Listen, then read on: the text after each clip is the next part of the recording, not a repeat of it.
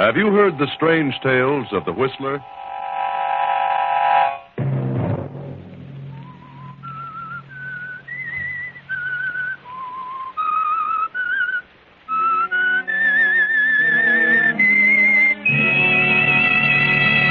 I'm the Whistler. I no longer see fearful things in the night. All that has changed. Night and the shadows are friendly. Now it is the daylight that frightens me. Another Sunday night, and again CBS presents The Whistler.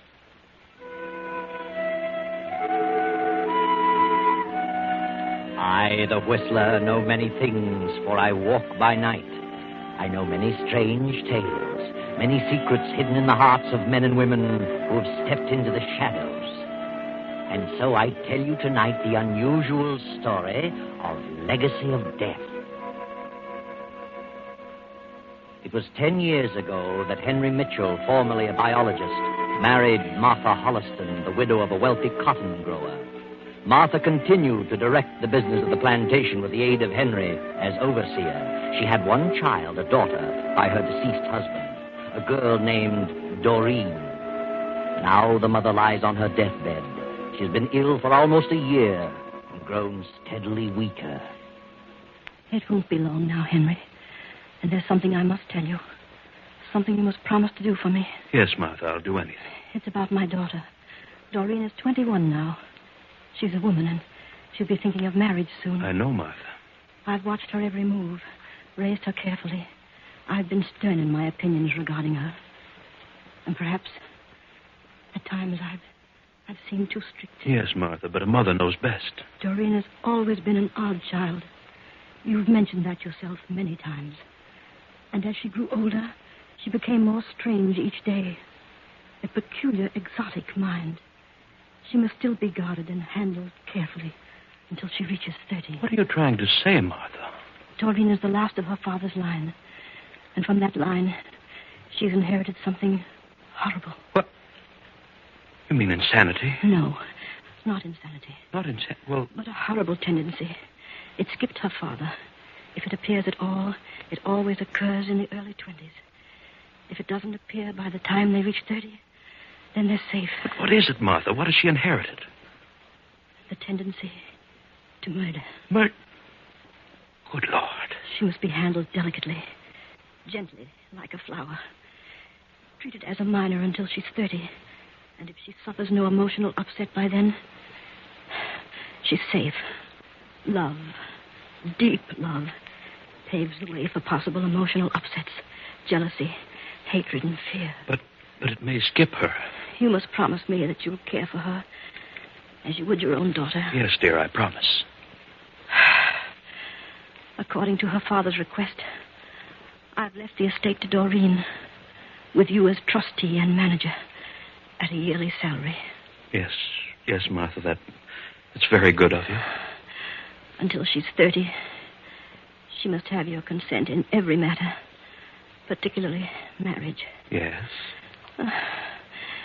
If she defies you regarding marriage, then you must tell her the truth, but only then. I understand, Martha. Oh, please don't say any more. Now that I've told you, I can rest. I'll send Doreen in now, dear. I'll be just outside. Henry, you're a darling.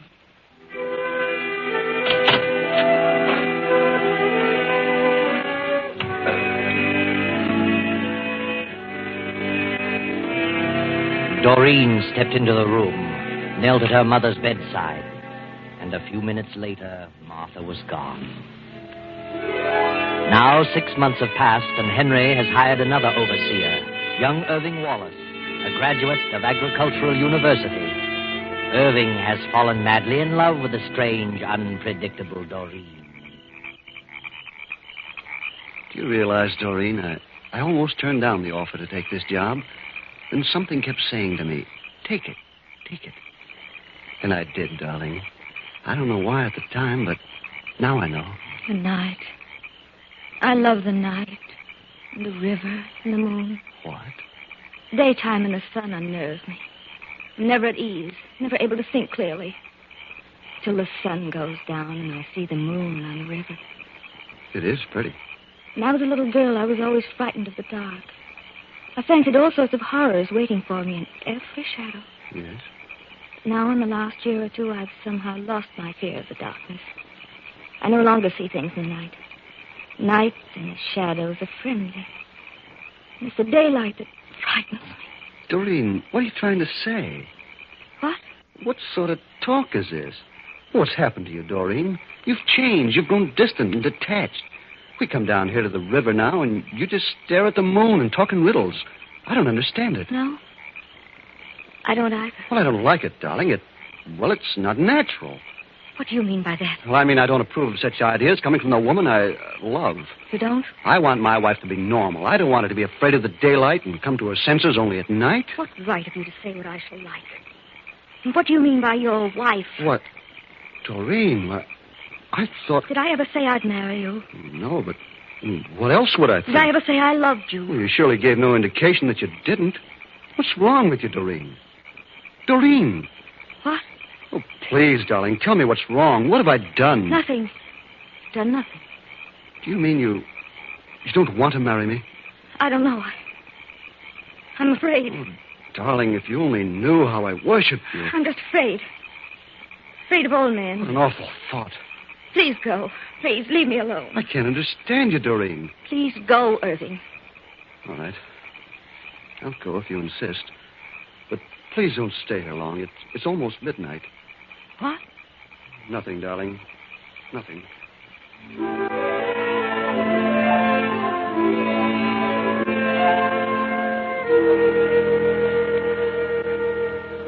I saw the light in the library, Mr. Mitchell, and I wanted to talk to you. Have you noticed anything strange about your stepdaughter lately? Strange? I mean about her behavior, her actions. Not particularly. Well, I just left her down on the riverbank, and she's talking a lot of nonsense. Nonsense? And what were you doing down at the riverbank at this time of night? I may as well tell you. I'm in love with Doreen. I want to marry her. Marry? Yes. I knew nothing of this. Well, I suppose it's only natural. It's just the way it happens, but... Well, really, Mr. Mitchell, I love her so much that I... Never mind. You needn't say any more. Good heavens. Is it such a shock? After all, she's a woman. What's wrong, Mr. Mitchell? Are you ill? No, I'm just... What did you say about Doreen acting strangely? Well, in the last few days, she's changed. She's acting in a weird sort of manner. Weird? Yes. She says the daylight frightens her, and she loves the dark and the moon. Tell me, is Doreen in love with you? Well, I certainly thought she was. She led me to believe so. Until tonight. And had you talked of marriage? Well, not until this evening. But I thought the idea was mutual. Then all of a sudden, she turned cold. Well, that's why I came to you. Maybe she's ill or something. Yes. Yes, Irving, she is ill. What? Sit down, my boy. You really love her. Oh, more than I can tell. You have only her best interest at heart? I do. Thank heaven you told me this in time. I'm going to ask a sacrifice of you, Irving. You must stay away from Doreen. You must say no more to her about love or marriage. Why not? I love her. Then you'll do as I say. Keep out of her way as much as possible. I know that seems hard, but for her own good, you must. What do you mean? What's wrong? I see I have to tell you the truth. Since this has happened, I must tell you. Doreen has inherited something that may lie dormant, but which under emotional stress may appear without warning. You're trying to frighten me? Oh, no. Doreen has inherited a tendency to... To what? To murder. Murder? Oh, I can't believe it. Yes. It's a strain in her father's family. It appears only in the 20s, but if it doesn't appear before 30, the person is safe from the malady. Oh, it just doesn't seem possible. I promised her dear mother I'd do my best to protect her from emotional disturbance of any kind until she reached 30. Now, do you understand? Yes, I understand you, but... Well, I'm not cold. You say she's acting strangely. That may be an indication, and you must do your part to help by staying away from her. Very well. I will. If it's for her own good.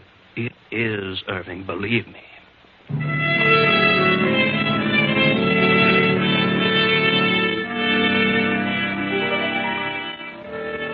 Irving keeps his word, and difficult as it is, he avoids Doreen. Then a few weeks later, Henry Mitchell's handsome young brother, his only living relative, Clyde Mitchell, a wealthy Hollywood writer whom Henry hasn't seen in years, drops in unexpectedly. Well, Clyde, you've been doing very well in Hollywood, haven't you? Yes, indeed. Hollywood's been good to me. I've made a fortune. And I've handled my money in a better fashion than most of them. Every dollar I get is turned over to a manager, and he invests it for me. I couldn't write my name to a check for $500 if I wanted to. Good. I'm glad to hear you finally got some sense. Why did you give up your biological research? Oh, I haven't entirely given it up. I still dabble in agricultural biology. You seem to be doing all right, Henry. This is a nice plantation, nice home. I'm sorry I didn't get to meet your wife. She had a daughter, didn't she? Yes, she's here. Doreen. Strange girl, most unusual. No children of your own, Henry? None. You and I are the last of our line. We're the only living ones of the family. It's up to you to carry on the name, Clyde. Yes. Well, I suppose I'll get around to that sooner or later. I'm engaged. Expect to be married this summer. Maybe before. Hollywood girl? She lives in Hollywood, but she came from Boston. One of the Harrington girls. Oh, I'm sorry. I didn't know anyone was here. Oh, come in, Doreen. Come in. This is my brother, Clyde. Clyde? I'm glad to know you, Clyde. Doreen. What a charming name. Clyde is a movie writer. Been quite successful in Hollywood. Oh, now, don't tie me down to pictures, Henry. I've written a few novels, too. Yes, I know.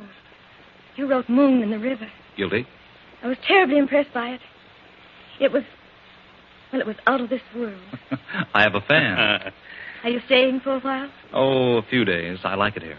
Do you? I'm glad.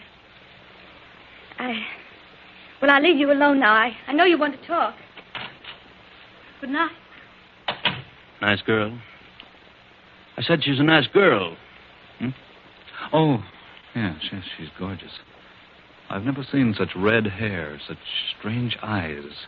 Why, they're hypnotic. Red hair and green eyes. What did you say? I didn't say anything, Clyde.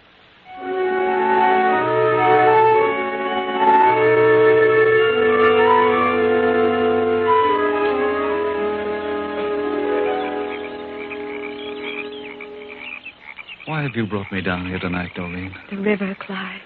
The moon in the river. Look at it. A stream of silver and gold flowing on and on. Down to the sea. To the melting pot. To eternity. Yes. It's very beautiful. That's your river. Moon and the river. You made me conscious of that, Clyde. It breathes and lives. That's why I've come to love the night and hold no fear of the dark. You mean you're at ease in the dark? Tonight I'm soothed and the moon thrills me. The moon and the river. And they mean the same to you. The same? They must. Or you could never have written as you did. You and I are the same, Clyde. We see alike. Look at me, Clyde. Yes? Why don't you say it? I know what you're thinking. Say it. Doreen, You love me. No, don't turn away. Look in my eyes and say it. I love you. I love you, Doreen. And I love you, darling. Oh, Clyde, dear. If you only knew what it meant to me, your coming here 2 weeks ago. You saved me, Clyde. Saved me. But you don't understand, Doreen. It's all wrong. Everything is wrong. Look at me, Clyde. Look.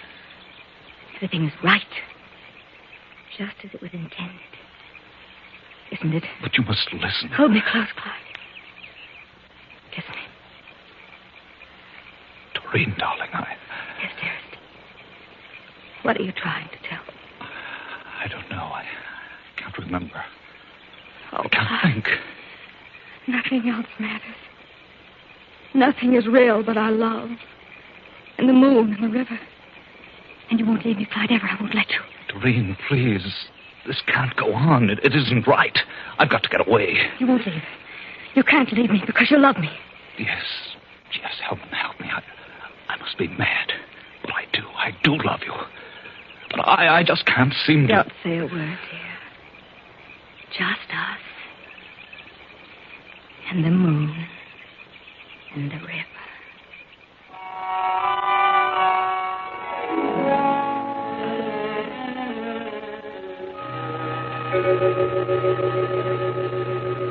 Oh, Clyde. Yes, Henry? Come into the library. I've just been talking with Irving. Said you were walking down by the riverbank a while ago. Yes, I was. That is, What's wrong with you, Clyde? What's happened? I don't know, Henry. I'm leaving in the morning. Leaving? I must. I've got to get back to Hollywood. I'm getting married, you know. Next summer, you said? Did I? Well, I've decided to get married as soon as possible. Clyde, I know where you've been. You've been with Doreen. Irving told me. Yes, I was with Doreen. I don't know what's happened to me since I've been here. But I do know I mustn't stay another day. I'm leaving in the morning. You fallen in love with Doreen? I don't know, Henry. I don't know what's wrong. Is she in love with you? Is that it? Yes, she is. I tried to fight it off, but... Well, it's just I lost all sense of logic. Doreen is a strange creature, Clyde. I'm certainly aware of that. It seems to... I'm powerless to keep away from her. I mustn't stay longer. I'm leaving the first thing in the morning. I'm sorry to see you go, Clyde. I'd hoped you'd stay longer, but perhaps under the circumstances it's best. I only wish I were free to go with you. You can come along if you want. No, I can't leave, Clyde. Because of Doreen? Is that what you're trying to say? Yes, Clyde. I can't leave her alone for a single moment. What's wrong with her? There's something odd about her, and you know what it is. Does she know you're leaving? No. No, I tried to tell her. I see. And I'd better tell her? Yes. Good night, Henry. Clyde climbs the stairs and goes to his room. Henry stands in the door of the library, lost in thought. A few moments pass, and Doreen comes into the hallway from outside and starts for the stairs. Doreen? Yes? Come in. What is it? I've just learned that you've become infatuated with my brother. Infatuated? And before it becomes more serious, I want to warn you that it'll be a mistake for you to fall in love. What do you mean? Why shouldn't I fall in love? Well, don't you think it'd be better to learn more about a man before you allow your emotions to carry you off your feet? I don't understand you. Why should I wait? It'll be better if you do. Please believe me. What's the reason back of all this? Well, Doreen, I hate to tell you this. Why don't you say it? What is it? You're making a fool of yourself. I mean, Clyde is making a fool of you. That isn't what you were going to say. Yes, that's exactly what I was going to say. I know my brother better than you. He isn't serious about you. Why, he's never been serious about any woman. He never will be. He isn't the type. Believe me, he doesn't love you. I don't believe you. I know he loves me. I know. And I'm going to marry him. Marry him? Yes. You poor girl. I'm terribly sorry for you. Clyde was here a few minutes ago. I asked him about you, and he told me that he wasn't in love with you. You see, my dear, he's engaged to another woman. He's going back in the morning to be married. Married? If he had been serious, he'd have told you the truth. I'm sorry this had to happen to you. I have tried my best to keep you from falling in... What did you say? Go on, finish. I said that... Oh, please, Doreen, don't become upset. You tried to keep me from falling in love. That's what you were going to say. Doreen, you must... Why didn't you want me to fall in love? Why? No, Doreen, control yourself. Do you know what I'm thinking? Doreen. I despise you. I hate you. Oh, no, you don't understand. You don't want me to marry Clyde. You don't want me to marry anybody.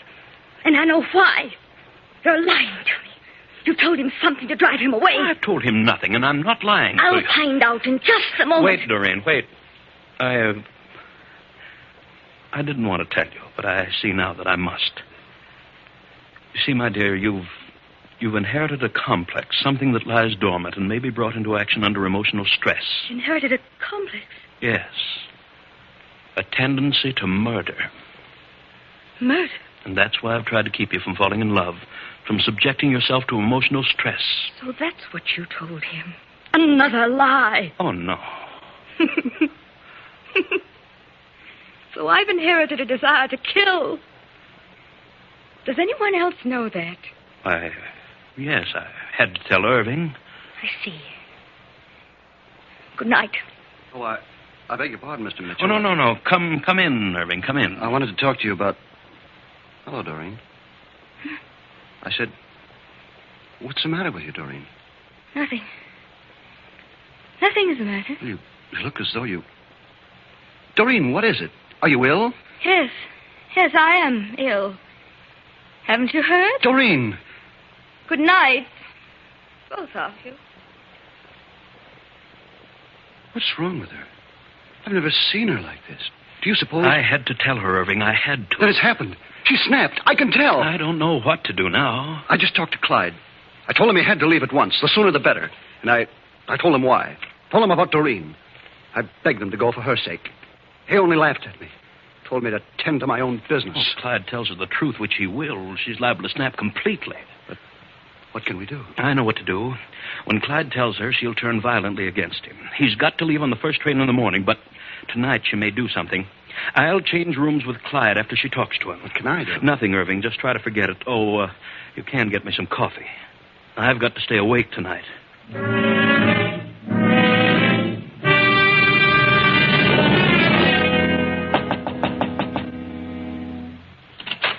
Doreen. What is it? I want to ask you something, Clyde. What? Are you leaving in the morning? Well, yes, Doreen, I am. Why? I've some business to attend to. Why are you leaving me, Clyde? Why don't you take me with you? Take you? But I can't do that. Why didn't you tell me you were leaving? Well, it came up all of a sudden. Oh, did it? What did your brother tell you about me? Why, he didn't tell me anything. No? I love you, Clyde. But You can't leave without me. I can't take you with me, Doreen. It's impossible. Why is it? Because I'm going to be married. Married? Yes. I wanted to tell you, but... Married? I thought you loved me, Clyde. Oh, Doreen, I can't stay here any longer. I can't go on like this. Why didn't you tell me you loved someone else? Why? I don't know. I really don't know. Are you afraid of me? I'm leaving in the morning, Doreen. That's definite. Good night, Clyde. Doreen, Goodbye, darling.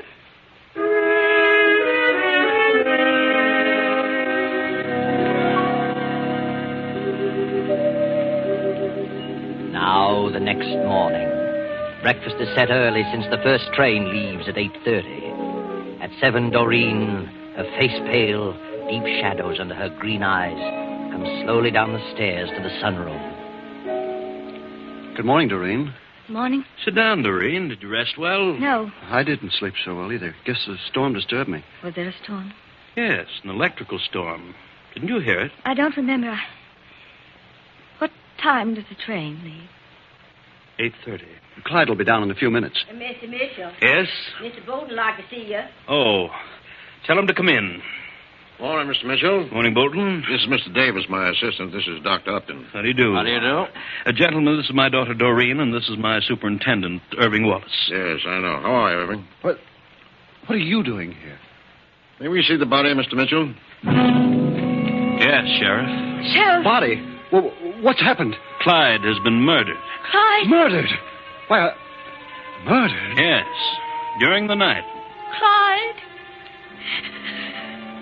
Come along, gentlemen. Upstairs.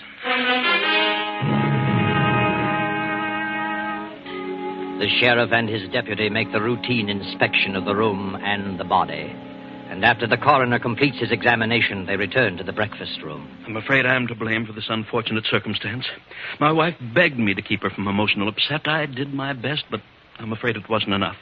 I never dreamed she was falling in love with Clyde. When I learned about it, it was too late.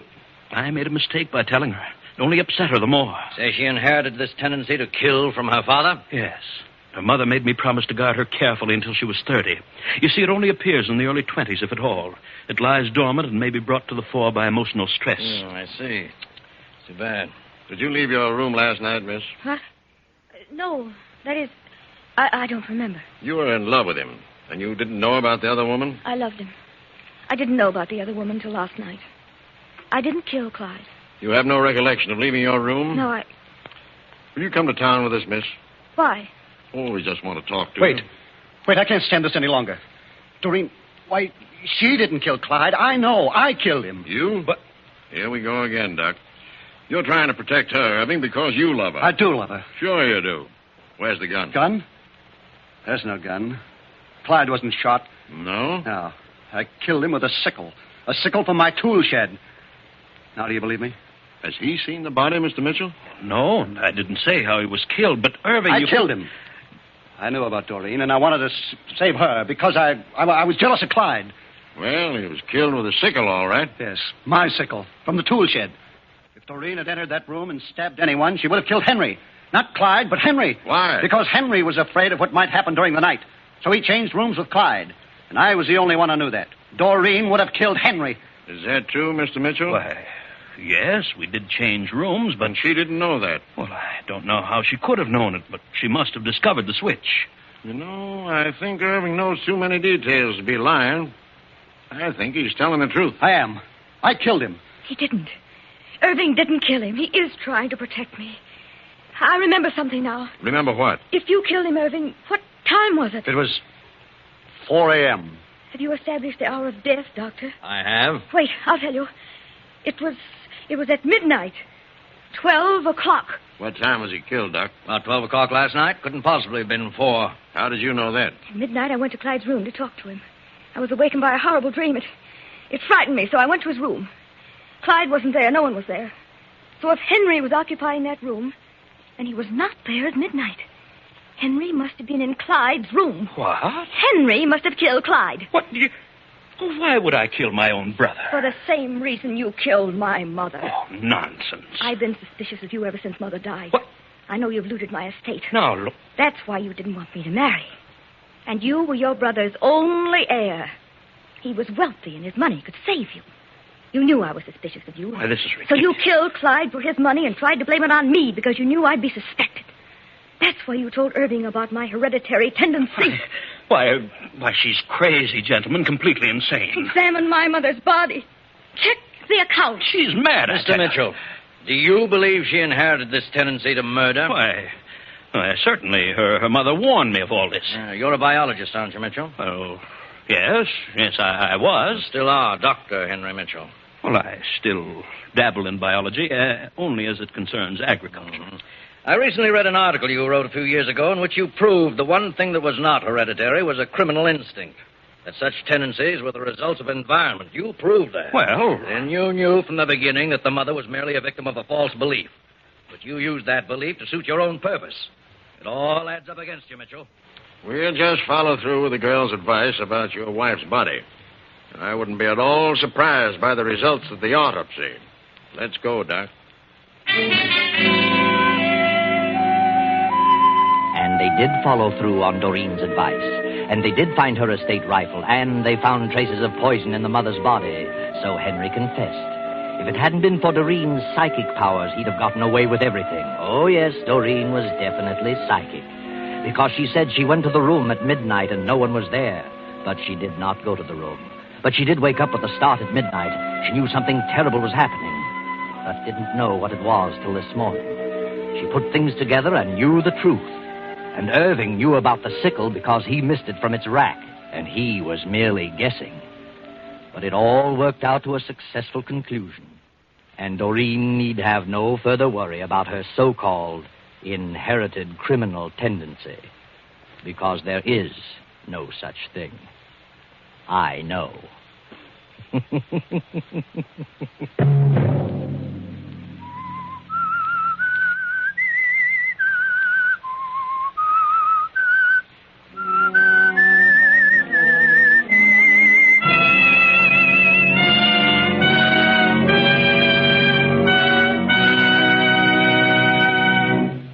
CBS has presented The Whistler.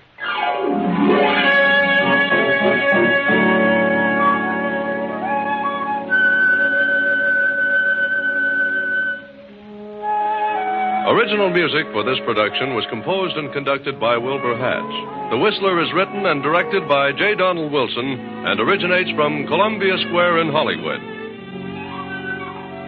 Next week, same time... I, the Whistler, will return to tell you another unusual story. Good night.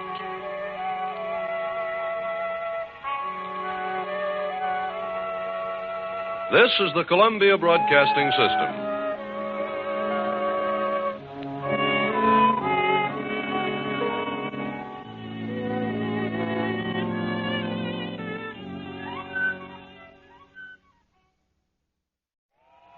Have you heard the strange tales of the Whistler?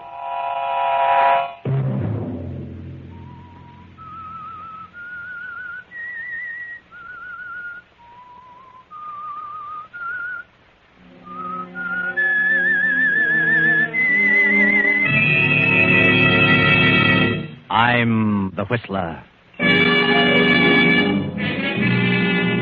My plan is sound, mathematically sound. It cannot fail. It's perfect. 3 months from now, I will be worth $50,000. Independent for life. Another Sunday night, and again CBS presents The Whistler. I, the Whistler, know many things, for I walk by night. I know many strange tales, many secrets hidden in the hearts of men and women who have stepped into the shadows. And so I tell you tonight the amazing tale of Fool's Gold. Herbert Lang is chief teller of the Amalgamated Bank. A thrifty man of 43, Herbert has been an employee at a small salary for over 20 years. Honest and punctual, his reputation is above reproach. Herbert is thin, slightly bald, bespectacled, and unmarried. Herbert is a poor man, but he has a plan. He won't always be poor, because he's developed his plan for 10 years. And 10 years should bring mathematical perfection to any plan. For 5 years now, it has been working. And by the 1st of June, 3 months from now, I will be worth $50,000. Herbert studies the figures on the little pad before him, writes a total of 50,000, and smiles behind his bifocals. Then an abrupt sound breaks his meditation. Herbert? Huh? The auditors just found another shortage, and they've traced it. Shortage, another? Yes. $3,000. They've traced it? Definitely. Third one this year. And to whom did they trace it, Mr. Faber? That young fellow, Barton. He denies it, of course, but the evidence is all against him. Barton, I can't understand what happens to young men lately. I do my best to hire the ones I think are on him. I wish you'd exercise a little more care. Oh, I know they have the best of references. I should think by now you'd be able to judge character at a glance. I'd have sworn by that boy, Mr. Faber. They've taken him down to the police station. Oh, what a shame. Very embarrassing, Mr. Faber. I feel as though I'm responsible. Oh, now, don't take it that way, Herbert. After all, we're insured. But it is annoying to both of us. We all make mistakes in judgment now and then. Besides, you had your nose to the wheel without a vacation for 3 years now. It doesn't pay, Herbert. You'll crack up. Well, I haven't felt as though I needed a vacation. And besides, when I do take one, I'd like to have it all in one lump. I've always wanted to tour Europe or some foreign land. 2 weeks mean nothing. I understand. I feel the same way, but what chance is there? I do think you need a rest from this place. I'll let you know when I'm really tired, Mr. Faber. I doubt it. I will say that I admire your devotion to duty. Thank you, Mr. Faber. It's good to hear you say that. I want you to know that I appreciate the opportunity of being with the firm for 20 years. Yeah. Oh, there's a board of directors meeting this afternoon. I'm going to try to get you a raise. Oh, that's all right. Whatever they decide will be for the best. I wouldn't want the board to think I was dissatisfied here. You're 43, Herbert, and alone, unmarried. That isn't right. And you're not the type of man to tackle marriage on your salary. Well, I've been thinking about it. I have plans. I've saved a bit. I found the right woman. Mr. Faber, I may surprise you one of these days. Yeah. Drop into my office after the board meeting. I may have some news for you. Make it around 3. Thank you, sir. Thank you. Herbert sits at his desk smiling. What complete confidence they have in him. What a perfect setup. 3,000 more accounted for. 3 more months and I'll have reached my goal. 50,000 and independent for life in South America. With a move of sudden decision, Herbert slaps on his hat, walks out of the bank, and pays a visit to Hazel Yates at her apartment. What are you doing away from the bank at this hour of the day, Herbert? Well, I'm out to lunch. I thought I'd drop by. Oh, that's nice. I'm certainly surprised. Hazel, exactly 3 months from now, I'm going to take a vacation. You certainly need one. It's been ages since you've been away from your work for more than a day. Yes, I know, but I had to keep my nose to the grindstone. But now it's different. What do you mean? Well, I've kept it a secret, but now I can tell you. I'm going to get married. Married? Herbert, you're going to get married. That's right. But I thought you never considered marriage because you felt you couldn't support a wife. Oh, that's true, but now it's different. I didn't want to say anything till I was sure. What are you talking about? Hazel, For several years now, I've been working on a problem, a plan that cannot fail, because it's mathematically correct. What? Herbert, you frighten me. It has to do with the stock market. I've worked it over and over. Stock market? Gambling? Oh, no, not gambling. Not the way I worked it out. Lots of people have thought they'd found the secret to playing the market. And what happened? Well, this isn't a theoretical plan. This has already worked, proven. Already worked? I set myself a goal, an amount of money I felt sufficient to live on, in ease for the rest of my life, $50,000. Beyond that sum, I would not attempt to go. $50,000? Yes, I've placed every dime to use according to the plan, and I've not missed once. Herbert, you mean you have $50,000? Well, not quite, but we'll have by the 1st of June. Well, I can't get over it. I'm amazed. Oh, it's very simple. I have got 3,000 to go. Then I'm through. 3,000? Oh, that frightens me, Herbert. Why don't you be satisfied with what you have? You may lose it all in trying to get the other 3. Oh, not a chance. I set myself a goal, and I intend to reach it. Very well. I hope you're right. Then I'm going on a long vacation. How long will you get? Oh, from next June on and on. From June on? Well, how can you do that? I'm not going to work another day. Why should I? I'll be independent. I'm going to quit. Quit your job? Yes, and take a long trip to South America. I'm going to live there. Well, 50,000 there is like 200,000 here. What more could you ask for? I see. And you're going to get married? Yes, I am. I haven't asked her yet, but I'm confident. Who is she? Do I know her? Yes, she's wonderful. Well, I wish you lots of happiness, Herbert. Would you like to live in South America, Hazel? What? Well, yes, I would. Then you and I will be married June 1st. Oh, Herbert, you mean you're asking me? Yes. Now, don't say a word about this. Now, it's a secret. Don't tell a soul. Promise? Oh, yes, Herbert, I promise. Oh, darling, I thought you were never going to ask me. I want to surprise you. Oh, I've never been so thrilled in my life. I've got to run along now, dear. I'll see you later this evening.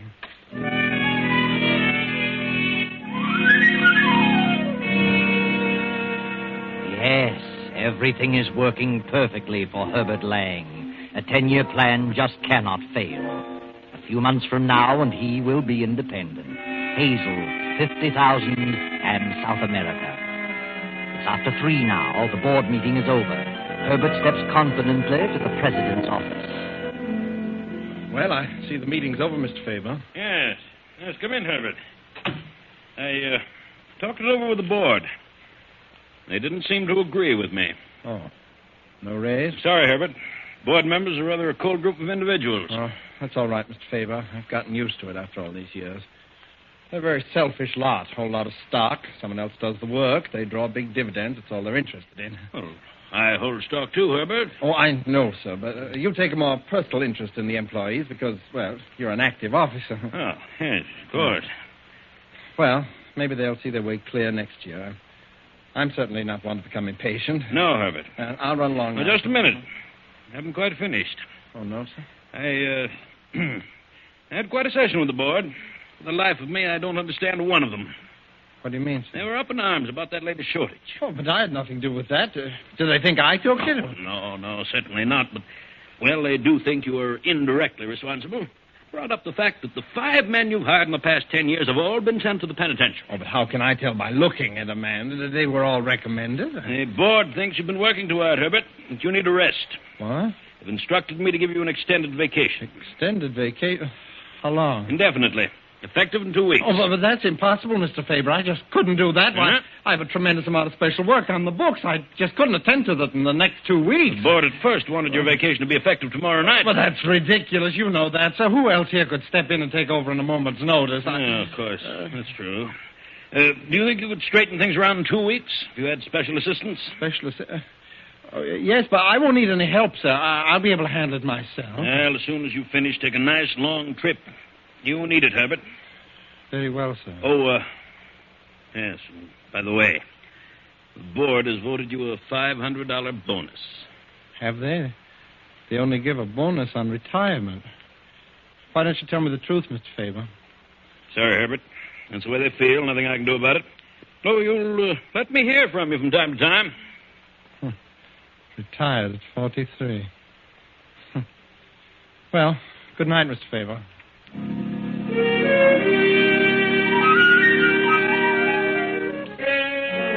The moment Herbert steps out of Faber's office, fear, a strangling, clutching fear grips him. 2 weeks, 2 short weeks. It wasn't part of Herbert's plan. This is something he hadn't counted on. He's 2,000 short of his 50,000 goal. He'll have to let it go at that and be satisfied.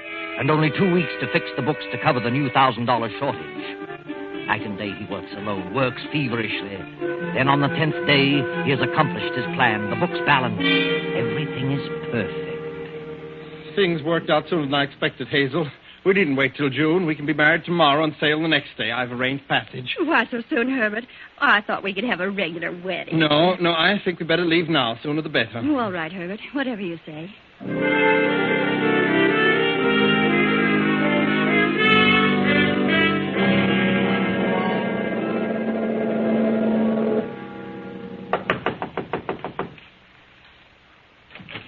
Yes? Good evening, Mr. Evans. Anything you or Mrs. Evans wish, just press the button. Thank you, Steward. I'll arrange for your deck chairs in the morning. Thank you. Yes, you're welcome, Mr. Evans.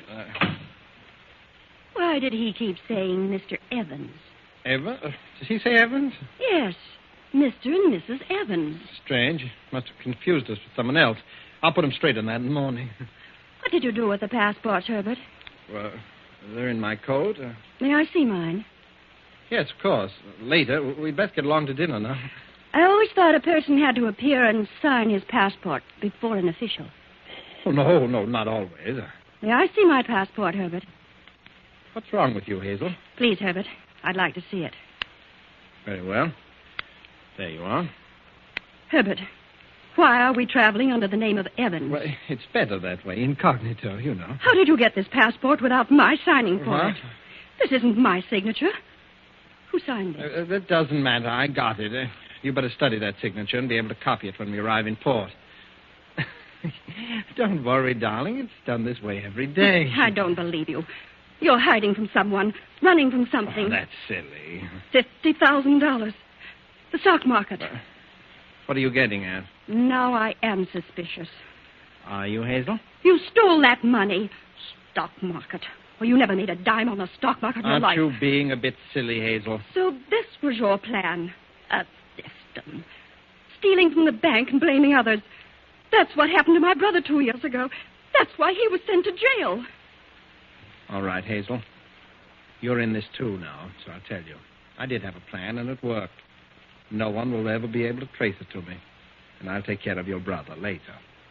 I've sent all the money to a man in Brazil, a man I know. Sent him several packages and asked him to hold them pending my arrival. He doesn't know what's in them. What man? Well, his name is Pedro Gonzalez, big coffee plant outside of Rio de Janeiro. I see. You and I are the only ones who know, Hazel. Supposing I tell what I know. You'll be an accomplice? But my brother will be cleared. I told you your brother will be taken care of. The only way my brother can be compensated is to be cleared of the charge. No, that's so. And I intend to clear him, regardless of what happens to me. Hazel, you're being awfully silly about this. Last call for dinner, Hazel. Come along now. I don't want any dinner. Oh. Then let's step up on the top deck, huh? Let's just talk this over. There's a lot of things you don't understand, Hazel. Well, I'm sure I can explain things to your satisfaction. I certainly need some fresh air. I'm terribly sorry to have upset you like this, Hazel.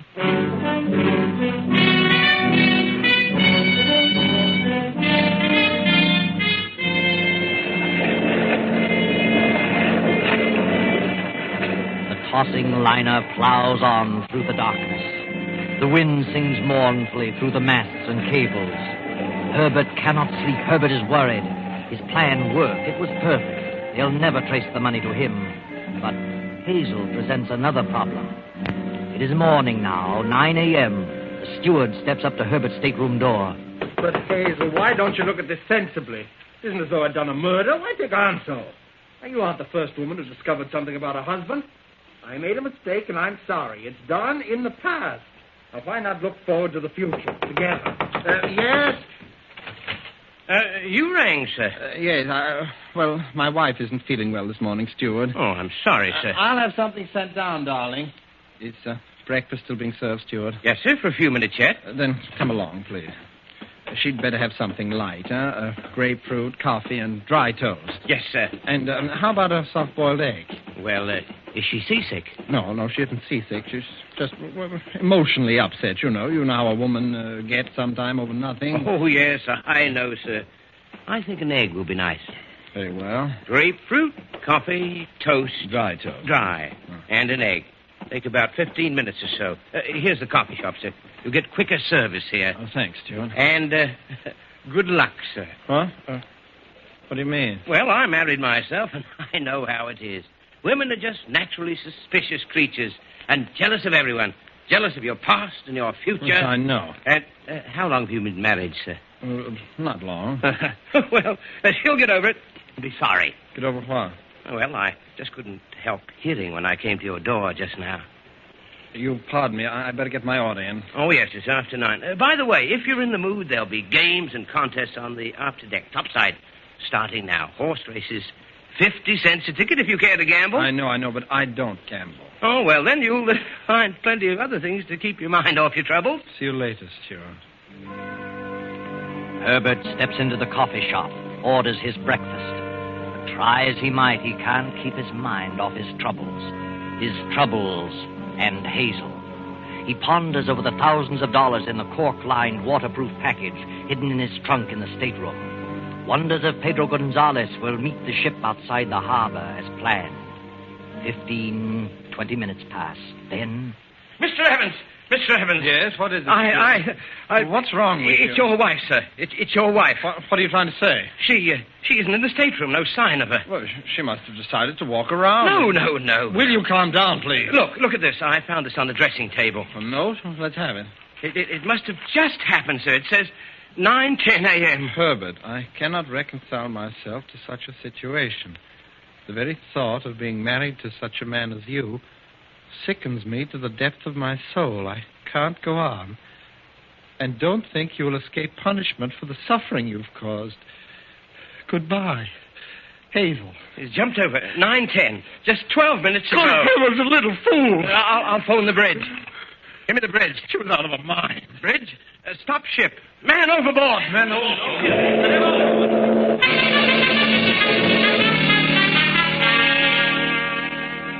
The ship leans over and puts about. They scour the choppy seas for over an hour, circling and circling. Herbert stands beside the captain, peering wild-eyed into the water. Finally, the captain gives up hope, orders the ship to resume its course, and invites Herbert to his quarters. Sit down, Mr. Evans.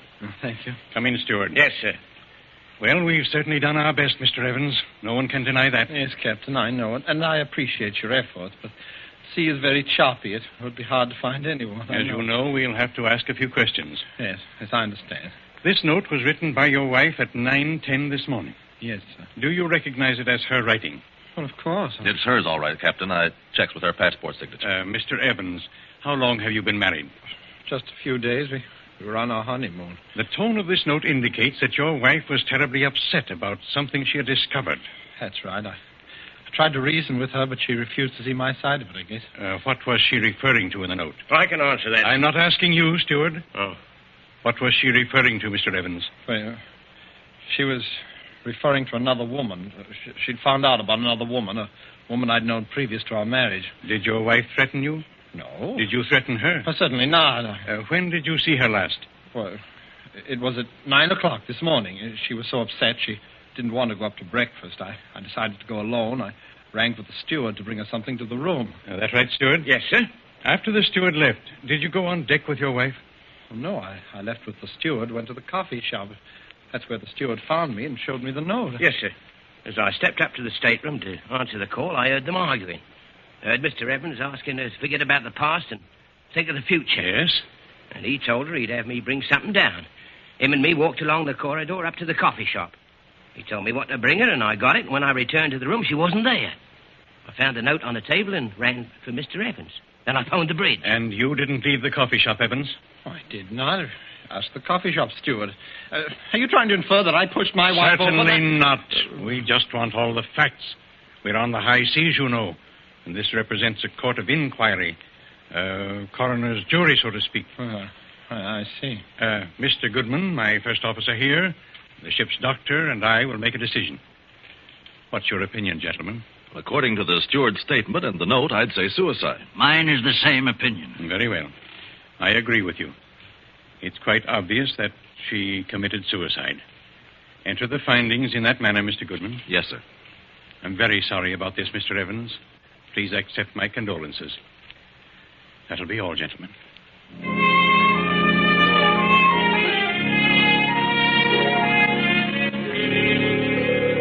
And so Herbert, very sad but far less worried, goes back to his stateroom to think.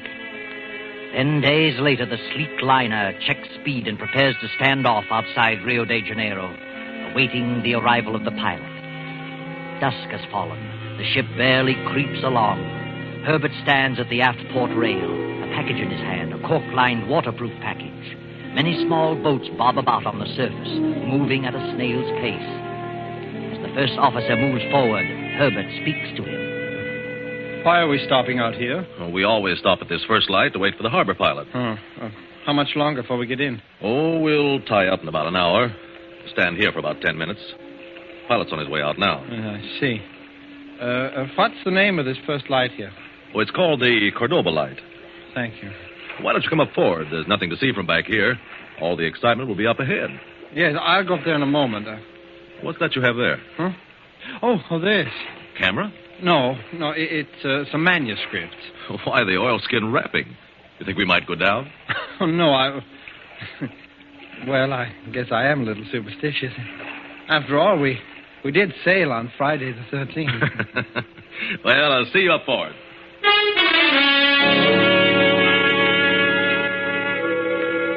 The ship comes to a dead stop, and Herbert peers over the port rail into the dusk. He scrutinizes each small craft, waiting, watching for the signal from Pedro Gonzalez. Then, after several minutes, a tiny launch approaches the ship very slowly. And just as it reaches the port quarter, a tiny red light flashes on and off. Herbert cups his hands around his eyes and focuses on the one man in the little boat. The light signals again. Pedro Gonzalez. Herbert looks up and down the deck. He grabs a little flash lamp from his pocket and gives the answering signal. Suddenly, with a swing of his arm, he tosses the waterproof package down to the water.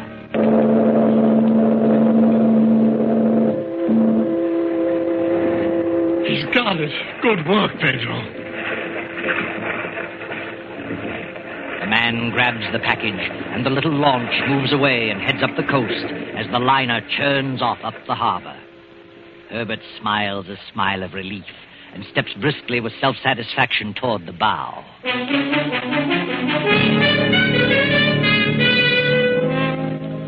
And now, 3 hours after docking, Herbert waits in a little waterfront cafe, waits impatiently for Pedro Gonzalez to keep the rendezvous. But Pedro is already an hour late, and Herbert has begun to worry. You would like more wine, senor? Huh? Oh, yes, please. I'll have another wine. By the way, waiter, do you know of Pedro Gonzalez? Pedro Gonzalez? Si, senor. Oh, have you seen him this evening? No, senor. Oh. Well, bring me the wine, please. I'll wait a little longer. Si. Buenas noches, senor. Huh? Pedro, where the devil have you been? I've been on my way. You got the package all right? See, I got it, Herbert. I'm sorry I'm so late. Oh, I was beginning to think you'd run out on me. Where have you been? Run out on you? How could you think such a thing? I'm sorry, Pedro. I was just upset. Well, I knew you would be worried, but there was nothing else I could do. I was worried, too. What do you mean? I was followed by another boat. What?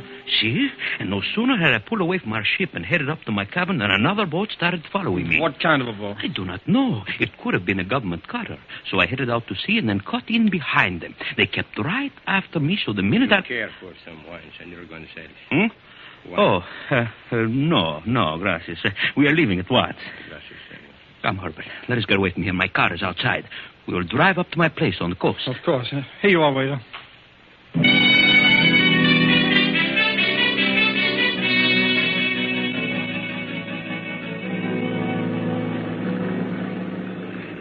bought the shack on the beach I told you about for this purpose. A fisherman's shack. Do you know what I call it? Casa Dinero. House of money, eh? I have done a little fishing, but only as an excuse for having the boat. Well, how's everything in New York, eh? I always liked New York. Did you? Perhaps next year I will go back there for a visit and live in style, eh? Of course, you will have to stay down here for quite a while until this blows over. Maybe not. They can't raise anything to me. How much did you get? Well, according to our agreement, your share should be $5,000. $5,000. Beautiful, wonderful. But look, I want to know about this boat that follows you. Well, I was plenty worried, so instead of landing at my place, I landed half a mile up on the beach. The second I got out, I picked a spot and buried the package in the sand. What? I was afraid they would follow me to the shack. Oh, but you agreed that you'd hide it under the floor in a gas can. I ask you, Herbert, what would you have done? I was not taking any chances. Oh, and just where did you bury it, Pedro? Oh, it is easy to find. A half mile up the beach and 50 feet from a small... What is it, Pedro? What's the matter? There is a car following us. What? Maybe the police. Police? Step on it, Pedro. Why should the police follow us? Hurry, Pedro. They're gaining on us faster. It is wide open. Ah, they have turned left. It was not the police. Pedro, look out, those kids! Eh? What? Going on the road!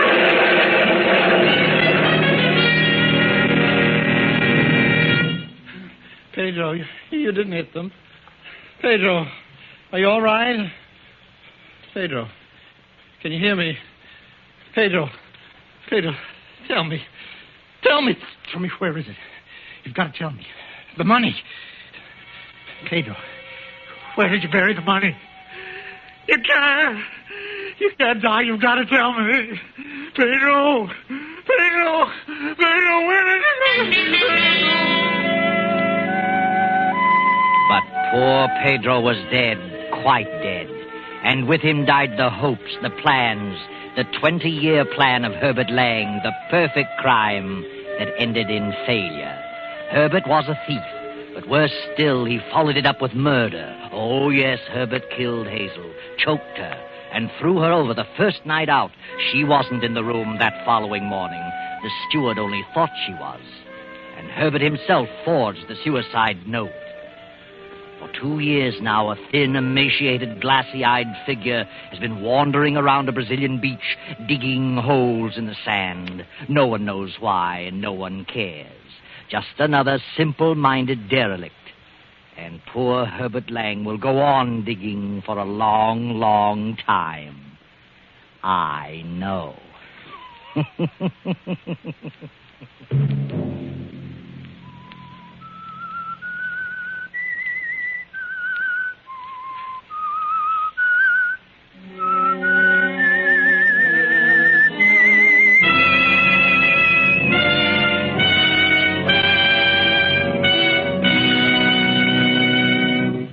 CBS has presented The Whistler.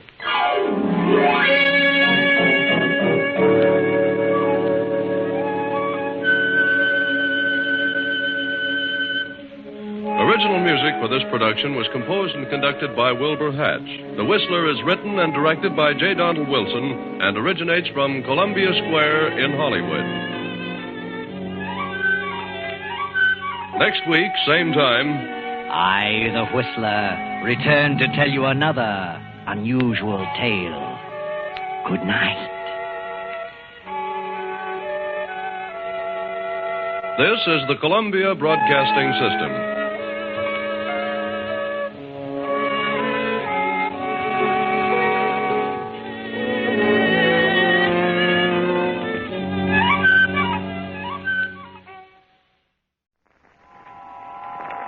Have you heard the strange tales of the Whistler?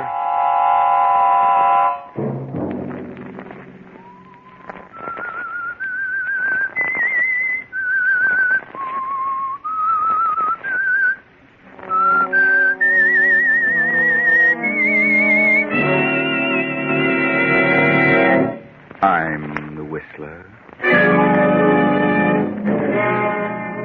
I know John Blake isn't here. I know because he's disappeared. I know you're trying to keep it out of the press because you think he's been kidnapped. Another Sunday night, and again, CBS presents The Whistler.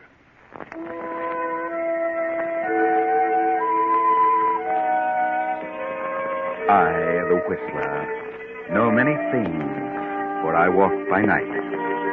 I know many strange tales, many secrets hidden in the hearts of men and women who have stepped into the shadows. And so I tell you tonight the amazing story of the penalty. Young Alan Harper stands at the window of his small office and stares gloomily out over the city as the lights flicker on in the dusk. Alan has trouble. Perhaps he should have kept his job as a private detective. Perhaps he shouldn't have taken the law course, for he hasn't had a single client since the day he passed the bar examination. Better to give up and go back to the detective agency. Then the door opens and a figure steps into the dimly lighted room. Are you the attorney? Why, yes. Yes, I'm Alan Harper. I have a little business for you. Business? What kind of business? I want you to draw a will and later deliver a letter for me. A will? Oh, yes, of course. Do you know who I am? Well, I've certainly seen you before, but I just can't place you. I'm John Blake, president of the Plymouth Building and Loan. Oh, yes, of course. I've seen your picture many times. Yes. But why have you come to me? You have a staff of the best attorneys in town. I know, but because of the peculiar nature of the business at hand, I prefer an unknown, a lawyer who had no previous interest in me or my affairs. I see. And also one who was not doing any too well. Well, I'll have to admit that you picked a good example. In a few moments, you'll have guessed what I have in mind. You'll know why I can't have my own attorneys handle this. Why not? You have no personal interest in me, Harper. This is a cold business proposition, and I'll make it worth your while. Yes. When I walk out of here, I want you to forget the whole thing for a few days. Agreed? Very well. Then take down what I say, and I'll sign it. To my daughter, Anita Blake, I leave all my property, personal and real, including the painting of her mother, Marcia Blake. This will supersedes any and all instruments of this nature previously drawn. Yes. That's all. Oh? Yes. I'll sign it now. Now, here is a letter addressed to my brother, Hilary, in this city. He's recently returned after 25 years in Australia. Though he has written me several times lately, we've been estranged all these years over a situation which this letter will clear up. Very well, Mr. Blake, but just what... No questions, Mr. Harper, please. I want you to keep the will and letter. You'll know what to do with them when the time arrives. Mr. Blake, are you afraid of being murdered? No, Harper, there was a time. Oh, but not now. Sounds a little crazy to me. Here you are, young man. Your fee. What? $1,000. Oh, but that's most unusual. Why all that? I'm paying you that much because I know you need it badly, and your need will make you keep our agreement that you'll forget all this for a few days and say nothing to anyone. You're planning to commit suicide, Mr. Blake. And what if I were? Then it's my duty to stop you. What would my death matter to you? People die every day, commit suicide, or murdered. It means nothing to you. Yes, but this is different. Mr. Harper, I'm not planning to commit suicide. You're sure? Yes, I assure you. So if you don't care to go through with the agreement, I'll take the money back and find someone else. No, I believe you, Mr. Blake. I'll keep the agreement. I've got to. Very well. Goodbye, Harper, and good luck. Goodbye, Mr. Blake.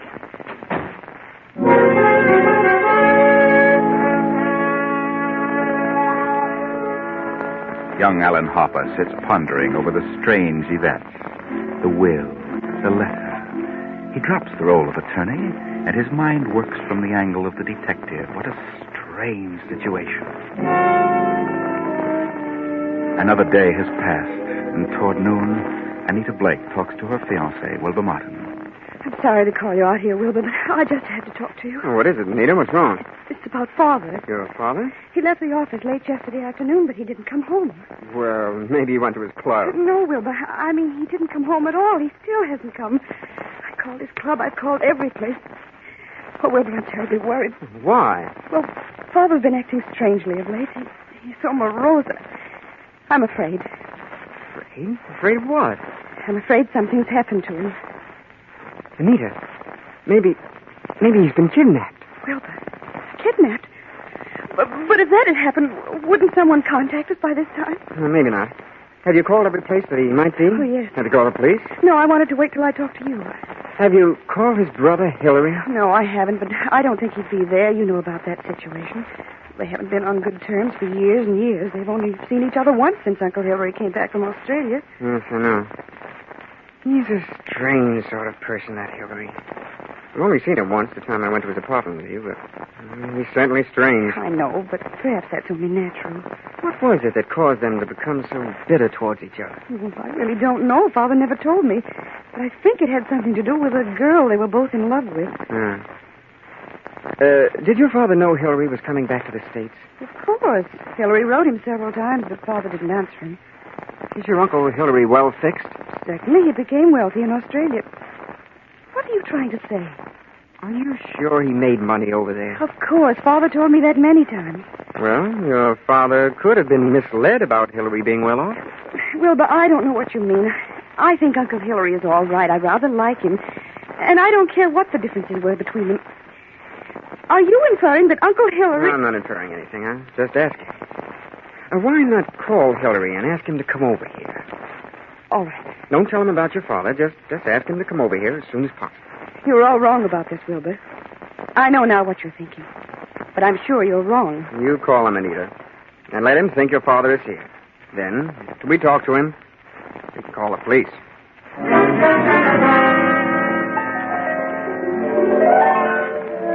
Wilbur is very clever. He may be right about Hillary. Maybe Hillary knows something about his brother's strange disappearance. But then Hillary is clever, too. Quite clever. A half hour later, Hillary arrives. What on earth is this all about? I'm awfully glad you could come so soon, Uncle Hillary. John Needle? Oh, you remember Wilbur Martin, Uncle, my fiancé. Yes, of course. What's wrong with you two? What's happened? Mr. Blake, how long since you've seen your brother? Why, it's been about 4 or 5 months, shortly after I came here from Australia. Wilbur, Would you like to have a few words with him? Why, certainly. What's happened? Wilbur, stop this nonsense. Uncle Hillary, Father is... Well, he isn't here. He's disappeared. What? Disappeared? Yes, and Wilbur thought maybe you knew where he was. Oh, I see. Well, Wilbur, I don't know. I know that now, but, well, I just wanted to make sure. Don't let your imagination run away with you, Wilbur. Father didn't come home last night from the office, and I've called every place. Every place. Well, what do you think's become of him? Well, he's been acting very strangely. I'm afraid that he's committed suicide. Suicide? But Wilbur thinks that somebody may have kidnapped him for ransom. We could both be right. He could have been murdered. I suggest that you call the police at once and check the hospitals, the morgue, every place. Yes, of course. You call them, Wilbur, please. I can't. Yes, you're calling. I'll attend to it.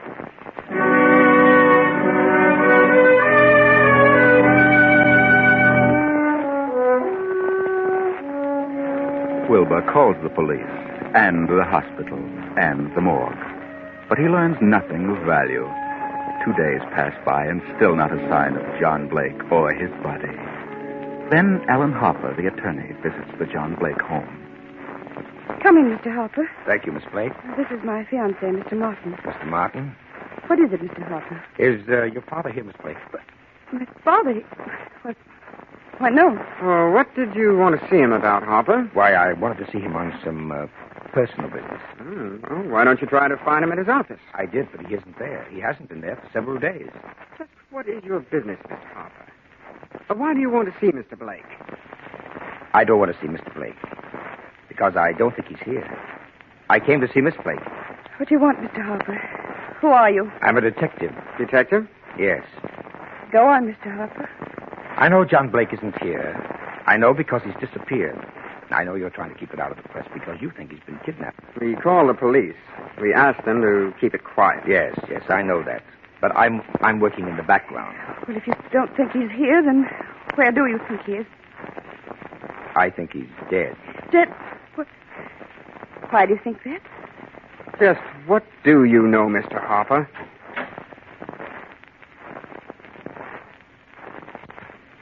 Oh, here you are, Anita. I wanted to talk to you and... Mr. Blake. What? And who is this? Mr. Blake. Well, sir. You seem startled, young man. What's wrong? Oh, yes, I am, sir. I thought that... What did you think? Well, I thought you were dead, sir. That is... He's a detective. I'm sorry. I'm sorry, Mr. Blake, but... Well, I guess curiosity got the better of me. What are you talking about? Well, you remember. The agreement. What agreement? Wait a minute. Do you know who you're talking to? Yes, of course. John Blake. No, Mr. Harper. This is my uncle, my father's brother, Hillary. Hillary? Hillary Blake? Yes, my father's twin brother. Twins? John and Hillary were twins? Of course. Well, I didn't know that. And apparently you know my father, John Blake. Yes. What did you know about him? You know where he is? Well, excuse me just a moment. I've never been so startled in all my life. Yes. Yes, now that I look at him, now that I recall his speech, there's a difference. And why do you think John Blake is dead, Mr. Harper? I've just come from police headquarters. You mean he's been murdered? No, not murdered.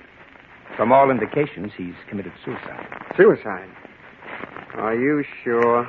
Oh, Father, I was afraid of this. This morning, a hat and coat and overcoat were found on the river docks. In the coat was a typewritten copy of a will made the day before yesterday. The hat bears the initials J.B. There was a will, you say? Yes. Could you identify the hat and coat, Miss Blake? Of course. Very well. Come in, Sergeant. This is Sergeant Hanlon. Do you recognize this coat and hat, Miss Blake? Yes. Yes, I do. They were father's. Oh, Wilbur. Sure, Driver. I can't understand it. But the hat and coat are not conclusive evidence. And what about the will found in the pocket? Show them the will, Sergeant. You read it, Wilbur. Yes, of course. To my daughter, Anita Blake, I leave all my property, personal and real, including the painting of her mother, Marcia Blake.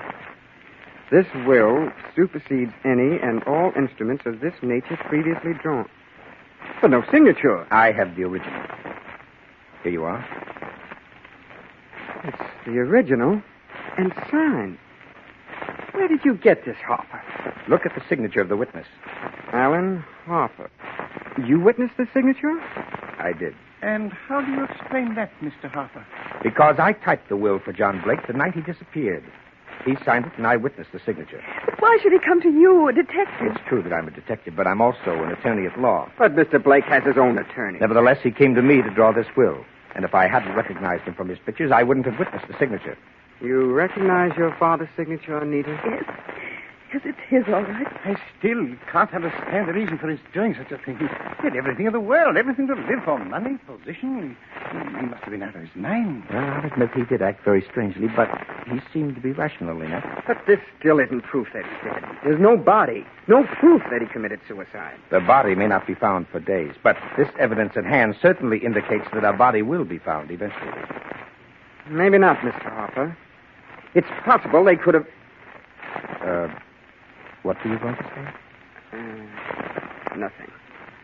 Miss Blake, in a way, I blame myself for your father's death. How do you mean? While he was dictating the will, I had a premonition that he was planning to kill himself. When I confronted him with my suspicion, he was able to convince me that he had no such intention. It's obvious now why he came to me. Why? He wanted someone who didn't know him personally. His own attorneys would have been able to see through his plan and prevent his carrying it out. But why did he make this new will if he'd already made one? Yes, that's what I'd like to know. Well, I'm still not convinced that he committed suicide. No? Well, maybe this will help. Here's a letter he asked me to deliver to Hillary Blake. A letter? To me? Yes. He said it would clear up a few things. Well, what does it say, Uncle? It says several things. Things he'd never have said unless he were going to die. Suppose you read it, Wilbur. Yes. Hillary, for 25 years now, jealousy and bitterness have kept us apart. I know why you stayed over there in Australia all these years. I know you loved Marcia, that she was rightfully yours. But I loved her too. And I couldn't go on without her.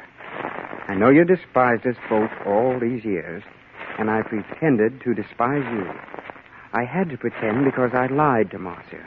I told her you were engaged to a woman in Australia. Marcia is innocent. I was to blame. When Marcia died last year, You wrote that you were coming back. I knew that your resentment had faded, but I didn't answer you. I've kept away from you because I just couldn't face it. I told you all this because things have happened, which you will learn soon enough, that have decided me to close my book and write finito. I have made a new will, leaving everything I possess to Anita. Anita is young, Hillary. I beg of you to watch after her as though she were your own, which, but for my selfishness, she might well have been. Forgive me, Hillary. John.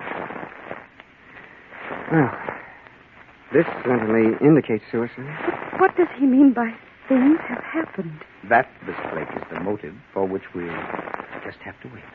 Yes. For that and the body.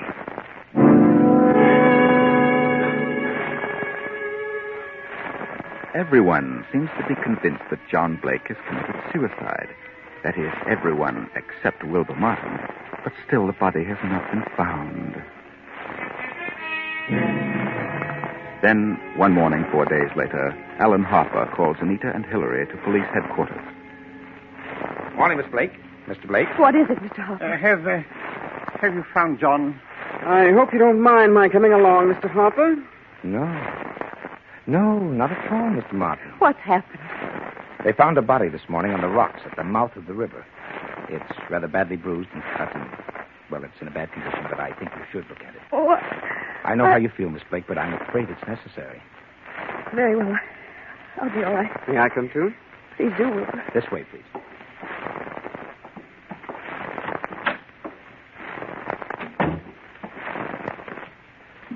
Here we are. Wilbur. What do you say, Miss Blake? Oh, it's awful. Now, get hold of yourself, Anita. Please, you must. Yes, that's father. And you, Mr. Blake? Well, it's certainly hard to say. It looks like it might be John, but was there no means of identification on this body? No jewelry? Father never wore anything. There was nothing but this suit here. Nothing in the pockets. Oh, Wilbur, that's father's suit, all right. It's father, I know. But why? Why did he do it? Come along, Miss Blake. You needn't stay here any longer. Now, darling. Well, I still can't understand it. I'd like to have a word with you, Martin. Yes? All right. Oh, would you and your uncle wait here for a moment? Of course. This way, Martin. All right, Martin. Why did you phone me? I wanted permission to see the body. Do you think it was John Blake? Oh, I can't tell, but they certainly should know. Wilbur, from the start, you've been skeptical about the suicide theory. Why? Why? Well, Who were you trying to frame? You're crazy. I'm not trying to frame anybody. You think he was murdered? Yes, I do. But not by you, of course. Certainly not. But how do you account for the fact that John came to my office, signed the will he dictated, and gave me the letter to Hillary? He must have contemplated suicide. Are you sure it was John Blake who made the will? You think it was Hillary? It could have been. But John's temples were quite gray, and he had no trace of an accent. Hillary could have dropped the accent and grayed his temples. Go on. He could have gotten hold of John's clothes and hat. And after he left you, he could have killed John and thrown him in the river and left the evidence at the riverfront. And why would Hillary kill John? Well, there have been several reasons. Maybe because of Marcia. Several reasons. Did John Blake object to your engagement to Anita? No. Why should he? Anita Blake identified her father's handwriting on the will and the letter to Hillary. She identified the body, but you keep harping about murder. Maybe she only thought it was his handwriting. You'd better be careful, Wilbur. If you're trying to make a murder out of this, you may hang yourself. What? How? False accusation. I've still got the will and the letter to Hillary. I checked with papers at John's office. The writing is the same. Maybe Hillary is clever at forgery. Maybe. Did you have the experts check the writing? Not yet. Well, then how can you tell unless you had a sample of Hillary's writing? I think if you have a sample of Hillary's writing. You found the letters from Hillary to John? Yes. Found a packet of them. It's on his desk. Good. That, Wilbur, is what I was waiting for. Well, there they are. Several of them tied together. Now, I'll tell you something. I never thought John committed suicide. I think he was murdered. You do? Yes. And before you go, Wilbur, I'd like to have a sample of your handwriting. Here on this pad. Very well. Thank you, Wilbur. I'll see you tomorrow.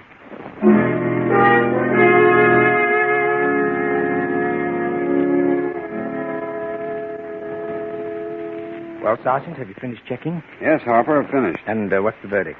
Well, this is the cleverest bit of forgery I've ever come across. This would have passed any place if the question hadn't come up. So?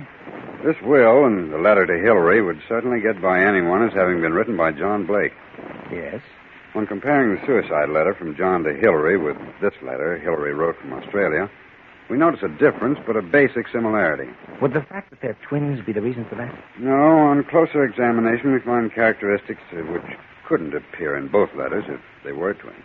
Then you agree with me that Hillary must have written the suicide letter and signed the will. I certainly do. It's a tough thing to prove. I think you're on the right track, but, well, all I can do is bluff it through, eh? I'm afraid you'll have to work on forcing a confession on this case. Did you check all these letters from Hillary? No, just those on top. Well, I'd appreciate it if you checked them all. Just as you say. Now, what about young Wilbur Martin? Well, so far I can't see much in him to worry about. But then you never can tell. I think Hillary's the man, all right. I thought that for some time. But I'll just phone out to the house and tell Wilbur Martin that we've uncovered the whole thing, and if Wilbur's in on it, he'll be gone when I get there. He can be picked up later. Okay, I'll check the rest of Hillary's letters. Go ahead. I won't phone out there till you've finished. 10 minutes later, a startling piece of news breaks. The headlines are screamed by newsboys. Extras flood the streets.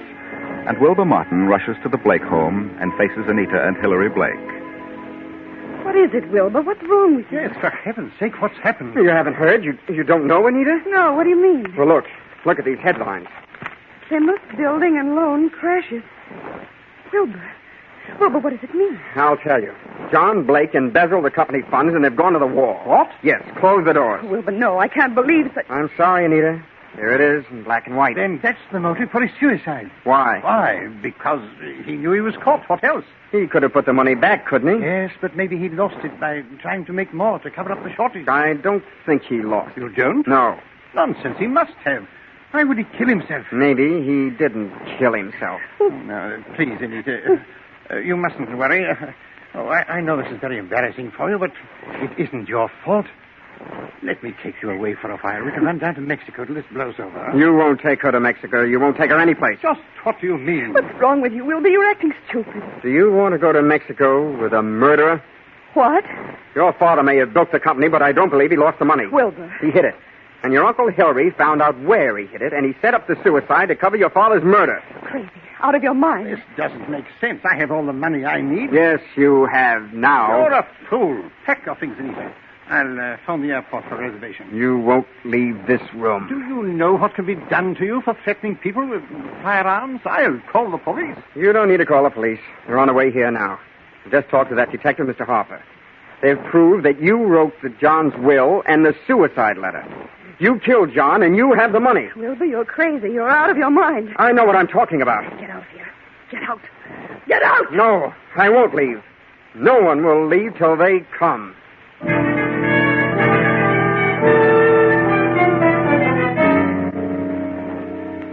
Well, you got here just in time, Mr. Harper. Hillary was going to Mexico on the next plane and taking Anita with him. Mexico? Yes, he knows everything. I just told him about the handwriting discovery. John Blake stole the money from the loan company. Hillary here found out about it and learned where it was hidden and killed John. He's talking nonsense. Mr. Blake, Sergeant Evans here is the police handwriting expert. He's examined the will and the suicide letter from John. He's also checked them with your recent letters from Australia. What? And your letters from Australia show a definite resemblance, the same characteristics which appear in the will and the suicide letter. You wrote the suicide letter? Definitely. And we can get a conviction on it. Ridiculous. But there's something else. The will mentions a painting of Marcia Blake, Anita's mother. Where's that painting? Well, there it is, on the wall. Just a moment. I hope you don't mind, Miss Blake. You're tearing off the back. Yes. Yes. And there you are. There's the reason why. Bonds. Thousands in negotiable bonds. Then Hillary did know about the money. He did kill John for all this. I did no such thing. No. No, that's right. You didn't kill John Blake. Well, then who did? Look at these two letters from Hillary Blake to John. What are the dates? September and November 1940. Those were Hillary's last letters to John. Now look at these. June and July 1920. You notice any difference? Well, all are signed by Hillary. But the ones dated 1920 are not at all like the ones written in 1940. Not the least similarity. We just discovered these old letters. The ones dated 1920 were written by Hillary. But the ones dated 1940 were written by John. John? What do you mean? You're under arrest, Mr. Blake. Not for murder, because there's been no murder. You're under arrest on a charge of embezzlement. Embezzlement? And you, Miss Blake, are under arrest as an accomplice. Oh, but what are you saying? At first, we overlooked the earlier letters of Hillary Blake. But when we saw them, we knew they were not the same hand. We knew John forged the recent ones. Furthermore, I checked with Australia. Hillary Blake died in Sydney 10 years ago. This man is John Blake, posing as Hillary to escape the penalty for looting the company. Nita, you... And Nita knew all about it. She's in on the plan.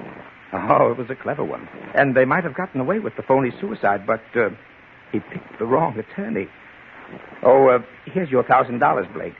But I'm afraid it won't do either of you much good now. Well, that's the story. John had gone to great lengths in laying his plan, but he made a mistake by failing to destroy the early letters from Hillary, and he underestimated Wilbur's intelligence. John had covered every point. He had even established residence in an apartment as Hillary, had used the story of estrangement as an excuse for not associating with Hillary. And what of the body in the morgue? That's where they slipped again. The police knew the identity of the body. That was merely a trap laid by Alan Hopper. Anita was too quick in identifying the first body she saw, too anxious.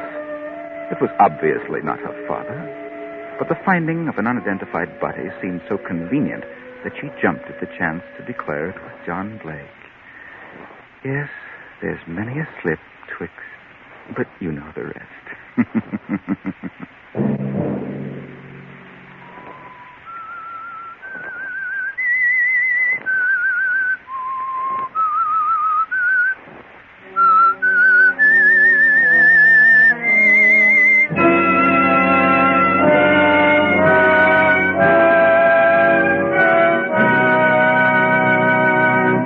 CBS has presented The Whistler.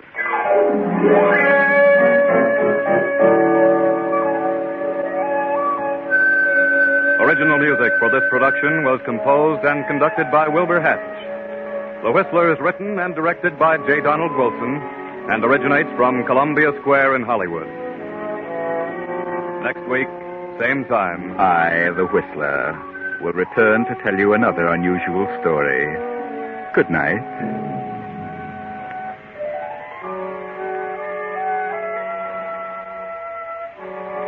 This is the Columbia Broadcasting System.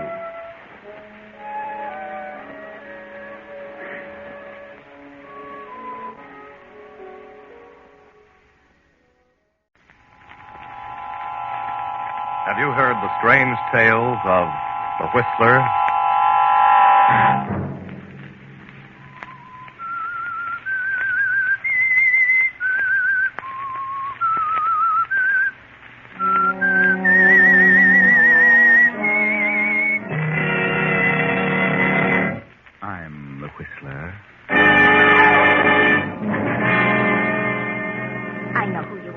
I know all about you and what you've done. You're trying to run away, but I'm going with you. Saturday night, and CBS presents The Whistler.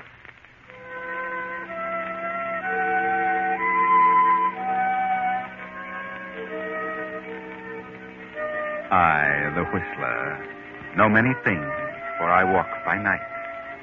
I know many strange tales, many secrets hidden in the hearts of men and women who have stepped into the shadows. And so I tell you tonight the story of the killers.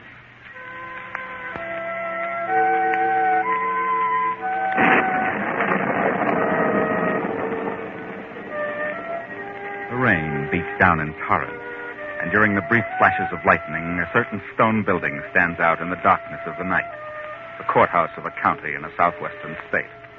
A murder trial has come to a conclusion, a sensational trial in which the young killer has been tried and convicted of the brutal slaying of 5 people, his employer, Farmer Atkins, and Atkins' entire family. The defense, appointed by the state, contended that the slayer was insane. Now the killer stands before the judge. The jury has found that on the night of September 13th, the entire Atkins family was brutally slain with a meat cleaver wielded by the defendant, Joe Nichols. In the absence of sufficient motive other than the $20 found on the defendant was placed under observation by the state psychiatrist. And the said state psychiatrist find the defendant suffering from dementia praecox. Therefore, it is the duty of this court to commit the defendant to the state institution for the insane.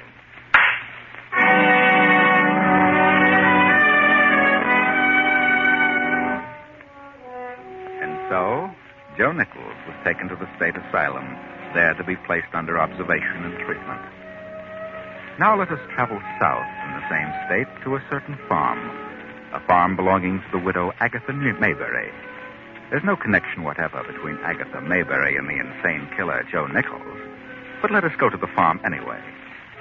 Agatha's husband died 3 years ago and left her with a rather large farm. At first she managed things very well, but then came the war, and hands became scarcer and scarcer. Then Agatha's sister Ellen came to live with her, and Ellen's daughter, a lazy girl named Della.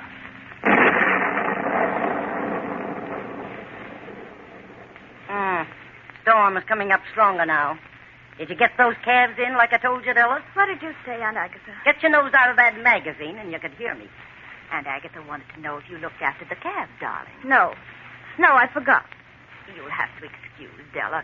She just can't get used to this sort of life in so short a time. You've both been here almost a year. Give her time, Agatha. Give her time. I'll give her time. Get out there, Della, and see if those calves are under shelter. I might catch my death of cold in this storm. Those calves are worth more than you are. Go on.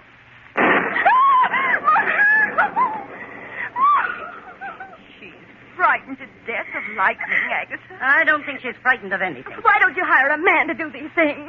Wish I could. Men are scarce these days, all in the army. Oh, poor baby. Poor baby. You stay here. I'll go and see to the calves. You'll do no such thing, Ellen. Stay here and take care of your baby. And I'll attend to the calves. Well, she'll be all right just as soon as the storm's over. Yeah?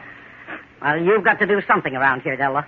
At least you can wash the dishes. But I dried them yesterday. Don't hurt your beautiful hands. Anyway, I've got to do something around here under these conditions. You need a man. You need a farmhand. Yes, but I can't get one. So the only thing I can do is to get rid of some of this land. Sell it to someone who can handle it.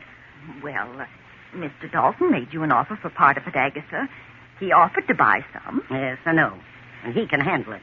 Has a couple of sons. And a daughter who isn't afraid to get her hands dirty. So, how much do you think he'd pay for it? Oh, I don't know. But I'm going to find out. Agatha, where are you going? I'm going to see Mr. Dalton, my neighbor. If I can make a deal, I'll make it tonight. But it's storming, Aunt Agatha. I've been in storms before. I'll drive over there and be back in an hour. I'm not a sissy. Go on to bed, Della, and pull the covers over your head.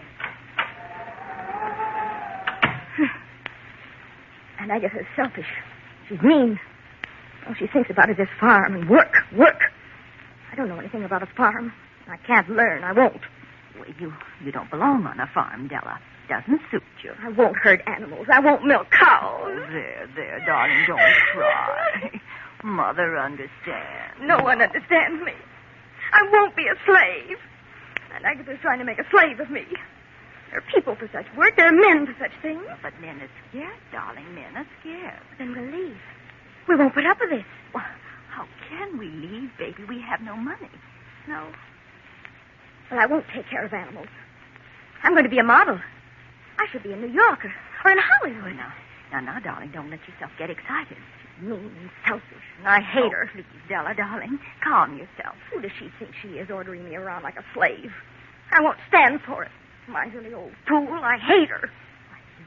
You don't mean a word you say, darling. You're just upset now. Please try and relax. Please. No.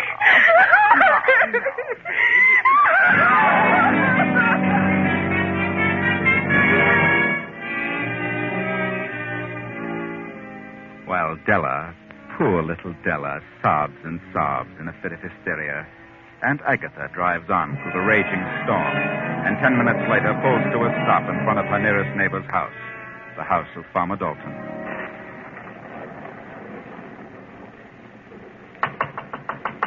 Anybody home?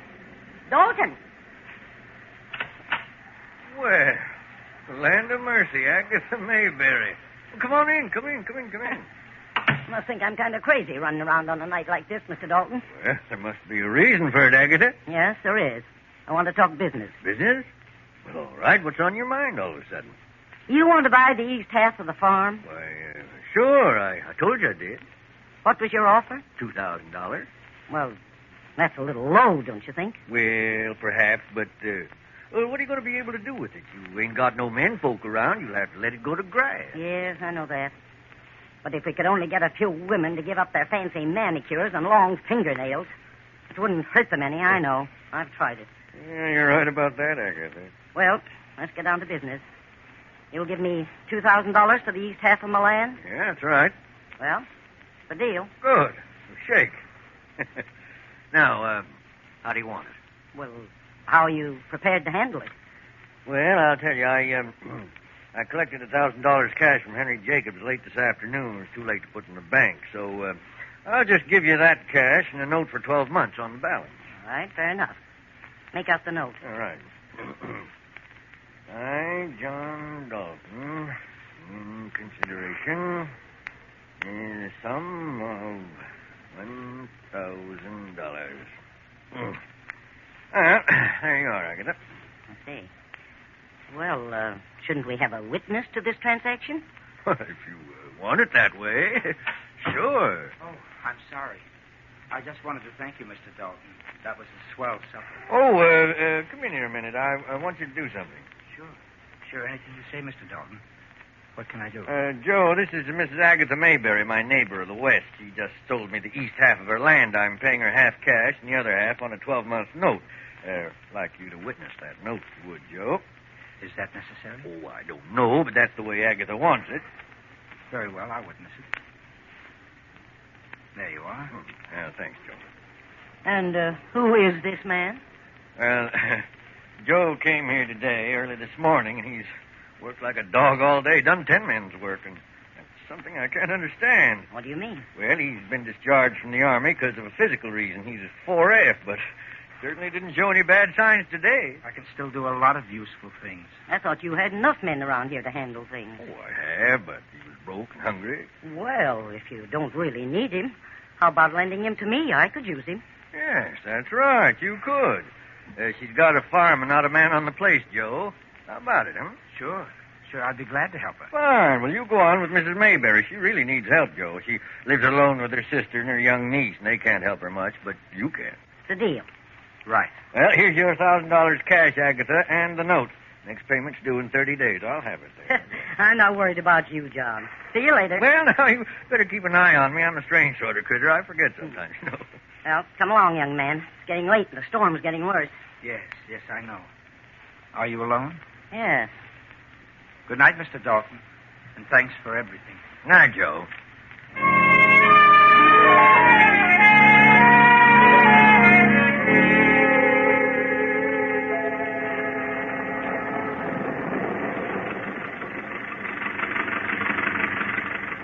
What did you say your name was? I didn't say. But my name's Joe. Oh, I see. Ever do any farm work, Joe? Yes, I've done a little, here and there. You're sure welcome. Why did you sell half of your farm? Because I couldn't take care of it. You sold it short, didn't you? Yep, $2,000. And it's really worth $4,000. He gave me $1,000 cash and this note for the balance. Aren't you worried about carrying $1,000 in cash? No, why should I be worried? Oh, I don't know, but it's kind of risky. Is it? Aren't you afraid of me? No, I'm not afraid of anyone. No?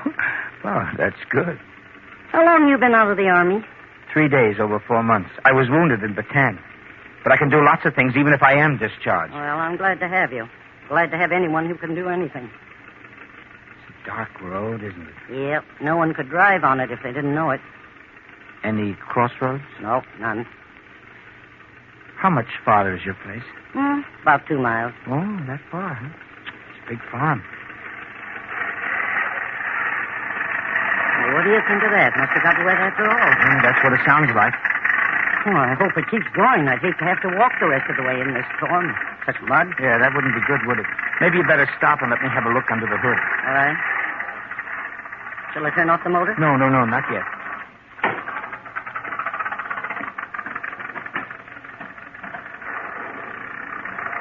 Oh, your fan isn't working. The belt's slipping and your motor's too hot. Well, can you fix it? Yeah. Yeah, I can fix it. Have you got a wrench? Yes, in that door pocket. Oh, yes. Hey, here we are. This'll do it. Turn it on. Well, what are you staring at? Oh, I was just thinking what a brave woman you are to be riding around alone on a night like this with $1,000 in cash.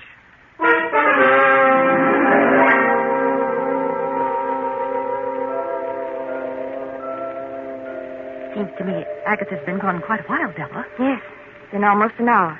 Maybe she got stuck or something happened to the car. She'll be right if it did. I don't care if she never comes back. Della, what are you saying? You don't mean that. Well, maybe not. But I was just thinking.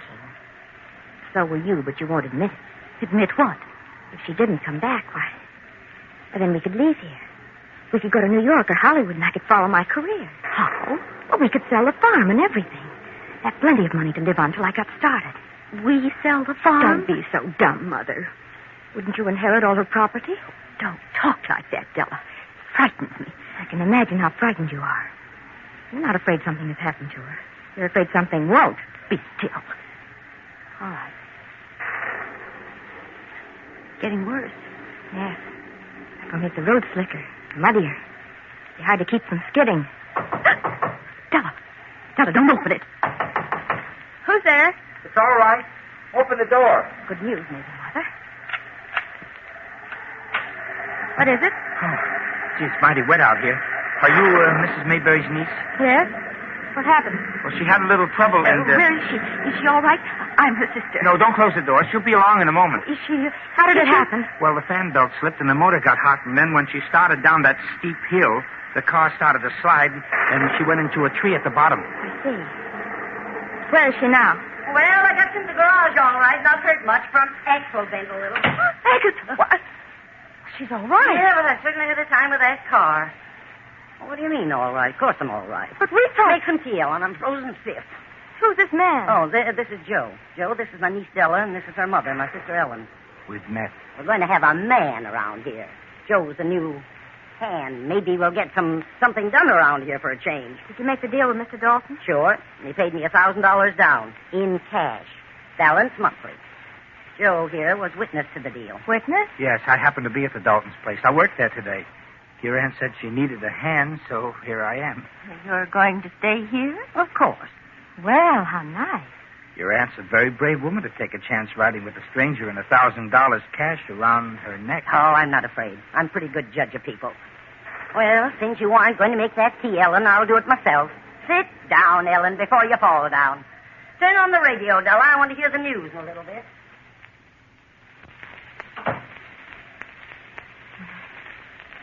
Are you married, Mr. Joe? No. You're not in the army? I was. Medical discharge. You look tired, sir. Yes, I am. I wonder if you'd mind if I'd turn in. Not at all. Well, is there a separate building for the hands? No, I suppose Aunt Agatha intends for you to have the spare room upstairs. The end of the hall. I see. Well, good night, Miss... My name is Della. Good night, Della. Good night, Joe. Good night. Night, ma'am.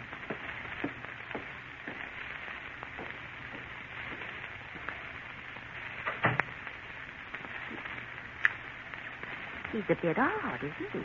I like him. He's not bad looking, either. A farmer and his entire family with a meat cleaver. He was later found to be insane and sentenced to the insane asylum. He escaped last night and is believed to be heading south. This man is dangerous, regardless of his seeming sanity, and authorities are to be notified of any man answering his description. He is 5'9", dark brown hair, blue eyes, and his name is Joe Nichols. He was last seen... Della! Della! It's him. And his name is Joe. Yes, Della. His name is Joe.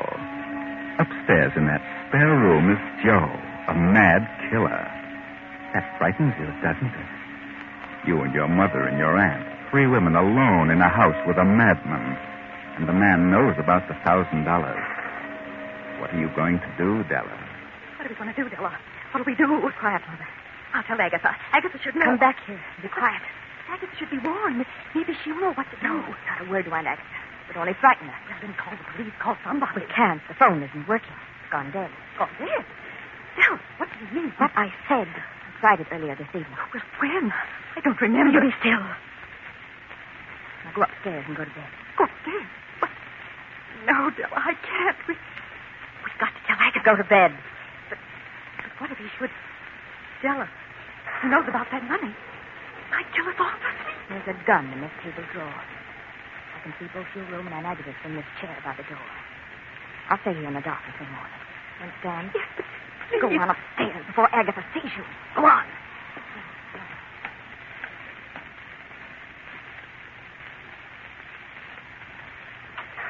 Well, where's everybody? Where's Joe? Said he was tired, so he went to bed. Mother just went up. After all, it is late, Aunt Agatha. Yeah, that's right, it is. You look tired, Aunt. Perhaps you'd better... What's the matter with you? What are you trembling about? Trembling? I think I've taken cold. A little chill. I'll be all right. Better take some quinine and go to bed yourself. Yes, but I haven't been sleeping well lately. I'll read for a little while. And I'll be out. I missed the news. What did it say? It said that, nothing's important. Oh, I see. Well, better drink some warm milk and go to bed. Night. Good night.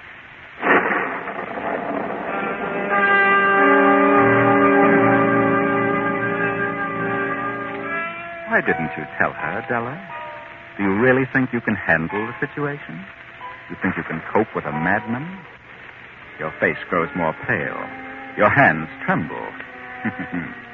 Della steps to the table, studies the phone, then opens the drawer, takes the revolver, turns out the lights, and slips into the chair by the door. As the hours pass, the storm increases to a fury. It is 3 a.m. now, and Agatha sleeps soundly in her 4-poster bed. Then her door opens softly, and a tall figure steps into the room, slips to the side of Agatha's bed.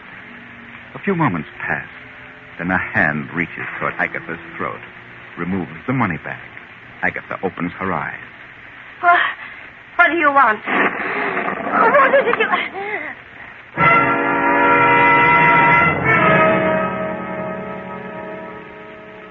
The storm has reached its peak. A few minutes later, it has passed over, leaving only the fall of a light rain. Suddenly, Della stirs in the chair beside the door. A figure is slowly, stealthily coming down the stairs. Reaches the bottom and starts to cross the room toward Della. She waits breathlessly, then snaps on the light. Where were you going? Why, I was... What are you doing down here? Where were you going? Well, the storm woke me up, and I got a little hungry. I thought I'd have a look in the kitchen. You were headed the wrong way, Joe.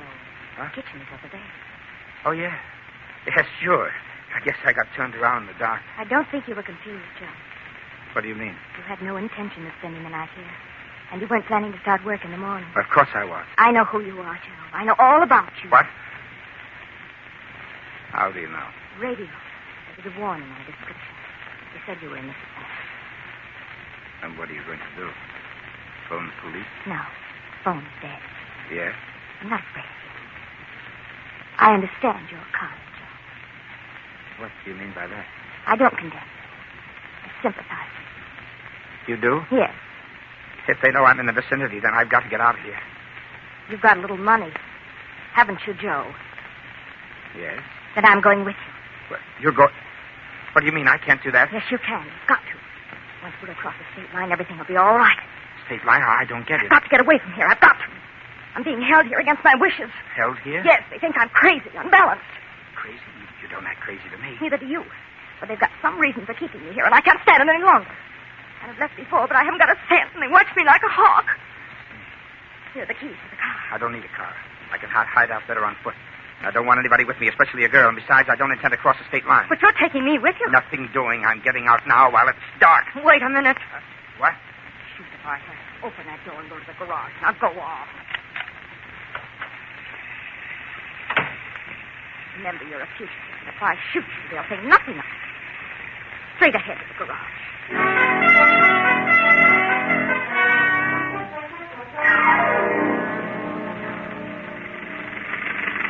Now turn here. This is the main highway. Well, why the main highway? I'd rather keep to the side. I wouldn't. Straight ahead. Maybe they're right. Maybe you are nuts. Oh, are you crazy, Joe? Certainly not. Of course not. Neither am I. Where does this highway go? To the state line. Look, I'm in a tough enough spot as it is. I'm not going to try and cross the state line with a girl at this time of the morning. I'll take care of that. I know it. Straight ahead. Oh, sapite. I could wring your neck for this. You're just the one who could do it. I've got 1 chance in 1,000 of getting over that line. We'll make it all right. We'll make it. And keep both hands on that wheel. I know what you're thinking. I could turn this car over, you know. But you won't. Will you? Hey, look. Red lights ahead. State line. One of the lights is swinging. They're signaling to stop police officers. Here. Faster, Joe, faster. Go right on through them. They'll never catch us. I said faster. Hey, stop. Stay back. Stop. We've made it. Keep going.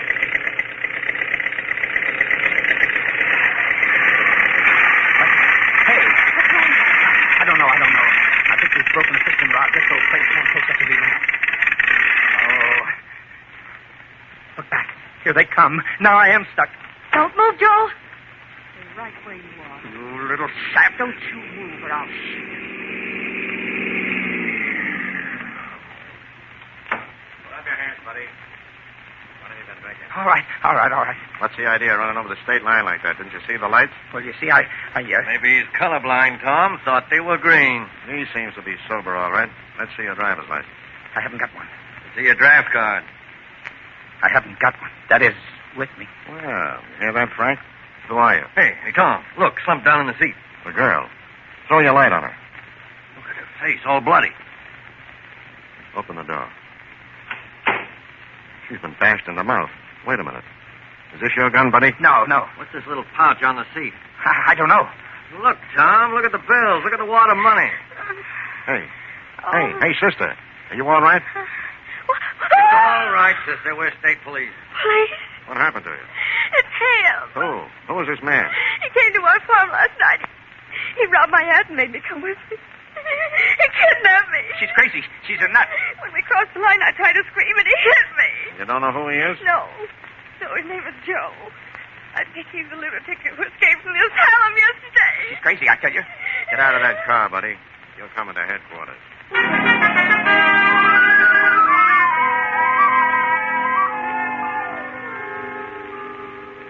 Go on, miss. What happened then? Well, after Mother and I heard the announcement on the radio, I knew it was him. I couldn't call the police because the phone was dead.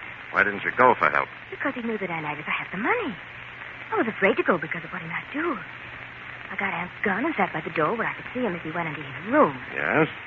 But I must have fallen asleep because I waked up just in time to see him coming down the stairs and start for the outer door. I turned on the light and he said he was looking for the kitchen. It was then you realized that while you'd been asleep that he'd gone into your aunt's room, killed her, and taken the money? Yes. If I hadn't fallen asleep, I might have prevented it. I could have shot him. Officer, you know this woman's crazy, don't you? Crazy? Yes, she told me so herself. She said she was being kept a prisoner by her aunt and her mother because they knew she was unbalanced. Yeah. Well, maybe you're right, Joe. Maybe she is crazy. What do you mean by that? She's crazy. Yeah. Crazy like a fox. He's lying. I never said I was crazy. When Joe came to the farm and you realized he was the escaped killer from the asylum, you decided to take advantage of his being there and kill your aunt, so your mother would inherit the estate. How can you say such a thing? That's horrible. You knew Joe would try to make a getaway when you told him about the broadcast. You had the money and the gun. You forced him to take you across the state line. You knew we'd chase you and catch you. You dropped the money bag in the seat, and when we caught up to you, you hit yourself in the mouth with the gun butt. I didn't. Ah, yes, you did. We know all about it. It was you who went into your aunt's room, took the money, and hit her on the head. How can you say that? Because your aunt saw you standing over her bed. She called headquarters an hour ago. She what? Yeah. You didn't hit her hard enough, Della. And you lied about that phone. It was never out of order. She isn't dead. Oh. But this is ridiculous. Why would I do such a thing? Here's an escaped lunatic. A mad killer. Why should I be accused of such a thing? Della, Joe Nichols was captured a half hour after the broadcast. This man isn't Joe Nichols. He's Joe Davis, a deserter from Camp Higsby. But I think he's ready to go back and face the music. Oh, believe me, Lieutenant, I thought I couldn't stand it there any longer. So I ran away. But after all this, well, just take me back to camp. It'll be like paradise. Well, there you are. A strange story that might very well have ended disastrously for Joe if Della hadn't slipped up on two things. The telephone and the failure to learn if Aunt Agatha was really dead. Even though Joe has not escaped as an escaped lunatic, he might very easily have been charged with murder had it not been for the over-anxiety of the vicious-minded Della. Della wasn't crazy. She was just a selfish little fool with no thought for anyone or anything except her own individual existence. There are a lot of you like that. Think it over.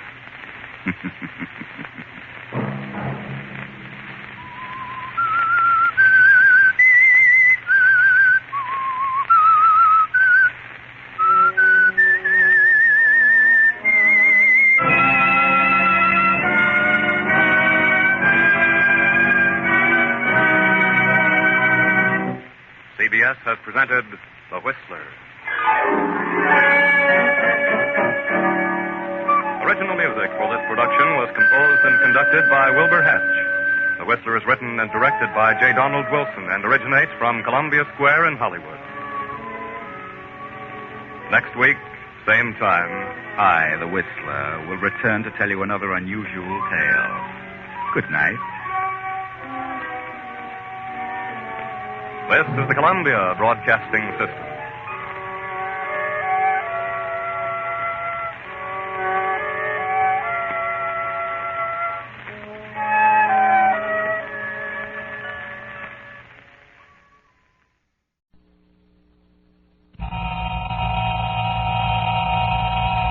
Have you heard the strange tales of the Whistler?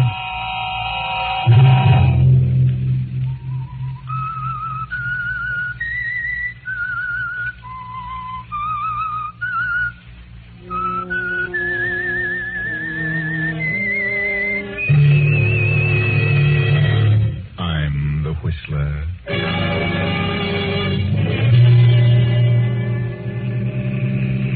Here's the sanitarium, Harvey.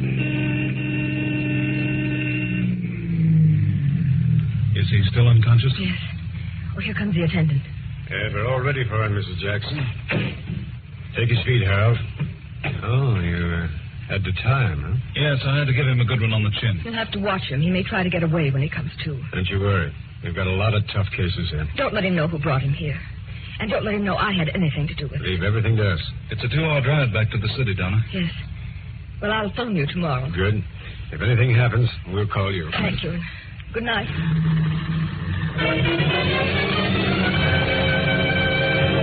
Saturday night, and again, CBS presents The Whistler. I, the Whistler, know many things, for I walk by night. I know many strange tales, many secrets hidden in the hearts of men and women who step into the shadows. And so I tell you again tonight, one of the favorite tales of Death Has a Thirst. The long black car with the handsome man at the wheel and the woman beside him returns to the highway and speeds on through the night. The man and the woman sit staring ahead, lost in thought. The man is Harvey Davis, and the woman is Mrs. Victor Jackson, wife of the unconscious man recently deposited at the sanitarium. I'm sorry I dragged you into this, Harvey. But I had to have some help, and I knew I could depend on you. It's all right, Donna. I only hope it'll do some good. Victor never drank a drop while we were in school. He didn't drink when we were first married. After his father died and Victor took over the business, he started. Well, it's a huge concern, and I guess he just couldn't take it. He always had an inferiority complex. But the thing that hurts me most is that the drinking has completely changed him. He's suspicious of every move I make. He accuses me of the most disgraceful things. Accuses me of lying to him about everything, of being in love with other men. Oh, countless things. Other men? What men? Any men I speak to. Even you, Harvey. Me? Well, after all, if he's going to be suspicious of any man, it would logically be me. Why? You've brought most of your troubles to me. He knows that. I'm as good a victim as anybody. And he knows I'm terribly fond of you. Are you, Harvey? From the first day I met you, I said, here's a woman. A strong woman. Maybe she'll develop some backbone in my willy-nilly friend, Victor. It's very nicely put, Harvey. Well, let's hope the sanitarium does him some good. Oh, if it doesn't, I don't know what I'll do. Don't worry, Donna. Just remember, I'll do anything for you. Thank you, Harvey.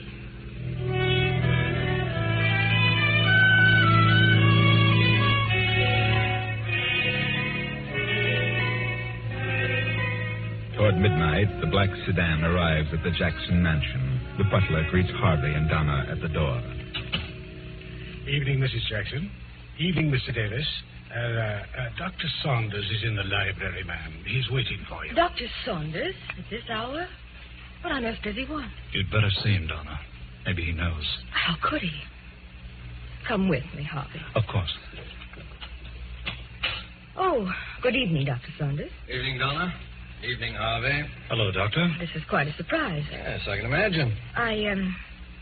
Harvey and I, we've just been for a little drive. I felt I needed some air. That's so? Did you come to see Victor? Victor isn't here. Really? But I know where he is. You do? He's in a cheap dive, a rooming house downtown. What? But that isn't possible. That's where he always goes. Well, you're wrong this time, Doctor. I took him by force to a sanitarium tonight. Harvey helped me. Maybe they can do something for him. You told the sanitarium I was his physician, didn't you? Yes, I did. Well, they called me an hour ago. He's escaped. What? They said he came to and broke away from them. I know where he usually goes, and I can find him. That is, if you want me to find him. What are you inferring, Doctor? Well, Donna, I know what you've been through with Victor. I know what a trial it's been. I've tried, you've tried, we've all tried everything we could to make him stop. Not many women would have gone through what you have. Well, we've dragged him through before. We'd probably do it again. I just thought perhaps you had enough, that's all. And you know where he is? Yes, I'm pretty sure I know. Well, then find him. I'm determined to cure him if I have to take him to a desert island. It's an idea. A long ocean trip might be the answer. You'd have to hog time. I could do that, too. Very well, I'll have a talk with him and phone you in the morning. Good night. Good night, Doctor. Oh, No. You've done your best, Donna. Oh, but I feel so hopeless. I don't know what to do next. Well, try the desert island. Why not? It might work, mightn't it? Harvey, you can help. Your yacht. Dr. Saunders may be right. At least it's worth a try. I wonder. Oh, please, Harvey, it may be the answer. I can't get away just now, but if you're determined, you're welcome to the yacht. Please. I'd feel better if you came along. All right, Donna, I'll go. I'll arrange it. But Victor won't want to come. We'll take him aboard by force. Shanghai him? Well, all right. Just let me know when you find him, and I'll arrange everything.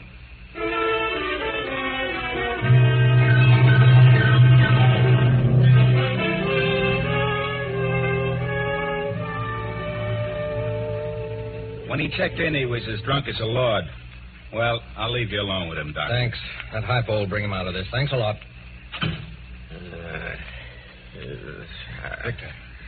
Victor. What's going on here? Who are you? Get away. Quiet now. Take it easy, Victor. Huh? Who are you? Doc Saunders. Doc? Mm-hmm. Oh, what do you want? I'll talk to you, Victor. It's very important. Important? Huh? Come on, Victor. Snap out of it. Oh. Hey, what's your idea? What you slept me for? Wake you up. I've got to talk to you. Oh, hello, Doc. What are you after? Is your head clear? I guess so. All right, then listen to me. Do you know where you are? Yeah, my old haunt. You know how you got here? Well, let me see.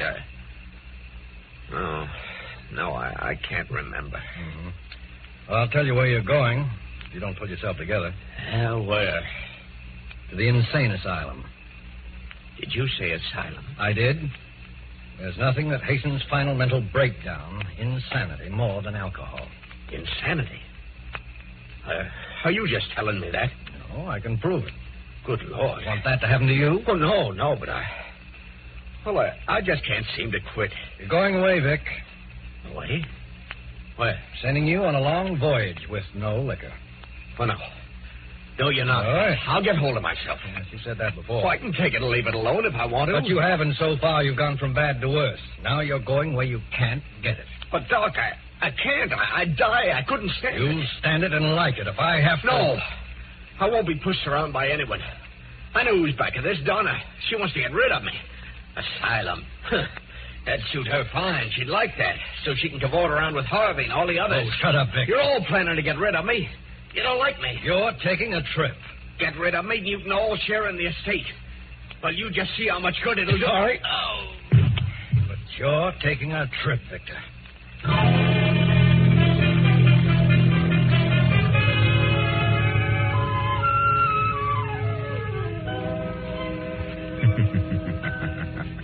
Well, here you are, Victor. Several hundred miles at sea. And worried, too, aren't you, Victor? That talk about insanity really upset you. You believe it, too, don't you?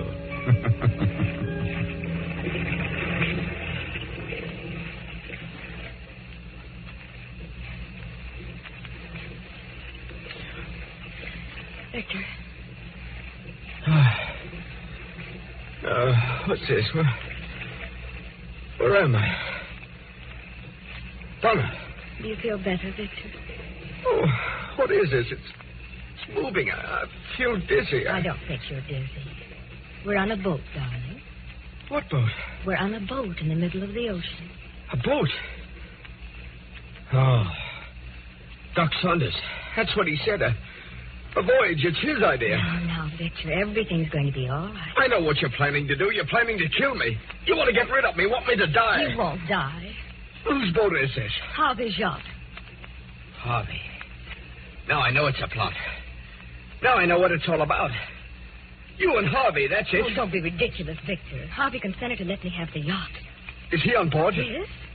Of course. You and Harvey. And be a prisoner. What a perfect setup. You don't mean that, Victor. I've been suspicious of you two all alone. Who else is on board? Nobody but the captain and a crew of 4. And Harvey and the doctor. Where are you taking me? We're just cruising. Just cruising. Till you find the right spot. Right spot for what? To dump me overboard. No one will ever know, will they? And you'll see I jumped over. It was washed over the side. Oh, Victor, what has happened to you? You're like a stranger to me. I just don't know you. Oh, it doesn't seem possible that you're the man I married. What's happened to you? Don't you know? If I only did. Why, I'll tell you what's the matter. I'm crazy. I'm insane. My grandfather was insane. And undoubtedly my father, and so why not me? You're talking nonsense. Oh, no. Hasn't Doc Saunders told you what he knows? No. Oh, come now. You three are closer than that. Stop talking such nonsense. I won't listen. Well, I'm getting out of this cabin. I can't stand to be cooped up like this. Please stay for a while, Victor. Please. Here, I brought you some milk. Please drink it. Oh, milk, huh? It's got a funny color to it. It smells strange. What's in it? Arsenic? It's just plain milk, Victor. Drink it. Do you like milk, Donna? Yes, I love milk. And drink it yourself. Victor! Oh, all over my dress. You're trying to poison me, that's it. Now get out of here. Get out. Victor, please, darling. Get out!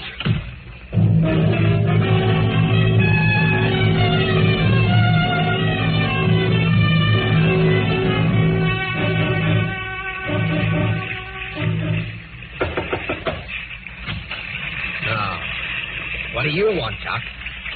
How do you feel, Victor? They're trying to kill me. They plan to kill me. Who? Donna and Harvey. She just brought me some milk, and it had poison in it. I can tell by the color. Oh, I think you're imagining things, Victor. Oh, no, I'm not. They want me out of the way. I can tell. What made you think the milk was poison? It was a purplish color. Here's the glass. Smell it. Maybe I'm not so crazy after all. I didn't say you were crazy. I only want you to stop your drinking. Drink may bring it on. Where did they get the poison? Oh, now, come. Forget it. Do you know where they get the poison, Doctor? See you later, Victor. Maybe.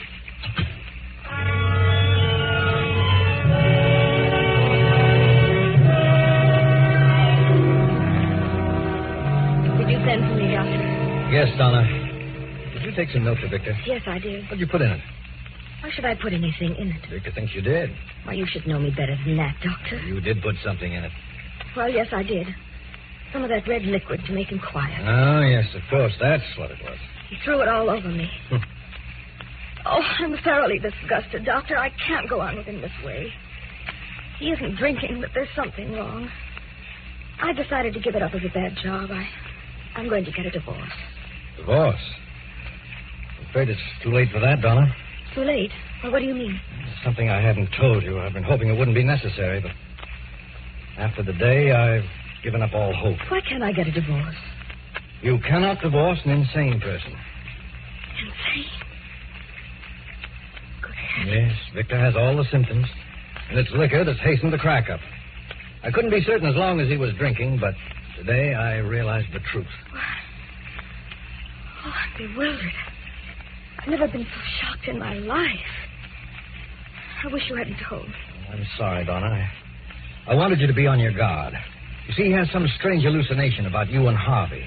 He thinks you're planning to do away with him. Do away with him? Yes. Oh, but that's ridiculous. I've never had such a thought. Never. But now I'm frightened. Doctor, what about Alice? Your daughter?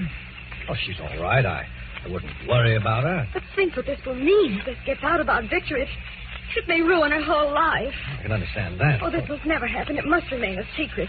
That'll be difficult. It's going to be hard to handle when that craving returns. I'll think of something. I'll find a way. Doctor, come quickly. It's Harvey Davis. What's wrong, Captain? Found him in his bunk with a cord around his neck. Good heavens. It was Victor. Quiet, Donna. Come along.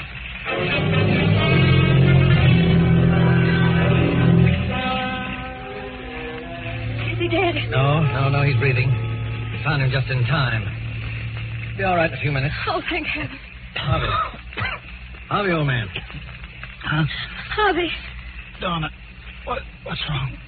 What's happened? Nothing much, Harvey. Just a little accident. You'll be all right. Oh, my throat. What's going on? You don't remember? No, I was just taking a little nap. I feel like I've been choked. You better tell him, Donna. Come along, Captain. Oh, Captain, have you any liquor aboard? Yes, Doctor. Several bottles in the locker in my cabin. Let's have a look. I keep it locked because, hey, it's been jimmied. Well, what do you know? It's all gone. I expected that. I'll skin those men alive. Don't blame the men, Captain. What do you mean? What the devil is that? We did something. Come on. Captain! What is it, man? What's wrong with you? The boilers blew up. We must have hit a reef. All three of the men's crew were down there. We've got to abandon. I'm hurt bad, Captain. It's dead. See to the lifeboat. Round up the others. I'll go below. Yes, Captain. Murphy! John! Murphy! Are you there? Good God, what a mess. I can't imagine.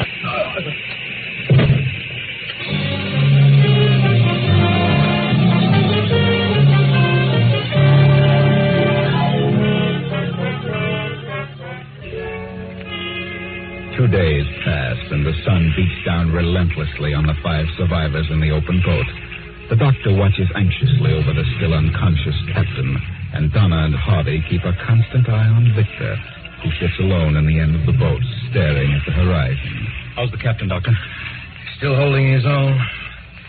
He must have had a bad fall down that companionway. I don't think he fell. Huh? It's a good thing you went down after him. Now, we're running low on water. We'll sight some land today. How much water have you in your canteen, Donna? Half full.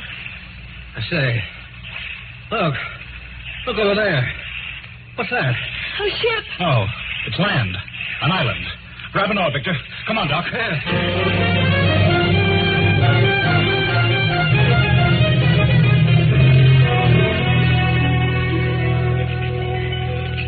Well, I've looked all around. This place is as barren of food or water as the Sahara Desert. I'm afraid if we do locate any water, it won't be fit to drink. Well, there must be water. What do you care about water? You've got a canteen full of whiskey. Now, how much water is left? I have some, and Dr. Saunders has some. So I'd better get busy. Although my experiences on other items like this haven't been so good. Well, here's a chance to put your chemistry to use, Harvey. You know the test for lead and zinc. Yes. Look, I'll give you 2 vials and some sodium sulfide tablets and potassium chromate. You know the test. When you come to some water, 1 tablet and 10 cc's of the liquid. A dark precipitate means poison. Yes, I know. Thanks, Doctor. Well, I'll start off and keep a direct line to the other side, wherever that is. Wait a minute, Harvey. I think I'll go with you. Why? Oh, maybe I can help. I'd go with you, Harvey, but I better keep an eye on the captain. He's the only one who knows where we are. I've got to pull him through. It's all right, Doc. I don't need any. I think I'll go anyway. All right, if you insist, come on. Harvey, wait. I'm going to. Why? Because I want to. We don't need you. I'm coming just the same. Please, Harvey, I'd like to come. All right, let's go.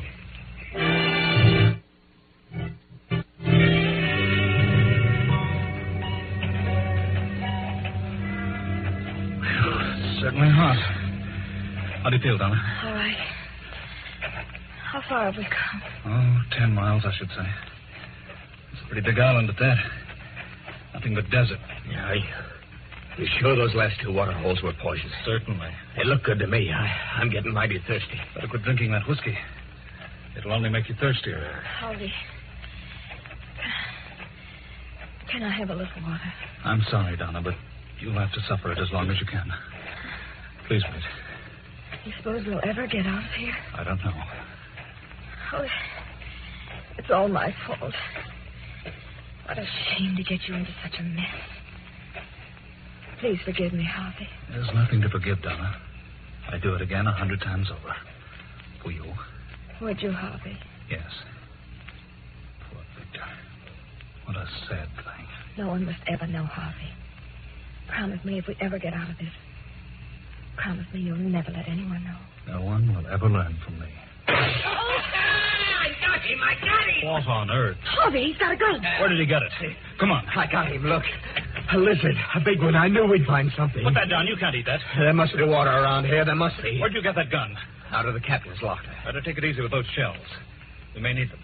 Yeah. Maybe I will. Have a drink? No. Huh. All right. I'd sure like some water. How about it? There's just enough for one of us to get back. Yeah. And if only one goes back, it'll be Donna. Donna. How chivalrous. Who's got the water? I have. Come on. Let's keep moving. Well, there's water around here. There must be. And I'm going to find it. Donna, if we don't find water, he's going to start pleading for what you have. No matter how much he raves or pleads, don't give in. Even if he threatens us with that gun, tell him you drank it all. I want you to have the best break out of this. Thanks, Harvey. I appreciate that. I found it. Water. I found water. Hurry, Donna. Hurry.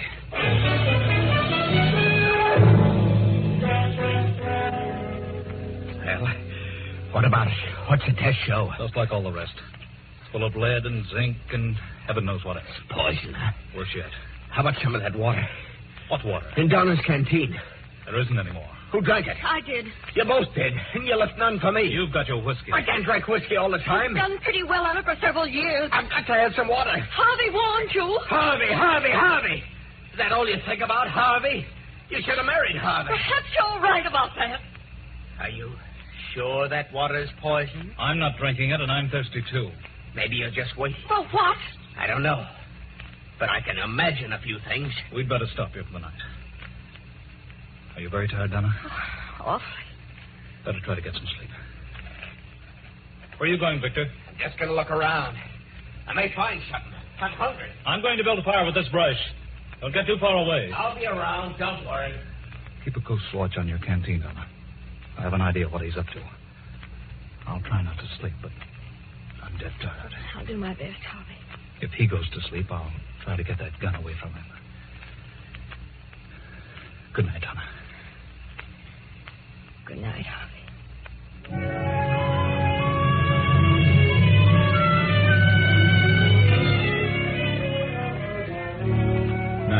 moves on. The fire burns low, and only a red glow remains. Donna, in spite of herself, drops off into a sound sleep. Victor stirs from his place 20 feet away, looks about him, and crawls silently toward the sleeping Donna. Puts out his hand and... Put it down, Victor. I want some water. There isn't any water. I think there is. You heard what I said. You're lying. You have got some. Victor, what is it? You've got some water and you won't give me any. Harvey. I'm wise to you. You don't want me to have any. You want me to die. You're in love with each other. You're drunk. What if I am in love with Harvey? What of it? Donna. You want me out of the way. Neither one of you is very thirsty. No, because you had some water. And you got it out of that pool. You're lying to me. It's good water. You're crazy. You sneaked it out while I was asleep. Tried to make me think it was a poison. I ought to shoot you. All right, Victor. If you're so positive, go on down and drink out of the pool. That gives me an idea. I'll just find out if that water's poison. Go drink some of it, Harvey. Certainly not. I'll give you 30 seconds. It's poison, Victor. Go ahead, drink, or I'll shoot. No, don't do it, Harvey. No. Then supposing you drink out of it, Donna. Very well, I will. No, Victor, it'll kill her. Wait, Donna. I'll drink it. Fool, Victor. Come along. This is going to be interesting. Not as much as you think. Get off of me, I'll shoot you.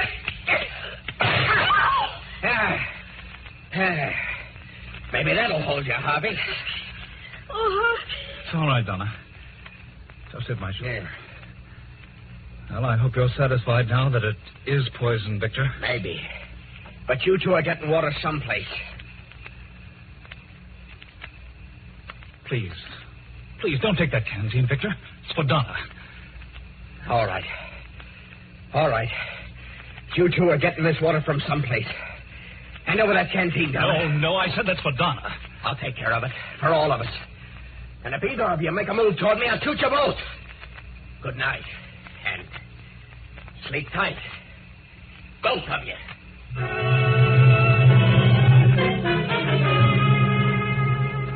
The night slowly fades and the chill of dawn creeps in. Then, as the sun comes over the horizon, Harvey stirs fretfully, opens his eyes and looks for Donna. She sits beyond the dead embers of the campfire, her hands folded before her, staring blankly into space. Harvey raises up with a start and moves quickly to her side. Victor is sprawled on his back, the hilt of a hunting knife protruding from his chest. Donna. Good Lord, what's happened to Victor? He's dead. Dead? That knife. That's yours, Donna. Yes, mine. Now no one will ever know. Will I? No. I had to. Dr. Saunders. Here we are. Thank heaven we found you. We sighted a ship and built a signal fire. They're waiting for... What's this? Oh, Victor must have gone crazy in the night and stabbed himself. I see. He's dead, Harvey. How did this happen? I told you. He must have stabbed himself? No, he didn't. No, I stabbed him. Huh? It's my knife. I got to take it. I can't. I crept over and stabbed him. I see. When did you do this, Donna? It was not more than an hour ago. I couldn't help it, Doctor. I couldn't help Please, it. Donna, please. You've nothing to fear. I didn't want anybody to know. Because of Alice. My daughter. They won't know, Donna. You didn't kill him. What? He's been dead for at least 3 hours. What do you mean? Look at his eyes. Look at his lips and his tongue and the swelling of his stomach. You test this pool, Harvey. Yes. Every pool we've come to has been heavy in mineral content. I warned him, but he thought we were lying to him. Last night he pulled a gun and took down his canteen. There wasn't very much in it, but it was all we had. He's been drinking whiskey. Naturally, just a little water wouldn't satisfy him. So he drank from the pool. Ah, poor Victor. I guess it's just as well. Don't worry, Donna. No one will ever know. Will they, Doctor? There's nothing to tell. Except Victor Jackson poisoned himself in a fit of extreme thirst.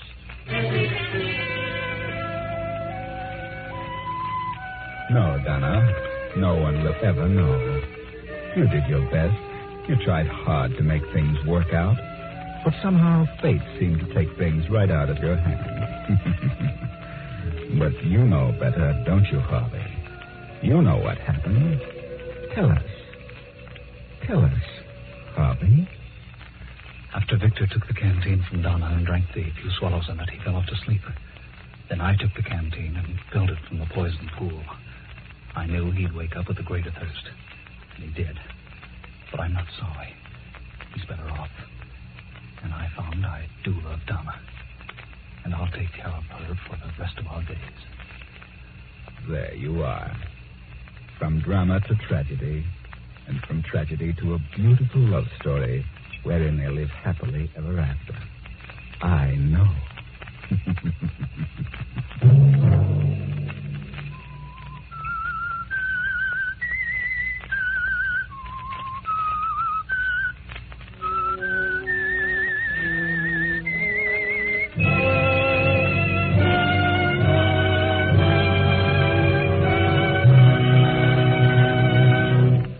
CBS has presented The Whistler.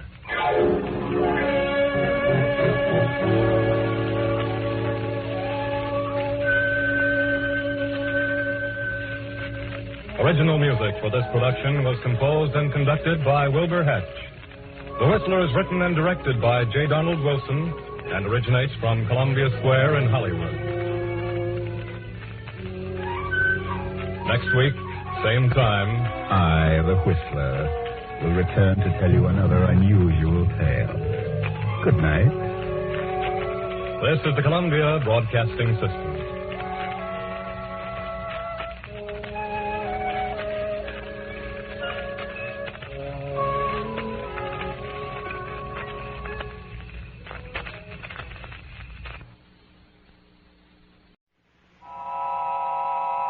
Have you heard the strange tales of the Whistler?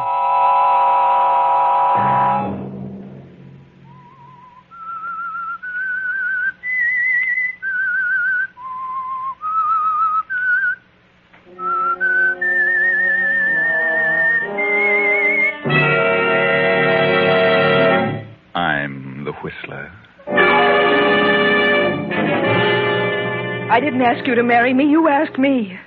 And you said you were going to get a job so you wouldn't be dependent on your mother. I was happy then, Barry, and proud of you. Another Saturday night, and again, CBS presents The Whistler.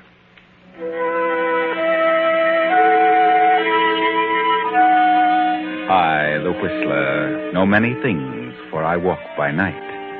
I know many strange tales, many secrets hidden in the hearts of men and women who have stepped into the shadows. And so I tell you tonight the weird story of the man who waited. A huge estate spreads out before you, the ancestral home of the Bartletts, set amid the peaceful New England countryside. The war has not yet come. It is 1937.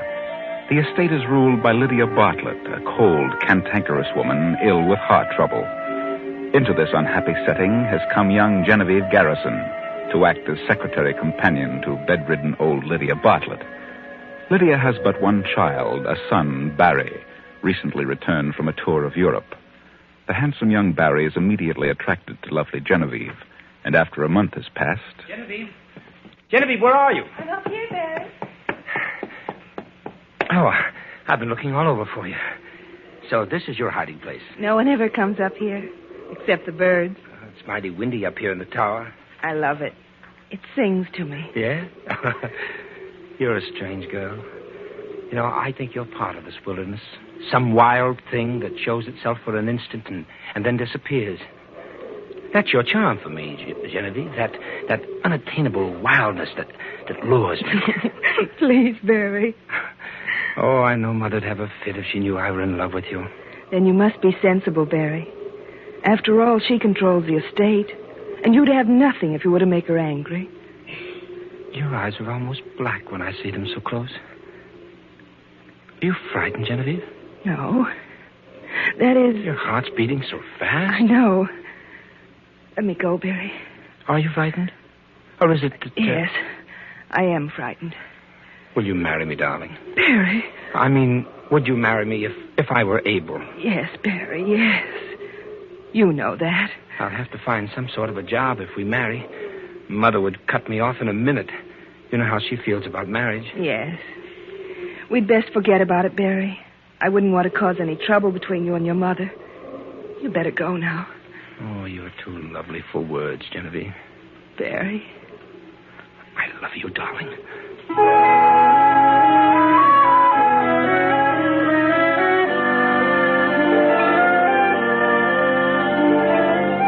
And so 3 months pass by. Then one day, Genevieve steps into Lydia Bartlett's bedroom. Did you call me, Mrs. Bartlett? I certainly did. Where have you been? Put the pillow behind my back and lift my head a little more. There. Is that better now? Yes, it'll do. I want to talk to you. What about? About Annie, the maid. Oh. Has that young stable boy been visiting Annie again? Well, I think she sees him on her days off. Well, I want it understood once and for all that I'll not tolerate any such nonsense under my roof. It must stop. But I think Annie would leave if you forbid her to see the boy. She's really very much in love with him. Love? Bosh. Silly nonsense. Mrs. Bartlett, you loved your husband, didn't you? My marriage was arranged by my parents. It only lasted a short while because he died. But it was a nightmare while it did last. Love? There's no such thing. I'm sorry I mentioned it. And there's something else I want to talk to you about. Yes? What is it? What's wrong with you lately? You don't look well. You better see Dr. Ansted. I have seen him. And what did he say? Nothing serious. It's, well, a slight heart murmur. He gave me some medicine. I'll be all right. Rather take care of yourself. I will. Where's the newspaper? Here. Anything in it? Read it to me. Well, there's a tea, a charity affair with the proceeds going to the baby shelter. Baby shelter. Women are fools. Well, go on. What else? Oh, a number of engagements and several wedding announcements and... Oh. What's the matter? Well... What is it? Well, it's something about your son. Barry? What do you mean? Read it. Seen frequently together are Miss Joan Marvell and Mr. Barry Bartlett, son of Lydia Bartlett. An early announcement is anticipated. The fool! He's out of his mind. How dare he do such a thing? I won't have it. I won't. Mrs. Bartlett, I just... Oh. Annie, come here at once. Miss Garrison has fainted.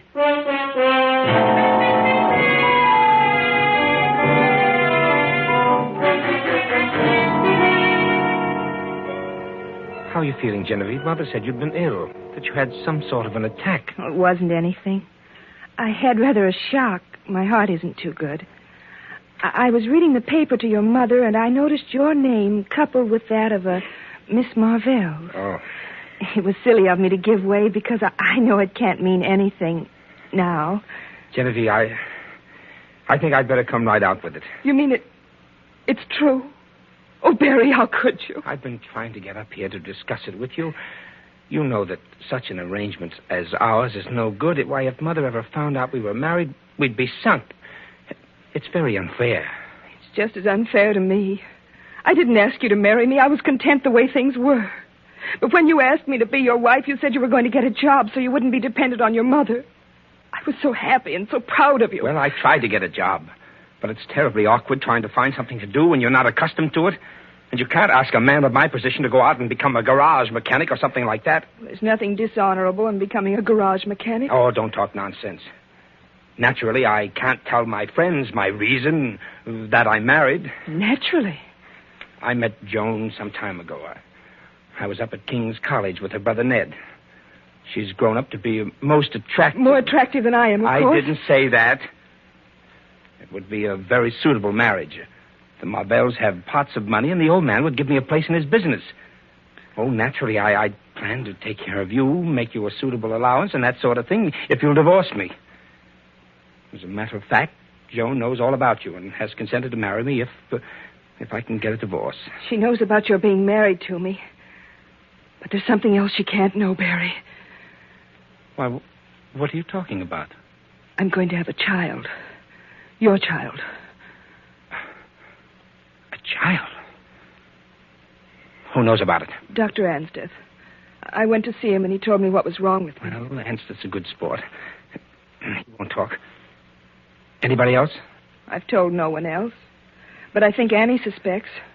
Oh, I hope it doesn't get to Mother. But you can understand now why I can't divorce you. I can understand why you think so, but I still think it's a shame. Why do these things have to happen to me?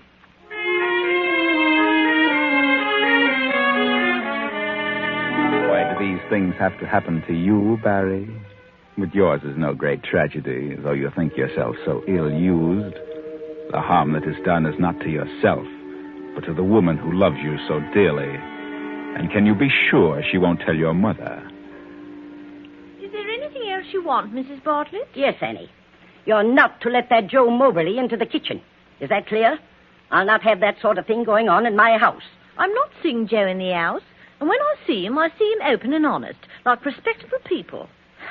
I'm not the only person in this house that is a gentleman friend either. Well, I'd like to know who that person is. I'm not saying anything against anybody. Only, if I can't see my Joe that keeps his distance and knows his place, why should anybody else be allowed to have a man in this house? Ask Miss Garrison to come up here at once.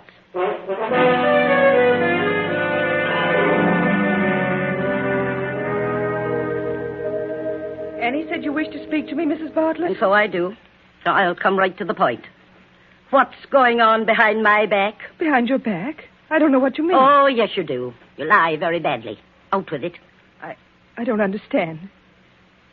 Did Annie say anything about me? I was berating Annie for seeing that Joe, and she tossed her head and said she wasn't the only person hereabouts who had a gentleman friend. Only her gentleman friend called on her open and honest. Well, is there anything to what she says? Yes. I have a gentleman friend, as Annie puts it so elegantly. I have more than that. I have a husband. A husband? Your son, Barry. Barry? Barry? You're lying. You're lying. He wouldn't dare. He knows what he means to me. He couldn't do this to me. It seems he did, Mrs. Bartlett. Then you tricked him into it. Of course you would say that. But I did nothing of the sort. I loved him. He asked me to marry him so he might free himself of your hold on him. Barry did that? I'll not believe it. Of course you won't believe it.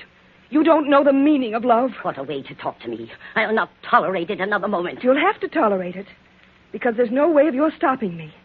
I learned something else from Barry. He has one side to his nature which he takes from you. What do you mean? I married him because he wished it. He was going to find a way that we might live together openly. But Barry found he couldn't do what he said he would do. He found an easier way to live. Through another woman who could keep him in the style to which you had accustomed him. So he told me this, expecting I would forego my claim to him. Divorce him? I would have released him. But there was another whose claim was greater than mine. His child. Oh, disgraceful. Under my very roof. I can't endure any more of this. I'll call my lawyers. I'll cut him off without a cent. My medicine. Medicine. Oh.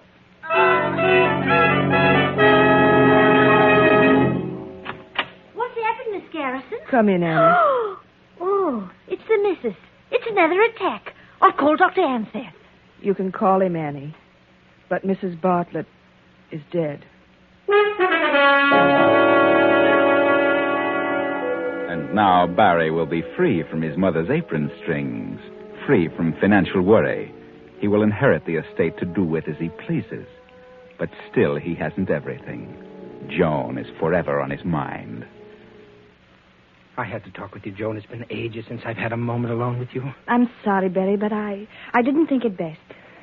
Oh, I've got to talk things over with you. When we planned to marry before, and you told me how you'd been tricked into marriage by that woman, I was willing to overlook it if you could get a divorce from her. Oh, that's the devil of it. She won't divorce me now. There's going to be a child. Oh. Where is she? In a nursing home. She's been ill ever since Mother died. For a while, they thought she might die, too, but she pulled out of it.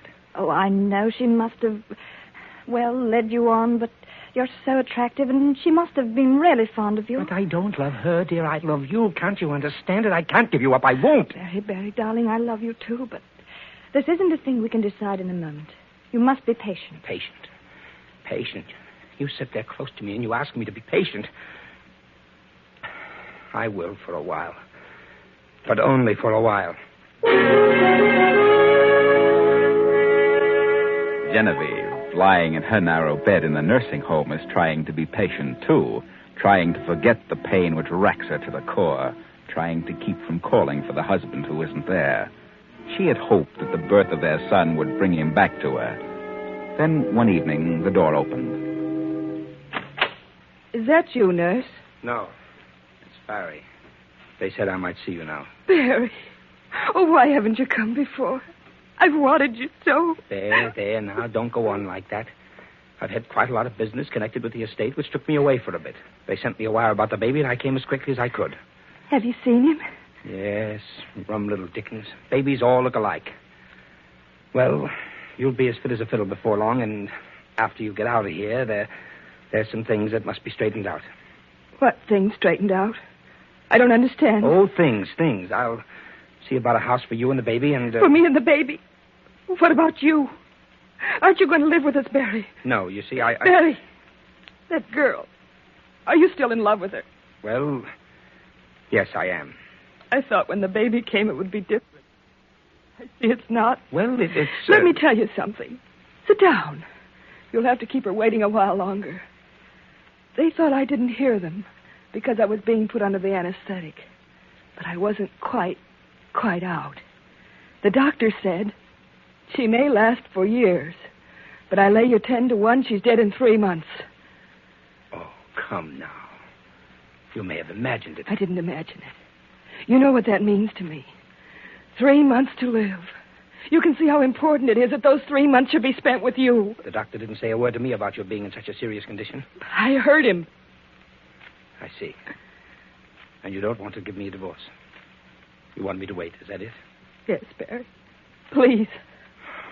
First it was my mother, and now you. Barry, there's something I feel I must tell you. Something about your mother you don't know. Well, what do you mean? The doctor said she died of a heart attack, and she did. But she wouldn't have died if I'd given her the medicine for it. She'd found out from Annie that I'd been seeing some man, and when she asked me who it was, I told her everything. You did? She went into a tantrum and stormed at me. She had an attack. And I stood by and watched her. Watched her gasp for breath and call for help that never came. I did that for you. For you, Barry.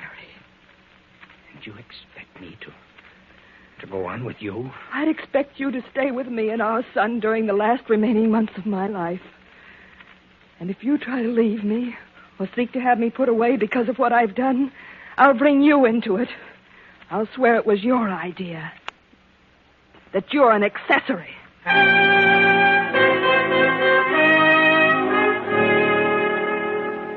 The months go by. 1, 2, 3. And Genevieve, remembering the conversation which she had overheard between the doctor and the nurse, cannot believe it when she finds herself unmistakably improving in health. Well, Genevieve, you'd had a rather severe time of it before the baby came, and you were quite run down. But you've done very well. You must watch your heart, though. Avoid any strenuous activity and keep as calm as possible.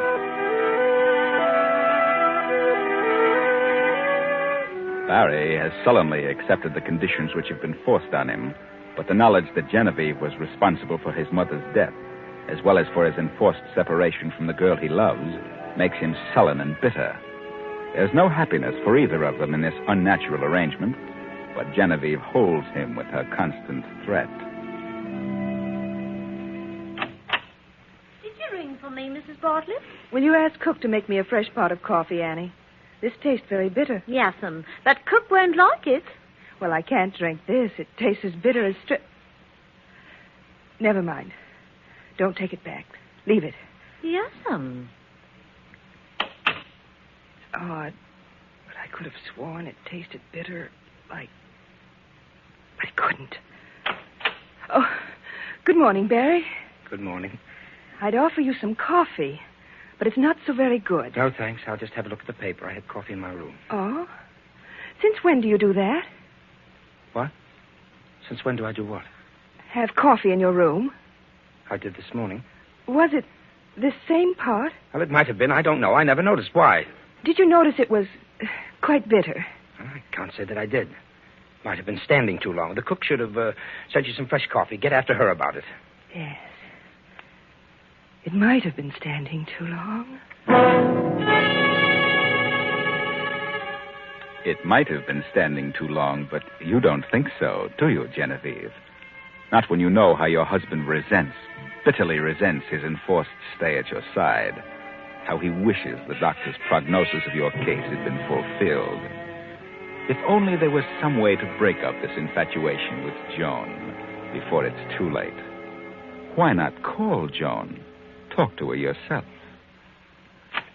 Miss Joan Marvell, ma'am. How do you do, Miss Marvell? Come in, please. Thank you. That will be all, Annie. I suppose you're wondering why I sent for you. Yes, I was a bit surprised, to say the least. I want to talk to you about Barry. Barry's my husband. We have a child, as you know. This is his home, and I've done everything possible to keep him here where he belongs. But so long as you continue to see him, it will be more difficult for him to make a decision. What makes you think I've been seeing him? I can tell by the way he acts. He thinks he's in love with you. And he will continue to think so until you make a definite break. Well, Mrs. Bartlett, I've not been seeing Barry. He's tried to reach me many times, but I've purposely avoided him. Are you sure? Yes, because I'm going to be married to someone else. So you have nothing further to worry about. Does Barry know this? No. Then why haven't you told him? I intend to tell him today. I wish you would. He's been acting strangely of late, and I'd feel ever so much easier about things if you let him know the truth. I understand, Mrs. Bartlett. I hope you'll be very happy, Miss Marvell. And I do thank you for coming. So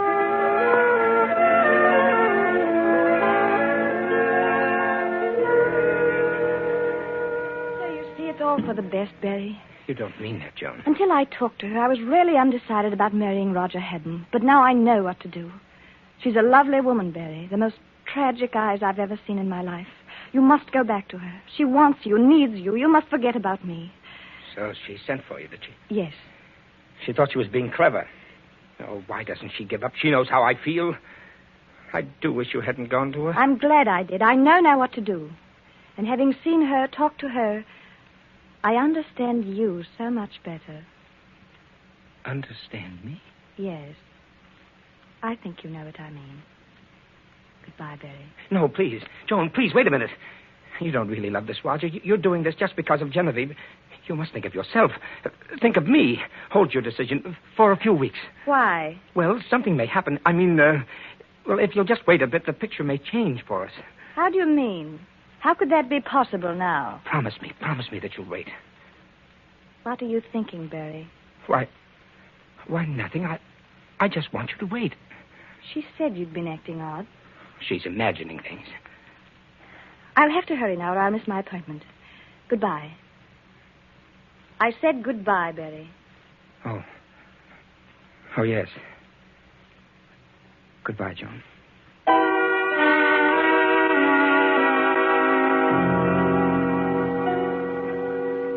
Now it is late the same night.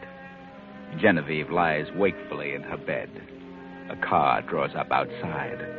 The front door opens and closes. Genevieve sits up. Someone is coming up the stairs. They pause before the door. Who is it? May I come in? Yes, Barry. Hello, Genevieve. Oh, Barry. I'm sorry to disturb you at this time of night. How do you feel? Why, I feel much better, Barry. Well, Joan told me that she had talked to you this afternoon. Yes, Barry. We're all washed up, you know. She asked me to come back to you. Oh, Barry. If you only would. There's a lot of unpleasant memories between us. I try to make you forget them, Barry. I had decided to go to California. Oh, Barry, please don't. Stay with me. I need you, darling. Please don't go. All right, Genevieve. If that's the way you want it. Barry, you don't know what this means to me. We'll really be together again. You and the baby and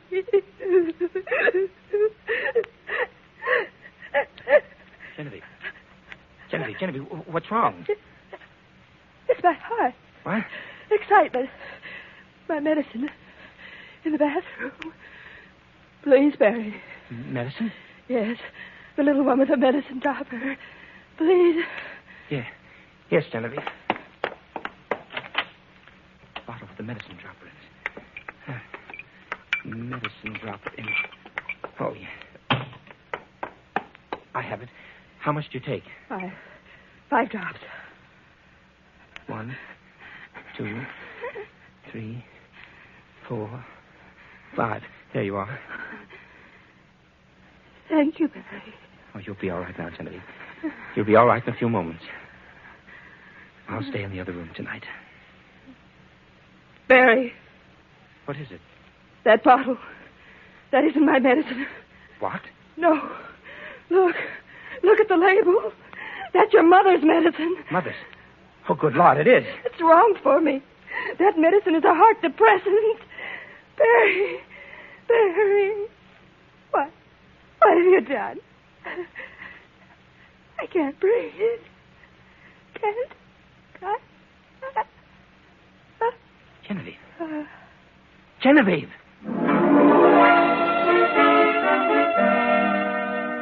Well, Barry, what have you done? Genevieve is dead. Isn't this what you wanted? You're free now, Barry. Free. Then, 45 minutes later, Dr. Anstead hurried into the bedroom. Well, Barry, what is it? What's happened? I don't know, Doctor. This is the way I found her. Well, not sign of a pulse. Poor girl. I can't understand it. She'd improved so much. She's dead, Doctor? Yes, Barry. I'm sorry.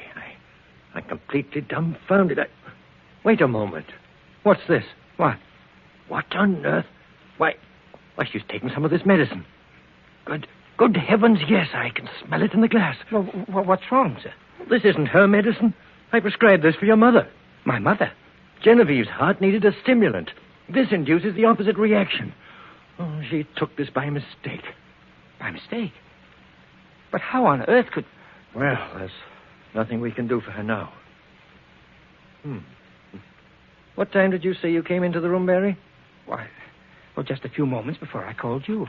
Well, that would be 12 minutes ago. Yes, that's right. I see. She was gasping for breath. She tried to say something, but I couldn't make out what it was. I called you immediately. Well, I'll call the undertakers. I'll use the phone in the hall.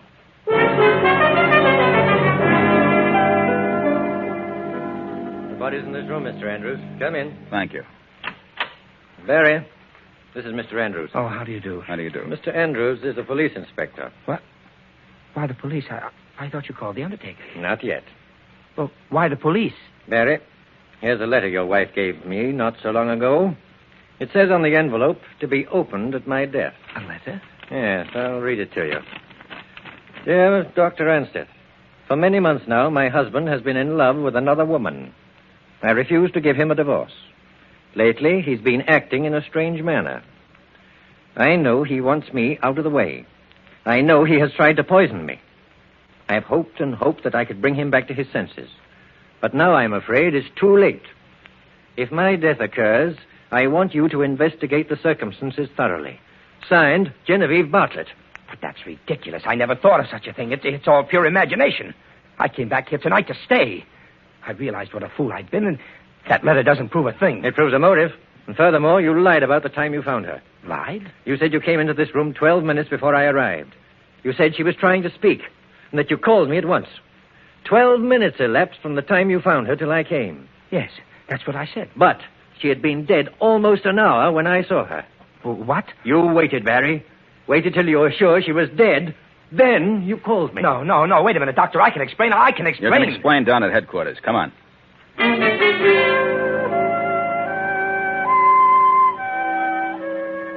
Barry tried to explain. He told the truth. He had come back to Genevieve to stay. He did get the bottle for Genevieve. It was an accident. But he couldn't explain why he waited almost 30 minutes before he called the doctor. He said he just sat beside the bed in a daze, and that was the truth. But no one would believe him. No one. Poor Barry.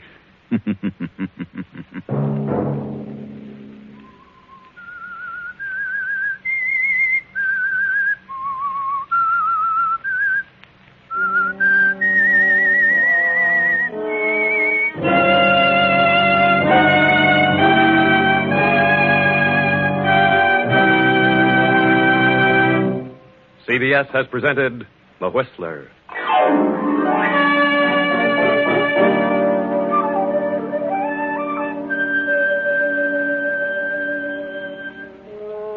Original music for this production was composed and conducted by Wilbur Hatch. Tonight's story was written by Elizabeth Easton and directed by J. Donald Wilson. The Whistler originates from Columbia Square in Hollywood.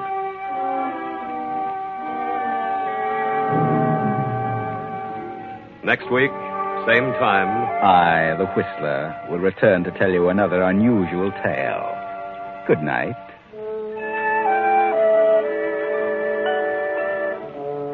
This is the Columbia Broadcasting System.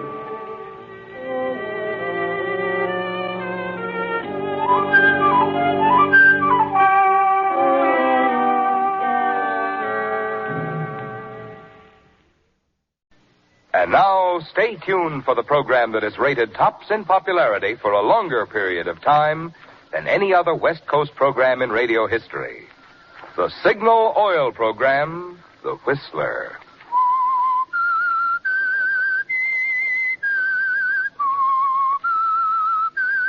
S-I-G-N-A-L,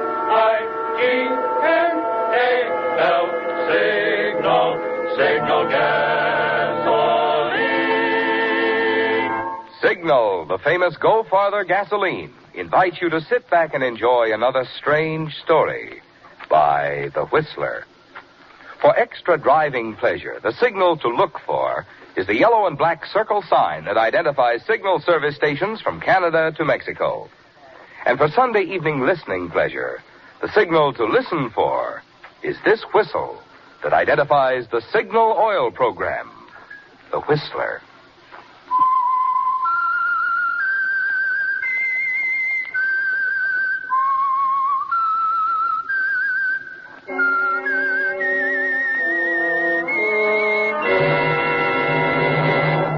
I am the Whistler, and I know many things, for I walk by night. I know many strange tales hidden in the hearts of men and women who have stepped into the shadows. Yes, I know the nameless terrors of which they dare not speak. And now, the Whistler's strange story, Final Decree.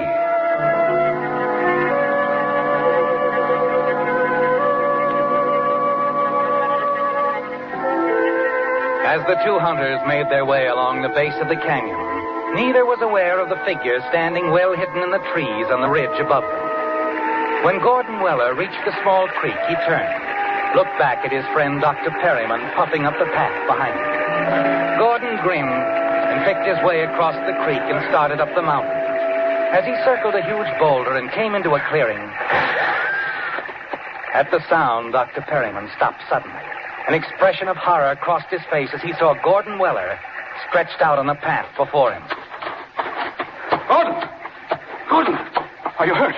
No, I guess I'm all right, Doc. Great Scott, you gave me quite a jolt. Here, let me give you a hand. Thanks. Thanks. I heard the shot. Saw you fall. I just stumbled, that's all. Lucky thing I did. What? Look at that tree there. That branch. Still swaying. A bullet must have nicked it. Good Lord. Shot came from somewhere up along that ridge. Crazy fool. I tell you, Gordon, some of these idiots who go hunting, I've a good mind to chase up there after whoever did this. No, never mind, Doc. Well, I just like to go up there and give him a piece of my mind, by George. Say, you don't suppose it could be anyone in our party, do you? No, I don't think so. They're on the other side of the mountain. That shot could have killed you, Gordon, if you hadn't stumbled when you did. Sure. Come along, let's go back to the lodge. But doggone, I'd like to go. Get excited. It was just an accident.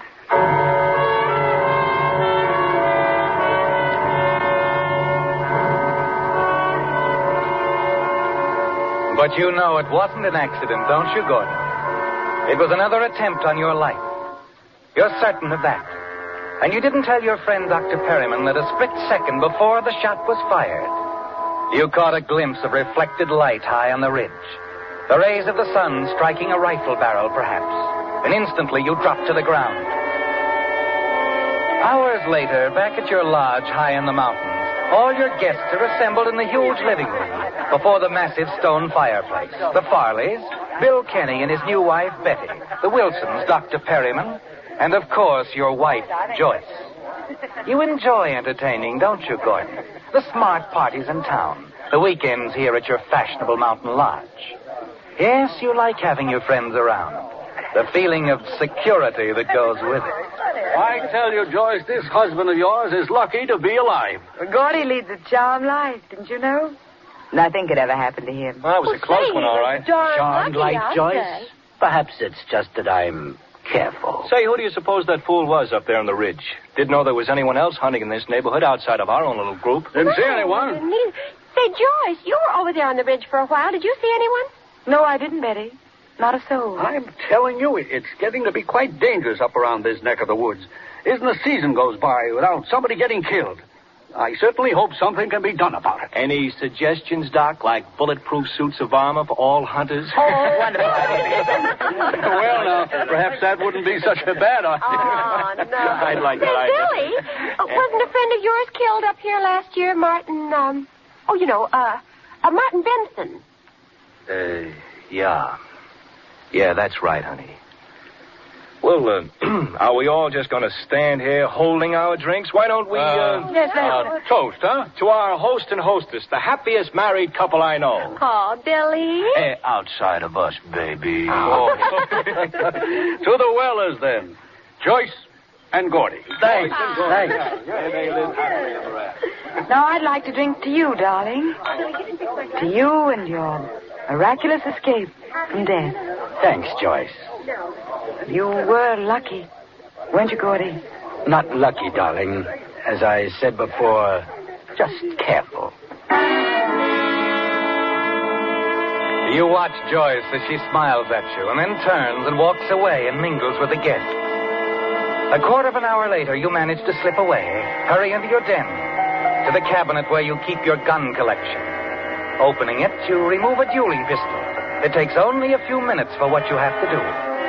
Then you step out on the terrace and stroll casually along the flagstone walk, puffing quietly on a cigarette. Then voices from the garden reach you. How did I know? Sure, baby, sure. So you didn't know. But look, we don't mention the name Martin Benson around here. Okay, I'm sorry. It's just that Martin was Gordy's best friend. They were pretty close, and Martin's death sort of knocked Gordy for a loop, that's all. Okay, but from what I heard. And what have you heard? Well, Billy, maybe this Martin Benson wasn't such a good friend after all. What do you mean? Well, wasn't there some talk about Martin playing around with Joyce? And Gordy never knew about it. That's enough, baby. Well, that's what I heard, Billy. Okay, forget it, huh? So Gordy never found out, and it's just as well. Let's drop it. Okay.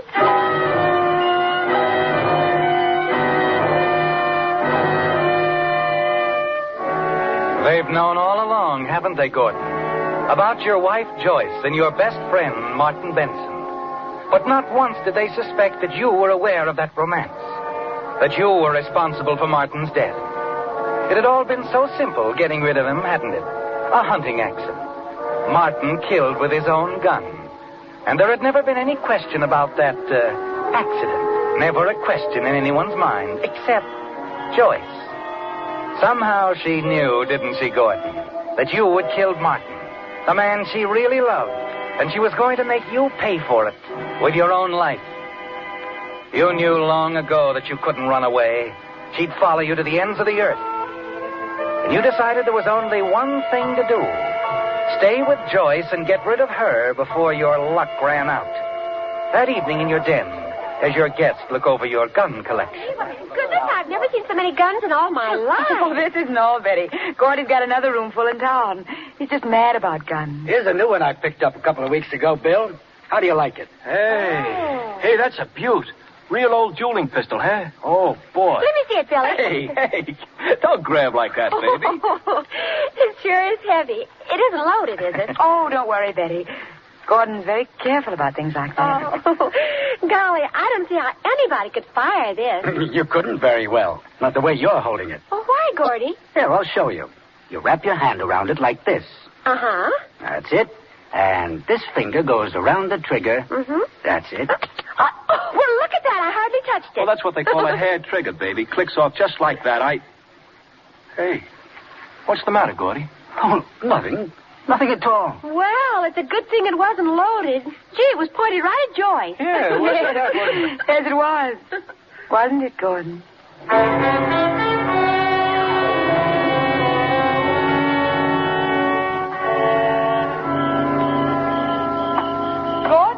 Huh? Oh, Joyce. Darling, you're neglecting our guests. What are you doing out here on the terrace? Oh, I just wanted a breath of air. We've all decided to run down to the village for a while. Want to come along? No, thanks. I think I'll stay here if you don't mind. All right. We won't be long, darling. Don't get lonesome. Oh, by the way, Gordon. Yes? I thought you were the careful type. What do you mean? Do you generally keep loaded pistols in your collection? Of course not. That dueling pistol you were showing Betty a little while ago. It was loaded. What? That is, it was when I first looked at it. Before dinner. I took the bullets out of it then. Good thing I did. I might have been killed. I guess this is your lucky day, too. Yes. We've both been lucky today, haven't we, darling? I wonder whose luck will run out first.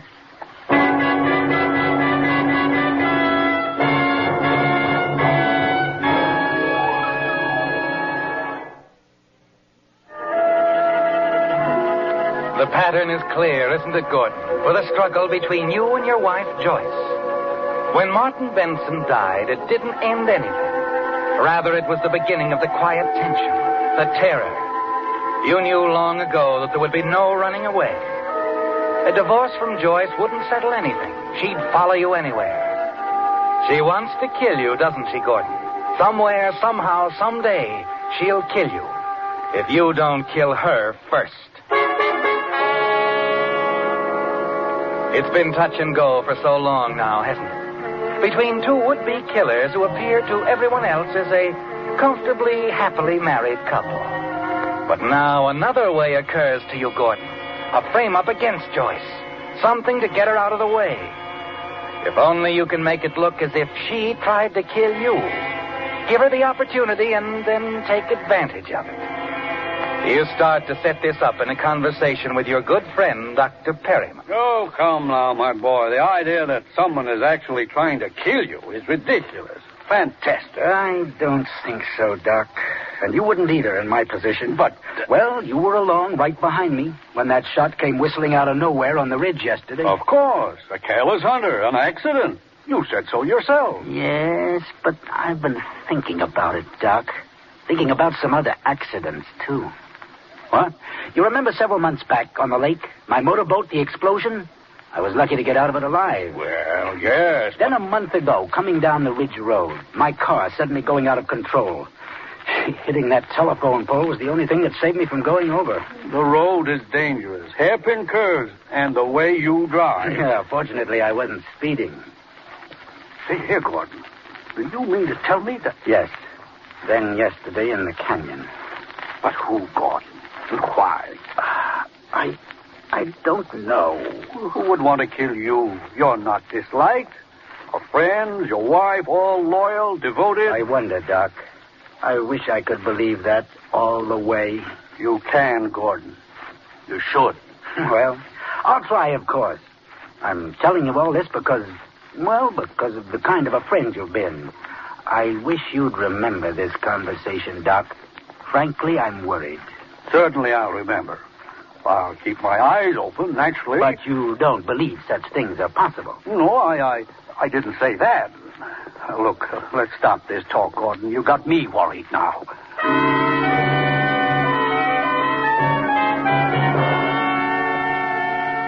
And that's all you want for the moment, isn't it, Gordon?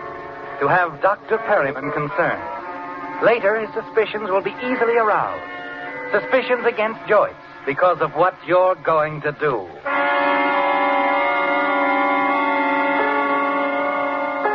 You wait now, casting around in your mind for some plan of action, the frame.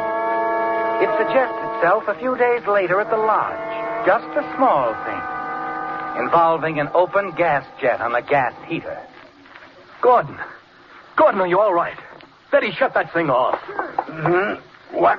Oh, he was only asleep. What is this?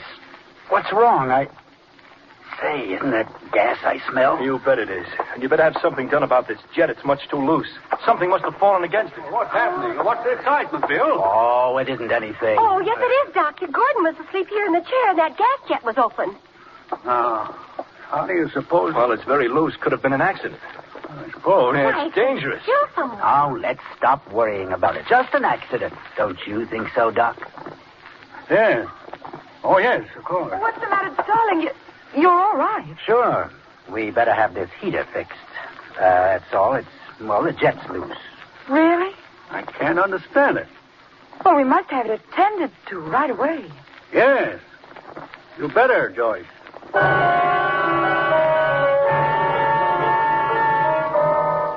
The look in Joyce's eyes is what you want, isn't it, Gordon? She isn't thinking of having the gas jet fixed. Not at all.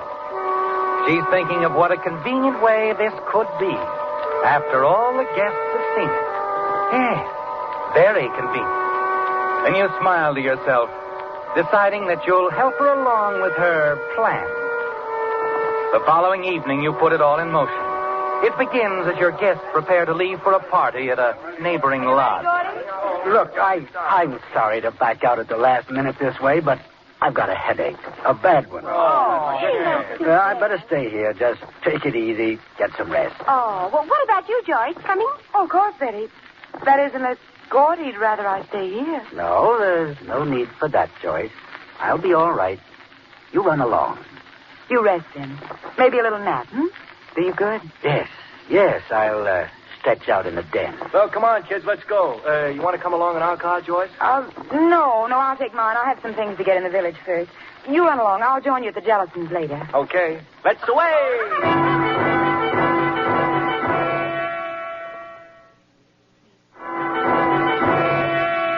You watch them as they leave. Your guests and Joyce. A moment later, Bill's sedan roars past the lodge, starts down the grade. Joyce's neat little convertible right behind her. She's up to something, isn't she, Gordon? The way she suggested that you rest so all of them could hear. You wait quietly in the den. Wait for Joyce to come back, as you know she will. And then... In here, Joyce. You don't seem surprised, darling. That you came back? No, I knew you'd be back. I thought perhaps you'd changed your mind about going over to the Jellisons. I only wanted to see if... I still have my headache. Would a drink help? Why, how thoughtful of you, dear. Yes, it might help very nicely. I'll fix a couple. Let me. No trouble, darling. Thanks. You know, Gordy, sometimes you're hard to figure out. Oh? And you're not at all. That sounds sarcastic. Merely appraising. Joyce. Yes? What sort of sleeping pills did you pick up in the village? Sleeping pills? Whatever are you talking about? Here, your drink. Joyce, you're getting careless. Clumsy. Am I? You wouldn't want to exchange drinks now, would you? Certainly. Here. Satisfied? You anticipated that one, of course. Did I? Let's stop the game, Joyce. I know what you're up to. What am I up to? You want to put me to sleep. Fix it so I'm just sitting here, resting, as you put it. Then somehow the gas jet finds its way on again, and I'm the unsuspecting accident victim. No one will know that you ever came back here from the village. You went directly over to the Jellisons' party. You have it all figured out, don't you? Yes, and it won't work. I guess not. I wouldn't expect such a careless, clumsy Tangle Web. Well, cheers. really afraid, aren't you, Gordon? Of the drink, yes. But not of you. I'm not afraid of you anymore, Joyce. Not in the least. It sounds ominous. I might as well tell you how ominous. I intend to take an overdose of sleeping pills and turn on the gas. Suicide? How nice of you, Gordon. Not suicide. Attempted murder. What are you talking about? You do have a box of sleeping tablets in your purse, don't you, Joyce? Of course. I'll only borrow a few. Put the box back in your purse after I've seen you on your way. You're out of your mind. Not quite. But it has to look good, Joyce. Your attempt on my life. You're a fool, Gordon. I'm afraid we'll both have to check our plans for a while. Not me, Joyce. But you will. You see, in a few minutes, you're going to have an accident. Your car is going off the road with you at the wheel. I see. And I'll be found that way with a box of sleeping tablets in my purse. The ones they'll believe you slipped into my drink. Oh, I fully intend to take them, you know. Then just at the right moment, I'll call the hospital. They'll find me here, unconscious, the gas on, but they'll find me just in time. After my car accident, you mean? That's right, Joyce. You have been thinking overtime, haven't you? You know, Joyce, you're forcing me to do this. Am I? If you'd only tried to understand. Understand murder? There was no other way. You could have given me a divorce when I asked for it. I didn't want a divorce. You knew I loved Martin. I thought you knew you did. You knew I did. You knew I loved him. With everything I had. That's why you killed him and made it look like a hunting accident. But you didn't get away with it, Gordon. You cheated the law, but you're going to pay just the same. I'll make sure of that. I'm sorry, Joyce. I hate the idea of punching that beautiful jaw, but you leave me no choice.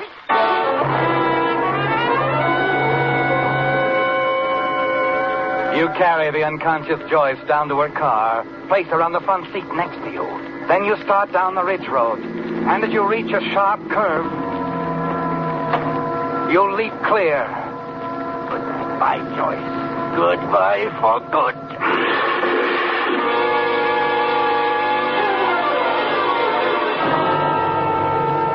Back at the lodge, you pour yourself another drink. Dissolve the sleeping tablets in it. Then you drink. You step over to the gas jet on the heater and turn it on. Sitting in the big easy chair, the telephone at your elbow, you wait. The minutes tick by. You find yourself becoming drowsy. Then you're sinking into a warm, black fog.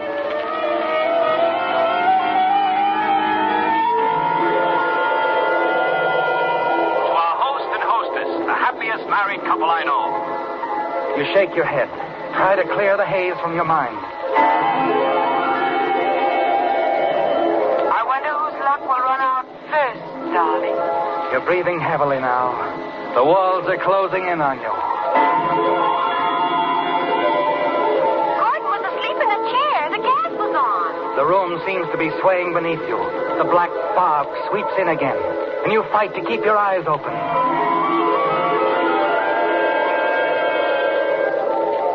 Now, Gordon, now is the time. You can't wait another moment.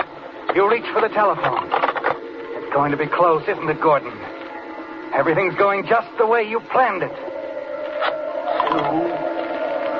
5, 7.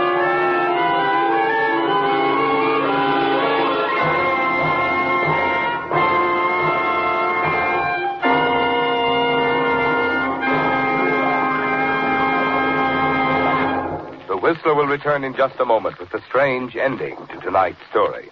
Do you want a pleasant surprise? Then the next time you're near a signal service station, drive in and ask the dealer how much trade-in allowance he'll give you for your old tires. The chances are your signal dealer will make you such a generous offer that you'll see the wisdom of trading for safe new tires now. But what's more, the new tires on which signal dealers are giving this big allowance are not substandard second-line or third-line tires. They're first-line Lee tires. You know what that means. For 47 years, Lee of Conshohocken has made only one quality, the finest of first-line tires. In Lee tires, for instance, you get not only cold rubber, but Lee toughens it still further with patented Fill Black O. This is typical of the built-in extra quality that is making today's Lee tires actually give 30 to 40% more wear than ever before. That's why it's real news when you can save money on tires like these. To remind you of this opportunity, there's now a sign outside every signal station which says, biggest allowance for your old tires on top-quality Lee tires. Drive in where you see that sign and find out from the signal dealer just how little it will cost you now to enjoy carefree summer driving on safe, new Lee tires.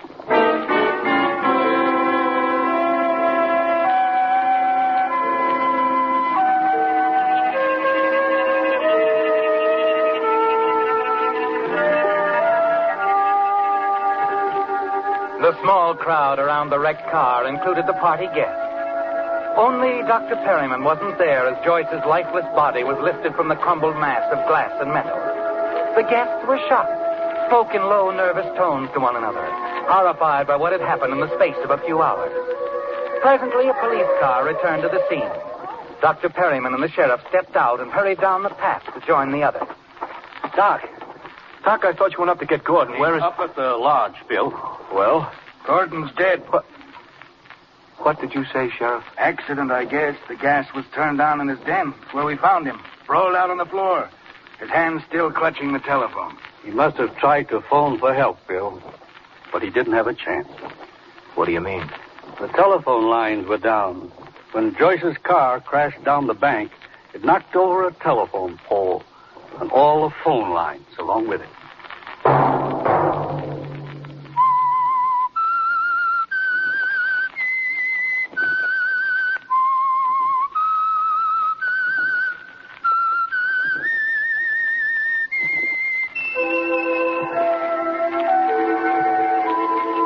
Let that whistle be your signal for the Signal Oil program, The Whistler, each Sunday night at the same time. Brought to you by the Signal Oil Company, marketers of Signal gasoline and motor oil, and fine quality automotive accessories.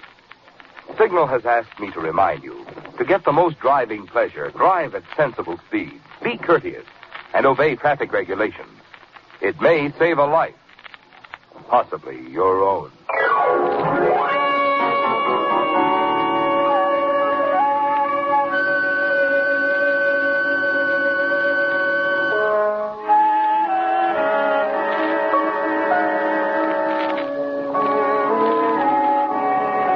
Featured in tonight's story were John Hoyt and Betty Lou Gerson.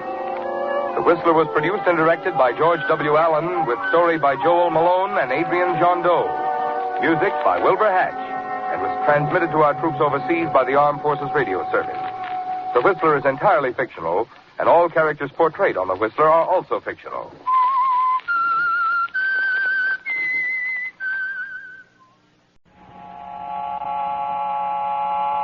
Have you heard the strange tales of the Whistler?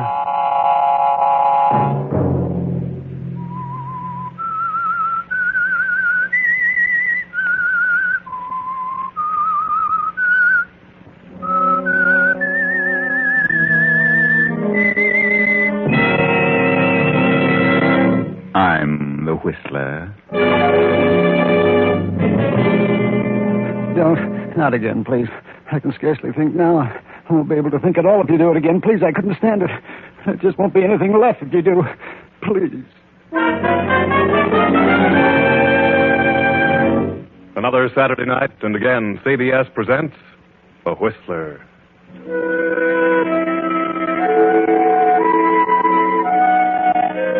I, the Whistler, know many things, for I walk by night. I know many strange tales, many secrets hidden in the hearts of men and women who have stepped into the shadows. And so I tell you tonight the weird story of Shadow of a Mind. See that man working there in his laboratory? That's Dr. William Richter. He's brilliant. He works hard at his research because he believes he can do more for posterity through research than he could had he continued his regular practice as a surgeon, a brain surgeon. It's good that a doctor can retire from his practice and have a laboratory all his own, with all expenses paid, where he may carry on his experiments. Good also can afford an assistant. Ernest? Ernest? Yes, Doctor. Come here, will you? Think there's something here you should see? Certainly, Doctor. Yes, Doctor? What is it? This piece of tissue. I've just taken it out of the solution. Oh, yes, that's the tissue from the monkey's brain. Yes? Seems to be alive still. Yes, the solution has kept it in perfect condition, at least to all outward appearances. Of course, we can't really tell until it's tried along with undisturbed tissue. That's right. That's just what we're going to do. Today? You're going to try it today? Yes. Remember the little chimpanzee we brought in last week? Yes. Prepare him, will you? We'll try the experiment at once. Oh, it will be wonderful if it works. Wonderful for humanity, I mean. Well, that's why I'm doing this work, Ernest. Because of the great benefit it will be to mankind if I can find a way to keep tissue living when completely severed from a body. And then replace it. That will be wonderful. I don't mind telling you, Ernest, that if this experiment is successful, we will have gone a long way toward proving the feasibility of tissue transplantation. Then there will remain only to try it with larger sections of tissue. Who knows? Perhaps sometime, due to our experiments, man will be able to perform this operation on complete sections of the human brain. It's a great work you're doing, Doctor. Yes. Now, prepare the animal, will you? Yes, Doctor.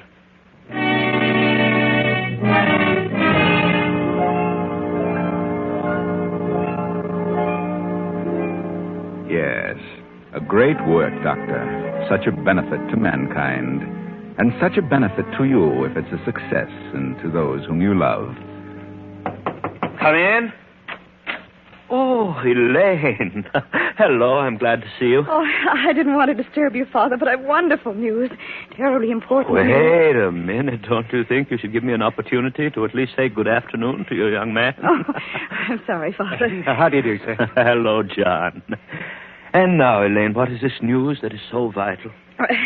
It's about John and me. That's why I brought John along. We're going to be married. We came to ask your permission, sir. You're in love? Oh, yes, Father. Very much, sir. Oh, at least that's what you think now. But, Father... Oh, I know. Love hits you hard when you're young. I just want you to be sure, my dear. You see, this comes as rather a surprise to me. A surprise? Yes, a surprise, and I might say a slight disappointment. Disappointment? Yes, I'd hoped you'd finish your school and then come here to help me. Oh, I know how you feel about your work, Father. I know how important it is to you. It's important to me, too. I want you to continue it, but, well, I don't want to give up love simply to assist you. Don't you see, it's your work, not mine. Marriage is what I want. Yes. How soon do you wish to marry? As soon as possible, sir.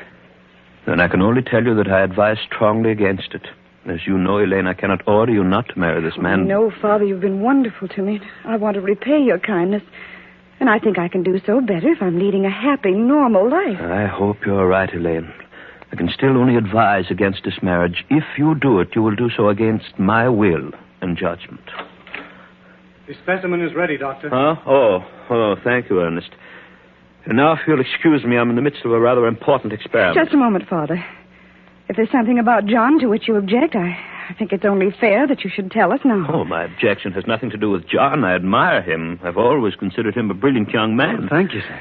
If I wished you to marry anyone at this time, I should as soon it were John as anyone else. Then why? What is it, Father? It is simply my wish that you do not marry at this time.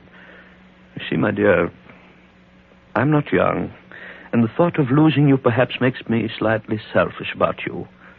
I only ask that you consider my request. I do not demand that you obey it. Oh, I'm talking too much. I must go. Think it over. Carefully. Oh, I'm sorry, Johnny. I had no idea he'd behave this way about it. I thought he'd be glad. He's always been so nice to me. I thought, of course, he'd be happy to see me married. Well, he didn't seem much concerned over your happiness. He seemed more interested in the effect your marriage was going to have on him or his works. But if I were happy, you'd think he would be. I don't see how marrying you could have any adverse effect on him. I wonder.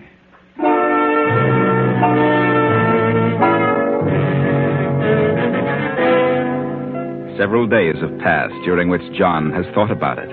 Wondered why the doctor doesn't want his daughter to marry. Thought and searched for a reason. And he's found that reason. But he hasn't told Elaine. Not until he has another talk with the doctor privately. John and Elaine are driving along the twisting highway to her home. Why on earth did your father ever have his laboratory in such an out-of-the-way place? Oh, he works a lot with animals. They might disturb people if he had close neighbors. Yes, I suppose so. Looks as though he might have picked a straighter road. Johnny, why are you so certain that you can convince Father our marriage is the right thing? Well, the only reason he objected was because of what it might do to him. I know what that was. And I can assure him that the result of our marriage won't be what he feared. But why won't you tell me? Oh, now, darling, don't you worry about that. Here, give me a kiss. Oh, Johnny, Johnny, look out! The bridge! Look out, we're going over!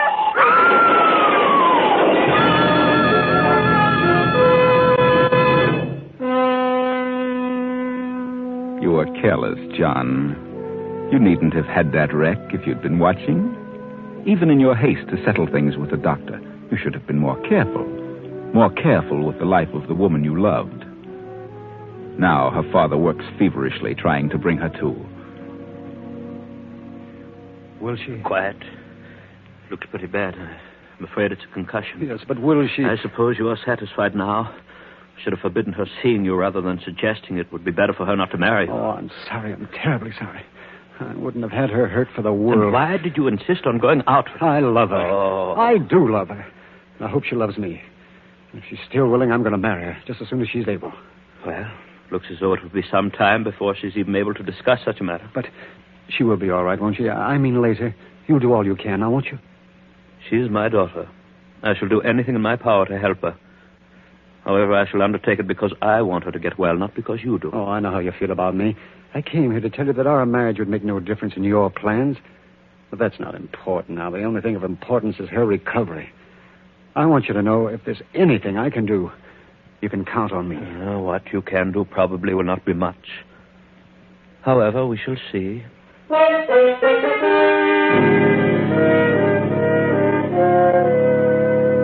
Not much you could do, John. If you'd only realized then just how much you would do, maybe you wouldn't have been so anxious.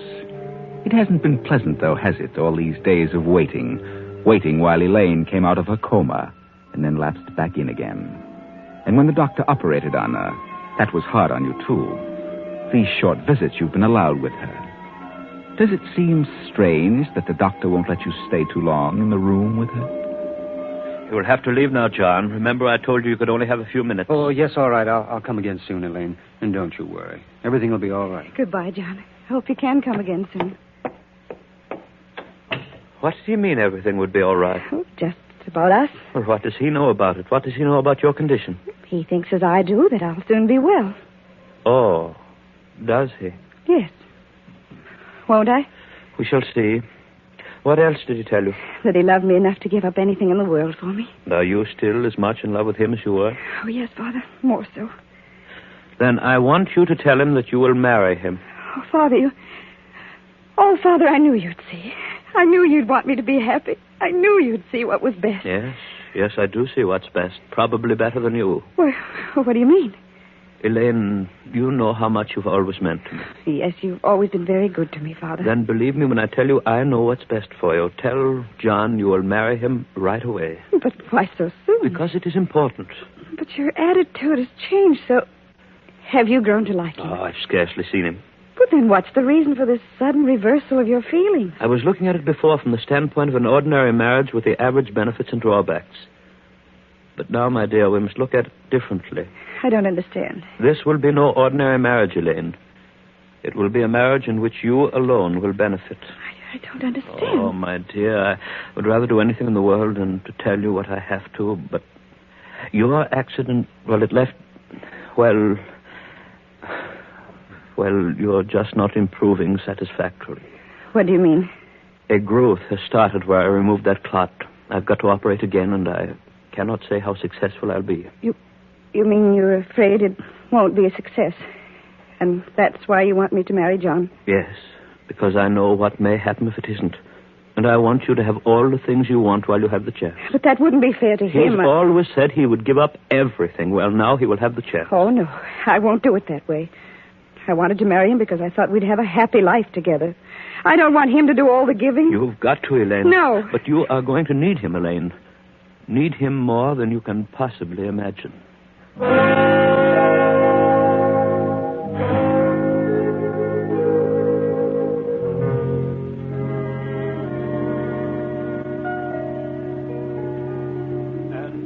is the way things are, John. She told me how much you love her, and now's your chance to prove it. Oh, Elaine, the poor girl. It's awful. Oh, there's not a thing I can do except try and prolong the final outcome. She may go on for years this way, but someday she will crack and her mind will become a complete blank. She's going to need somebody then. Somebody that loves her as much as you say you do. Oh, there's no question about that. Of course I love her. And you would still marry her after what I've told you? Well, yes, of course. That can't make me love her any less. Then you will try and convince her that it is best that she marry you. Yes, I will. Because, you see, regardless of what you think, I do think it's best. I always have. I think so, too. Now.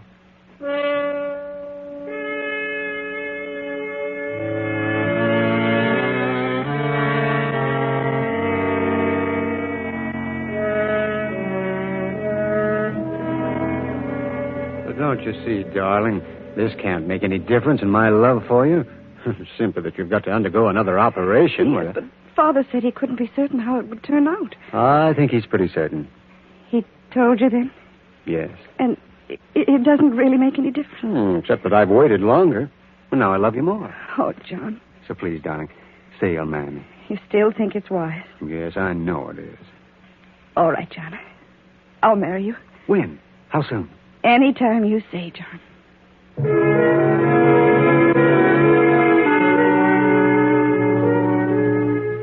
It's good to know that someone loves you enough to marry you even when you're ill, isn't it, Elaine? Only you don't know what John knows. You think you have a chance, but John knows better. The doctor told him. He loves you enough to give up anything, though. Yet he doesn't suspect what he's going to be called upon to do, and neither do you, Elaine. Neither do you. But the doctor knows. He knows what sacrifices both he and John must make for you. Oh, Doctor? Doctor, can I speak to you for a moment? Oh, of course. What do you want? It's about Elaine. She seems to be getting worse. She's been in a coma every time I've seen her in the last several days. Yes? Is she really worse? Do you know what's causing the comas? I do. Well, isn't there something you can do, some way to stop them? I have something in mind. I shall have the opportunity to try it soon. And you think you can? We can only hope.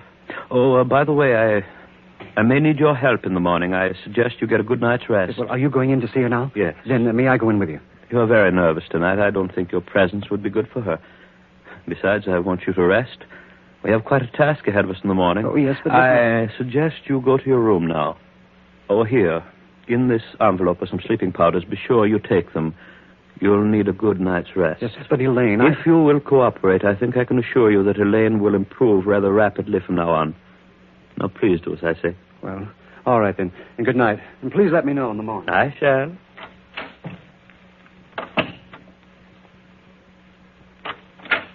Elaine? Elaine, dear, are you awake? Elaine? Oh, Father. Wake up, Elaine. I didn't realize I'd been asleep. Didn't you? No, I don't feel as though I'd been asleep exactly. Oh, don't worry about that. I want to talk to you. What about? Please, my dear, don't let this upset you too much, but I'm afraid we have to operate again. That is our only way out, otherwise you lose your mind. My mind? Oh, Father. Easy, Elaine. I told you there's a way out. Way out? Yes, you see, I have known for a long time this was going to be necessary. The growth has started again, and it's spreading. And wherever it's spread, that part of your brain is dead. So I must remove that part. But I must trust you, Father. If I know if any surgeon can do it, you can. I can remove it, I'm certain of that. The question is in what condition it will leave you. What do you mean? Well, it's too large a part of your brain to leave you, well, entirely the same. It's the part that controls your will. We can't just remove it and leave you that way. But how? That is where John and his willingness to sacrifice for you comes in. I don't understand. I'm going to perform the same operation on John. But there's nothing wrong with John's brain. No. He has a brilliant mind. I know. That's why we chose him. We chose him? I don't understand. I told you once that you were going to need somebody that really loved you. Somebody willing to give up everything for you. And that's why you wanted me to marry him. Yes. You see, it was the only way to save my little girl. He seemed like a very intelligent young man. That was important because, you see, I didn't want just anybody's brain taking the place of that part of yours which I shall remove. You mean you're going to... Yes. Oh, Father, listen to me. I love John. You can't do this thing to him. Oh, let me die. I don't want to live if it means this. Please, Father, listen to me. I'm probably the only brain surgeon in the world who can do it, and I've prepared well. Everything is ready, including John. Father, please. Oh, you mustn't become overwrought, Elaine. Here. I'll just give you this hypodermic. There. As it will quiet you. Oh, but Father... Don't you see, my dear? If I succeed in this, it will be just like handing back life to the little girl whom I love. But if you fail... If you fail, Father... There's no reason why you should fear any ill effects. But, John... I'm perfectly confident that the operation will be a success from John's standpoint as well. But even if I do fail, it will be better than letting you live on without a mind. Father, you can't do this. You're mad. That's it. You're mad. Father, you're mad. You couldn't dream of such a thing if you weren't. I not only can dream of it, I'm going to do it. And when it is over, you'll be glad you had a father who was willing to do this for you. Father... Quiet, Elaine. Soon the medicine will take effect and you'll be unconscious. And when you waken, a part of John's brain will have taken the place of that part of yours that's diseased.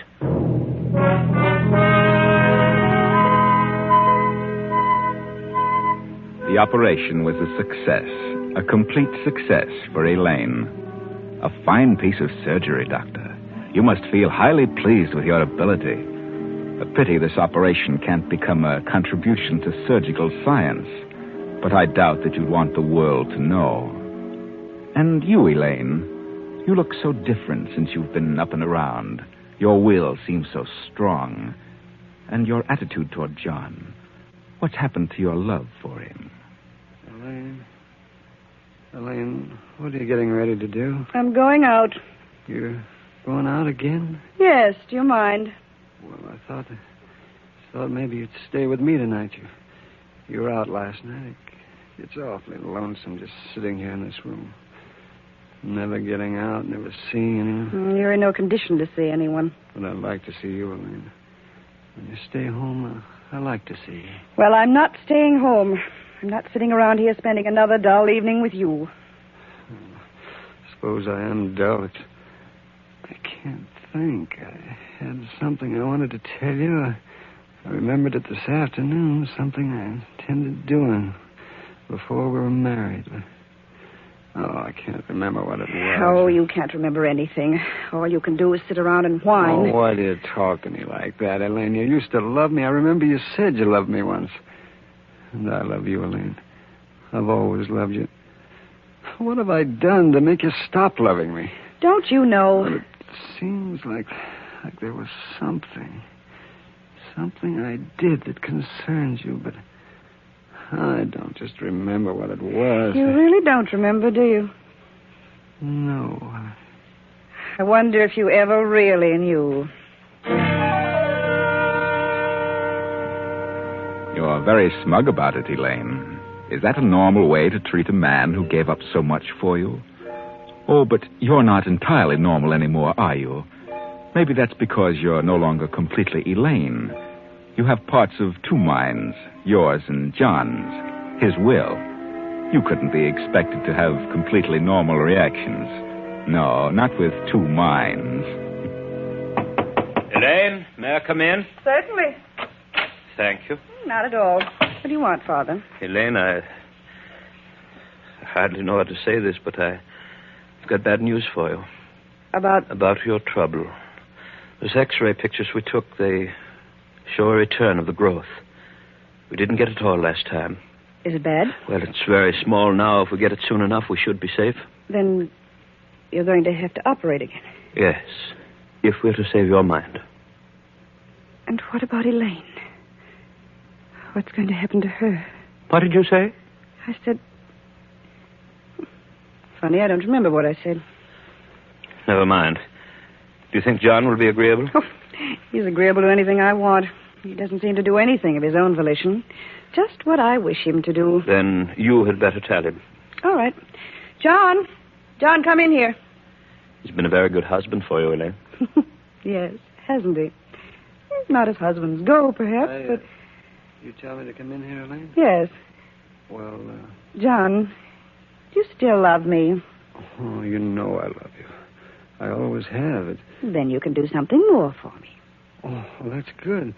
What can I do for you, man? The same thing. Again. The same thing? Well, I don't remember. Oh, no. No, I didn't do anything for you. You did something to me.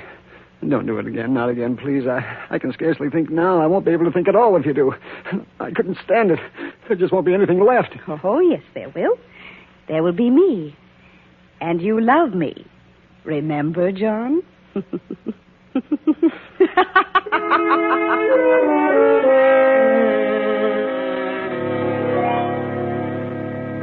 Another good job, Doctor. Another great piece of surgery. No one else could have done it. The first time, taking just the part of John's brain which controlled his will, giving that to Elaine and making her will so strong she cared nothing for anyone but herself, and leaving John so that he'd resist no more. That was well done. And this time, just a little bit more. Only this time you made a mistake, Doctor. This time you took too much of John's brain. This time you took the part that remembers. You took too much, Doctor. And now John is dead. You've given his will to Elaine, and now his memory.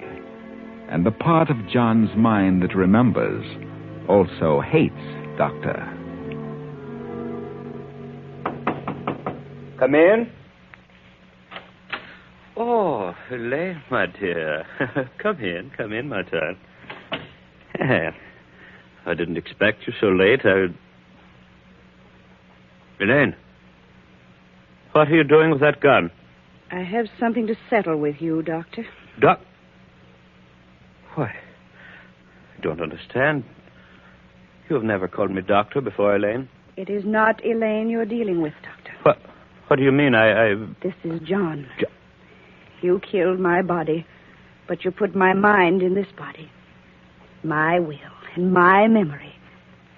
This body is Elaine's, but these thoughts are John's. That is impossible. Not for you, Doctor, not for the great brain surgeon. Well, this time you've gone too far, you and Elaine. You took my mind, only you took too much of it. And now it is no longer Elaine. It is I, John, who controls the actions of this body. And the mind of John hates you for what you did. I only did it to save my little girl. Had you not objected to the marriage in the first place, nothing would ever have happened. What do you mean?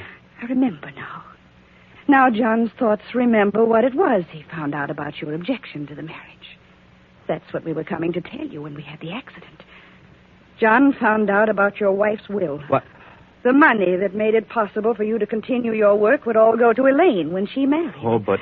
You didn't want that, did you, Doctor? Because you weren't her real father. But I've always loved you as a real father. I've done everything for you. Excuse me, Doctor. For Elaine. You forget you're dealing with the memory of John. And with his will and his memory in this body, you can see why it's perfectly natural to kill you. Wait, now listen to me. For a long time I've known that something went wrong, and I didn't intend it that way, but I have prepared for it. I have a signal bell connected with this room to the laboratory. Ernest has been instructed to come here immediately upon hearing it.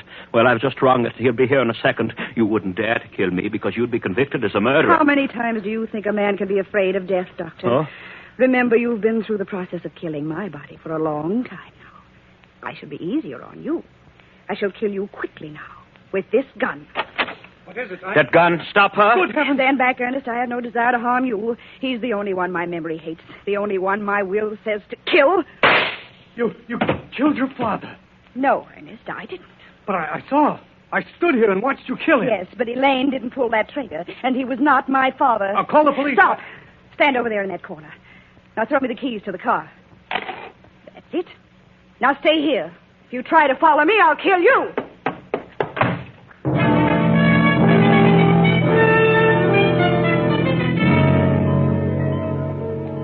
And so you've settled scores, haven't you, John? Your mind, together with Elaine's body, have made him pay for his greed.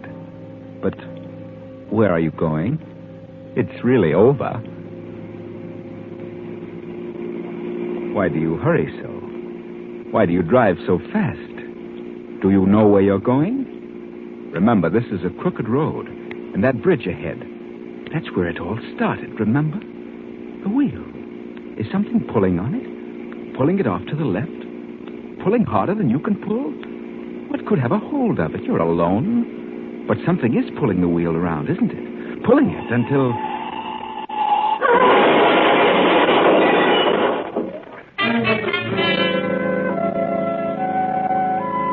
That's really the best way.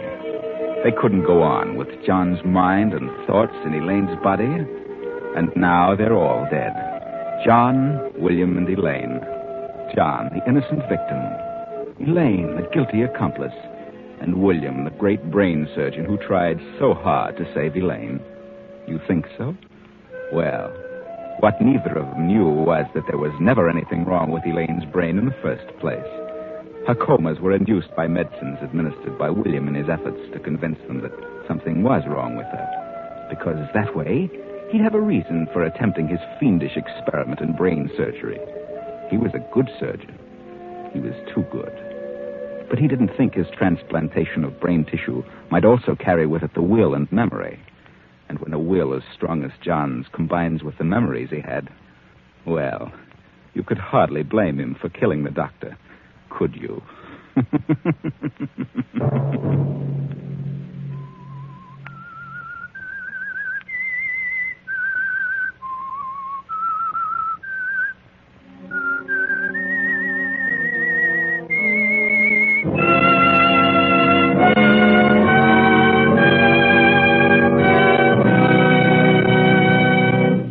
CBS has presented The Whistler.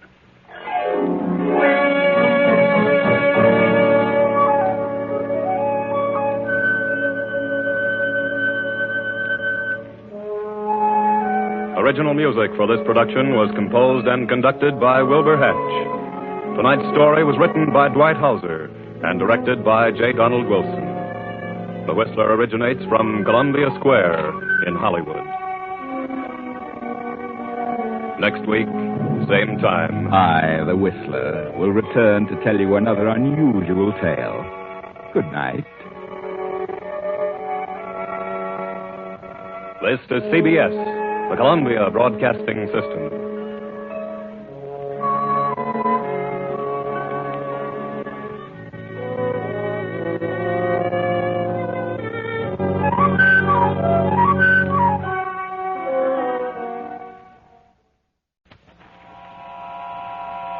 Have you heard the strange tales of the Whistler?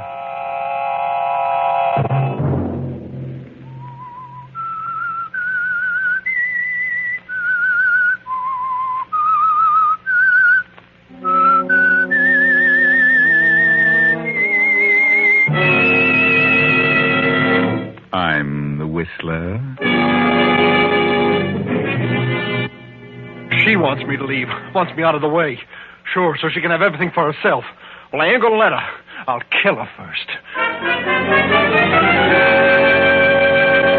Saturday night, and again, CBS presents The Whistler. I, the Whistler, know many things, for I walk by night. I know many strange tales, many secrets hidden in the hearts of men and women who stepped into the shadows. And so I tell you tonight the unusual story of justice.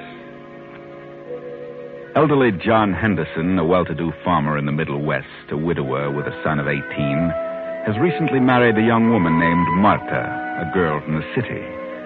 The coming of the war placed extra burdens upon Mr. Henderson, and in the past few months, the shortage of hands and overwork have been too much for his aging heart. It has been necessary for him to take to his bed and trust the actual running of the farm to his eccentric son, Matthew.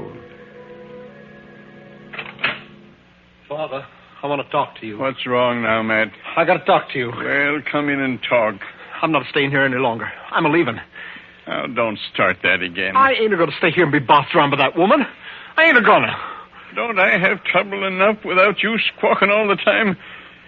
What is it now? I know more about this farm than she does. Who does she think she is? Marta is my wife, Matt. She's a good woman, and she's trying her best to be a mother to you. But you're too pig-headed to give her a chance. Mother? She's nothing but a nasty... Now, Matthew, that'll be enough out of you. She don't like me, and I don't like her. Shut up. or I'll get out of this bed and whale the daylights out of you. Huh. Maybe she's got you, Buffalo, but I know she's here for no good. Did you hear me? Oh, she's making a fool out of you. Do this, do that, do this. I hate her. You better shut up, Matthew. Oh, she's a devil, a scheming devil. You lazy, good-for-nothing brat. Get out of here. I'm not lazy. She's been telling you that. She hasn't said a word that isn't the truth. She wants me to leave. Wants me out of the way. Sure, so she can have everything for herself.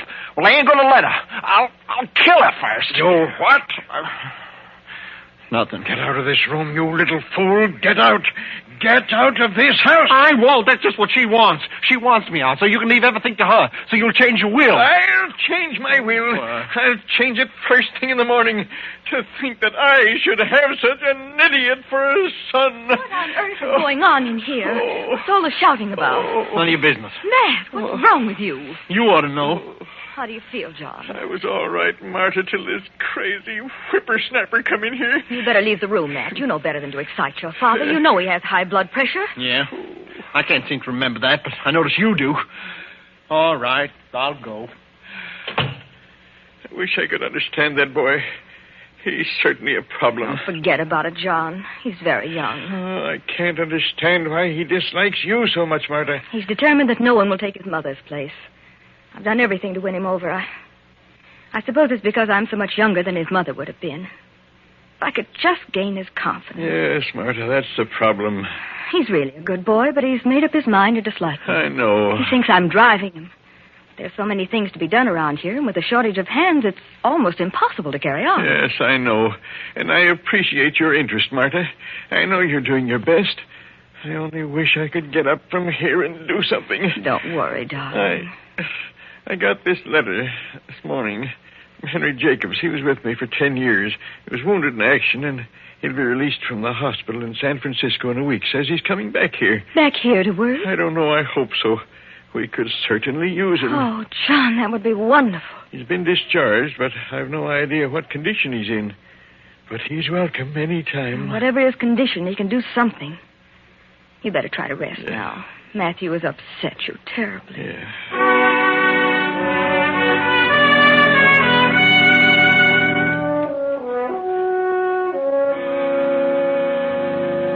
2 weeks pass, and all the while the enmity between Matt and Marta grows worse and worse. Then one morning, the long-awaited arrival of Henry Jacobs becomes a reality. Well, things don't look the same around here. What's happened, Matt? Things ain't the same around here, Henry. Should say not. It looks kind of run down. Yeah? Well, that can be taken care of in short order. Can't it? I don't know. What's wrong with you, sourpuss? You'll find out. You just wait. Well, let's get out of this jalopy. How many hands you have now, Matt? Just me. Just you? Well, no wonder things are run down. What do you mean by that? Where's your pop? Upstairs in bed. He ain't well. Oh, hello, Matt. Well, you must be Henry Jacobs. Yeah, that's right. I'm certainly glad to see you. I'm glad to see you. Who are you? Well, she lives here. Matt. Lives here? Oh, that's nice. I'm Mrs. John Henderson. What? Mrs. Yes, that's right. You mean your pop's married? Yeah, the old fool. Matt, please. Well, congratulations, Mrs. Henderson. Pop sure knows how to pick 'em. Well, she did the picking. Well, where is he? I'd like to have a talk with him. He's upstairs in bed. I'll go right up. By the way, what's your first name, Miss Henderson? Why, Marta. Marta, huh? Well, I'll run up and see Pop. Yes, he's waiting for you. And lunch will be ready in just a few minutes. Well, I'll be ready, Marta.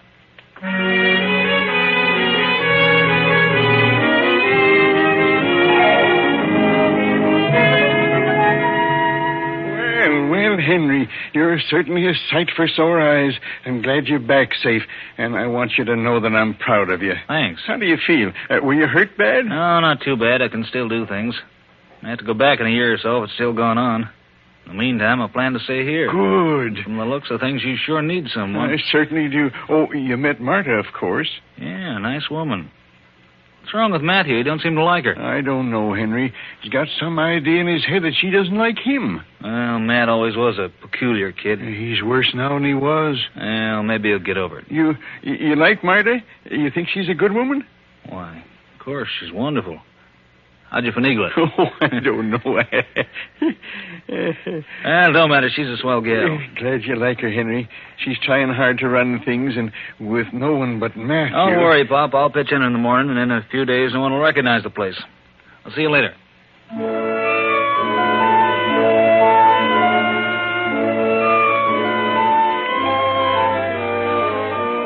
And so Henry pitches in. And in 3 weeks, things are, as he predicted, unrecognizable. Everything has changed, taken on a new appearance. Henry has worked like a dog all day long, every day. At the edge of the field, by the stream, Henry pauses for lunch. A lunch brought to him every noon by Marta. More chicken, Henry? No. Couldn't eat another bite, Marta. I fried it just for you. Yeah? And I couldn't. I'm full up to here. You're a sissy. Well, maybe so, but I just can't eat anymore. When do you think you'll be going back? Back where? Why, back to the army. Oh, I don't know. Haven't the slightest idea if they'll want me. Really? Would you miss me? Why, yes, of course. We miss you very much. You've meant a great deal to us. Who's us? John and me. I see. You know something? When I came here, I was counting the days until I could get back into action. But for some reason, I'd like to stay here a while longer. Wonder what that reason is. What do you think it is, Henry? Well, I have an idea. Yes? I think it's because of you, Marta. Me? But... Yeah, you. But that's ridiculous. Yeah, I know it is. But that's the way it is. Henry, look at me. Do you love me? Is that what you're trying to say? Well, I don't know just what I'm trying to say, but... Well, I'm just a little punch drunk. Why don't you tell me? But you're married, Marta. Married to John. You want to say it. Why don't you? All right. Yes, I do. I do love you. Henry. Now, I better get back to that tractor. Got a lot of work to do. Henry.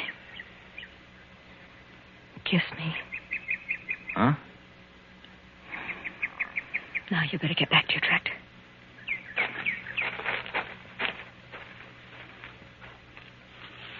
Hello there, Miss Anderson. What? Matthew. How's everything? Why, what do you want? Nothing at all.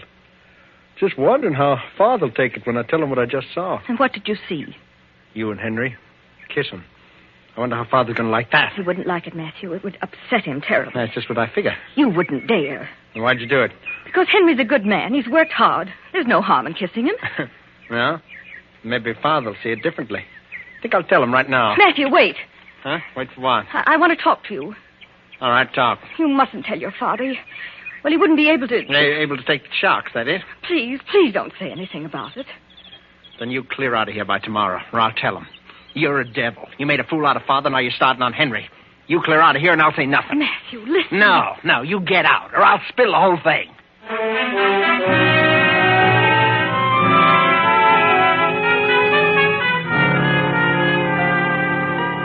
Well, Marta, now you are in a precarious situation. Matthew really has something to talk about now.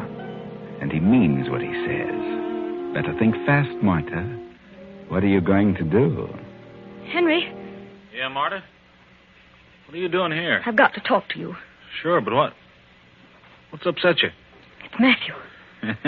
What's he done? Henry, he saw us. Saw us? So what? He was standing in the bushes behind us. He saw us, and he heard every word we said. How do you know? The second you walked away, he stepped out. He saw you kiss me. Oh, what about it? No harm in that, is there? Well, for some reason, he's never liked me, Henry. Now he's threatened me. Threatened you? Yes, he says he's going to tell his father all about it. Naturally, he'll exaggerate everything. Where's the threat come in? Well, he's going to tell John unless I leave here by tomorrow. Leave here? It's ridiculous. Why should you leave here? You belong here. You worked hard around this place. Why should you give it all up and walk out just because of what Matthew thinks? What he thinks doesn't make any difference. The trouble is what will happen when he tells Father. Yeah, the meddlesome little yap. You know what will happen. John will be furious. He'll probably order us both out of the house. Think so? Well, of course he will. He'll believe everything Matthew tells him. He'll cut me off without $1. He'll get a divorce. Do you realize what this means? Yeah. It wouldn't be so good, would it? I have an interest in this place. I've worked hard, and I don't intend to give it up. Certainly not because of Matthew. He'd like nothing better than to have his father turn against me. Confound that good-for-nothing little troublemaker. Well, I don't want anything to happen to you because of me. Maybe I can explain to the old man. Just say Matthew was imagining things, that there was nothing to it. And do you think John would believe you? Do you? Probably not. It's a shame the old man has to have such a half-baked son. Yes, but there's nothing can be done about that. Well, in this condition, the old boy is liable to depart any day. He's pretty bad off. Yes. Yeah. As it stands, half the property will go to you and half to Matthew. That's right. But if Matthew stirs up trouble, you'll get nothing. Matthew will get it all. Yes. That wouldn't be fair, Henry. Wouldn't be right. What can be done about it? Well, I don't know right now, but something can be done. I'll tell you what. You have a talk with Matthew. Tell him he's mistaken. Try to talk him out of telling John. If that don't work, then tell him that... Well, tell him you'll do as he says, that you'll leave as soon as possible. I'll try, Henry. In the meantime, some way will turn up to work out of this. You understand? Yes, Henry. I understand. Here he comes now. I'll get out of the way and leave you alone with him.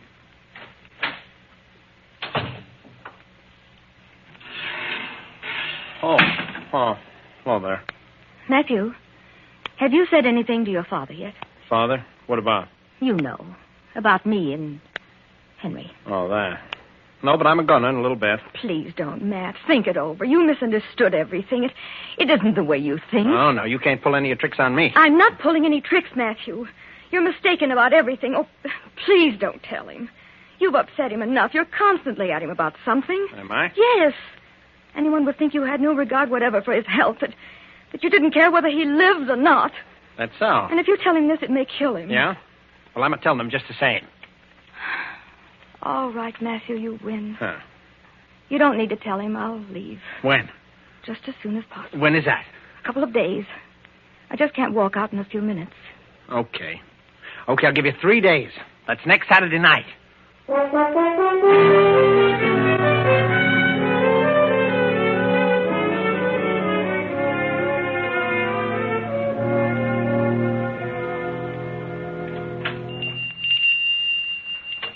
Afternoon, Miss Jenkins.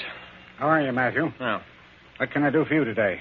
Well, let's see. Got a list of things here someplace. Oh, yeah, here it is. I want some spirits of camphor and some tincture arnica and some... Here, just a minute. Give me that list and I'll get the articles. Oh. You have me making 20 trips all over this whole drugstore. Okay. Camphor. Arnica. There we are.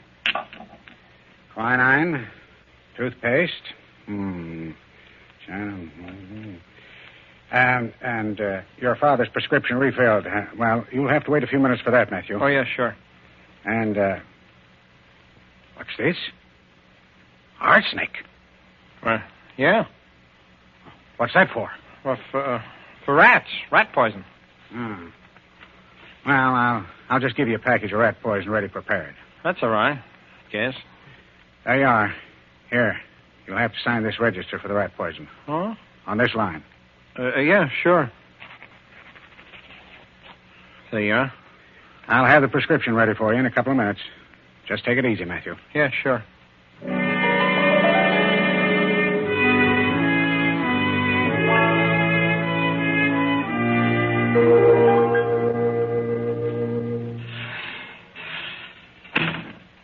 Oh, hello there. Oh, hello, Matthew. I was wondering if you were going to get back in time for dinner. You mean supper? Yes, supper. Why shouldn't I be come back for supper? Well, I don't know. No reason. Where's Henry? Why, he's in the parlor reading. Yeah? What are you staring at? Nothing. I'm not staring. Did you get the things from the store? Yeah, there they are back in the back porch. Dinner will be ready in a minute or so. As soon as I fix this tray for your father. I'll take it up to him when it's ready. All right. In the meantime, I'll go in and have a talk with Henry about that tractor bill. Oh, got back, did you? Yeah, I went to a picture show. Full picture. That's so? Yeah, Sherlock Holmes. Oh? Murder story, I suppose. Yeah. Good show. I had it all figured out, though. Oh, is that so? Can't fool you, huh? No, I was way ahead of him. Here you are, Matthew. Better take it up to your father while it's hot. Sure. Parsnips night, huh? Gee, I like parsnips. I'll be right down.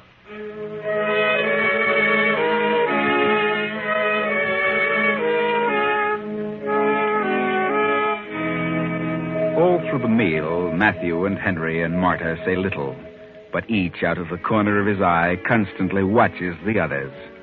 Matthew is the most silent and refuses to engage in conversation. Now dinner is over, and as they rise from the table... It's John. Something's wrong. It's another attack. Hurry! John, what is it? Marta, my medicine. I'll get it. Hurry, Marta. Here it is. John! Quick, Matthew, call the doctor. Hurry!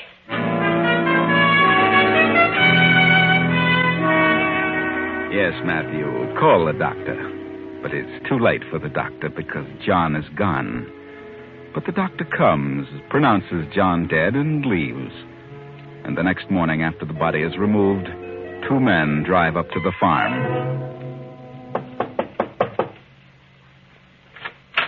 Yes? Miss Anderson? Yes? My name is Houston. I'm the sheriff. Yes, Mr. Houston. May we come in? Of course. Oh, this is Deputy Sheriff Baker. How do you do, Mrs. Henderson? I'd like to talk to you regarding the circumstances of your husband's death. Circumstances? Well, what do you mean? Your husband's doctor refused to sign a death certificate. Refused? Yes. But why should he refuse? Why, Mr. Henderson has been ill for some time. Nevertheless, the doctor suggested that an autopsy be performed. An autopsy? Why an autopsy? Because your husband didn't die of a stroke. He didn't? No. Well, then what on earth? Well, it seems that... Oh, come in, Henry. You too, Matthew. Why? What's wrong, Marta? You're Henry Jacobs? That's right. I'm Houston, the sheriff. Sheriff? And, how are you, Matthew? I'm all right. All right, sit down, all of you. What are you doing here? We'll get to that in a minute, Matthew. Sheriff says that John didn't die of a stroke. What? That's right. The doctor suggested an autopsy. It was performed, and a content of arsenic was found. Arsenic? Good Lord. John Henderson was poisoned. The doctor recognized the symptoms. He examined the food served John last night and became suspicious. He brought some of it with him. Arsenic was found in the parsnips. Parsnips? Did you prepare the food, Mrs. Henderson? Of course. Did you by any chance put anything in the food? Certainly not. Where would I get arsenic? Do you have any arsenic or rat poison on the place? No, not a bit. I'm out of it. I'm going to get some tomorrow. You better check the premises thoroughly, Baker. Yes, sir. Did you serve the food to your husband? No. Matthew took it to his room. But I didn't put anything in it. Why should I? According to Dr. Stevens, you and your father have been quarreling a lot. Oh, but I didn't put anything in the food. I didn't. And why did you buy a box of rat poison at the drugstore yesterday? A single little box of rat poison for a farm of this size. Why? Well, Come on, why? Because she wanted it. She told me to get it. Well, you signed for it. She did it. She told me to get it. She's the one who did it. Matthew. She did it. I never said a word about rat poison. We always buy it by the pound. Oh, she's a lion. She wanted Father to die, so he couldn't change his will, so he couldn't divorce her. All right. Where's the box of poison you bought, Matthew? I don't know. I gave it her. Come on. Where is it? I never even saw it, Sheriff. He's lying. Matthew and his father have been quarreling. Yes. I'm sorry, Matthew. You forced me to tell the truth. Oh, she's a devil. I knew she was here for no good. She did it. She's going to kill me, too. I know. She's a devil. Stop yelling, will you? Oh, Sheriff, I couldn't find a speck of arsenic on the place excepting this. Rat poison. Where'd you find this box? In that room there. In the bureau drawer. Whose room is that? It's Matthew's room. I didn't put it there. She did. She put it there. You didn't know such thing. Oh, you're all against me. You all want to get rid of me. I know. All right. Come on, Matthew. You're a bit too hot under the collar. We'll take you where you can cool off for a while.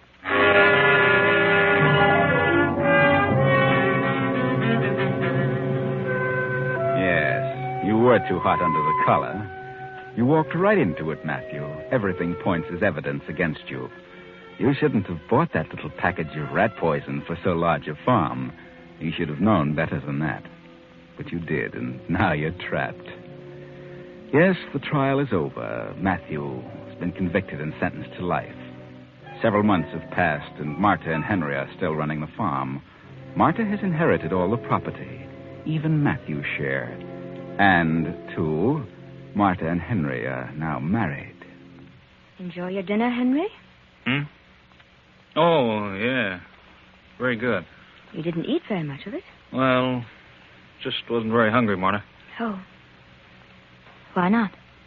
I don't know. Just not hungry. What's on your mind, Henry? Nothing. Nothing in particular. Something's bothering you the last few days. Oh, I don't know. Just get to thinking about things. What things? Things in general.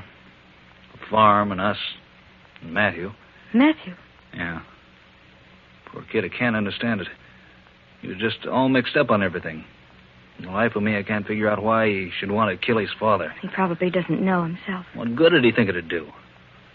His father died before the will had been changed, before he told him about you and me. What did he hope to gain? Oh, he was, well, psychopathic, I guess. Huh? Crazy? Must have been. How else would you account for it? Well, I hate to say it, but things turned out all right for you, regardless of how it came about. Yes, Henry. For you and me. I guess this is the way it was meant to be. Yes. Fate or providence, something. Kind of like to leave here.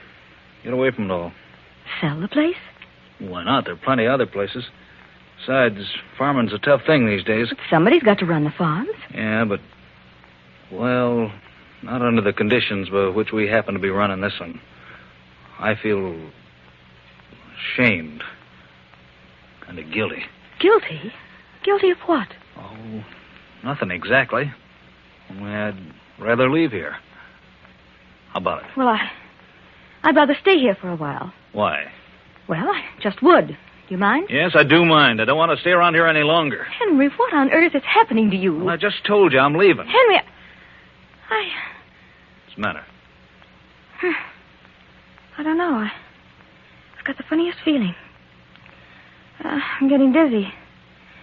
I've felt this for several days now. Have you? Yes, I can't understand it. This time it seems worse. Is it? Yes. Pain. Pain in my heart. Henry. Pain? In your heart? Yes, it's getting worse. In your heart, Marta? Are you sure it's in your heart? Yes, it must be. Oh, there it is again. Henry, I think you better call... Call a doctor? Why? Why? Good heavens, Henry, what do you mean? I don't think it's your heart, Marta. What? No, I think it's your stomach. Henry, what do you mean? And I don't think a doctor can help you. Not now. Henry, what have you done? Henry! What do you think? You fool, you crazy fool. You've been putting something in my food. That's what the spells have been. Rat poison, Marta. Ever hear of it? Why, Henry? Why? I've been suspicious of you all along, Marta. I never believed Matthew was guilty. He didn't put that poison in his father's food. You did. And you told him to get it at the drugstore. Like a poor fool, he got it and signed for it. Henry, you don't know what you're saying. I have proof of it right here. Look. I got this note from Jenkins, the druggist. It's the order list you gave to Matthew. It's in your own handwriting. Look. You see that? It says arsenic for rats. Can you deny this? All right. I did write it. I did tell him to get it. And you opened the package. You put it in the food. Then placed the box in Matthew's room. You might as well tell the truth because you're dying, Marta. Yes. But I did it for you. For us, Henry. For us? Yes. I'll confess. Oh, get the doctor. Please. Oh, no, you're not confessing to anybody. Matthew can stay right where he is. I'm your husband now, and everything will go to me. You filthy. I'll fix you. You won't get away with it. I'll call the police. Oh, no, not that. They'll get you. They'll know what you've done. No, they won't. My car's parked in town. I have an alibi. I'll just tip over this lamp and beat it back to town. No one will ever know what happened. You've got a big surprise coming, Henry. A big... Have I, Marta?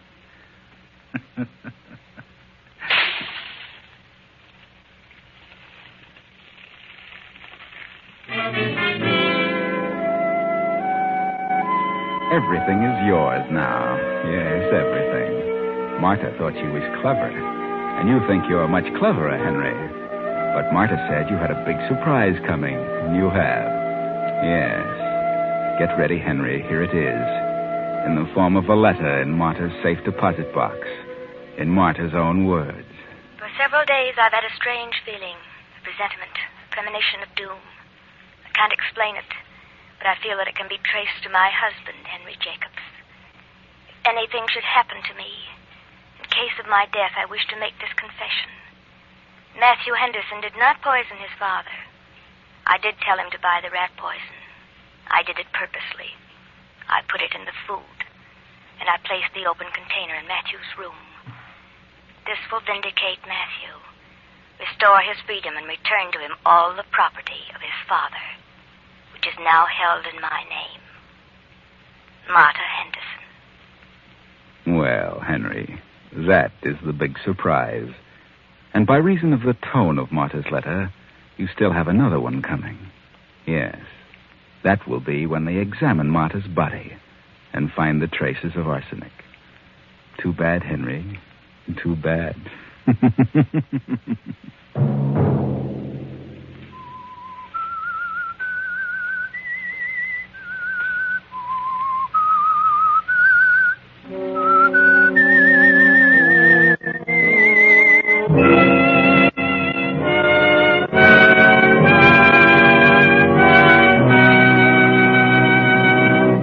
CBS has presented The Whistler.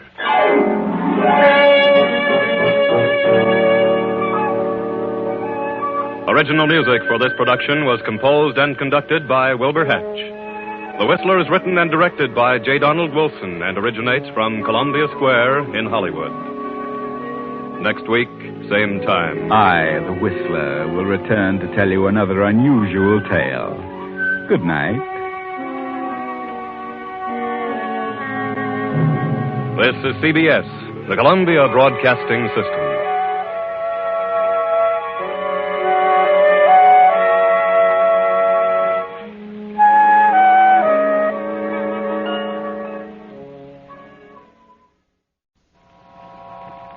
Have you heard the strange tales of the Whistler?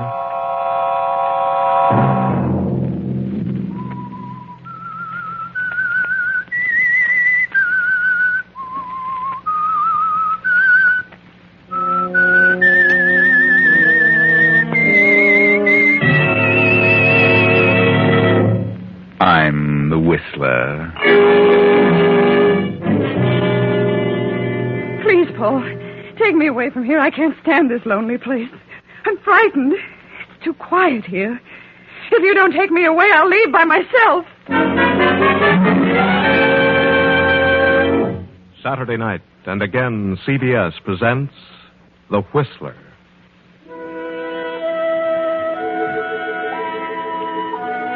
I, the Whistler, know many things, for I walk by night. I know many strange tales, many secrets hidden in the hearts of men and women who've stepped into the shadows. And so I tell you tonight the amazing story of House of Fear. In an apartment overlooking New York City, a young man and a young girl stand facing each other. The girl is calm. The young man is tense with anger. The girl is Lana Wallace. The young man, Paul Garson. Silence reigns for a few seconds, then... What? What did you say, Lana? I said I was going to be married, Paul. Married? Yes, married. But, Lana, you don't know what you're saying. You're out of your mind. No, Paul, I'm quite sane. I thought you were in love with me. That we were going to be married. In all the months I've known you, you've never said a word about marriage until now. You knew I was madly in love with you? Yes, Paul, but there was nothing about marriage. Oh, please, Lana, please, listen to me. You don't know what you're doing. You'll never be happy with anyone else. Now, please think it over. Please wait until you're sure. I am sure, Paul. I've made up my mind. Oh, what's the matter with me? Well, nothing's the matter with you. Oh, no? There must be something. Nothing. Oh, then why change your mind so suddenly? There's nothing sudden about it. I've known the man I'm going to marry for some time. Some time? You mean a few days, I suppose. It doesn't matter. It does to me. Who is this man? It doesn't matter. How does it happen you never told me about him? I didn't think it was necessary. Oh, I see. Playing both ends against the middle, eh? You'd better go, Paul. Do you love him? I said you'd better go. Do you love this man, or is it just a matter of... Will you leave? Is it money you're after? Is he some old duck ready to kick off? Please, you're talking nonsense. Who is he? And if you insist on knowing, his name is Gregory Hellman. Gregory Hellman. Yes. And who's Gregory Hellman? He's the manufacturer. Oh, some old duck you're taking for a ride. At least he's not as young and stupid as you are. All right. Go ahead and marry him. But I'll tell you this. You'll be bored with him from the day you marry him. That's my business. Oh, what a sap I've been. All this while. What a stupid nitwit. Goodbye, Paul. Yeah. That's the way it goes, I suppose. Well, there's no use crying over spilled milk, is there? No, Paul. Well, so long, Lana. Goodbye, Paul. Oh, I'll run into you one of these days. I'll have one of my shoulders patted especially for you, for crying purposes only. So long, Lana.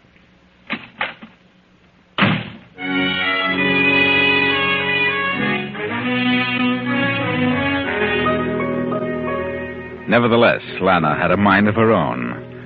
A few weeks later, found her married to elderly Gregory Hellman. Now they're on a train, following the ceremony, on their honeymoon. Well, my dear, are you happy? Oh, of course I am, Gregory. I've never been so happy in my life. You seem a bit solemn. Do I? Yes, you've been staring vacantly out the window for half an hour. What are you thinking about? Nothing. Nothing in particular. Are you wondering if you've done the right thing? Oh, no, Gregory, certainly not. I'm really very happy. It's just that... Just what? Oh, I don't know, but for some reason there's something about a wedding ceremony that makes me sad. Sad? Mm-hmm. I don't know why, but it seems so much like a funeral service. Funeral? Oh, good heavens. I'm sorry, Gregory. I know that's an awful thing to say. Oh, come, Lana. Stop thinking about it. Cheer up. Yes, I must get such a thought out of my mind. I must. Just wait till we get to our honeymoon house. You'll cheer up then. Yes. Did you buy a place? Buy? Oh, no, I wouldn't buy a place way down here. It's too far from New York. You rented it? Yes, took it for a month. What is it, a cottage? Oh, no, it's a villa. Well, what's it like? Well, I've never seen it, but I understand it's on a cliff overlooking the sea. Quite secluded and about 8 miles from the town. How on earth did you happen to rent a place way down here, a place you'd never seen? Oh, I was looking for an out-of-the-way place, and this agent approached me, and it sounded like the very thing for a quiet honeymoon. No one around, not even servants. No servants? No, and I doubt very much if we'd be able to get any. But we'll get along.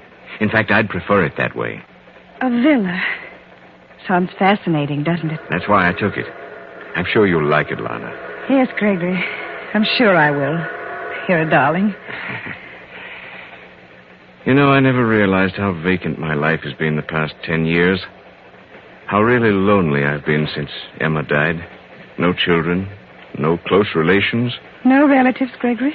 No? Oh, I think I have a second cousin somewhere. Well, I'll do my best to make up for those lonely years, Gregory. I'm sure you will, darling. It's strange. Here I am, 50 years old, and all of a sudden I feel like a youngster again. You think I look 50? Certainly not. You're very young looking. Well, I'll keep up with you, even though I am twice your age. I'm not falling apart yet. Of course you're not. You know, I think I'll retire from business. I have plenty now. Why should I go on working like a slave when I can forget everything and enjoy life? Give up your business? Yes. We'll find some nice restful spot somewhere and take it easy from now on. What say? Yes, Gregory. I'd like that. Just the two of us. All right, darling. It's a deal.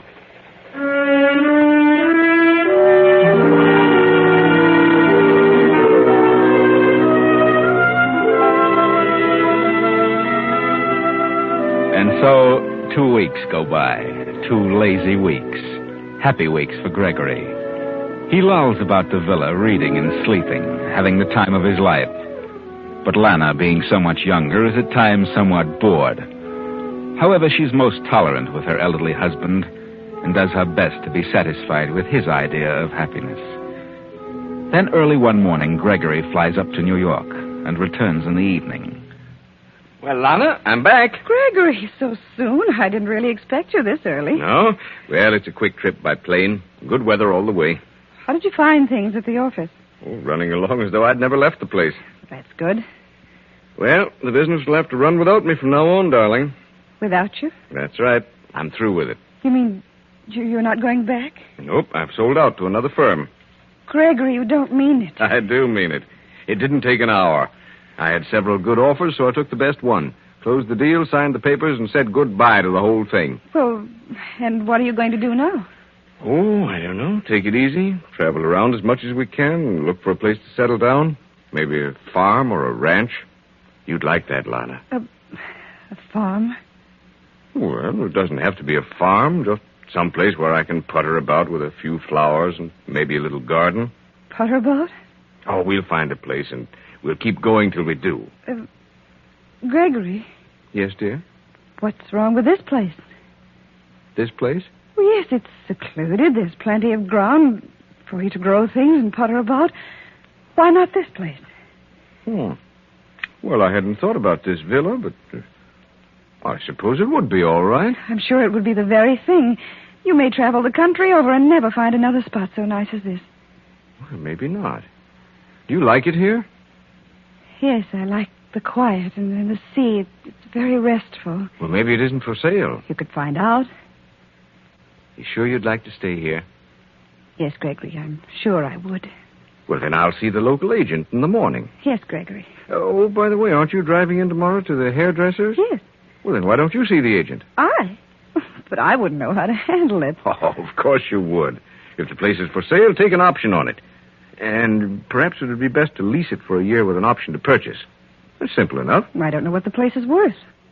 Well, offer him $75,000, but if it comes to a showdown, I'd be willing to pay $100,000. There's a lot of land here. Very well, I'll talk to him. Who owns the villa? Oh, I don't know. It's part of a huge estate. I don't think anyone lived here very much. You know, at first I was depressed here. There seemed to be something about this villa that made me feel so alone. A sort of melancholy feeling. But it's apparently worn off, and I'd like to own the place. Well, then we will, by all means. What did you tell your associates at the office? Oh, I just said so long that they probably wouldn't see me again for a long time because I was just going to travel around the country for a while. That's good. At least you won't have your mind on business from now on. Nope, nothing but rest and putter about in the sun. Well, dinner's ready, if you are. I'm famished, darling.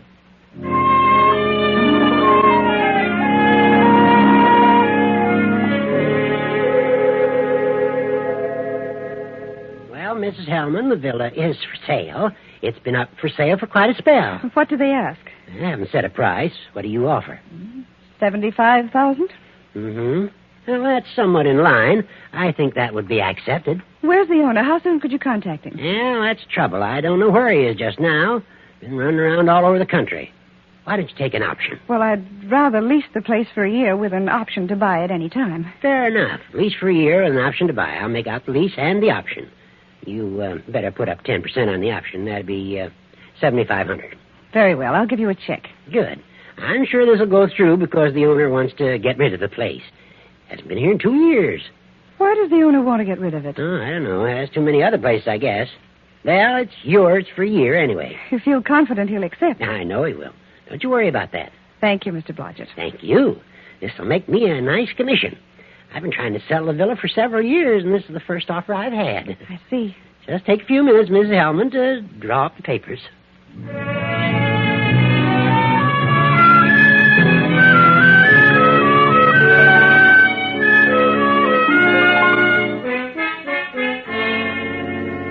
Then 6 months passed by. 6 months during which Lana became more and more bored with her elderly husband and his puttering about in the garden. There were harsh words about it, and so they closed the villa. Gregory left, and Lana took a plane for Mexico City. And there she ran into, of all people, young Paul Garson. Why, Lana, what on earth are you doing in Mexico City? Oh, nothing in particular. Well, I'm certainly glad to see you. Are you, Paul? Yes. And now I guess now is the time to apologize for the way I acted when you ditched me. You don't need to apologize, Paul. I wish I had listened to you. What? Didn't your marriage work out right? No. Oh, what happened? Oh, I just couldn't stand it any longer. I was bored within an inch of my life, so I up and left him. Left him? Well, no, not exactly that. He left me, too. We just left each other. He went away, and I came down here. Well, why down here? To get a divorce. Oh, Lana. A divorce? Did you get it? I did. What happened to your husband?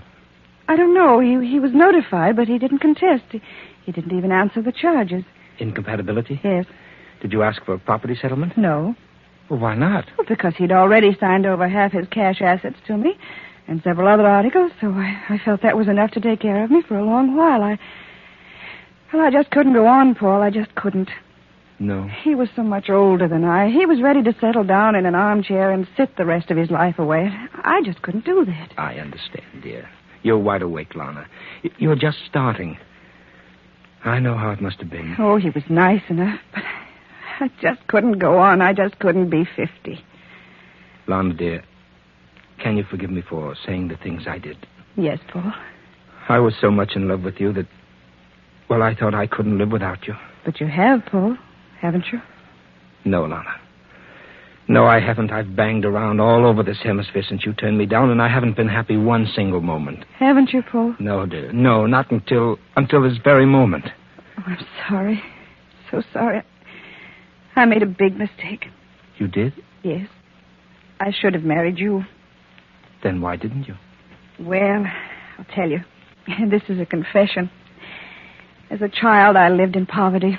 Everything I had was a hand-me-down. My father never earned his salt. My mother was always in need, so I made up my mind that love wasn't worth it, that I would sacrifice love for the things I felt I deserved. So you turned me down for this man, Hellman, because he could give you the things you've always wanted. Yes. Well, how did you know that I couldn't have given you those things? How did I know you could? You didn't indicate that. Oh, I took you to cheap little cafes. I was apparently penny-pitching, but it wasn't necessary. What? No. Why, every girl I knew was after me for my money. That's why, when I found you, I acted as though I didn't have an extra dollar. I never dreamed it was money you wanted. Oh, I loved you, Paul. I still do. But I made up my mind that I wouldn't marry a poor man. Understand? Yes, Lana, I understand. And I sympathize with you. I see now what it must have meant to you. But I have money, Lana, plenty of money. I admire you for your sacrifice you made. You do understand, really? Yes, I do. You still love me? Yes, Paul. Then why not marry me? Well, no reason. I'd love to, if you still want me. Oh, wonderful, darling. We'll be married as soon as possible. We can be married tomorrow. Then tomorrow it is, darling. Yes, Paul. And where shall we go for a honeymoon? Where would you like to go, Lana? Oh, I don't care. Anywhere. I'll leave that up to you. All right, darling. I know just the place. You'll love it. Cuba? No, not Cuba, but quite like it. Wherever you say, Paul. Oh, darling, I feel as though I'd been born all over again. I feel like a new man. I'm happy. Oh, Paul, what a fool I've been.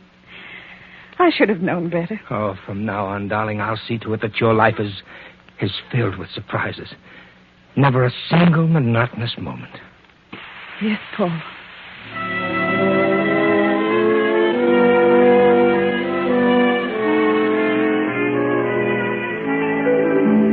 So Paul and Lana are married and set forth on their honeymoon.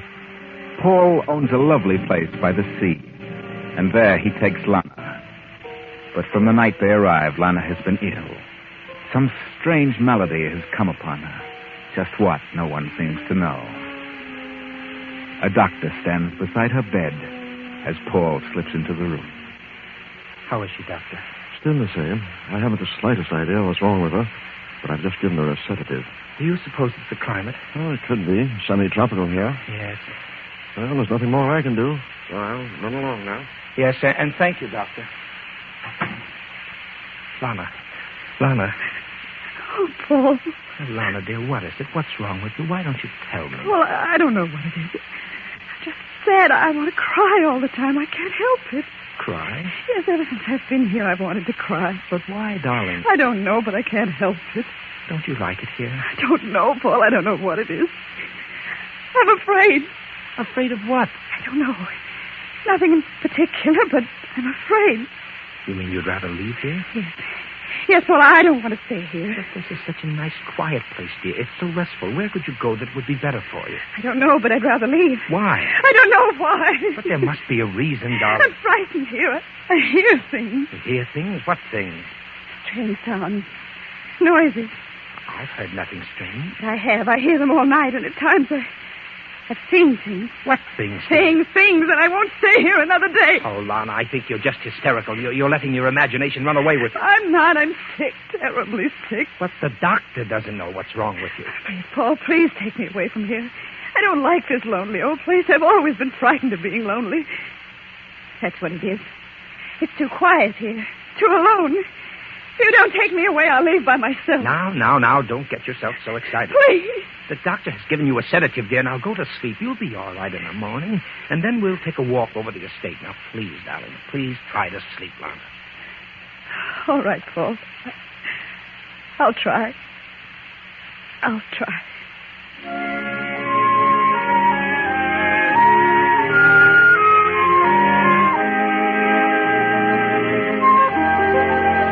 Well, Lana, apparently you are allergic to big houses, big, silent houses. You felt somewhat like this once before when you were with Gregory. Remember? That house made you feel sad and melancholy. Now the night has passed, and the morning has come. Paul has a visitor in the library. I've been trying for many months to get in touch with you, Mr. Garson. I heard you left the States. Yes, I was in Mexico City. I was surprised to learn you were back here. Oh? Why surprised? Well, although no one's been living here for several months, a party holds a lease on the place. Oh?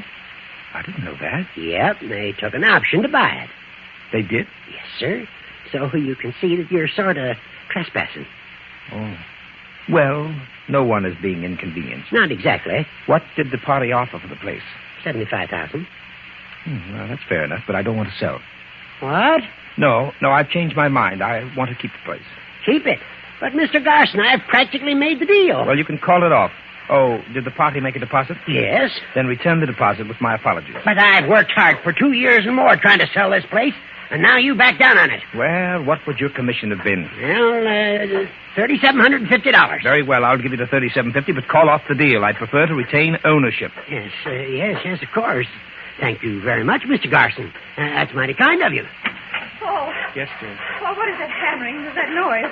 Hammering, my dear? Why, that's the workman. Workman? Yes, I'm having the place completely renovated, darling. From the garret to the cellar and all for you. Oh, you'll love it when it's finished. I see. You should be in bed, darling. Yes, Paul, Well, the hammering made me so nervous, I wondered what it was. I'll run along. Sorry to disturb you. Well, Mr. Blodgett, I think that you'd better... Mr. Blodgett. What? Well, what's wrong with you, sir? You're as white as a sheet, man. Are you ill? Who is that woman? Why, that's my wife. Your wife? Yes. Well, how long have you known her? Oh, for a long time. Several years now. I see. What are you trying to say? Mr. Garson, I don't understand it. But that is the woman who wants to buy this house. What? Do you know what you're talking about? She's the one who took a lease and an option to buy. Oh, you must be out of your head. My wife. That woman lived here for 7 months. With her husband. With her lived here? Yes, sir. And they closed the place up, and she come to me and said they were leaving for a while, but to go ahead with the deal. Are you sure? Yes. What was the woman's name? Mrs. Gregory Hellman. I see. Well, you'd better run along now, Mr. Blodgett. I'll see you in a day or so. Oh, yes. Yes, sir, of course. Good day, sir. Yes, good day, Mr. Blodgett.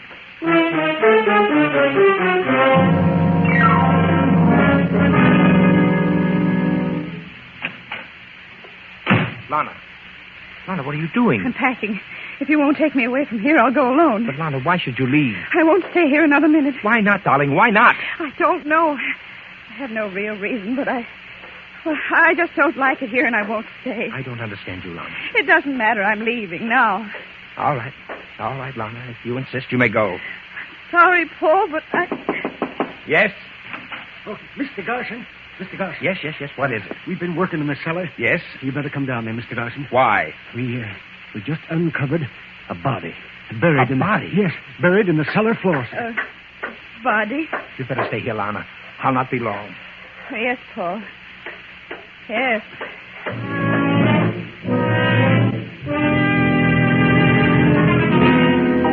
Paul accompanies the workmen to the cellar, examines the body buried in the dirt floor, calls the police, and several hours later is talking with a detective in the living room. Well, there's no doubt about it. It's the body of Gregory Hellman. Oh, no. No. What do you mean, no? Well, it can't be. How could it be? Mr. Blodgett, you were the agent for this estate. Did you ever rent this house to Mr. Hellman? Why, Go ahead, Blodgett. Go ahead. Tell the truth. No, I didn't. I never saw Mr. Hellman.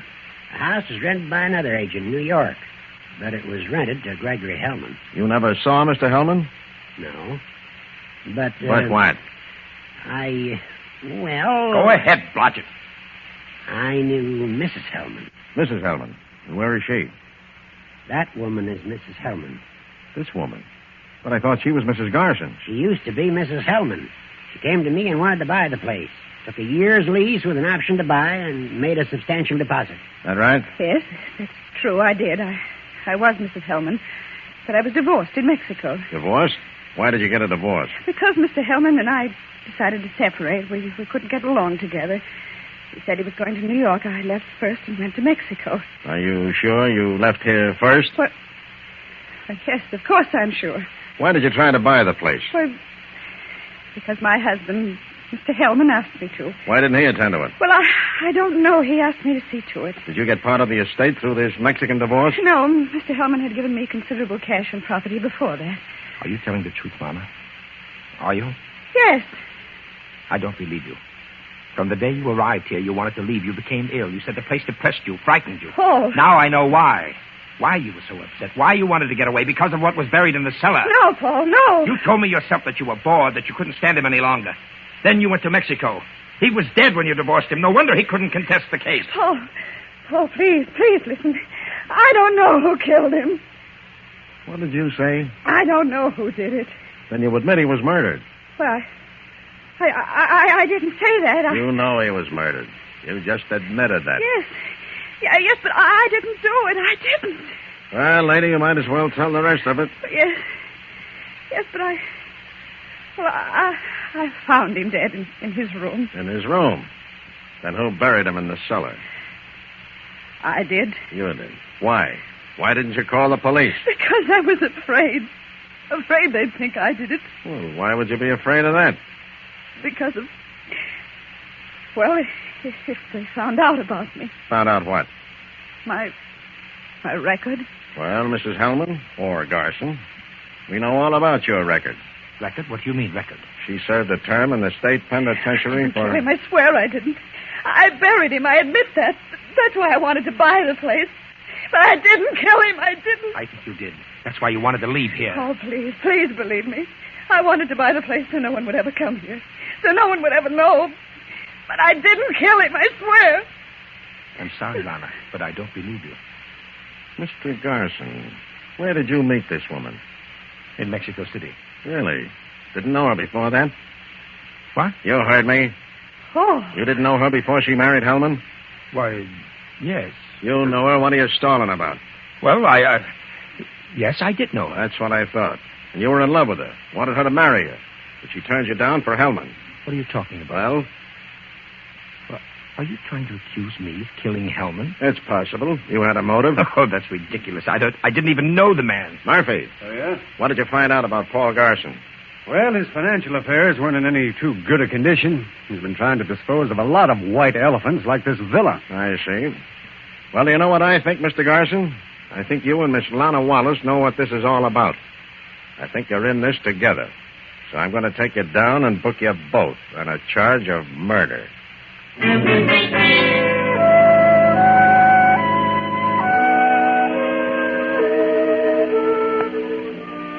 And that's just what the officer did. Booked Lana and Paul on a charge of murder. And the case came up for trial. And Lana was convicted. And so was Paul. Yes, Paul was convicted as an accomplice. The evidence piled up against them. Lana admitted that she buried Hellman's body, but denied that she killed him. Paul couldn't prove where he was when Hellman was murdered, and so he was convicted as an accomplice, an accessory. Poor Lana. Poor Paul. They are now awaiting execution in the state penitentiary. But don't feel too badly about them, because I know the truth. I know what really happened. When Paul learned that Lana was marrying Hellman, he arranged for an agent to contact him and offer his villa for a honeymoon house. Paul himself killed Hellman, hoping to have the blame placed on Lana. But when nothing was heard of Hellman's death, Paul followed Lana to Mexico City and enticed her back to the villa to find out what had become of Hellman's body. And he found out, much to his sorrow.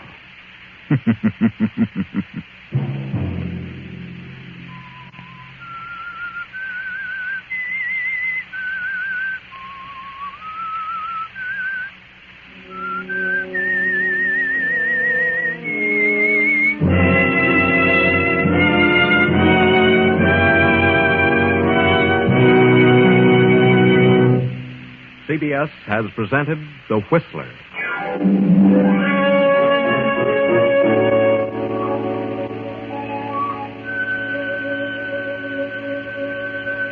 Original music for this production was composed and conducted by Wilbur Hatch. The Whistler is written and directed by J. Donald Wilson and originates from Columbia Square in Hollywood. Next week, same time, I, the Whistler, will return to tell you another unusual tale. Good night. This is CBS, the Columbia Broadcasting System.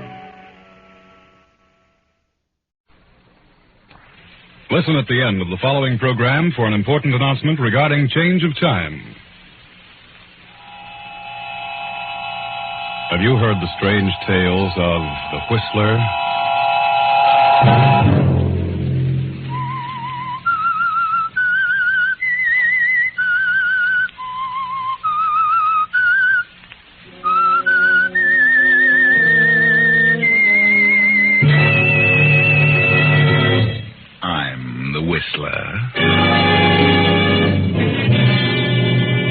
No, I can't go on. I got to get away from it all. For a year now, it's been nothing but murder and death. How much do you think a man can stand? Saturday night, and again, CBS presents The Whistler.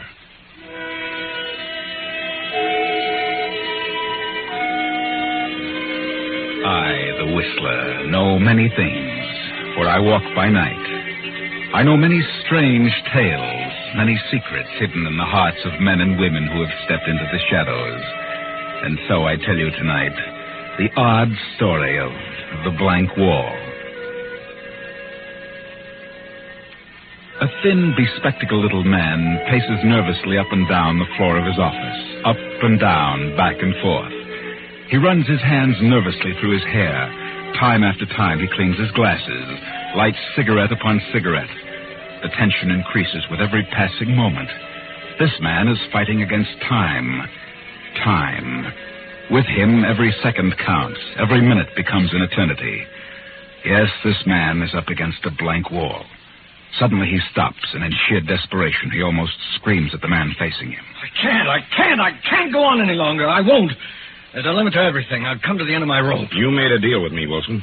So far, you've done very well. But you can't back down now. It's too late. I've done everything you assigned to me. But don't you understand? It's tearing me to pieces. It's wrecking my nerves.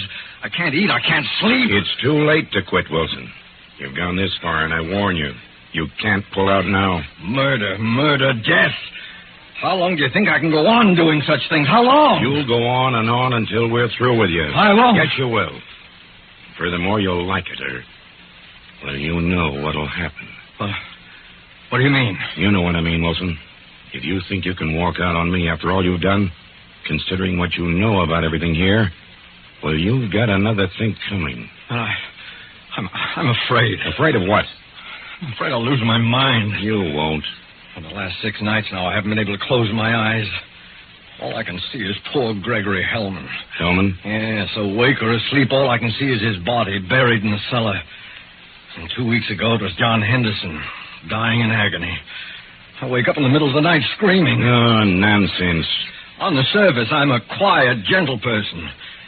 No one around me knows the awful things that go through my mind. That's what I'm afraid of. What? Oh, that I'll suddenly go haywire. Look, Griskin, you've got to let up on me, for a while at least, or I'll crack up. All right, Wilson. All right. We'll give you a rest. You will, Griskin? Yes. After this one. What? Which one? Olivia Martin. Olivia Martin? Yes, Olivia Martin. Oh, what's wrong? I thought I'd worked that all out. Oh, the plan's fair, but there are a couple of loopholes, Wilson. And one thing we don't want is a loophole. Right? You've never slipped so far. We can't afford to now. No. Well, all right. I'll check on it. I'll straighten it out. And make it airtight, Wilson. And then can I get away from everything for a while? If you plan it so that Olivia Martin takes the rap for everything, then I see no reason why you can't have a rest from all this. All right, Griskin, I'll do my best, but... But what? Oh, isn't there anyone else who could work it out? No. Only you, Wilson. And you'd better start now. Understand? Yeah, I understand. I'll be back around 5:30, and I'll expect a foolproof plan.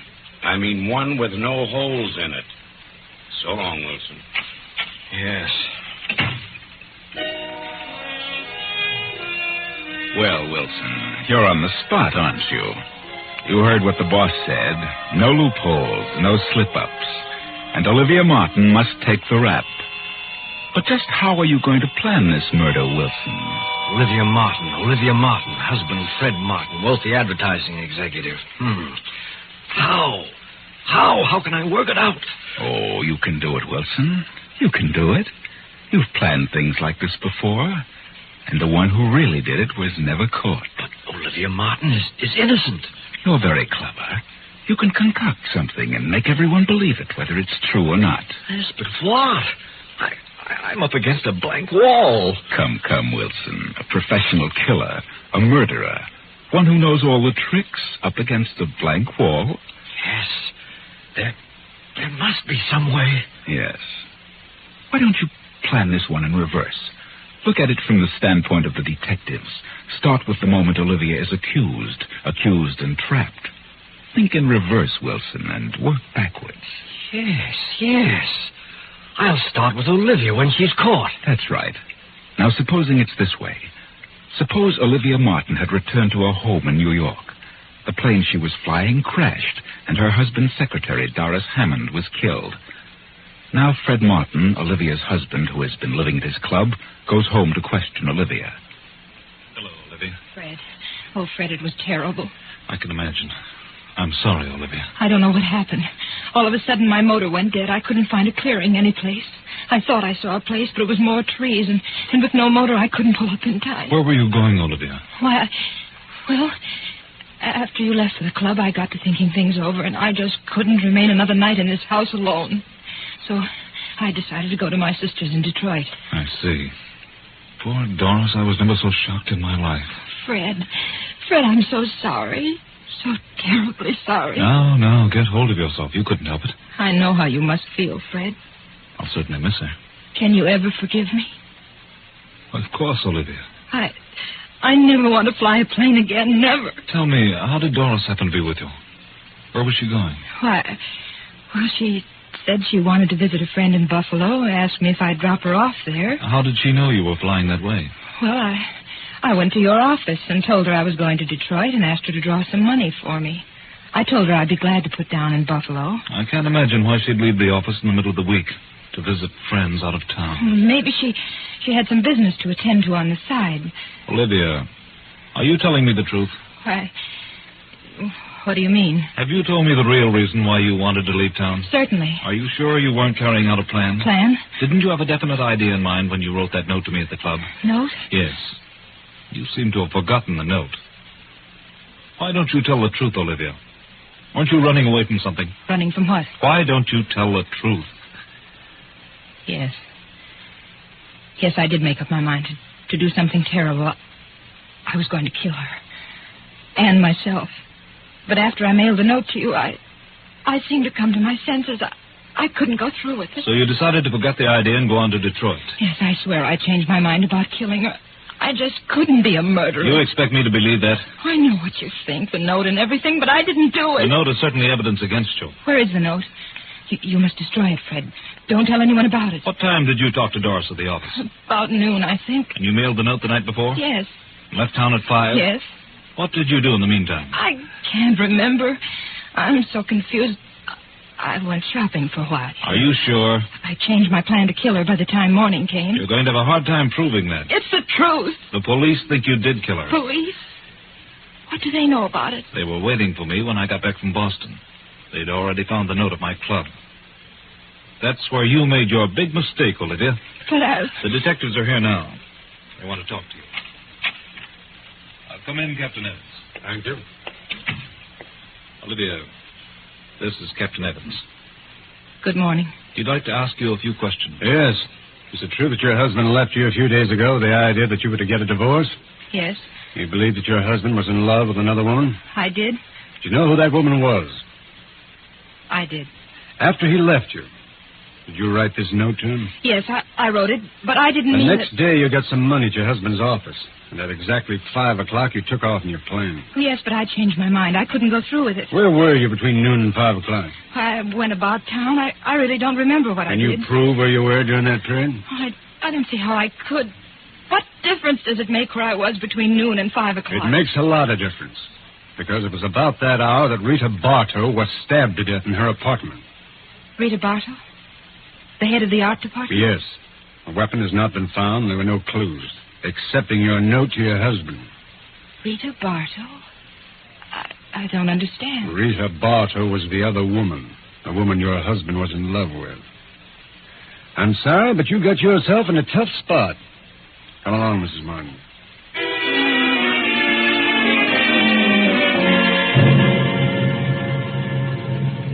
Well, there you are, Wilson. Conclusive evidence against Olivia Martin as the murderer of Rita Bartow. Olivia will never be able to prove where she was between noon and 5 o'clock when she took off. Rita Bartow was dead, stabbed, no weapon found. But why should Olivia kill Rita Bartow? Because Olivia knew her husband was in love with another woman. That's what she said in the note. That's right. But what about that note? How can I manage that? Oh, you can do that easily, Wilson. Someone as clever as you are can arrange a detail like that. Now, let's move back to the day of the plane crash. The day when Doris Hammond, Fred's secretary, was killed in the plane flown by Olivia. Olivia, we are presuming, has told Fred that Doris was going to visit friends in Buffalo. Now, let's see what happened between New York and Buffalo. How far have we come now, Mrs. Martin? I don't know, about 75 miles. That was quite a storm back there. Hope we don't run into any more. I don't like a plane during a storm. I don't know anyone who does. Doris, aren't you just a bit upset over this trip? What do you mean? Just that. Do I seem upset? Yes. Is something preying on your mind? Yes, there is something bothering me. A guilty conscience? What? Isn't that what it is? What are you talking about? Are you looking forward to a nice visit in Buffalo? Well, I don't consider it a visit. It's part of my job. It's a very pleasant job, too. I'm sure you'll miss the job and its attending interests. Working late at night, several nights a week. What do you mean by that? Why should I lose my job? Your job isn't all you're going to lose. What? Fred isn't in Buffalo. Where is he? I don't know, but wherever he is, you'll never see him again. Put this plane down.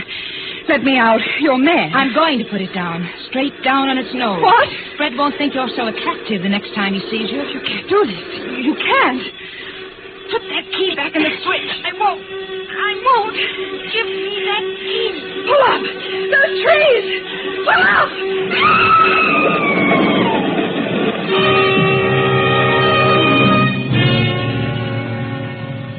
Well, they hit the treetops, and when a farmer who sees the crash reaches them, he finds Olivia thrown clear of the wreck and still alive.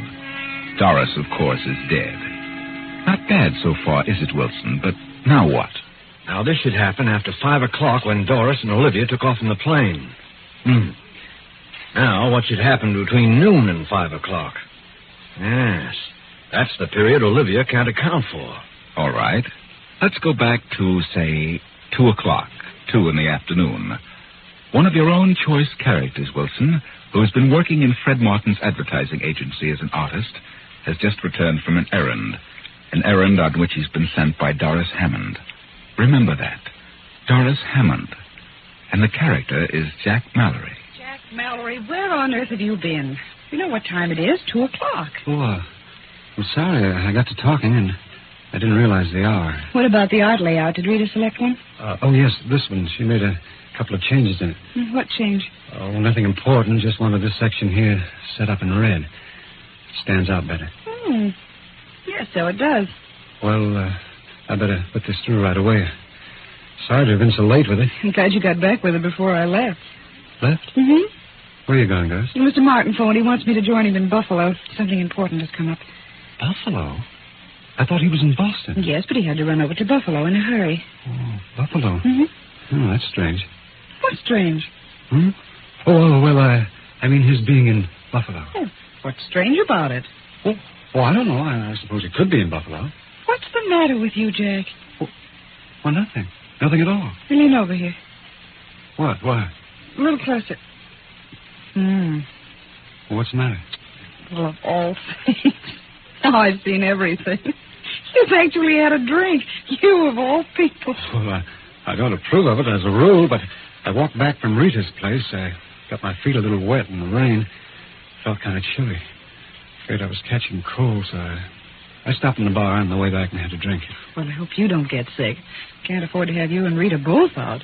No, that's right. There's lots of work to be done this Here, week. take off that top coat. It's damp. Let me have it. I'll hang it over the radiator.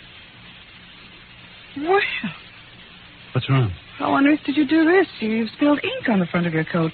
Yeah? Well, what do you know? That's a fine thing. I just got it yesterday. Oh, I must have done that over at Rita's when I blocked that section in red. You ought to get it out as soon as possible. Here, hand me that towel from the closet and dampen it. No, don't bother, Doris. I'll have it clean tomorrow. Get some of it out now. Thanks. Oh, certainly hard to get off. It's probably dried in by now. Strangest ink I ever saw. It doesn't seem to be ink. More like blood, if you ask me. Blood? Let's see. See, that is strange. Let me see that art layout. It does seem a little darker than this on the card. Oh, maybe the cloth has something to do with it. Perhaps. Better let the cleaners worry about it, huh? What time are you leaving, Doris? In a few minutes. I'm flying from the airport around 5. Well, good luck, Doris. I'll see you in a few days. Thanks, Jack. Take care of yourself. And lay off the liquor. That's bad stuff to get started on. Are you kidding? What do you think?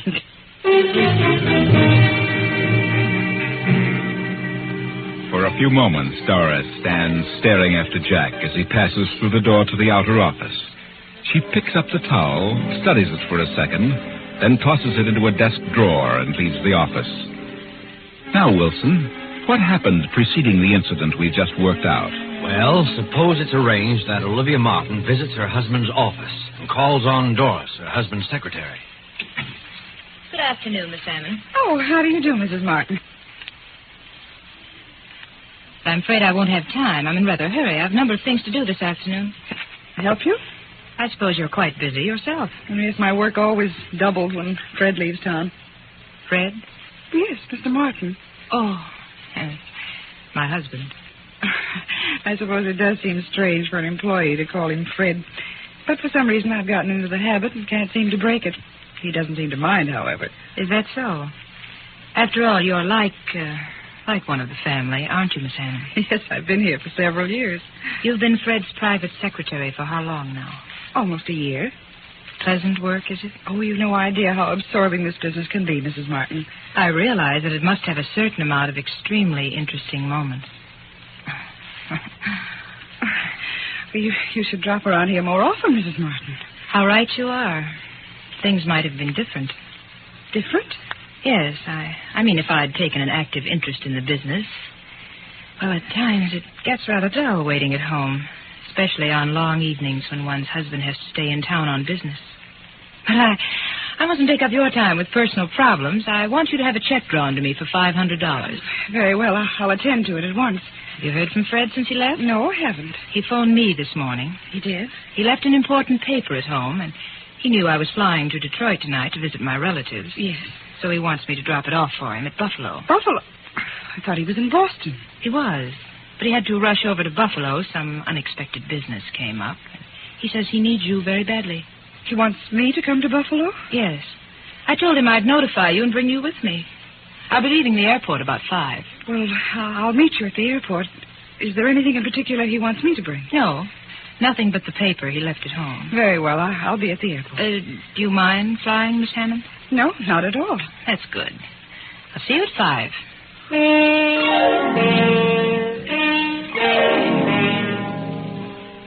Well, Wilson, so far, so good. Doris, the secretary, has been killed in a plane piloted by Olivia. Prior to that, Jack Mallory returned from a visit to Rita Bartow's apartment with a stain on his coat. And shortly before that, Olivia talked to Doris in the office. Now, what happens while Olivia is wandering about town till 5 o'clock, the time she took off from the airport? Well, it was after 2 o'clock when my man Jack Mallory, who was working in the art department, returned from Rita Bartow's apartment with the art layout. Doris had sent him there about noon. All right. Now let's see what happened while he was at Rita's. Oh, hello, Jack. Doris phoned me. Said you were bringing that layout over. Oh, yes, Rita. The client wants you to pick out the one you want to use for the display. I know. How do you feel? All right. I just didn't feel like coming to the office today. Oh? Well, Doris said you were ill. Had a bad cold. Huh? Oh, no, not too bad. I'll be all right tomorrow. Oh, I see. Well, here are the layouts for next week. Which one do you want? Well, I'd planned on this one, but I think you should make this section in red. Mm-hmm, I see. Well, that's easy. I'll fix it up in a jiffy. Well, it'll stand out better that way. We'll run this other one for the week following. Okay. Hey, you look mighty lovely, Rita. Thanks. Where are you going all dressed up? Shouldn't you be in bed? Why, I've got to go out of town this afternoon on that Henderson deal. I wanted to put it off till next week, but, well, Mr. Martin insisted that I get it settled as soon as possible. You shouldn't be running around too much, darling. I don't really have a cold. It's that sinus trouble again. Why don't you try a change of climate, Rita? Change of climate? Uh-huh. Yes, you could take that job in California. Quit Fred Martin after all he's done for me? Fred Martin isn't the only advertising man in the world. No? I should think you'd like California, Rita. I've always wanted to go there. I've had an idea I could do very well. Some nice jobs in the movie art departments. Well, I'm not interested in movies. I've thought about going out there and settling down. Buying a nice little home and really enjoying life. Why should a bachelor do all that? You have ideas about getting married, Jack? Yeah. Yes, I have, Rita. Well, good. I'm glad to hear it. What time's your plane leave, Rita? At 2. How about a little lunch while you're waiting, huh? Very well. Leave your bag here. We'll pick it up later. All right. I've got something important to talk to you about, Rita. Important? Yeah. Well, I got a nice raise this week. Well, that's fine, Jack. I want to ask you a question about you and me. Yes. Well, go ahead. No, not now. Come on. We'll talk about it during lunch, huh?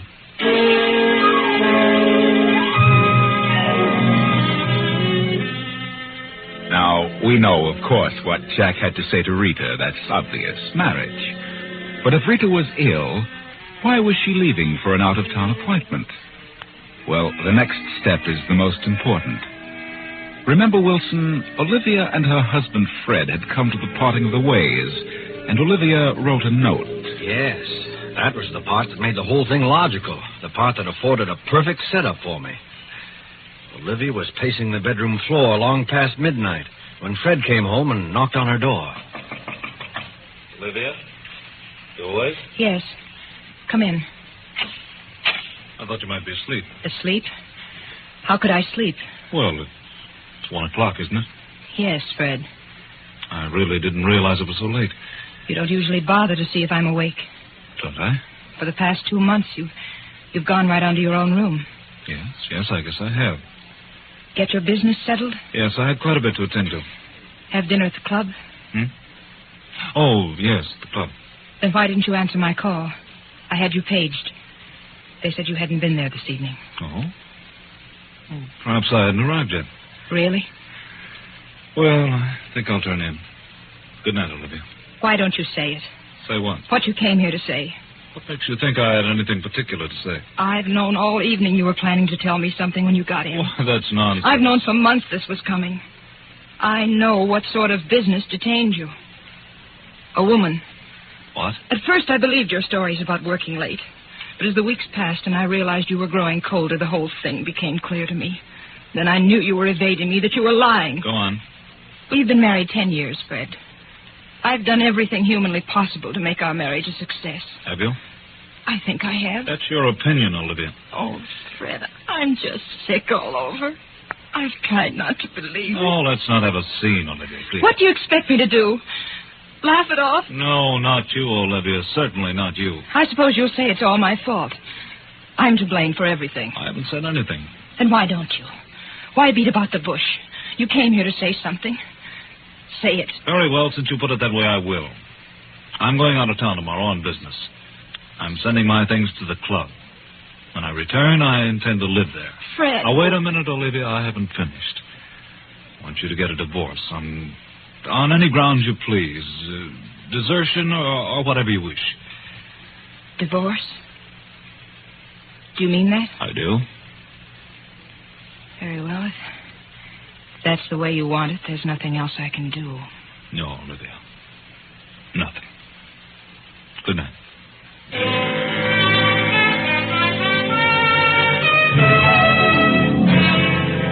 Well, there you are, Wilson. That was what led up to Olivia's writing the note to Fred at his club. The note that made this whole thing possible. She mailed it the following night. That note was the complete evidence against her, Wilson. What does it say? Fred, the very thought of losing you, the thought of divorce, the thought of giving you up for another woman is more than I can bear. The shame, the disgrace, the scandal of it all would, I know, drive me insane. Regardless of what you may think, I refuse to accept the responsibility of the failure of our marriage. I know who caused it, and I know who she is. You'd never be happy with a woman of her type. You'd be throwing your life away. I refuse to give you up to her, and so I have made a decision. Goodbye, Fred. Olivia. Now, Wilson, because of that note, Olivia will be accused of the death of Rita Bartow because Rita was really the woman her husband was in love with. She thought it was Doris, Fred's secretary. She lied to Doris when she said Fred had asked her to bring Doris to Buffalo. Fred wasn't in Buffalo. Olivia planned to crash the plane and kill herself as well as Doris. But Olivia survived only to be accused of the death of Rita. Actually, you fix it so that your choice character, Jack Mallory, killed Rita when he learned that Rita was really going to Boston to be with Fred Martin.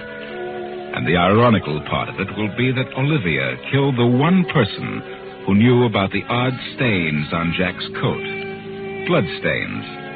Yes, Doris will be the only one able to clear Olivia and place the guilt on Jack Mallory. But Doris will be dead. It works out perfectly, Wilson. You're not up against this blank wall now. The murder is perfect, and no one will ever know who really did it. That is, no one but you and I. It's wonderful. Airtight. Not a single loophole. I've got it, Griskin. Not a slip-up on the whole thing. I knew you could No do one it. will ever figure this one out. I tried a new slant. I started at the end and worked backwards. Backwards? Yes. Well, just so it works out okay, what does it matter? Now, look, Griskin, you said if I figured this one out that I could get away from all this for a while. I know. Well, then how about it? Okay, Wilson. I'll give you a month on one condition. Well, what's that? That you really get out of town. What do you mean, Griskin? I know that other outfit's been after you. I know they've offered you a better deal, but if you try to walk out on us now, well, I don't think I need to say any more. Well, then, how about a raise when I come back? A raise? Okay, Wilson, that's a deal. You'll get a raise. But if you know what's good for you, you'll be back here in exactly 1 month. Yeah, sure, I understand. I'll be back. Why, I'm not going to leave you. You know I wouldn't think of such a thing. Maybe while I'm gone, I'll figure out some new tricks. Yeah? Well, enjoy yourself, Wilson, because you're going to be a busy man when you get back. We've got this is going to be a busy season for murders.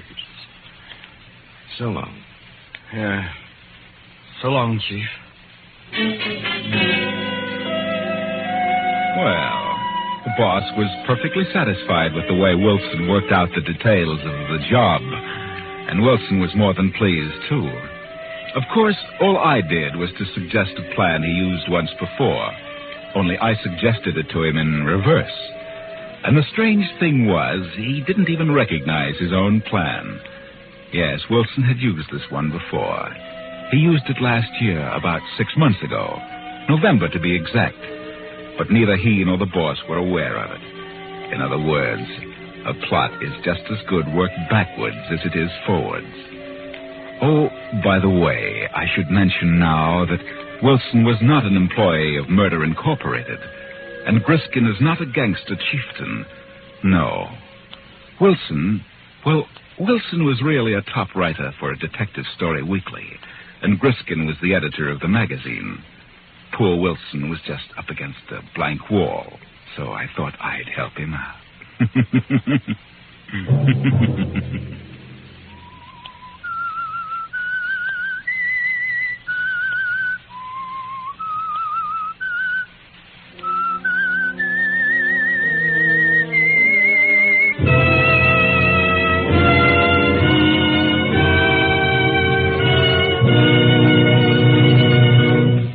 Beginning next week, The Whistler will come to you at a new time, Friday night at 9.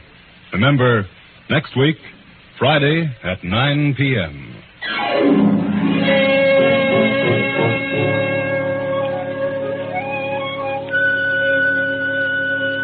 Original music for this production was composed and conducted by Wilbur Hatch. The Whistler is written and directed by J. Donald Wilson and originates from Columbia Square in Hollywood.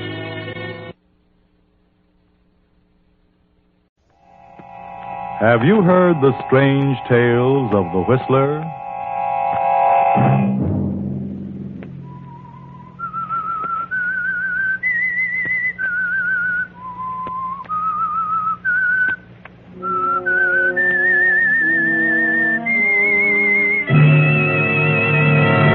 I'm the Whistler.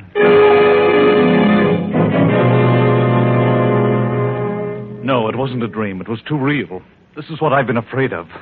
I know you don't believe me. You think I'm insane, both of you. Friday night, and CBS presents The Whistler.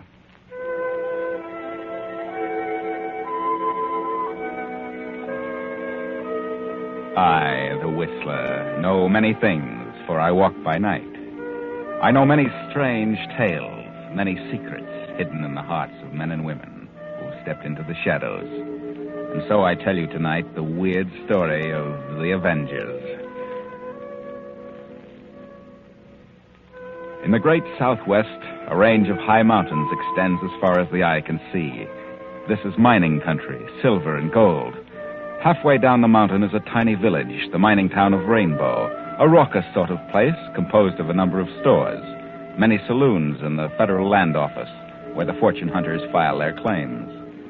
15 years ago, Rainbow was a rip-roaring village, and in a back room of the Crystal Palace bar, a young man and a young woman hold an earnest conversation. Tell me, Miss Martin, how long have you been in this town? Oh, about 2 years. Came here from Kansas City. And you know my brother, John Maddox? Well, I certainly do. How well do you know him? Well enough. He came out here a year ago, and he's been hiding out up on the mountainside ever since. Got a cabin up there. Prospecting, of course. Who isn't? How well do you know him? Oh, he used to come into town quite often. I got acquainted with him in here. First, I fell for him in a big way, but he seemed to resent it. Finally gave me the cold shoulder. Well, he has a wife and a 5-year-old daughter back east. That's what he said, but I didn't believe him. He's a bit nutty, isn't he? Nutty? No, I wouldn't say nutty. He's a smart boy. He's an engineer. Graduate of the State School of Mines. He is? Well, what's he doing here, living like a hermit? I wonder. So he gave you the cold shoulder, huh? He certainly did. Well, John is an educated mineralogist. He came out here to make a strike. And if anyone does, he should be that one. Maybe he's located a vein of ore. What do you have on your mind, Mr. Maddox? Well, I thought maybe you'd seen him visiting the Assayer's office a little more often than usual. And what if I have? Or the land office? Go on, Mr. Maddox. Well, I wouldn't be interested in knowing the activities of an ordinary prospector. But a graduate mining engineer like John, well, he may have a lead on something good. Yes? And I thought, that is, I heard you might be more or less familiar with his activities. That's right. I am. then maybe you'd like to come in with me. What do you mean? You know where he's been working. You know the area he's most interested in, so if you let me know, I'll beat him to it. We'll split. Split? That's right. How about it? Sure. Why not? You know, I think I'm going to like you, Mr. Maddox. Frank is the name, Melba. All right, Frank. This is it. He has found a spot. It didn't mean much to me until now, but he's been working on the same location for a week or more. I'm sure he's hit something. Good. That's all I wanted to know. I'll just drop in and surprise him. See you later, Melba. See you later, partner.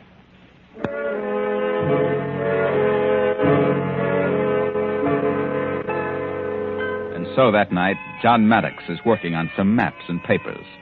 The meager lamp throws a dim light about the room. For an hour, he sits at the table. Then suddenly the silence is shattered by a sound from the kitchen. Who's there? Come out of there. Come on.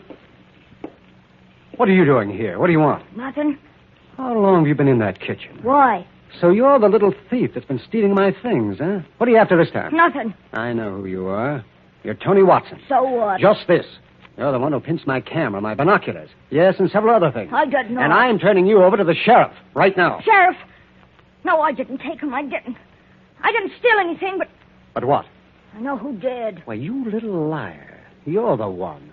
And believe me, you're caught on the job this time, and I'll... just a minute. Sheriff. I didn't. Hey, come back here. Why, that little devil. Just a second.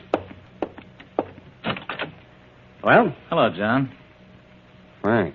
That's right, your brother Frank himself. Come in. What do you want? What are you doing here? Oh, just dropped in town. Thought I'd see how you were doing. Getting along all right. But you might like to hear about your wife and your daughter. Is that why you came here? Your wife is very well. Your daughter's just 5 years old today. I'm still wondering how you're getting along and when you're going to send for them. I know all about that. I'm going to send for them very soon. Are you? All going to live in this little shack? Certainly not. There's something a lot better by the time they arrive. Will you? Oh. Didn't have a dime when you left. Yeah, thanks to you and your lies. I know who's responsible for Father's cutting me off with only $1. You. Have you struck pay dirt here, John? No. What are all these interesting papers and maps on the table? Nothing. Oh, but they must mean something. Get away from that table. Let them alone. Put up your hands and stand back. If you touch those papers... Get back there. Uh-huh. Interesting. So you have struck something. All ready to be recorded. Frank, if you dare, I'll kill you. Why do you think I came here? Oh, you Don't dirty... worry, I'll settle up later. I'll see you get a share. My wife and my daughter, Doreen, they haven't a cent. I've not been able to give them anything in months. You can't do this. Do what? You put those papers down, Frank, or I'll break your dirty neck. You'd better stay where you are. Oh, no, I'll kill you. First, I'll kill you. John, you're crazy. Keep back. Keep away. You crazy fool. I told you I'd shoot. You're the fool, Frank. You're the fool. You won't get away with this. I'll see to that. You'll pay, Frank. I'm not through with you yet. You and everyone, everything you hold dear will be taken away. You will pay it back, Frank, to me and mine. If I have to climb out of my grave. John. John! Frank stands for a moment, then stuffs the papers and maps into his pocket and rushes to the door and into the night. A few seconds later, a face at the window disappears and suddenly reappears through the back door. And the boy stands looking at the inert figure on the cabin floor. Huh. Serves him right. He won't tell the sheriff anything about me now.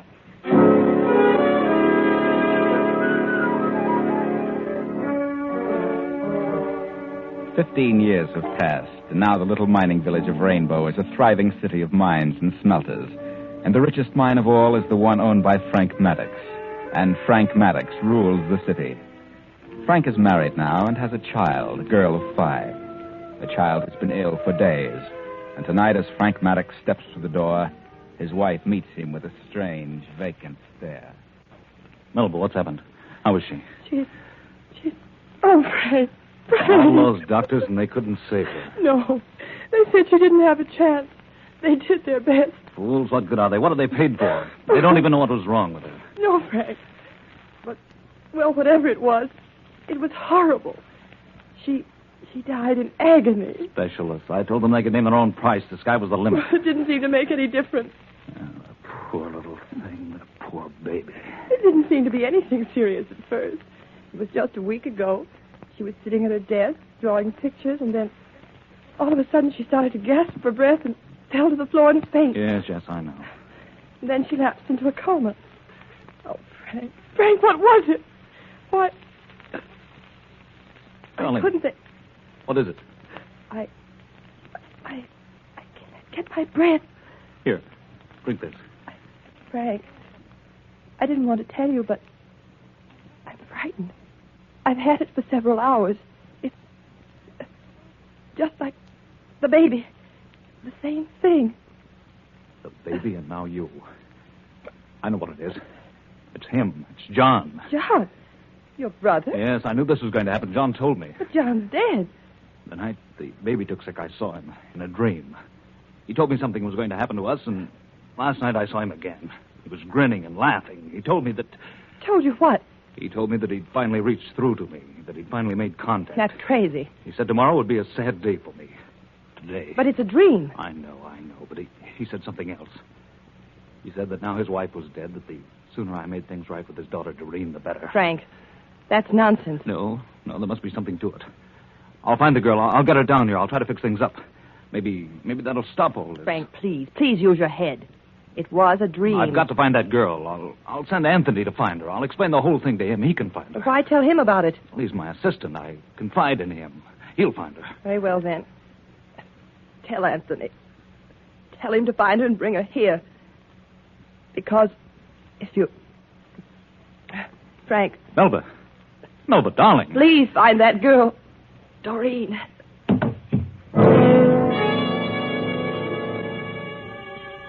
Frank Maddox carries his stricken wife to her room and calls the doctor. The next day, he explains in a way to his young assistant, Anthony Watson. Anthony rushes to the east to locate Doreen Maddox, and needless to say, he does.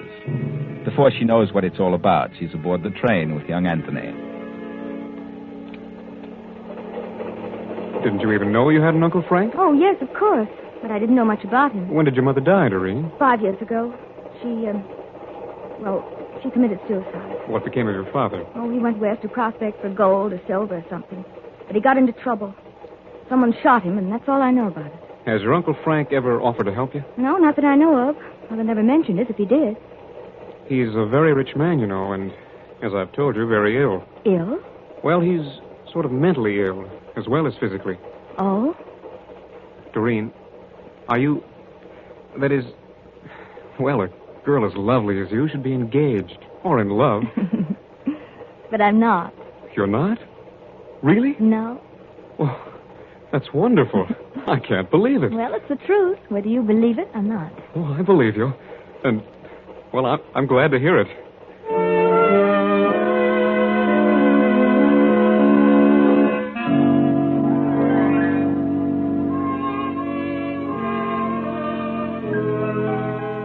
And so you see, Doreen, I'd completely lost track of you. I wondered about you and your mother since the tragic death of your father. Mother died several years ago, Uncle. Yes, I should have attempted to locate you long ago. Should you? Yes, you're my brother's child. It was my duty to look after you. See that you want for nothing. Oh, but I've been getting along all right. I've not been well, Doreen. I've been quite ill lately. I've been terribly upset, my nerves. Perhaps you've been working too hard. No, it isn't that. Doreen, I'd like you to stay here. Make this your home. And I have a check for you, a little present, $5,000. No, please, Uncle. That isn't necessary. You must accept it, Doreen. You must. I don't need it. I'll be glad to stay here with you until you're better. But really, I don't know what I'd do with $5,000. I'd feel better if you accepted it. And perhaps your father would... Father would what?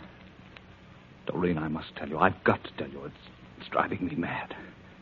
John is trying to kill me. Oh, Uncle. Father's been dead for years. I know, but he died hating me. Hating you? He blamed me for his having been cut off with only $1 in our father's will. But he was wrong, and... Well, now he's trying to kill me. Oh, I can't believe such a thing. I have horrible nightmares. John appears to me, always threatening me. He came to me the night my little daughter became ill. Then after she died. He came again when my wife was stricken and said that after she was gone, it would be my turn. But that's just your imagination, Uncle. Well, get it out of your mind. I can't. I'm afraid to go to sleep. You only see him in your dreams? Yes, but each time he comes nearer, closer, more real. Oh, it isn't just imagination. I'm afraid that one of these days I'll see him when I'm not asleep. And you think my being here will help matters? Is that it? Yes. If he knows you're here, that I'm taking care of you and have your welfare at heart, perhaps he'll let me alone. Prove to him that he judged you wrongly? Yes. I must make him understand. I can't go on this way. I'm a physical wreck. I'm afraid my mind will snap. I understand, Uncle. I'll try to help you. But you must try to get this off your mind. Yes, I'll try. You'd better go to bed now, Uncle. Please, take the check. Very well. Good night.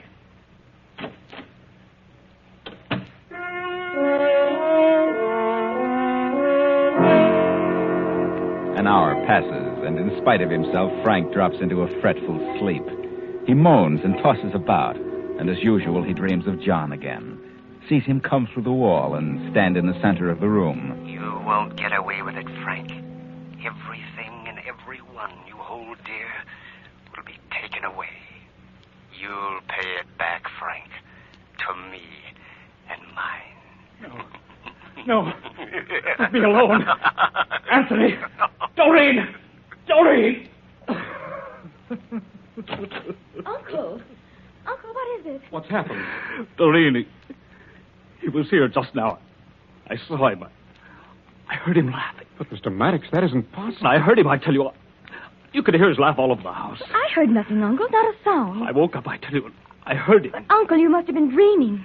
Why, I haven't been asleep since I left you. I've been reading. I didn't hear a sound. You didn't hear anything, really? No, not a sound. You, Anthony? I heard nothing. You were just dreaming. Oh, no, it was too real. This is what I've been afraid of. I know you don't believe me. You think I'm insane. Uncle, please. Yes, maybe I am. Come, Anthony. No, Doreen. Don't go, please. But, Uncle, there's nothing I can do. It's up to you. You must convince yourself that it's all imagination. Good night, Uncle.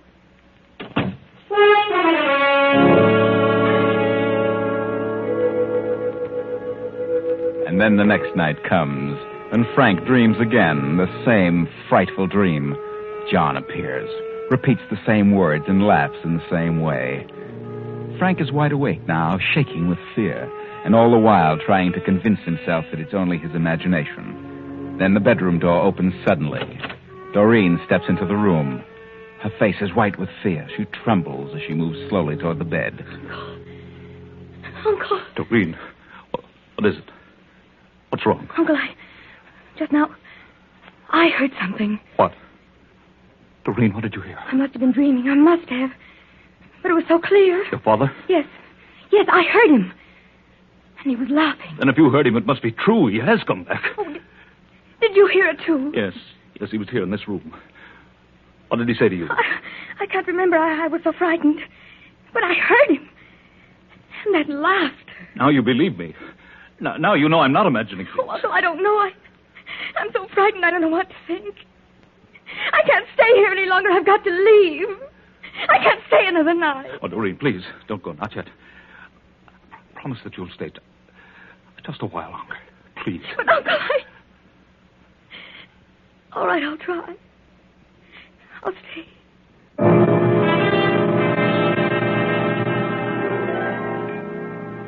Then comes the next night, another dreadful night of horror. Frank tries his best to control his mounting fear as evening passes and midnight comes. He fights sleep, the sleep that brings him nothing but horrifying dreams and the voice of John. But finally he can hold out no longer, and his eyes close. A half hour goes by, then... Frank, you're not asleep, Frank. You're wide awake, and this is real. John, what do you want? Tell me. I'll do it. I'll do anything. I told you you'd pay. Everything and everyone dear to you would be taken away. At this very moment, your wife is dying, Frank. First your daughter, now your wife, and then you. John, please, I'll do anything. Then sit down at that table and write. Write a will. Everything to the one it belongs to. My daughter, Doreen. Yes, I'll do it. And a confession, Frank. Confession? A confession that you came to my cabin that night and killed me. Oh, no, I can't, John. You can and you will. They'll hang me. They won't hang you. No? Write the will and the confession. Yes, but I'm afraid that... They won't hang you. Because in just 1 minute, you will be dead. John, Hurry, no. Frank. You haven't much time to save your soul. You're going to have a stroke, Frank. In just a minute, you'll feel a sudden beating of your temples. A stroke is what they'll call it. And you'll be dead.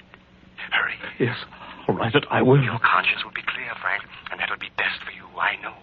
I said I'd rate you if I had to crawl out of my grave. There it is. Now, please leave me alone, Frank. Please, please. Too late, Frank. You're going back with me. Look at the clock. 15 seconds left. Now it's starting. Your head is beginning to whirl. Strange sounds beat in your ears. Faster. Faster. Do you hear? Yes. Please don't, John. 5 seconds. There it is. You're dying, Frank. This is the end. The end of Frank Maddox. No, John! John! No.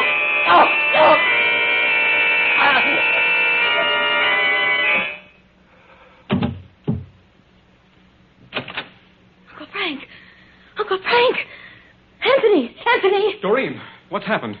I heard him screaming. Anthony, I think he's... Feel his pulse. I can't find it. Not a trace. Anthony, is he... I don't know. He's had a stroke, I think. I'll call the doctor. Yes, I'll have to go after him. His car is out of order. Come on. It may be too late for the doctor, but we'd better get him anyway. Use this phone and tell him I'll be there in a few minutes.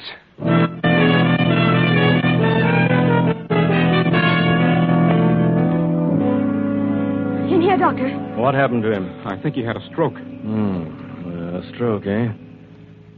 Well. We heard him screaming, and when we got here, he was unconscious.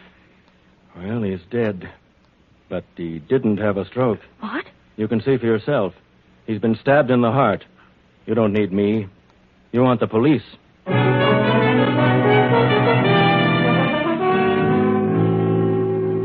say, miss, that you heard your uncle screaming? I did. What did it seem to be? A scream of pain? No, I couldn't make out what it was. But it sounded as though he was horribly frightened. It seemed as though he was pleading with someone. Did you hear him, Anthony? Yes, it sounded just as Doreen said, as though someone or something were after him. What do you mean by something? Oh, I just used that as a form of expression. And when you reached him, he was on the floor, unconscious? That's right. Was he dead? We didn't know. I couldn't find any pulse, but that doesn't necessarily mean anything. That's why I went for the doctor. And you didn't notice the knife wound in his chest? No. Did you see it, miss? No, it may have been there, but I didn't notice it. Are you sure he didn't have a stroke, Doctor? Positive. He may have had a collapse, fainted, but there was no stroke. He died from this stab in the heart. What sort of instrument would you say was used? Well, I'd say a long, thin knife, about a half-inch wide. Like a letter opener? Yes, sort of a stiletto. Doctor, had you been treating Mr. Maddox lately for any particular ailment? Well, I've been attending him frequently of late. What was troubling him? I don't know. Oh, you don't know. Are you sure? Well, I couldn't find any definite physical trouble, but he was becoming terribly run down. Seemed to get worse each day. He couldn't eat nor sleep. Extremely nervous. Hypertension. I gave him sedatives and tonics, but they seemed to do no good, so I finally came to the conclusion that it was mental. Mental? What do you mean? I think he had developed some sort of phobia, a fear. What, I was never able to determine. In time, it would have resulted in insanity and finally death. Or perhaps a stroke and death. But in this case, it was not a stroke. You've been attending his wife? Yes. What is her ailment? Carcinoma. But she doesn't know it. There's nothing more I can do for her, except alleviate the pain. Miss Maddox, from the tone of your uncle's screams, would you say that there was some person in the room with him at the time? Yes and no. Yes and no? What does that mean? I mean, he may have thought someone was here with him. May have thought someone was with him. Yes, that is... Well, from all appearances, there was someone with him. The someone who stabbed him. Anthony, was Miss Maddox in this room when you came in? No, we met in the hall and came in together. Neither of you saw the knife wound. I'm sure I didn't. Doreen, you just said that he may have thought someone was here in this room. What do you mean? Well, he was afraid of... Afraid of what? Afraid of who? Afraid of my father. What? Why, your father's been dead 15 years. Yes, but that's just it. I may as well tell you. He was afraid my father was trying to kill him. That's what was wrong with him, why he couldn't sleep. Oh, Bosh, now it's spooks. No. He said that father appeared to him every night and threatened him. Threatened him? Well, all right, so we threatened him. Why? He said Father hated him, that Father thought Uncle Frank had caused him to lose his inheritance. Well, Doctor, do you think that's what was wrong with Frank? Could have been. Quite possible. All right, I'll grant you that. But no spook produced that knife wound. Doreen, do you believe that your father lost his inheritance because of your uncle? No, I do not. Are you sure? I'm sure Father did not lose his part of the estate because of Uncle Frank. Are you sure? Could you prove that? Well, no, I couldn't. But I never heard Father mention it. I never heard him accuse Uncle Frank. What brought you here? My uncle sent for me. Why? Because he was afraid of my father. He thought my being here might help matters. That's right, Captain. He sent me for Doreen. I located her and brought her here. Oh, me. Oh, my. This gets worse and worse. You know all about it, too, did you? Yes, Mr. Maddox confided in me. He had the idea that if Doreen were brought here and he showed good intentions toward her, that John would leave him alone. Oh, poor John. What a busy guy. It isn't funny. You said it. Frank Maddox has been murdered, and it wasn't a spook. I know who did it, and I know why. What are you talking about? Frank Maddox didn't send for her. She came here of her own accord and for a definite reason. She did not. I brought her here. You're lying. You're trying to cover up for her. I am not. Because you're in love with her. Anybody can see that. Well, what if I am in love with him? That doesn't have anything to do with this. Frank Maddox sent me for her. He did not. She knew that Frank was the cause of her father losing his inheritance. So she came here to kill him, and she did. Well, that doesn't make sense. Why would she kill him? What would she gain by that? Ever hear of revenge? If it hadn't been for Frank, her father would have been wealthy, and so would she. But she didn't know about her father's accusations until Frank Maddox told her himself. Oh, then you admit that she does know about it now. I knew nothing about it until Uncle Frank told me. But I still think Father was wrong. Whether you knew about it before you came here or learned it after you got here, what's the difference? It's a motive. You stabbed him. You left the room, and then you met Anthony in the hall. You stuck Miss Maddox, and you haven't a chance. Wait a minute. Mrs. Maddox, don't come in here. And why not? Why shouldn't I come in here? You shouldn't get up. You should... I know all about it. I know what's happened. I've heard every word. You're very ill, Mrs. Maddox. I know. I heard you. And now I know what's wrong with me. I know what carcinoma is, Doctor. Please go back to bed. No, not just yet. This girl, Doreen, you're wrong. She's innocent. She had nothing to do with it. That is, not directly. What do you mean, Mrs. Maddox? She didn't kill Frank. I did. You? She's perfectly innocent. Frank did send for her. He was afraid of John. He dreamed about him every night. He did think John was trying to reach him from the grave, trying to kill him. It was his imagination, I know, but he really believed it. And he had a good reason to believe it. What reason? I've heard Frank moaning and yelling for weeks and weeks. I heard him tonight. I came in here and found him on the floor. He'd made a will. This paper. Leaving everything to Doreen and explaining why. Oh. Sit down, Melba. Yes. Well, he came out of his faint, and I found this will. I went wild when I saw it. He tried to get it away from me. He said it had to be that way. We struggled for it, and I took the paper knife and stabbed him. I went back to my room, but I've been standing outside the door. I heard everything, particularly what you said about me, Doctor. So what does it matter? This girl is innocent. What is this paper? Let's see it. I'll tell you what it says. It leaves everything Frank has to Doreen. And the reason why? Frank killed John. What? Yes. It was all my fault. I knew John had made a strike, and I told Frank about it. Frank went to John's cabin and killed him, took the maps and the papers and filed him a claim. I was the one responsible for everything. But it all rightfully belongs to Doreen. And now... Well, now that I've heard the doctor's sentence, what does it matter? Well, Doreen, that was lucky for you.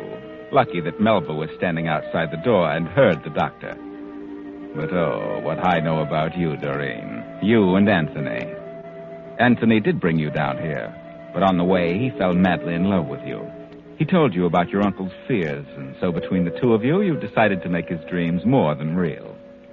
Anthony arranged a little radio speaker in Uncle Frank's room. Yes, it was Anthony who spoke to Frank, not John's voice from the grave. Anthony merely amplified Frank's dreams, yes. You and Anthony planned to work on Frank psychologically in order to get that will and the confession. But how did Anthony know the exact words to use? The words John used when he was dying that night in the cabin? Why? Because Anthony was the little boy John caught in his cabin that night. The boy who heard every word said between Frank and John. The smart little boy who saw it all.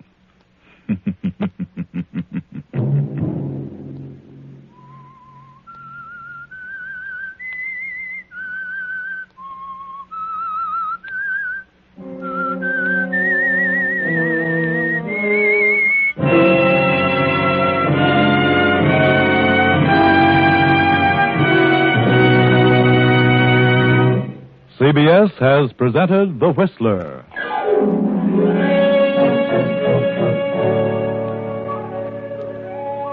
Original music for this production was composed and conducted by Wilbur Hatch. The Whistler is written and directed by J. Donald Wilson and originates from Columbia Square in Hollywood. Next week, same time, I, the Whistler, will return to tell you another unusual tale. Good night. This is CBS, the Columbia Broadcasting System.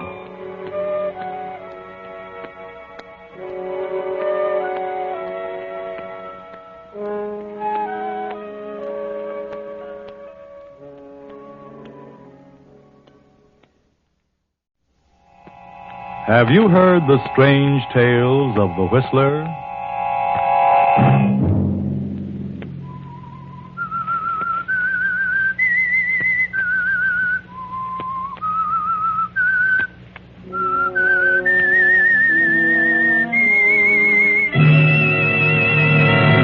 I'm the Whistler.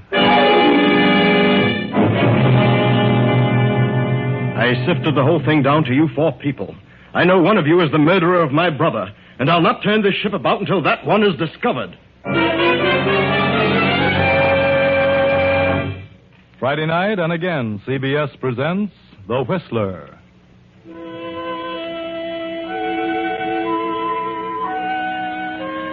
I, the Whistler, know many things, for I walk by night. I know many strange tales, many secrets hidden in the hearts of men and women who have stepped into the shadows.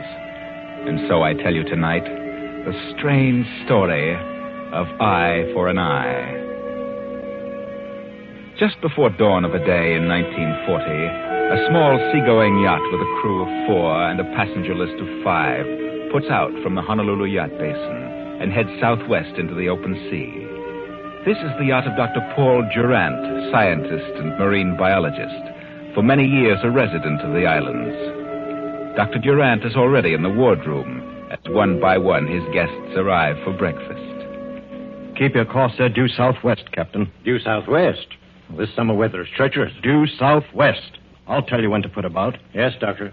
Just as you say. Morning, Doctor. Oh, come in, Professor Mallory. Breakfast in a few minutes. I've been on deck for some time, Doctor. I can't understand it. We seem to have lost sight of land. Have we? Well, fog, perhaps. No sign of fog. I thought we were going to cruise around the island. Oh, well, it gets too rough when you stay close to shore. Does it? Good morning, everybody. Where on earth are we? I don't see land anyplace. What goes? I have a feeling we're miles out to sea. Do you, Ona? I had the same idea, Ona. I ordered the ship out to deeper water so we could do a bit of hunting. Hunting? Hunting for a nice school of big fish. A lot of killers out here now. We should be able to catch one of them. Good morning. Doctor, I'd like to ask you a question. Yes, I'm sure I know what it is, and I'm sure I can answer it. Why are we so far out to sea? Yes. Well, Karen, it's because I want to... I want to talk to you. Oh, come in, Hal. I know what you want to ask me. Karen just asked me the same question, so I'll answer you both at the same time. Okay, what is the answer? Well, this happens to be the season for catching the big ones. The killers, we call them. So I decided to put out a way in order to get a crack at one of them. Killers? Yes. Apparently you're not a fisherman, Hal. But I'm sure you'll find it interesting. Hey, look, Doc, what's on your mind? I've been suspicious of you ever since you invited me on this weekend cruise. Have you, Mr. Norton? Why? Why should you ask me on this cruise? I don't know you that well. I've seen you many times. Your brother introduced us at the gambling joint, but, well, I wouldn't think too much about it, Hal. I must say this is a peculiar group for you to select, Doctor. Oh, think so, Professor? You all knew each other, didn't you? Well, yes, in a way. I know the professor, but I've never been friendly with Hal Norton or Ona I know Hal Norton's a gambler, and Ona's a nightclub singer. I've known Ona for several years. I know Miss Karen Somerset's a social deb, and the professor's John Mallory. I've seen him at various times. Then if you all know that much about each other, I should think this is an opportunity to really get acquainted. Who said we wanted to? Doctor, please turn around and go back. Please. No, I can't. Why not? I'll tell you.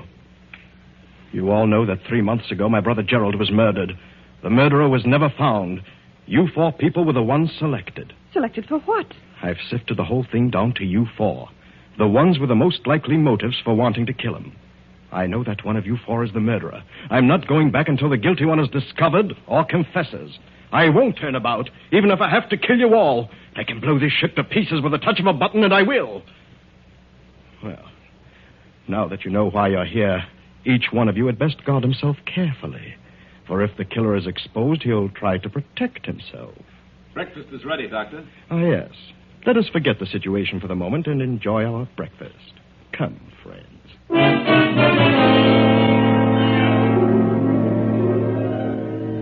Well, Dr. Durant, now you have set up a situation in which each one of the 4 suspects the others.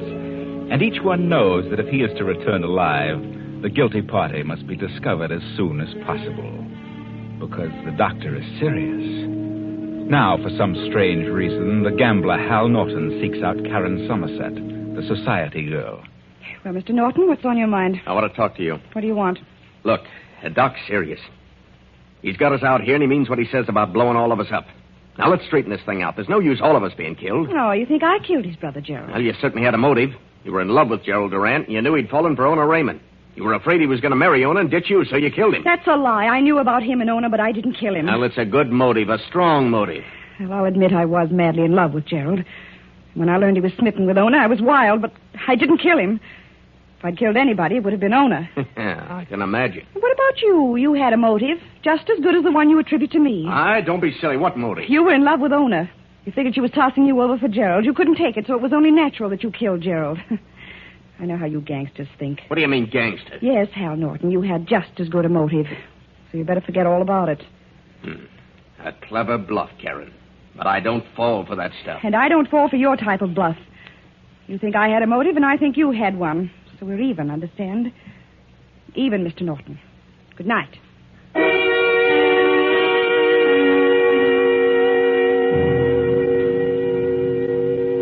Well, so that is the situation between Karen Somerset, the society girl, and Hal Norton, the gambler. Now let us see what Professor John Mallory and the nightclub singer Ona Raymond have to say about it.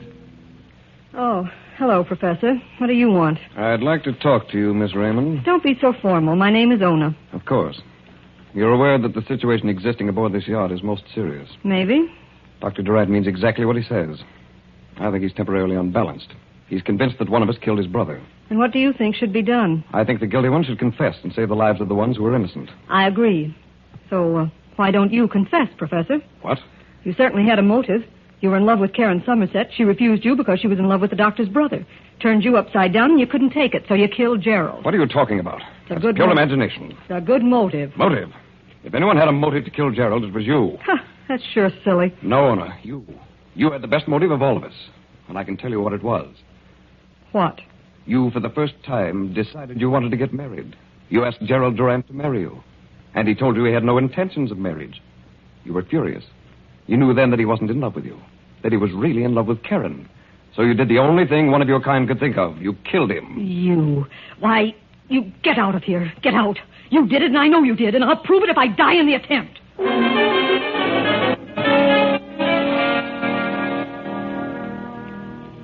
But that night, Ona Raymond tosses on her bed. She cannot sleep. All she can think of is the professor's accusation. Then, toward midnight, she leaves her cabin. And finally, after wandering about the deck, she makes her way to the doctor's quarters. Doctor, I've been making investigations, and I've learned something. What have you learned, Ona? I know now who killed your brother, and I can prove it. You seem to be very frightened, Ona. But I know the one who did it. And who is it?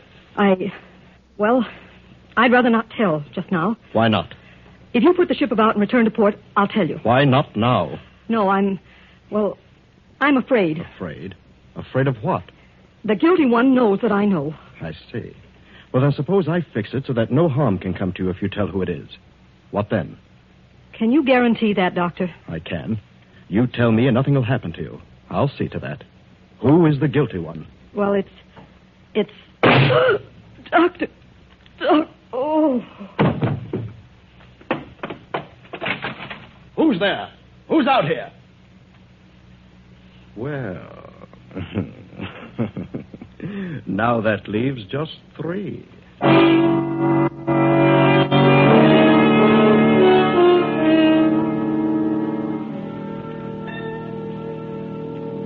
What is it, Doctor? Yeah, what's up now? Come in, Karen. Come in, Hal. What's that on the floor? What's happened? Remove the sheet, Captain. Let them see what's happened. Very well. Good Lord. Why, it's Ona Raymond. Ona? When did this happen? Just 15 minutes ago. Surely one of you knows all about it. Where did it happen? She was standing right there. She was just about to disclose some information regarding the killer of my brother when there was a shot from that window. I ran to the door, but there was no one in sight. Where were you, Karen, 15 minutes ago? Well, I was in my cabin. And where were you, Professor Mallory? I was on the deck. On the deck, huh? And now may I ask, where were you? Are you crazy? Why should I want to kill Ona? I was in love with her. That may be true, but maybe she was about to tell the doctor something you didn't want to know. You're nuts. Just where were you 15 minutes ago, Hal? I was in my cabin. In your cabin? And you didn't hear the shot? I did not. You say you were in love with Ona. But did you love her enough to let her reveal the murderer of my brother?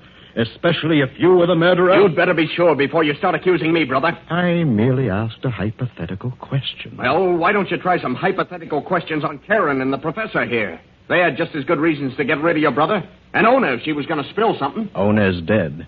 That obviously eliminates her. Yeah? How do we know? Maybe you figured she was the one who killed your brother and you let her have it. And figure you can blame it on one of us. Dr. Durant, this is getting out of hand. I insist that we put about and return to port before anything else happens. If there's a killer on this yacht, let's go back and allow the authorities to handle it. And I refuse to do so, Captain. This is my yacht. And I am the captain. Are you? Well, if you interfere in my plan, I can very easily take care of that. I'll not put about until I'm satisfied that I know who the killer is. But that's ridiculous. A murder has been committed. I'll stay out here in the ocean till I learn the identity of the killer, even at the expense of the life of everyone on board.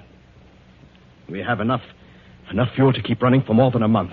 And if the engines are turned off, why, we can drift for many months. What about food and fresh water? If it's necessary to stay out that long, then when hunger and thirst come along, maybe one of you will be ready to talk. Why, you're crazier than I thought. Oh, Captain, have this body removed and placed in ice. I want to take back all the evidence. Well, I think you may all return to your quarters. Good night. Yes, sir. Good night, Doctor. I'll go along with you, Karen. I'd like Professor, I'd prefer that you didn't. Didn't what? That you didn't talk to Miss Somerset. Go to your own cabins, if you please. Very well. Good night. Well, what are you waiting for, Hal? Look, Doc, are you really serious about this business of staying out here until we run out of water and food? If necessary.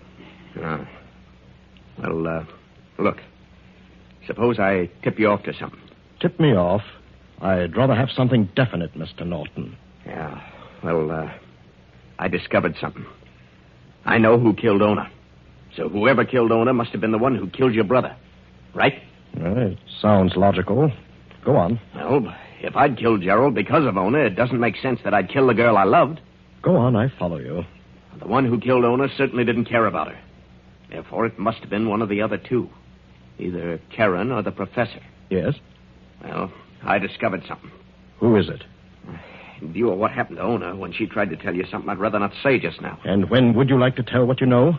You turn this boat around, head for home. And just before we reach port, I'll tell you. Oh, I'm not that stupid. You're stalling for time. I'm not. I know who shot Ona. I'll tell you what, Hal. I'll wait another week. And if nothing happens, if the guilty one isn't found, then I'll turn around and accept your proposition. But you'd better know what you're talking about. Don't worry. I know. I know plenty. Good night. Good night, Hal.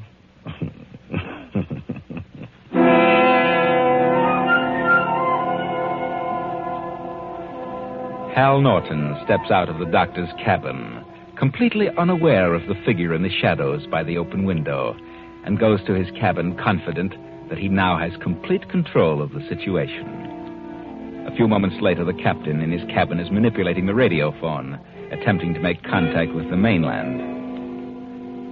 Hello. Hello. Hello. Hello, this is the yacht Mongoose calling. The Mongoose calling. Hello, hello, Mongoose to mainland. Yacht Mongoose calling Globe Radio. Come in. Emergency. Skipper of Yacht Mongoose calling Globe Radio. Yacht Mongoose, emergency. Yacht Mongoose, position 10 degrees north, 170 degrees west. I can't understand why I can't... What do you want? What are you doing here? Get out of here. Keep away from me or I'll... Oh.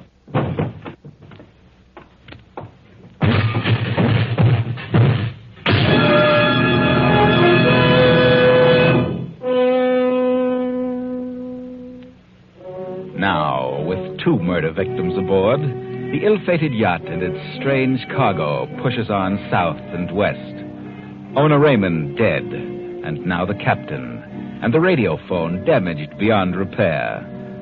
The captain's body is not discovered till sunup, but immediately following the discovery, the doctor calls his guests to his cabin. What's happened now, Doctor? Why rout us out at this early hour? Why, don't be so excited, Professor. I'm not excited. Sit down, Professor. Have a cigarette, Doctor? Yes, thank you. Light? I think, Dr. Durant, that you had best sit down and take things easy. What do you mean?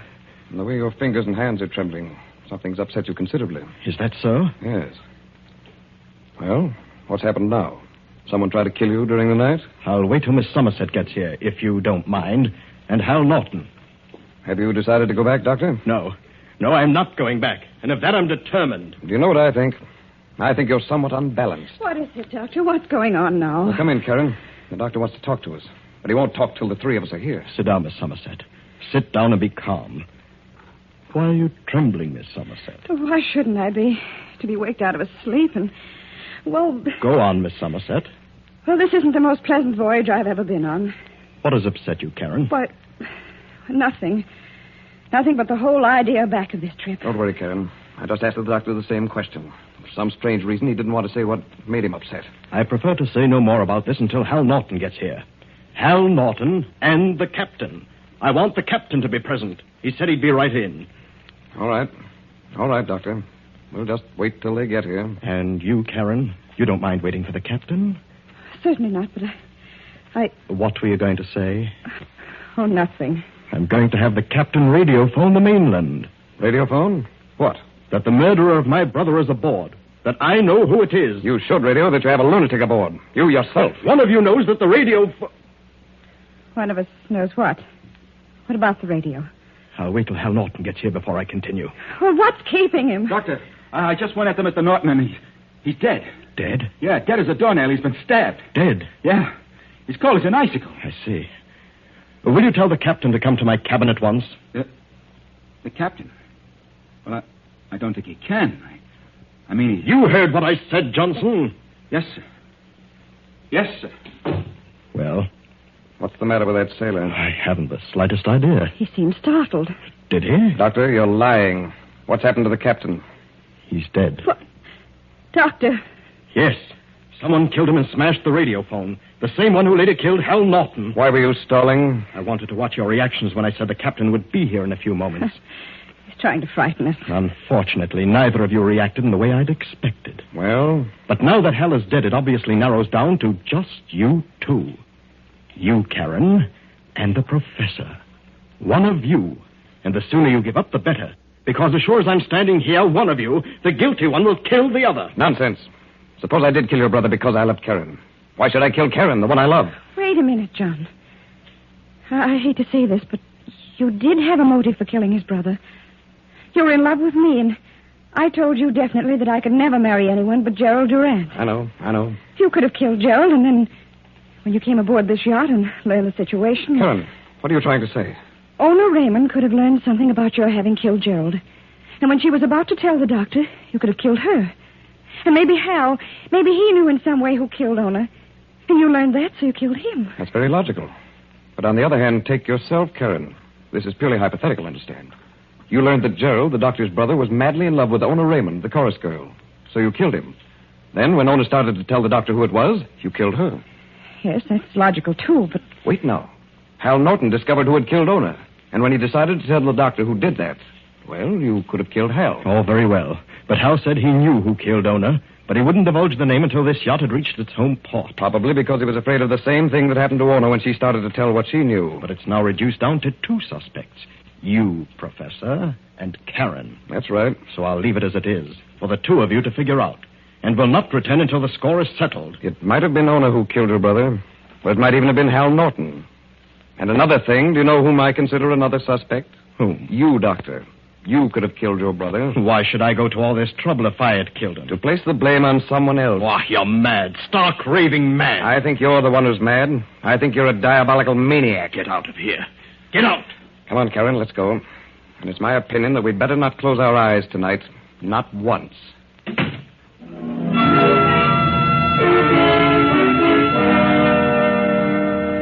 A few hours later, the professor steps up to the doctor's cabin door, tries the knob, works a key in the lock, and steps inside. Who's there? Put up your hands, Doctor, and stay where you are. What do you want, Professor? Pick up that phone and order this ship to head for the nearest island. I'll do no such thing. Do as I say or I'll kill you. All right. But you won't get away with this. Yes, sir? Set a course for the nearest island at once. Yes, sir, at once.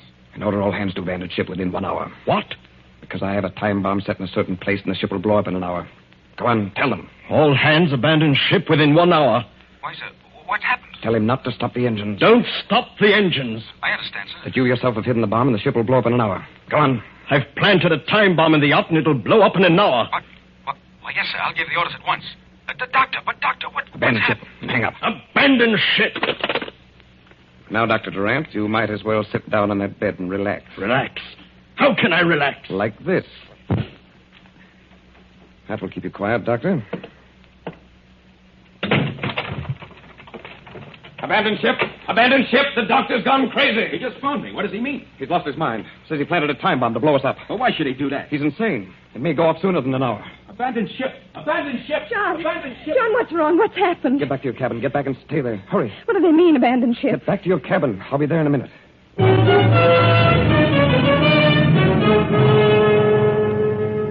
The hands abandon ship, and when they are well away from the yacht, the professor rushes below deck and opens the seacocks. And as the water rushes in, he hurries to Karen's cabin. Karen, come on. No, not until you tell me what's happened. There isn't time for that. I'll explain later. Hurry, up on deck. The ship's sinking. What? Come on, we haven't a moment to lose.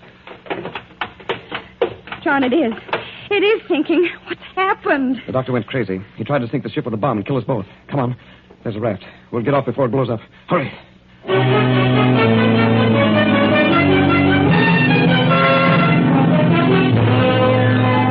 Karen and the professor make themselves fast aboard the raft, and a few minutes later the yacht throws its bow in the air and shudders for a moment. Then...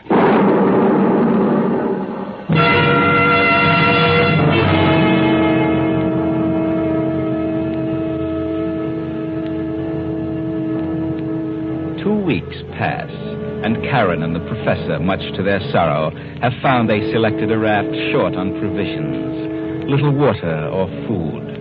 Now the tropic sun is slowly devouring them. John, Yes, Karen. are you sure there's land around here?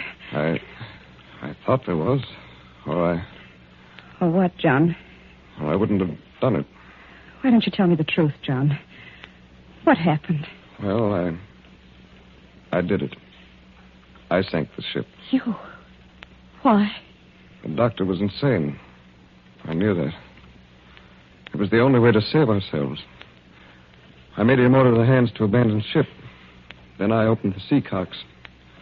It blew up the boilers. And what became of the doctor? Well, he went down with the ship. Believe me, Karen, it was the best way. Best way. And here we are, our food gone, the water exhausted. I was positive there was an island near here. We must be caught in a current and have been drifting in the opposite direction. I can't stand this sun. It's driving me crazy. I can't stand it. Karen, darling. Yes, John. I love you, Karen. I know, but what does it matter now? I've got to tell you something. Got to.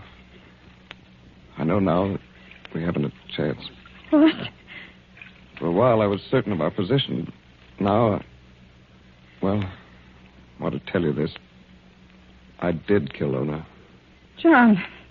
I killed her, and I killed Hal Norton. What are you saying? Because I knew you were the guilty one. I knew you were the one who killed the doctor's brother. But you were justified in killing him, Karen.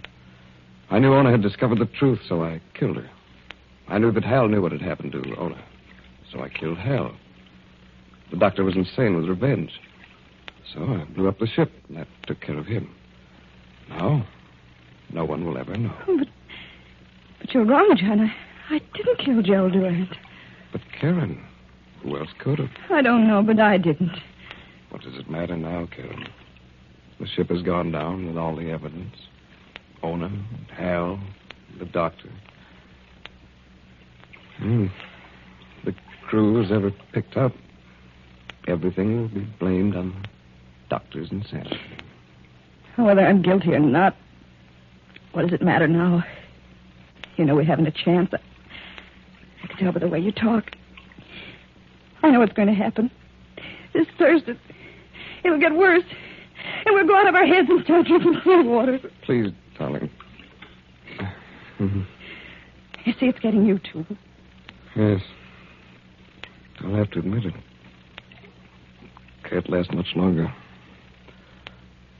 Karen, it's going to get worse and worse. It'll be torture. So, here's a revolver. Why prolong the agony?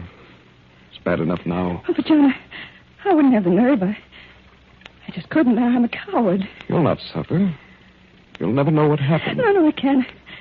I'm afraid. Karen, look. What is that? Over there. I don't see anything. Just a bit of fog. You sure? Are you sure?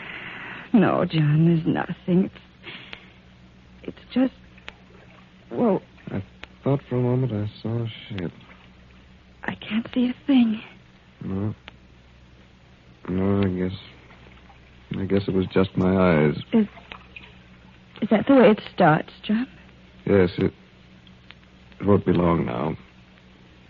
There are sharks all about us. Yes, Karen. If we were to jump in, it might be a prolonged death. Horribly painful. All right, John. Whatever you say. Then turn around, Karen. No, I'll do it myself, but I want to be sure. Very well. I'll go first. Will that convince you that it's painless? Yes. All right.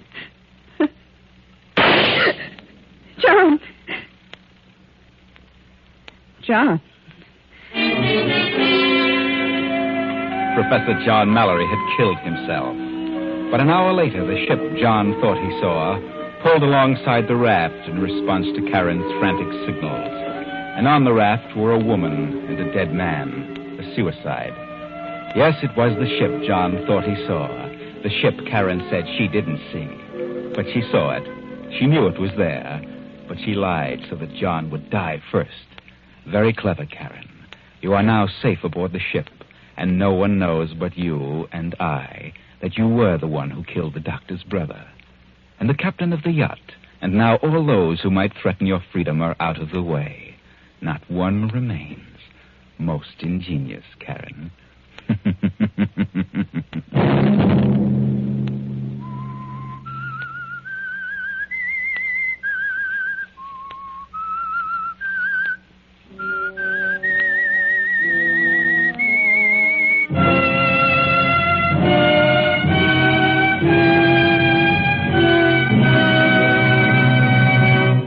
CBS has presented The Whistler.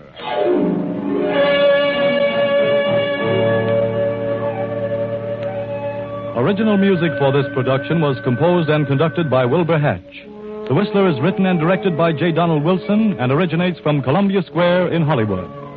Next week, same time, I, the Whistler, will return to tell you another unusual tale. Good night.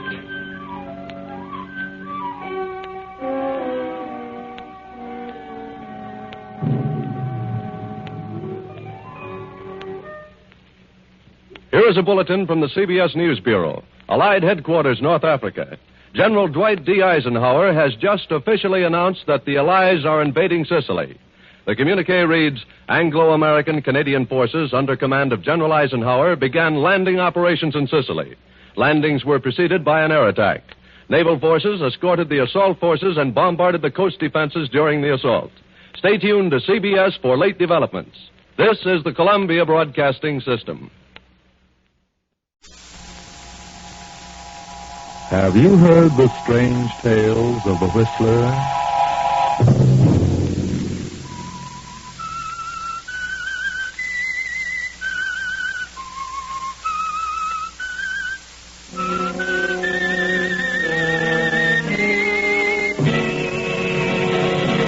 I'm the Whistler.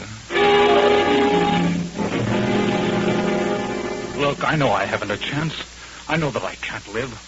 I can tell by the way that doctor looks at me. And you, too. Why don't you tell me the truth? Why don't you? Friday night, and again, CBS presents The Whistler.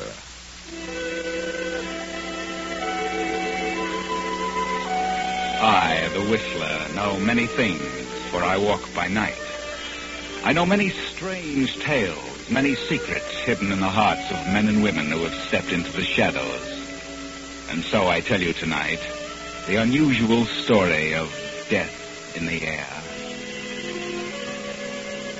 A girl, a rather ordinary brunette of 18, plainly dressed, steps out of an elevator on the 14th floor of a swank apartment house and moves silently down the hall, pauses for a moment before a certain door, then turns the knob and steps inside.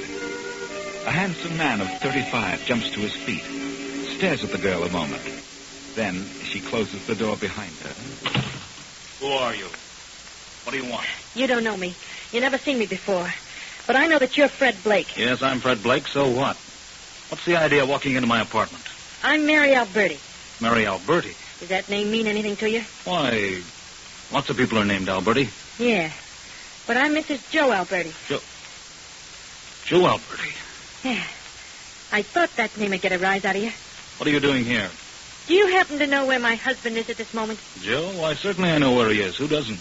This morning he was sentenced. By now he's in the state pen. Convicted of murder. That's right. A murder he didn't commit. He was convicted. He had a trial. But he's innocent. And you know it. He held up the bank messenger. He shot him. Then what became of the money? How should I know? Well, I know what became of the money. You have it. How do you figure that? Joe was working for you. As a chauffeur, he said. And I didn't know any different until he got into this jam. I didn't know what you were. Until he told me today. Just before he left. Yeah, and what did he tell you? That you were a gangster. And that he had nothing to do with the holdup or the murder. But that you planted the evidence on him. He was a fall guy. Now, look, sister, I run a couple of nightclubs and little gambling stuff. But I haven't yet gotten around to holdups and murders. My husband wouldn't lie to me. He begged me to keep quiet about it. Because he was afraid if I made a fuss that you'd get rid of me. What a wild imagination Joe has. Joe told me the truth. Joe wouldn't lie to me. The jury didn't believe his story? He didn't tell him everything. He was afraid. Afraid for me. Will you get out of here or shall I call the police? Nobody knows what became of the $50,000 my husband was supposed to have taken. Nobody but me. So? So, since Joe's been convicted, I think I ought to have the use of the money. So fork over, Mr. Blake. Well, of all the brainstorms, you expect me to give you $50,000? I do. If Joe grabbed it, it belongs to him. And since Joe's gone, it all becomes mine. Are you nuts? I know you don't carry $50,000 around with you, but you can get it tomorrow in cash. So I'll give you till tomorrow at noon to hand it over. That's 12 hours, Mr. Blake. And if I don't? Then I'll kill you. I see. Well, where can I locate you tomorrow by noon? At my hotel? Very well. Just take this notepad and write your name and address. And your phone number. Okay. There. There you are. And bring it in person, Mr. Blake. Oh, of course. I wouldn't want anybody else in on this. And if you don't show up with the money tomorrow, well, I'll catch up with you sooner or later. You'll pay eventually. I know you will. I think I'll run up to the penitentiary and have a talk with Joe. He's all mixed up. He isn't mixed up. Not now. No? No, Mr. Blake. Joe's dead. What? Dead. Killed himself on the way to the pen. He knew he was stuck and he couldn't face it. You did that, Blake. You killed him. So now you're going to pay. Through the nose. Good night, you dirty rat.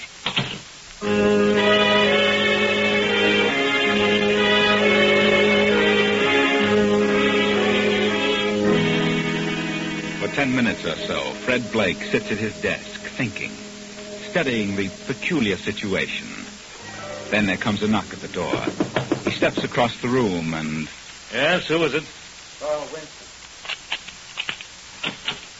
What do you want, Carl? I want to talk to you a minute.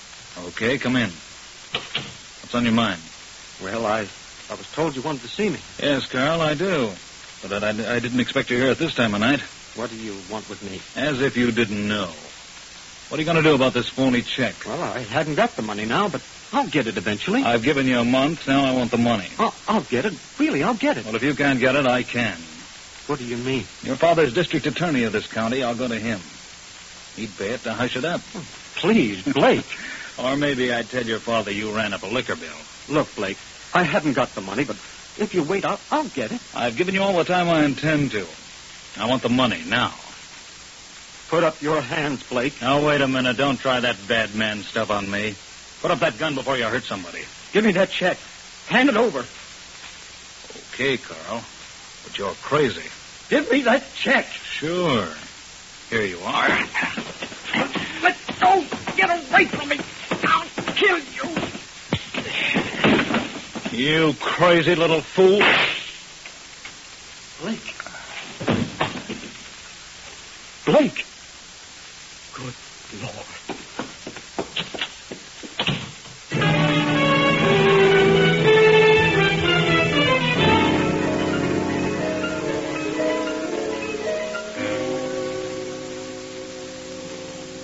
For many hours, Blake hovers between life and death.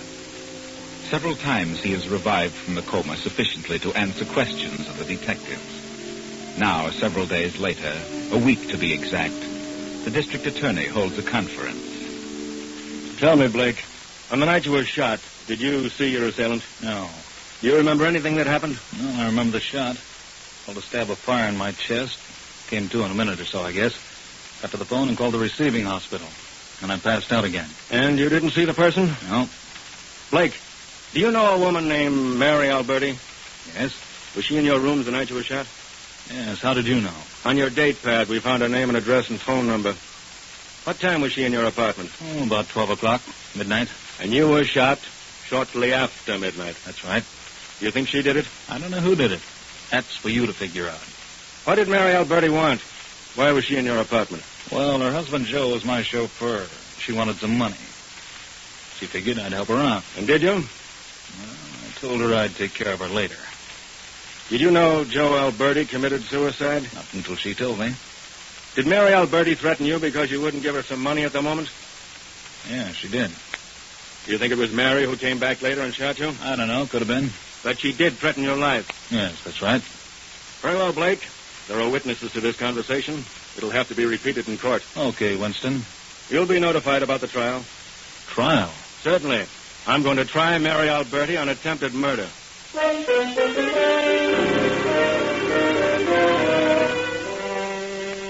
And so Mary Alberti is tried and convicted and sentenced for from 5 to 20 years.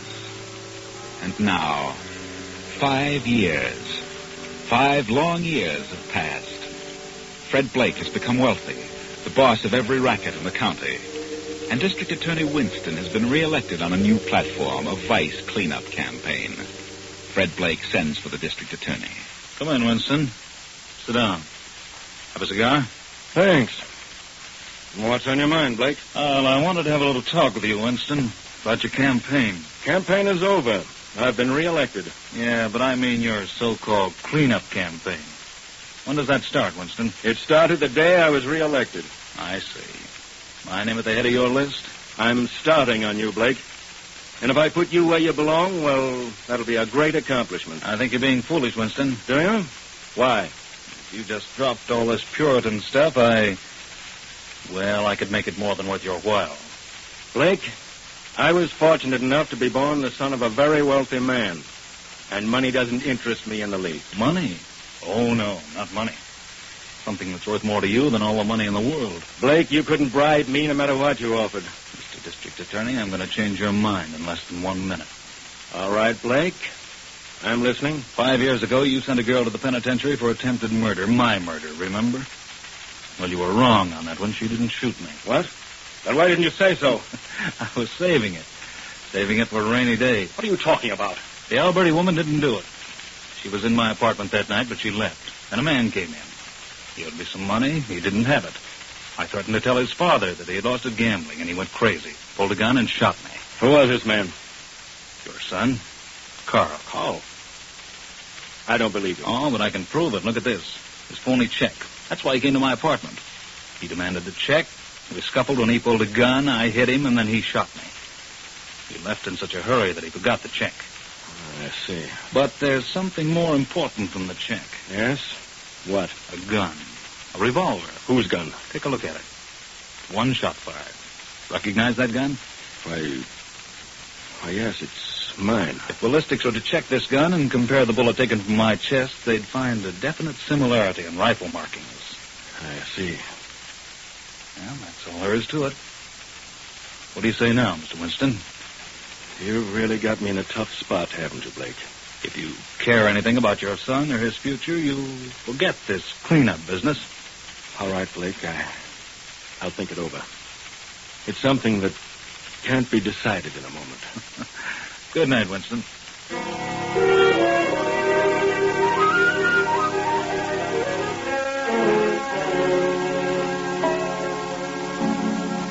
The cleanup campaign is dropped, and Fred Blake flourishes.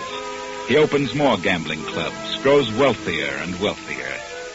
And a year later, he is a popular figure in the swank set of a southern beach resort. At the moment, Fred is a weekend guest at the beach home of one of the wealthy 400. Oh, what a perfectly divine night. Yes, Anitra, I've never seen such a moon. So peaceful and quiet here on the beach. I didn't want to dance anymore. Well, let's sit down here on these rocks. All right.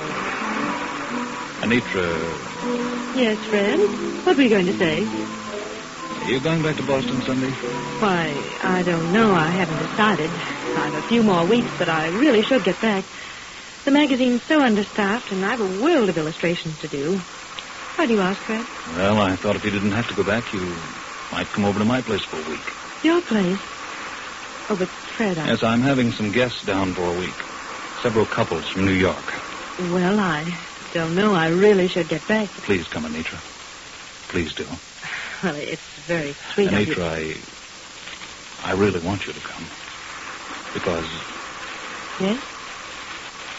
you know, the way the moon shines on your hair, it looks just like spun gold. Does it? Is that what you were going to say? No. There are a lot of things I want to say. Do you realize what a beautiful girl you are, Anitra? Fred. I mean it. From the moment I first saw you, you knocked the props right out from under me. Nothing else exists. Nothing else matters. Nothing but you, Anitra. But Fred, I'm wild about you. Crazy. Please, Fred, we better go back. You've got to listen, darling. I love you. Are you asking me to... Yes. I want you to marry me. But I'm a career woman. You don't want a career woman for a wife. Besides, we've only known each other for a few days. I don't care, career or not. 2 days or 2 hours. I love you. Let's get back to the house. Come on. You mean you don't like me? Is that it? Or is it some other man? No, I do like you very much, and there's no other man, but... Well, I'll have to think about it. If I marry, I know I'll give up my work, and I'm not sure I want to do that. I see. Well, will you at least make me happy by joining the party at my place for a week? Yes, I'll come, Fred. I'll stay here for another week, but please don't high pressure me. Let me make up my own mind. Promise? That's a deal. Shall we seal it? Certainly. With a kiss? Fred, Please. I love you, Anitra. Let's go back to the house, please.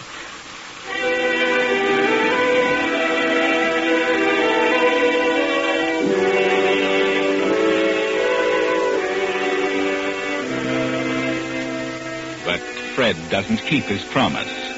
Fred isn't the type. When he wants a thing, nothing can change his mind. And by the time the week is out, Fred has made up Anitra's mind. They are married and decide to spend their honeymoon in Florida. But a few weeks later, their honeymoon is interrupted. Fred is stricken with an illness. In this room, Dr. Phillips.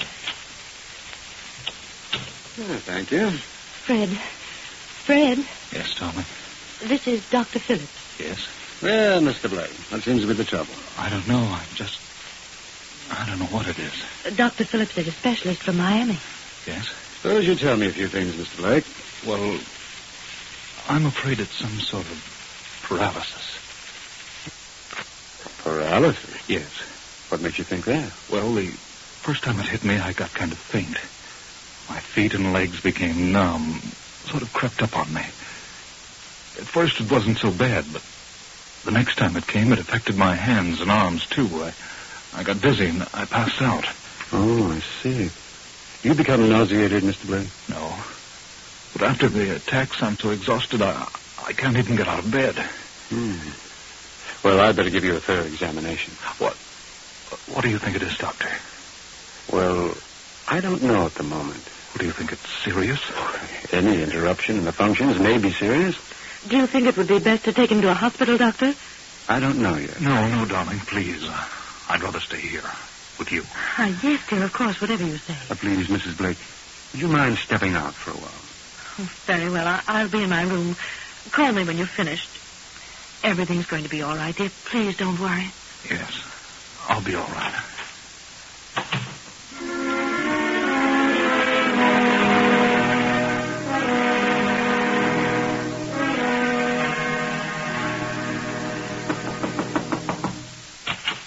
May I come in? Oh, yes. Come in, Mrs. Blake. I've finished. It's been an hour. I just couldn't wait any longer. Quite all right. How do you feel, Fred? Well, a little better, I guess. He pounded me and thumped and listened, but I don't think he knows himself. I do feel better. I'm going to get up and walk around. Mr. Blake, I'd advise you remain as quiet as possible. Why? If you attempt to move about, I'll have to withdraw from this case. What have you discovered? What is it? Just relax. Why don't you say it? Why keep it a secret? I'm entitled to know. Spill it. Now, please, Fred, darling, please don't get excited. What is it, Doctor? Do you know? Mrs. Blake, I'd like a few words with you. Step over here to the window. Yes, of course, Doctor.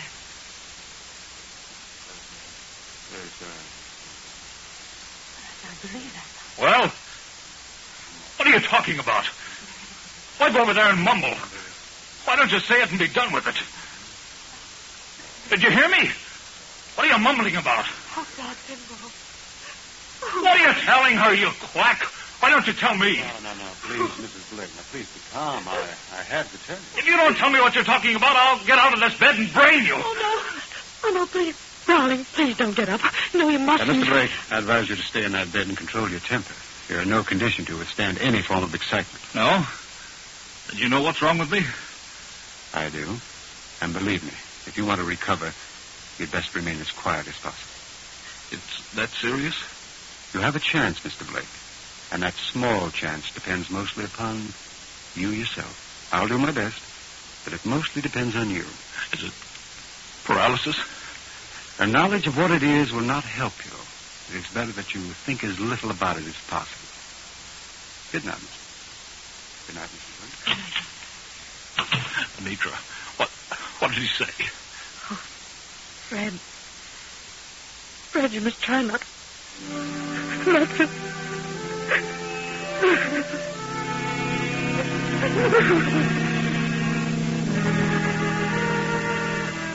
Another week passes, and Fred still remains in bed. He has had several more attacks, each one a bit more severe than the last. The doctor has made several visits, and Fred is now terribly frightened by the doctor's concern regarding his progress. Shortly before midnight, Fred feels another spell coming on, a little more severe. Anitra! Oh, yes, darling. Yes, Fred? I'm getting faint. It's coming on again. Get the doctor. Oh, yes, Fred. I've already called him. He'll be here in a few moments. Now, be quiet, dear. Please don't exert yourself. This is the worst yet. Please be calm. You're all right. No, I'm scared. This is it. I know this is the end. Oh, Fred. Fred, don't say that. I can tell. No, you've nothing to fear, darling. Nothing. I have. I can't help it. I'm afraid. Fred, you must get hold of yourself. You must. I know I haven't a chance. You know that. The doctor knows. He told you. I know, too. Oh, please, Fred. There's something I've got to tell. Hush, darling. You don't understand. I've got to tell someone. Oh, you must calm yourself. Oh, you've got to listen to me. You've got to. Well, the doctor will be here in just a few moments. Now, please try to save your strength, darling. He can't help me. Oh, come in. I came as quickly as I could, Mrs. Blake. It's another attack, Doctor. It seems to be worse than the last. He's terribly frightened. Come now, Blake. You must try to get hold of yourself. The pulse is... Pulse is what? Just a second. My bag, please. Yes, Doctor. Thank you. Now, let's have a listen to the stethoscope. You have a chill, Blake. I don't know. I'm just awful numb. It's creeping up inch by inch. Oh, please, Doctor. Can't we take him to a hospital? A hospital? I'm afraid that... Well, he's as well off here as in the hospital. Why don't you tell me the truth? I've got a right to know. Tell me the truth. Now, you're going to be all right, Blake. You're lying. Mrs. Blake, Yes, Doctor. What did you start to say? well... Tell me. I've got to know. Yes, Fred. Tell us, Doctor. There's no use evading the issue. Fred wants to know. Very well. Since you insist, there is nothing I can do for you, Mr. Blake. Nothing anyone can do for you. You mean it's a matter of days? It may be only a matter of hours. I'm sorry, Blake. Hours. Anitra. Oh, darling, I knew, but I just couldn't let you know. Hours. Doctor, will you leave us alone for a while? Of course. Oh, please, don't leave the house, Doctor. No, I'll stay with you as long as you need me. I'll be in the hall. You call me if you want. Anitra, get a sheet of paper and write what I tell you. Yes, sir. And please hurry, Anitra. Of course, dear. Yeah, I'm ready. To District Attorney Frank Winston. District Attorney? I never thought I'd do this, but here it is. Joe Alberti was innocent in the killing of the bank messenger. He was framed. I killed the messenger and framed Joe. Fred. And Joe's wife is innocent of trying to kill me. She didn't shoot me, and I want her released. I'm enclosing a check for $10,000 for her. And furthermore, what I told you about your son was a lie. He didn't shoot me either. He did come to my room. He had a gun. I took it away from him. And in the scuffle, gun went off. I shot myself. So that clears everything up. Now you can start your campaign. But I won't be around to participate. Yours, Fred Blake. Fred? Are you out of your mind? But this is ridiculous. I won't turn this over to the district attorney. I won't. Please, Anitra, please do. I can't die. I just can't unless I know. Please. You've got to do it. Hand me the pen. I've got to sign it before my hands go numb. Oh, no. No, don't sign it. Please don't. It isn't true. It is true. Every word. Hold it. There. Oh, darling. You don't know what a relief this is. All right, Fred. I'll do as you say. Oh, darling, I don't care what you've done. You've been so good to me. But if you want me to turn this over, I will. I do. Oh, Doctor! Doctor! Quick, Doctor! You're too late, Doctor. Everything's okay now. Well, it's all over. All over.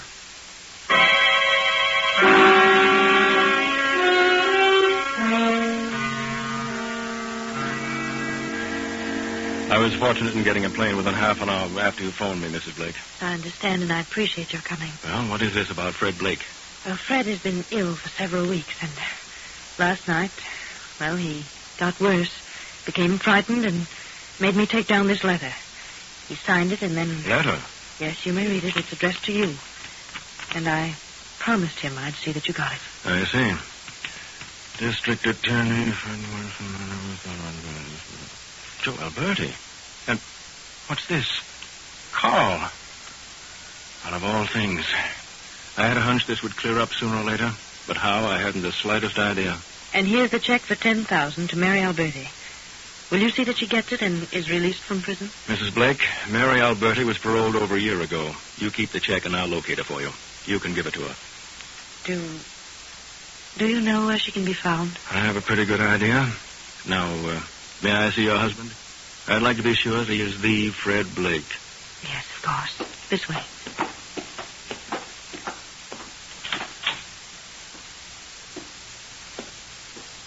Yes, he's the real Fred Blake. That's all I wanted to know. Anitra. Is that you, Anitra? Good Lord, I thought he was dead. What is this? Where am I? Blake. Doctor, what happened? I'm not a doctor. No, then who are you? I'm District Attorney Winston. Winston? What are you doing here? Where am I? You're in your bed, but you're on your way to jail. Jail? Are you crazy? I'm sick. I'm dying. You may be right about that. He isn't dying. It's all in his imagination. Yeah? Get up out of that bed. But I can't. I can't walk. Then we'll carry you. All right, Murphy. Come in and carry him out. Yes, sir. Come on, Jim. We'll make a saddle seat for him. I'm sick, I tell you. I'm dying. You're taking a plane ride north, whether you're dying or not. You signed this confession, didn't you? What? Yes. But you weren't supposed to get that till I was dead. Why didn't you wait, Anitra? Bring him along. You'll never convict me. You'll never get that far because I'll be dead. Come on, boys. Take him to the car. Anitra, why don't you tell them? It's all a mistake. They can't do this. Tell him. Tell them what? Oh, I'm dying. What can I do, Fred? I did just as you asked me to do. I can't do a thing now. It's too late. What's happened to you? What's happened? Nothing. I've never been so satisfied in my life. What? I said this is the happiest moment of my life. Now get up, Fred. You can walk. You're stalling. There's nothing wrong with you. You're crazy. No, she's not crazy. She's clever. I've tried for over a year to work this thing out, and she did it all by herself. Yes, Blake, Mary Alberti, now known as Mrs. Anitra Blake, is a very clever woman. Well, there you are. Mary Alberti, alias Anitra Blake, was a clever woman. She knew that her husband Joe was innocent, and when she was sent to prison for shooting Fred Blake, she made up her mind to eventually get out on good behavior. So she studied art, glamorized herself, changed her speech and appearance, and worked her way into the circles frequented by Fred. And everything worked out just as she planned. There was nothing wrong with Fred. He wasn't ill and he wasn't dying. Just a few grains of medicine each day was all that was necessary to bring on that numbness. And the doctor? Well, he wasn't a doctor. No, he was really the brother of her husband. The brother of Joe Alberti.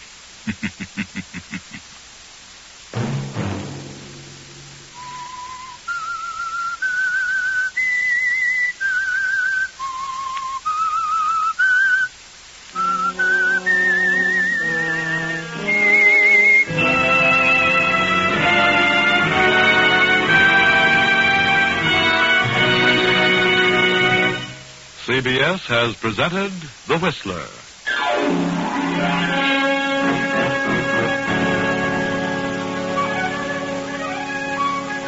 Original music for this production was composed by Wilbur Hatch and conducted by Ivan Ditmars. The Whistler is written and directed by J. Donald Wilson and originates from Columbia Square in Hollywood. Next week, same time, I, the Whistler, will return to tell you another unusual story.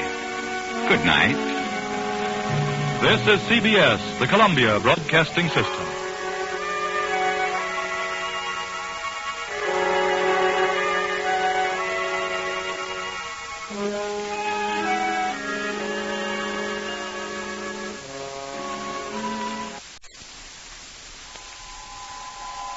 Have you heard the strange tales of the Whistler?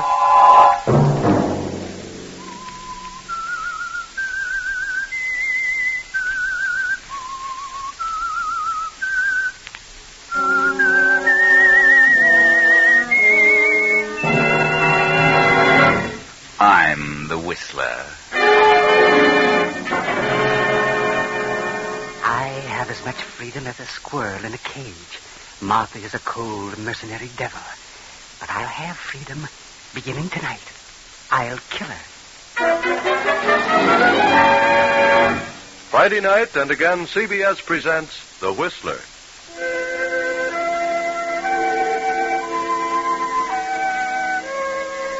I, the Whistler, know many things, for I walk by night. I know many strange tales, many secrets hidden in the hearts of men and women who have stepped into the shadows. And so I tell you tonight the amazing story of destiny.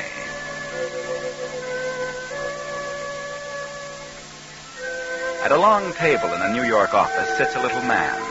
He is slightly bald and thin and 45. A mild-mannered, reticent little fellow named Milton Strong. But Milton is anything but strong. For the past 25 years, he has worked in the office, and now, as a bookkeeper, is earning the stupendous salary of $35 a week. Milton can't understand why no one appreciates his ability. Milton has grown a bit sour, but he's never had the nerve to ask for a raise. Today, however, is going to be different. His wife has started him out with a lecture, and Milton is going to face the boss in a manner both clear and strong. Mr. Goulthright, I'd like to have a word with you. A word? Mr. Goulthright, it has long been my decision to approach you on this subject, but for various reasons, a sense of reticence has bade me be silent. How long did it take you to memorize that, Milton? I am 45 years old. I've worked hard and long and faithfully for this company. That's right, Milton. I'm aware of that. You haven't missed a day in all that time. In fact, our efficiency expert is getting out a booklet, and he's using you as the feature. I came to this firm as a lad of 20, and in all the following 25 years, I asked for very little.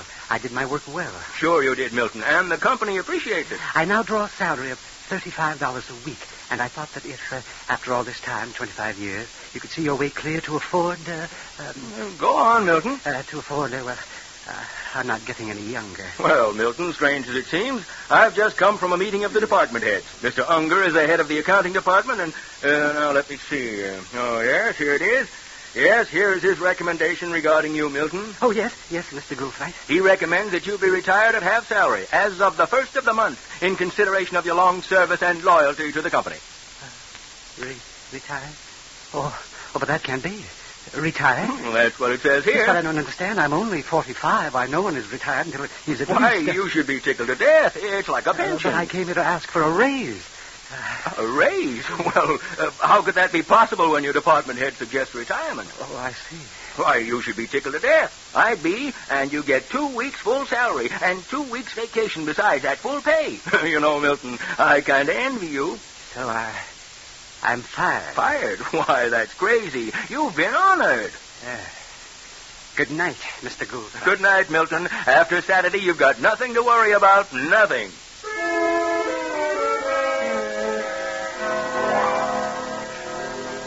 And so poor Milton Strong walks out of the big office and starts home. All the way, his feeling of apprehension increases. His wife, Martha, what will she say? It was his wife who stirred him to the point of demanding a raise. Finally, Milton gets up nerve enough to go home. Home to certain death at the hands of Martha. That you, Milton? Yes, it's me, Martha. Well, where on earth have you been? Can't you ever get it into your head that when I say dinner will be ready by 6, I mean it? Things happen sometimes to delay me, Martha. Delay you? Huh. I'd like to know what could happen to make you this late. But you see, I took some time to talk What to do you mean by coming into this house with that mud on your shoes? Get outside and take those rubbers off. Yes, I forgot. Yeah, you'd forget your head if it wasn't tied on. Yes, Martha, I'll take them off. And what do you mean coming into the house smoking that stinking pipe? Get it outside, you hear? Yes, Martha, but I started to tell you. Oh, go on out. If you insist on smoking, do it outside. I'll put it out, Martha. I'll put it out. The dinner's cold and you can eat it that way. Martha, I couldn't help it. I went to talk to Mr. Goulthright about the raise. Yeah? What happened? Well, you see, I'm a little along in years. Along in years? Is that what he said? No, he didn't say it. The head of the department had made a recommendation. For what? Well, now, don't get excited, Martha. I went in to ask for a raise, as you said, and, well, everything had been arranged. Well, did he get the raise? No. I've been retired on half salary. Retired? Retired? At your age? Are you crazy? Why did you accept? Why? Except what could I do? So, you went in to ask for a raise, and you let them throw you out right into the ass. Oh, what could I do? It was all arranged. Retired at half salary, $17.50 a week. And you stood there like a nitwit and let them put that over on you. But, Martha... You stupid, spineless jellyfish. What could I do? You let them push you around for 25 years. You could have been a goose rice job right now. But you're afraid to open up your mouth. I went to his office to demand a raise, but he beat me to it. Yeah, that's always been the trouble, Milton Strong. Somebody's always beat you to it. Spoke up first. Huh. Retired. $17.50 a week. An old man. And how are you going to manage on $17.50 a week? Well, I suppose I can find something else. I'd like to know what. I'll find something, and until I do, well, your sister left you $1,500 last... What did you say? Nothing. That is... If you think I'm going to touch a dollar of that money while you're still able to stand on 2 feet, you're crazy. But until I get something... It's in the bank and it'll stay there. Well... And if you want to smoke that filthy pipe, get outside. Yes, Mom. I'll go outside. If you want anything to eat, it's on the kitchen table. I don't want anything. What? I'll eat it later. After a while, Martha. I want to think. Think? Don't wear yourself out. I'm going to bed. Good night. I said good night. Yes. Good night, Martha. Good night.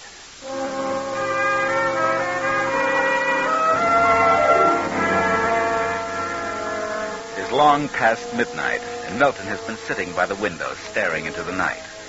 Resentment has taken hold of him and slowly grown into hatred and revenge. Terrible thoughts surge through his brain. Why should I tolerate such persecution? Why should I stand idly by and be pushed around by everyone? Belittled by the firm?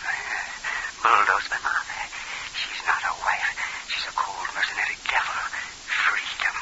I have as much freedom as a squirrel in a cage. Appreciation, loyalty, 25 years of it. And what do I get? But I'll have freedom. I will have it. Beginning tonight, I'll kill her. I'll go far away. No one will ever know what's become of me.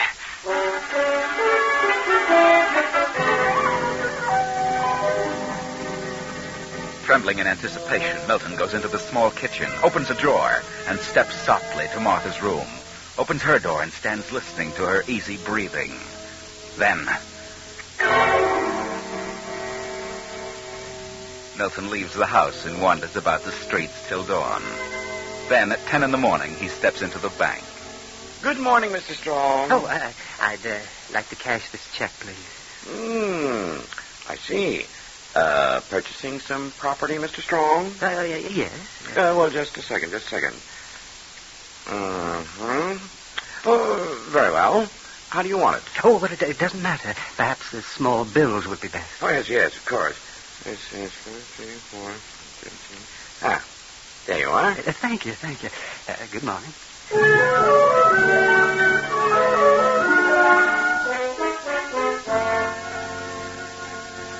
Several days later, Milton Strong gets off a train in a western state, takes a small bus for a little mining town 50 miles away. Here in this vast desert country, he will begin a new life, a life of freedom. He will change his name, change his destiny. Milton Strong has ceased to exist. A new man is born. The little bus bounces into Oroville, and 2 hours later, he is chatting with a prospector in the Gold Plate bar. Well, I'll tell you, partner, I've been here a couple of years and I haven't struck much yet. Oh, I found a little pay dirt, enough to get along. There's supposed to be quite a lot of gold here, isn't there? Oh, sure, it's here. It's all over. Sometimes you strike in a day or so, and then sometimes you work for years. And if a man ain't got capital of his own, well, somebody's got to grub stake him. But it's here. In other words, it's a matter of being optimistic. Yeah, that's it. Yes. Well, I think I'd like to try it. Of course, I don't know anything about mining. But... Oh, you don't have to know in this country. It's easy. Anybody can tell gold when he sees it. Where are you from? Los Angeles. I had to come here. The doctor said I should get away from the ocean air. You don't look sick. Well, I was fortunate to have a checkup in time. I'd like to find a place and try my hand at it. You mean buy a place? Yes. Well, I got a nice place, 3-room cabin, good water. There's ore there. If you got the patience. You mean you want to quit? Well, no, I don't want to. But I'm out of funds. I owe everybody in town, so I ain't got a choice. And the fellow who gets it will probably be the one to hit dirt in a week. Is it far from town? About 25 miles. Kind of lonely for a fellow alone. Mm-hmm. But could I see the place? Sure. I ain't been up there for a week. Been staying here in town while my wife went to Sacramento to try to raise a little money from her uncle. She just got back this morning. She's doing a little shopping now. Did she raise any money? No, just enough to eat on for a few weeks. But we decided to pull out. Besides, I hurt my arm last week. Oh, but I'd like to look the place over. Well, here I am. Believe me, I'm ready to go. I'm dead tired. Oh, Kate, this is a gentleman who wants to look the claim over. Thought we might take him with us now. Oh? Well, sure, why not? Now, this is my wife, Kate Rogers. Oh, yeah, how do you do? Stranger here? That's right. Well, then let's be on our way. I'm sure you'll like the place. The car's just around the corner. Do you want to get your bags? They're up by the door. I haven't been to a hotel yet. That's good. We'll be to the place in about an hour.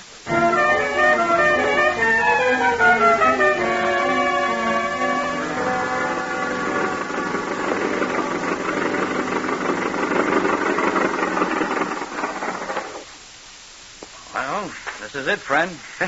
It looks fine from here. Then have a look inside. And tomorrow my husband can take you over the claim. There are 3 rooms. Living room, bedroom, kitchen. All fairly good size. Well, that should certainly be enough for one man. You're not married? No, I'm alone. Just a minute, I'll light the lamp. No electricity up here. Nothing else modern, for that matter. Well, I understand. Yes, it's very nice. I like it. Plenty of good water for drinking and sluicing. The air's wonderful. That should interest you. Air? Something wrong with you, stranger? Yes, well, just a little touch of lung trouble. Oh, by the way, Mr. Rogers, how did you injure your arm? I noticed it's in a sling. Oh, it was my own darn fault. Kate warned me about digging on that ledge. I fell off and, well, I didn't break it, but the cuts just don't seem to heal up. Oh, I see. Now, to get back to the property, I'm pretty sure there's ore on it. Rich ore. And there's plenty of game around here. Come on, take a look at the bedroom and the kitchen. This is the bedroom. Steve! And, Steve! Oh, what's the matter, Kate? Look, Steve! Look! Yeah? Oh, steady, Kate. Take it easy. But who is he? I don't know. But he's dead, whoever he is. Dead? He's been shot. No blood around here that I can see. Must have been shot someplace else and made his way to our place. But who is he? I don't know. Never seen him before. According to his clothes, I'd say he was from out of town. Man from some city, wouldn't you say? Yeah, he must be. About 45 or 50, I'd say. Steve, we better go back to town and get the sheriff. Yeah, I guess so. Somebody should stay here. You'll have to drive me in, Kate, unless you can drive, mister. Oh, no. I never drove a car in my life. You mind staying here? No, I'll stay. Then come on, Steve, let's go.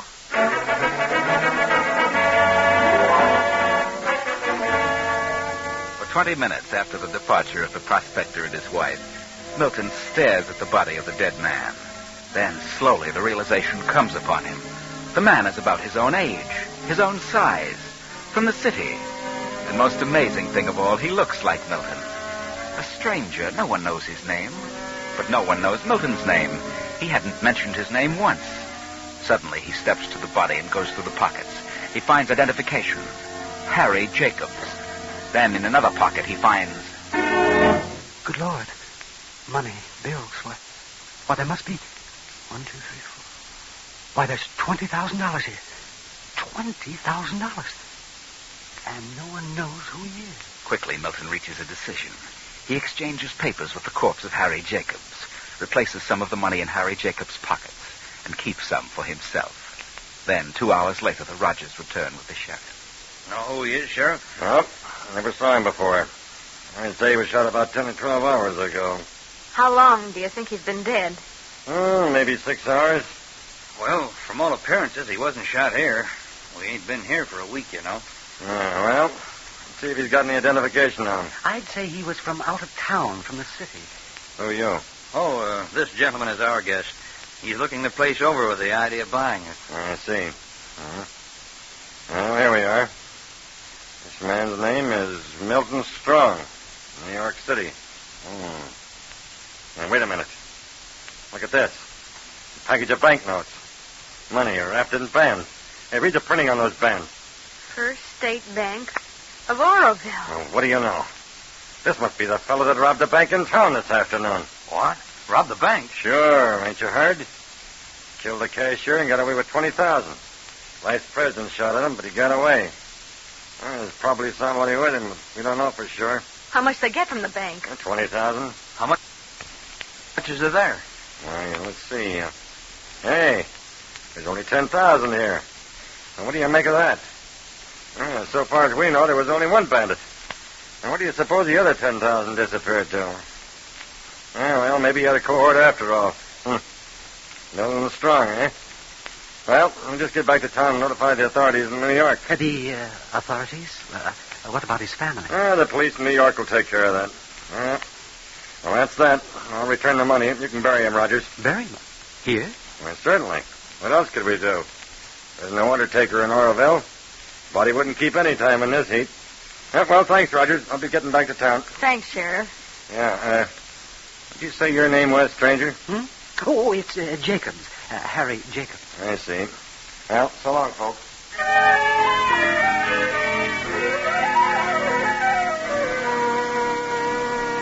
So, next morning, Milton Strong, the bank bandit, is buried in the sand at the edge of the claim. Yes, Milton Strong is no more. He is now known as Harry Jacobs. In the afternoon, Rogers shows him over the property and explains its potentialities. He still hasn't decided, and after dinner leaves the cabin again. Where's he gone now, Steve? Oh, he's wandering around by himself, trying to make up his mind if he wants a place. Sure is strange acting, galoot. I'm just a bit suspicious of him, Kate. He said he came from Los Angeles. But how do we know? Yeah, that's right. How do we know? I don't think he's here for his health. And I don't think he's a darn bit interested in prospecting. Steve, what do you think? Tell me. Well, I went all over the property again. Yeah? Well, you wear yourself out hiking around like that. Mr. Rogers, I've made up my mind. I'll take the place. Yeah? Well, now I'll tell you. Kate and I have been talking things over, and, well, it take a good deal to buy the place and finance the workings properly. I've got plenty of cash, and I want the place to myself. Yeah? You got the money with you or in a bank? Yes, I have some with me. Enough, I'm sure, to handle the deal. You say you came from Los Angeles? Yes. You're a funny-acting fella, Jacobs. A little too quiet for my likes. Don't talk much. Just what happened in Los Angeles? Oh, what do you mean? You said you came here for your health. If it's lung trouble, as you said, then why don't you cough any? Oh, well, you see... You got any identification on you, Jacobs? Oh, yes, of course. Like to see it, if you don't mind. Yes. There you are. Harry Jacobs. New York City. New York, eh? Thought you said Los Angeles. Well, I came from New York to Los Angeles. I wasn't in California very long. And you got plenty of cash with you? Oh, yes, enough. How much do you want? Oh, $3,000 will do it. Well, $3? Well, that seems like a large price for this place. You want it, don't you, Jacobs? Real bad? Oh, yes. I'd like to have it. All right. You and me will drive into town in the morning and have the lawyer drop the papers. Yes, all right. Yes. Well, I think I'll go to bed now. It's a bit late. So, good night. What do you think, Steve? He's got the cash with him. This place ain't worth $3,000. I know. But if he's got that much, then he's got a lot more. Shall we... Well, I could slip into... No. Just leave everything to me.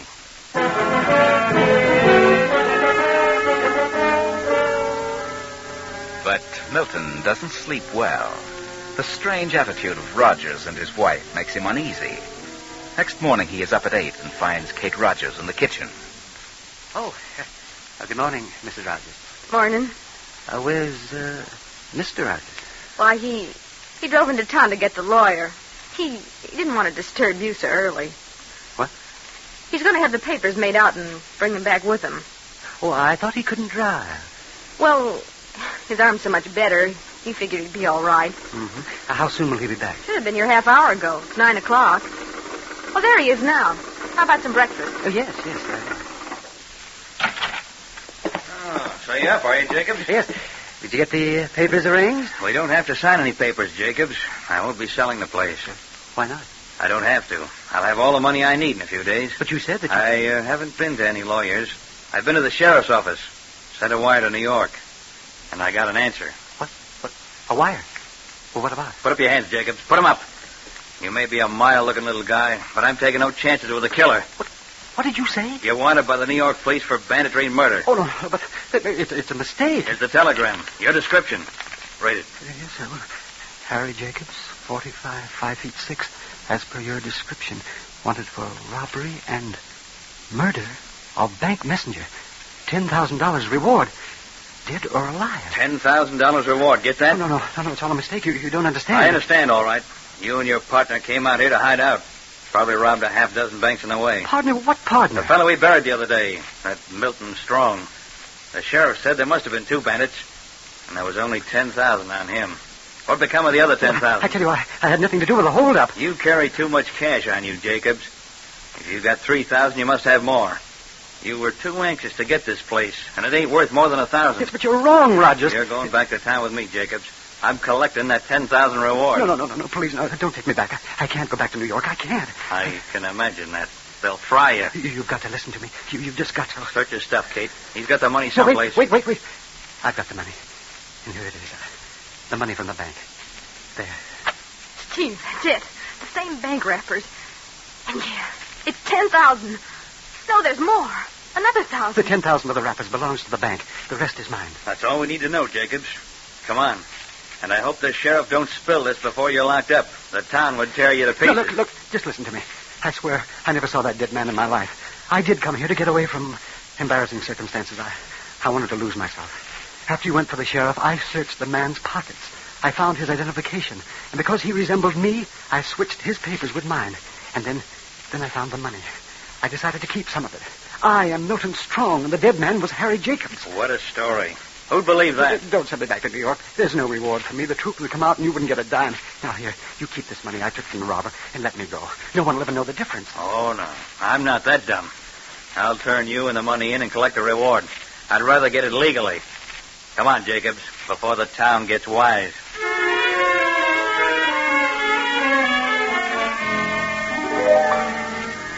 Milton is handed over to the sheriff and locked up in the flimsy jail. They have wired New York, and a detective with extradition papers is flying west. But unfortunately, the word has gotten around town that the jail holds the murderer of the bank cashier. A crowd of men, silent men, has gathered in the front of the jail. I don't know what we're going to do about this, Rogers. Are you sure you didn't say anything about it? I didn't say a word. I don't know how they found out about it, but maybe some of your deputies talked. I warned them not to say a word. I don't mind crowds that shout and yell. But I am afraid of the crowd that just stands and says nothing. They're sure on the warpath. Yeah. That detective from New York should have been here an hour ago. I sent a car to meet the plane. Maybe the plane was late. Yeah. Well, if the crowd starts anything, somebody's going to get hurt. Hey, you fellas better get your shotguns ready. They might break out any minute. Well, Jacobs, got anything more to say? But I've told you that I'm Milton Strong. I had nothing to do with the bank holdup. Well, that crowd looks surly, so I guess I better put you back in the cell. Wait a minute. Here comes your car, Sheriff. It's about time. Go out and tell Jake the driver to stay around the back of the jail and stay in the car. Don't let that crowd know what he's doing. Right, Sheriff. I get you. You Sheriff Talbot? That's right, and I'm mighty glad to see you. I'm at 10 o'clock. Yeah, I know. Now, let's get down to business. The crowd outside's going to get impatient pretty soon. Crowd? What do they want? Yeah, what they call justice. This fella here held up the bank and killed the cashier. But I wanted to be sure he was Harry Jacobs. He had identification on him, but he claims he's Milton Strong. Milton Strong? Yeah. We buried Milton Strong several days ago. We found part of the bank money on his body. Milton Strong? Yeah. But if he's really Harry Jacobs, I'd prefer you get him out of here and deal with him in New York. I had one lynch in here, and I don't want another. But he isn't Harry Jacobs. I knew Harry personally. He ain't Harry Jacobs. No, but he is Milton Strong. Harry Jacobs was a professional holdup, but not Milton Strong. Then we really buried Harry Jacobs. What do you mean? I took this fellow to my claim with the idea of selling it to him. Yeah. We found a dead man in my cabin. I came after the sheriff, and this fellow claimed that while we were gone, he exchanged papers with the dead man. Well, from all appearances, that's just what he did. Yeah, but why should he do that? Well, Milton Strong is wanted in New York, too. I'm wanted in New York? What for? As if you didn't know. Well, what's he done? What's he wanted for? Hey, that crowd is starting. Get him out of here. Hurry. Out the back way. The car's waiting. Let's go, Milton. You can catch 11:30 train. I'll stall them off as long as I can. All the way back to New York, Lieutenant Clark will not talk. They ride across the country in utter silence. And 3 days later, Milton sits in the office of Inspector Burns of the New York Police. Milton, on the morning of July 20th, did you cash a check at a bank at 21st and Lexington? Yes, I did. A check made out to you by your wife? Yes. Are you sure your wife wrote that check? Well, yes, she did. Why did you leave town the same day? Well, I went on a vacation. Why didn't your wife go with you? Why? Because I wanted to be alone. That is... You might as well tell the truth, Milton. You haven't a chance to get out of it. But I didn't. Sorry, Milton, but we have proof. We have a witness. A witness? Yes. Bring in the witness, Lieutenant. Come in, please. Where have you been, Milton? Martha! Why didn't you let me know where you were? Oh, no, please, Martha. Let's don't talk about it here. What are you doing in Arizona? I was just taking a little vacation. I was going to write you. I tried to buy a cabin in the mountains. For you and me, Martha. For us. What? Don't you dare light that pipe. No. No, Martha. I had to quit smoking. I wasn't even conscious of what I was doing. And what are you doing without your rubbers? You know it's raining. Well, I took them off outside, Martha. Come on, Milton. Let's go home. I have a few things to talk over with you. Yes, darling. Well, come on. Get up out of that chair. Yes, darling. Just a minute. What about this charge, this check forgery? Forgery? Oh. I wrote that check. I remember the whole thing now. Then what about the charge of wife desertion? He's come back, hasn't he? But we brought him back. Well, I wrote the check so he could make a down payment on a house. But like the child he is, he wanted to take a trip and hunt gold. He's always been an adventuresome soul. Well, go on, Milton. Get along. And if you dare light that dirty pipe, I'll shake your head off. Go on. Yes, darling. Well, good day, gentlemen. Well, it just goes to show you that no man can escape his destiny. No man can change fate. And when he attempts to do so, he only conjures up far worse conditions for himself. Poor Milton Strong ran away from things and ended up at the starting point, back with Martha. But he's happy now. Martha's nagging is now sweet music to his ears, because Martha really loves him.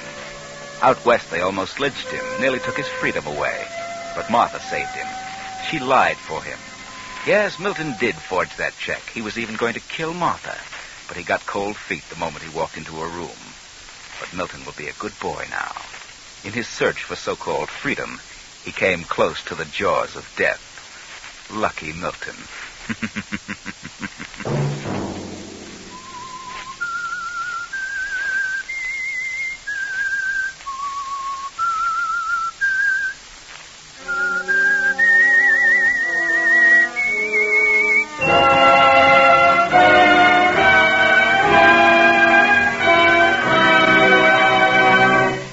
CBS has presented The Whistler.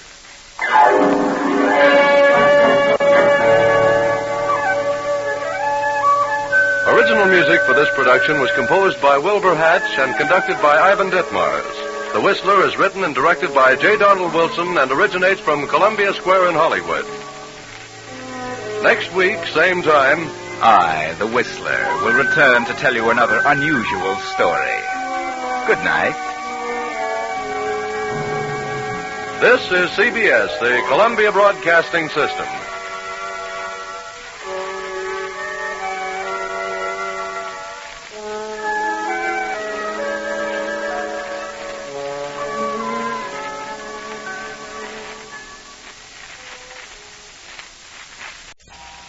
Have you heard the strange tales of the Whistler?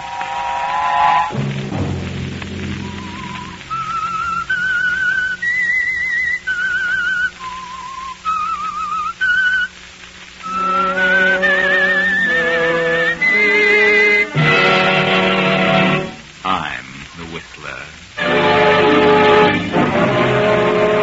Claude, if you expose my marriage, I'll tell about yours. So it's plain to be seen that you and I will have to work together. Friday night, and again, CBS presents The Whistler.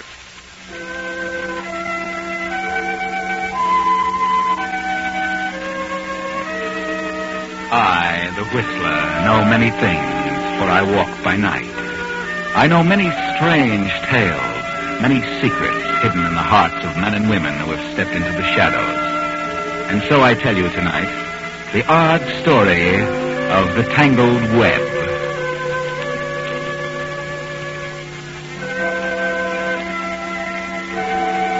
Hester Mayberry, an elderly widow, has inherited the large estate of her late husband. And having no children, she adopted two. Claude Mayberry, her husband's orphaned nephew, and Lita Davis, the daughter of her dead sister. Lita has finished school and is returning home. Claude still has another year in college. But Aunt Hester has plans for Claude and Lita. Plans for keeping the estate in one family. This is upsetting to Claude, for he has already selected the girl of his choice, Pearl Wallace. Pearl, I had to see you. Something's happened. Claude, I've never seen you so upset. It's Aunt Hester. Her heart again? Oh, no, she's still hanging on. What is it then? It's Lita. Lita's finished school a year ahead of schedule. She's coming home today. So what? Well, Aunt Hester is determined that I marry Lita. According to the doctors, Aunt Hester won't last more than 6 months. I know. But I never dreamed Lita would come home this year. Aunt Hester will insist upon an immediate marriage. But you can't marry Lita. I know, but if Aunt finds out the truth about you and me, she'll cut me off. Oh, I'm in a terrible jam. Can't you head Lita off some way? Oh, no, it's too late. She's probably at the house now. I just found out she was arriving today. Why can't I see her, Aunt? Just once. She may change her mind. Oh, no. Now, you don't know Aunt Hester. Nothing can change her mind. She's the most determined, stubborn old woman you've ever seen. Well, then she can't marry Lita. Certainly not. That would be bigamy. Half of the estate is willed to me and half to Lita. But if she finds out that I'm already married, well... Suppose Lita refused to marry you. She won't, because she knows Aunt Hester would throw her out. No, Lita's too smart for that. Well, something's got to be done. You've got to stall things off until... Well... Till Aunt Hester is dead. You'd better run along, Claude. I've got to get back to work.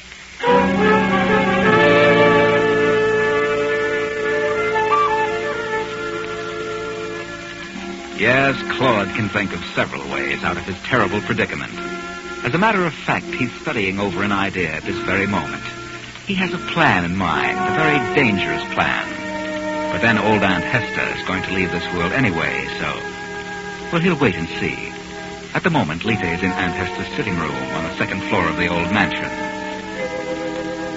Well, Aunt Hester, you look wonderful. No such thing. Why lie about it? I look terrible. Oh, really? You've improved. I haven't improved. The doctors say I may last 6 months, but I don't believe them. If I'm here 6 weeks, I'll be surprised. That's why I wanted you to come home immediately. I did want to go to Canada this summer. I know, but I have important plans for you, Lita. Plans? Oh? What plans? I'm announcing your... Come in. Lisa. Well, how are you? Very well, Claude. And you? Come in here, Claude, and quit gaping like a fool. Yes, sir. Well, I didn't expect you to graduate this summer. You must have crammed. I expected you to be in the Army. Oh, I will be when I finish college. Well, now that you're both here, I'll finish what I started to say. Yes, Aunt? I don't expect to be on this earth many more weeks. I've made a will leaving half of my property to each of you. Oh, that's good of you, Aunt Hester. Yes, of course. And tomorrow I'm announcing your engagement. And engagement? And a week from tomorrow I want you to be married. Married? You want Claude and me to... That is my greatest desire and my final request. I've looked forward to that for a number of years, and I want to be present at the ceremony. But Aunt Hester, has it ever occurred to you that we may not love each other enough to... Nonsense. Besides, I want the estate to remain intact, in the family, as it were. Oh, but Aunt, don't you think it might be a great mistake to force... I'm not in the habit of making mistakes. And if one of you refuses to carry out my wish, I'll cut that one off without a cent. Now, do you understand? Yes. We understand. Then leave me alone. I must rest.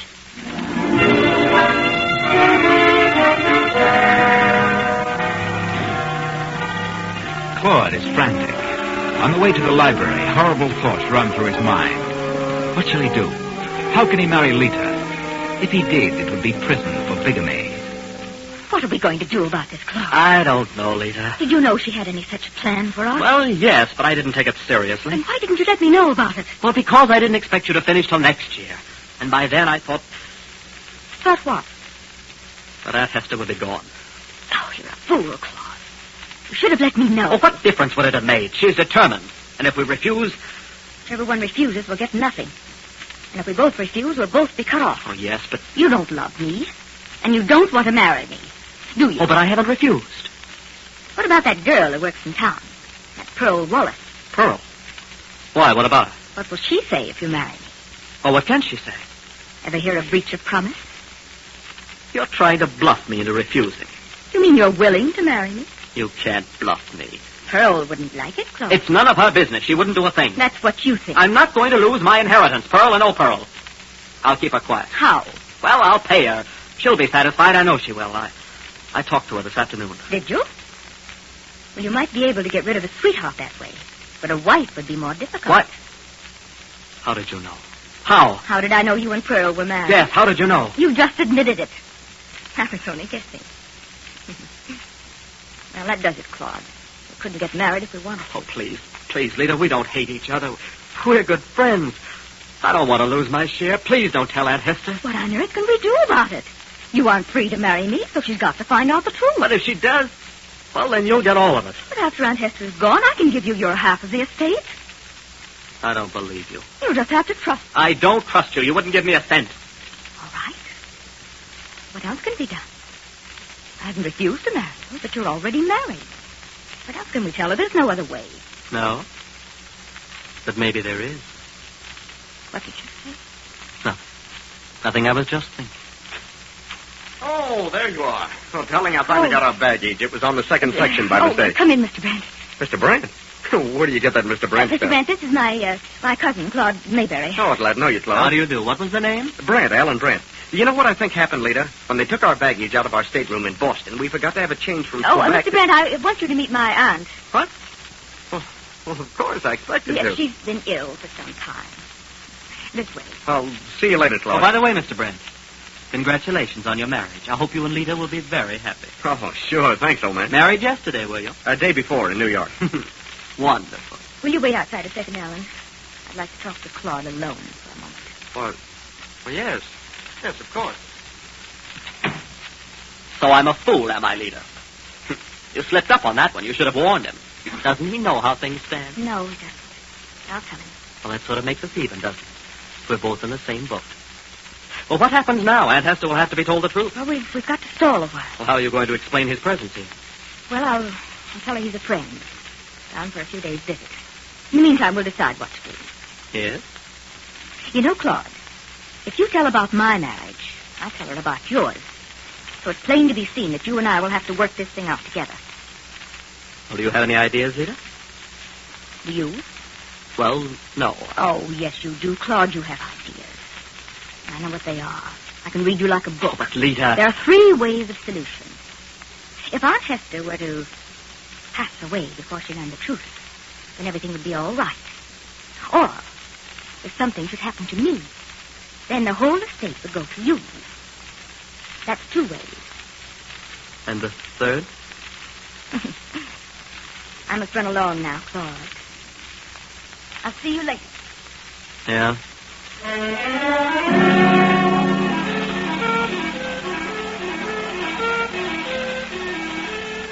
Three ways, Claude. 3 ways. First, your Aunt Hester. Second, Lita. And the third, well, you know what Lita meant. Think fast, Claude, and be careful. Lita doesn't trust you any more than you trust her. Of course, I know another way to solve your problem, but I'm not the one to decide. So as it stands, it's either your aunt, or Lita, or you, Claude. Aunt Hester, I'd like to talk to you. Yes, Claude, come in. What do you want? Well, I don't know how to say this, Aunt, but... Say what? Well, I'm actually afraid to tell you, but I've got to. Even at the expense of my life. What are you talking about, your life? Yes. If I tell you what I know, they'll kill me. Have you been drinking? Oh, no. Well, who'll kill you? Lita and that fella Alan Brandt she brought here yesterday. Lita? You're out of your mind? Oh, I know it sounds fantastic, but it's true. Kill you? Lita? Oh, go take some soda and sober up. Please, Aunt Hester, not so loud. I never heard of such nonsense. Lita, why should she want to kill you? You'll understand when I tell you. The woman you're going to marry wants to kill you? Yes, Lita and Alan Brandt. What has Brent to do with it? They both want me out of the way. Claude, you sit down in that chair. I'm going to call Dr. Gregory. Oh, no, please. I can explain. Well, then you'd better do it and quickly. Well, you must promise me that you won't tell Lita or anyone that I told you. Why should I promise that? Because if they knew that I told you, well, that's why they'd kill me. I'm getting dizzy. Go on. Well, that fella, Alan Brent, isn't just a friend visiting here. He's Lita's husband. What? What did you say? They're married. Look at this license. I found it in Lita's room. Good heavens. I can't believe it. They know that I know about it. But Lita said that if I told you that something would happen to me, she's afraid you'll change the will and cut her off. And that's exactly what will happen. She must be crazy. How could she marry you next Friday? She might know I'd find out. Well, maybe she thought you wouldn't. What? What are you trying to say? Well, maybe she thought she could postpone everything until... Until what? Oh. Until after I was gone. Yes, I hate to say it, but that's her plan. The ungrateful... Oh, please, don't let her know that I told you. I'll just have a talk with those two. And don't believe anything she says about me. What do you mean? Well, she's all set to tell you some cock and bull story about me and some girl. I did go around with the girl for a while, but Lita's going to tell you that we're married. But don't believe her, because I can get the girl over here and she'll tell you the truth. Very well, Claude. Run along. I'll send for Lita and Mr. Brent later. I must rest a bit. This has been a terrible shock. Yes, Aunt Hester.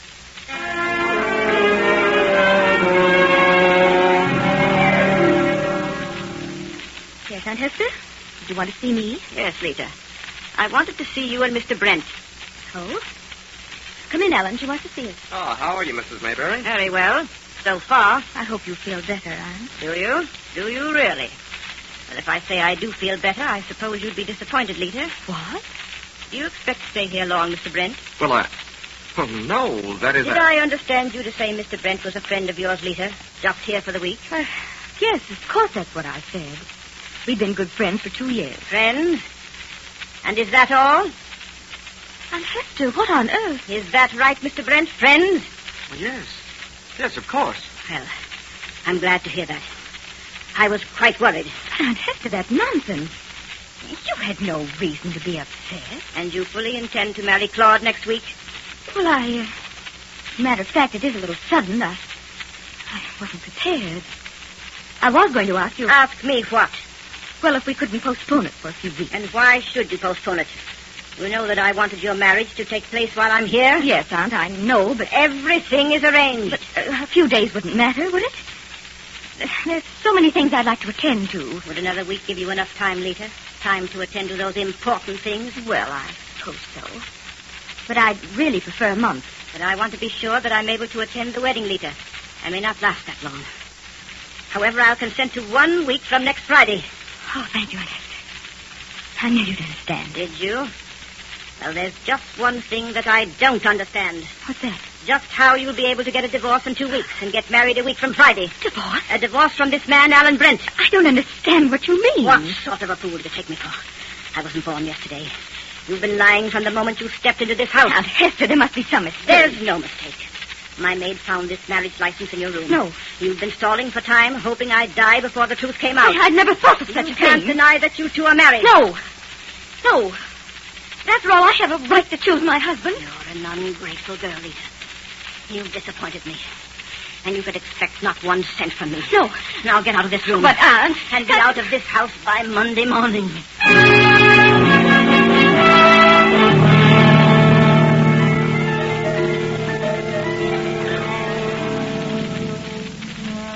But Lita knows how Aunt Hester found out. She knows it wasn't the maid who found the license. It was Claude. But she'll take care of Claude, and very nicely. If she is out in the cold, then she'll see to it that Claude is out in the same way. So she phones Pearl, Claude's wife, to come to the house. I'm Pearl Wallace. Oh, yes. Won't you come in? I got a call from Mrs. Mayberry's maid. She said Mrs. Mayberry wanted to see me. Oh, I see. Yes, she does want to see you. Are you Lita? Yes, I'm Lita. How did you know? Oh, I've seen your pictures, and I heard Claude talk about you. Mm-hmm. Do you know Claude well? Yes, is he here? No, not at the moment. Well, what does Mrs. Mayberry want with me? Well, Aunt Hester has found out about you and Claude. What? Now, don't get excited, Pearl. Everything's all right. But I thought... Yes, I know. That she wanted Claude and me to be married. Yes. Well, you can't always keep a thing like this a secret. Somebody's bound to know. Someone in town accidentally told her about it. Oh. At first she was terribly angry. But after I talked to her for a while, well, she seemed to see things differently. Then you think everything's all right? Why don't you go upstairs and tell her all about it? I'm sure she'll like it. All right. Thanks for telling me, Lita. In the sitting room. This room on the right.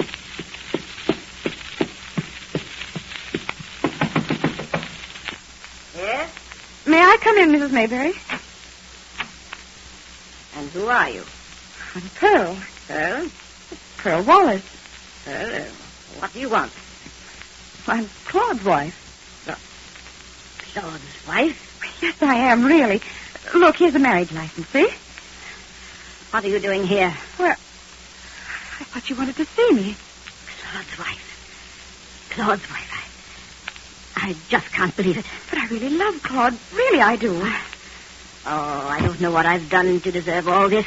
First Lita and now Claude. But, Mrs. Mayberry, I'm a perfectly normal girl. I've done nothing wrong. Why shouldn't I make Claude a good wife? Leave this room. Leave me alone. But I thought you sent for me, that you wanted to talk to me. I what? I sent for you. Who told you? Well, I thought it was your maid. I don't want to see you. Get out and leave me alone. Yes. Yes, I'll go. Pearl. Yes, Claude. Pearl, why have you come here? I don't know. I wish I hadn't. You've seen that Hester. Why? What did you say? I told her we were married. Showed her the license. What? Why did you do that? Why? Thought she wanted to see me. Her maid... At least I thought it was her maid phoned me that she wanted to see me. And what did Aunt Hester say? She told me to get out. Apparently she knew nothing about me until I told her. I can't understand it, Claude. Why would... And yet Lita knew your aunt was expecting me. Yeah, she said so. Lita? Lita knew? Are you sure? Yes, she met me first. She said your aunt had found out, and I supposed she'd relented. Lita? Well, that explains everything. Now I'm out in the cold, thanks to Lita. But believe me, I'll beat her yet. She's not so smart as she thinks. Look, Pearl, you're staying here tonight. No, I don't want to. You're staying here whether you want to or not.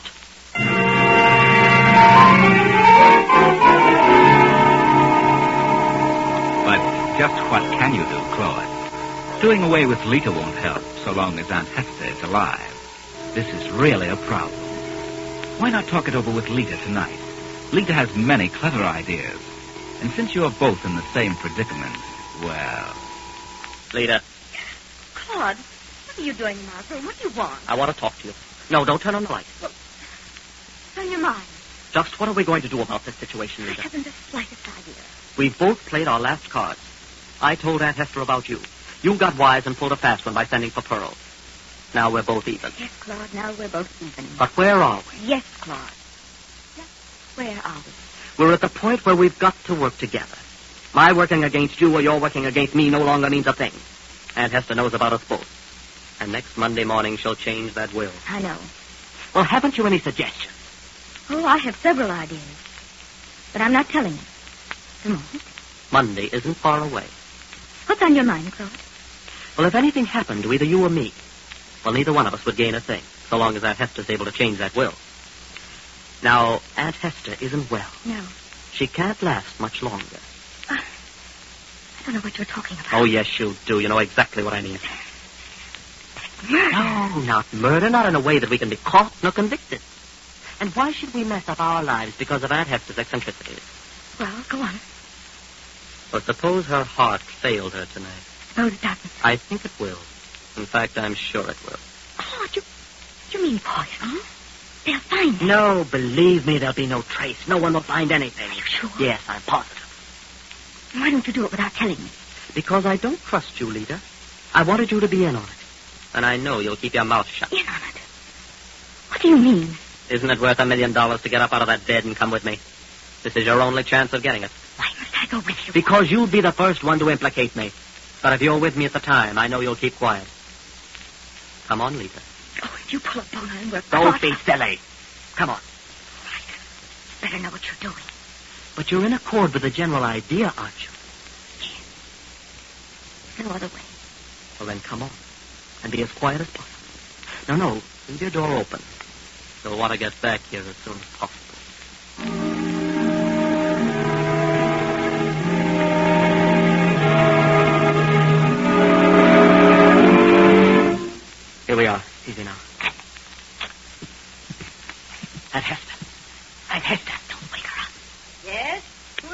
Are you awake, Aunt Hester? Huh? What do you want? Who is it? Wake up, Aunt Hester. Wake up. I can't see a thing. Wait till I turn on the light. No, don't turn on the light. Is that you, Lita? Yes. It's Lita and Claude. What do you want? What do you want? Why don't you answer me? What are you two doing here? We've decided that you shouldn't linger on in your condition, Aunt Hester. Your heart's causing you too much pain. What? So we've decided to bring your suffering to an end. Lita and I have decided to end your suffering. You and Lita. You ungrateful fool. Hurry up, Claude, whatever it is. We're going to kill you. It's the only way. Get out of here. Get out. Get out. In just 5 seconds, Aunt Hester. 5 seconds. You're crazy. You're both out of your minds. You know you'll be caught. Maybe I am crazy. But in just 2 seconds, I'm going to shoot you right through the heart. No. Ah!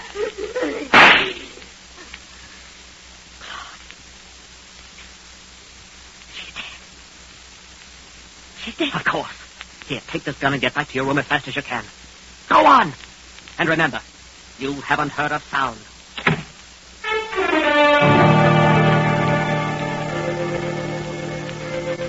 In another room on the same floor, Alan Brent, Lita's husband, sits on the edge of his bed, rubbing his eyes, listening intently to the early morning silence.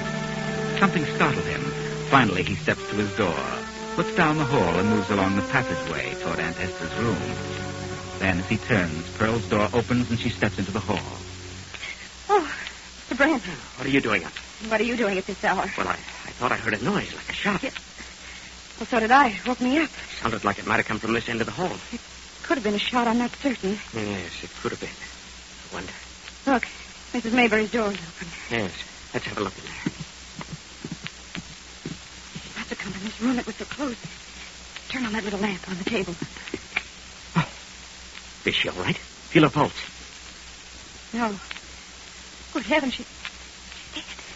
She's dead. She's been murdered. Come, let's get out of here. Lita! Claude, get the doctor. Aunt Hester's been killed. Lita, your aunt's been shot. Call the doctor.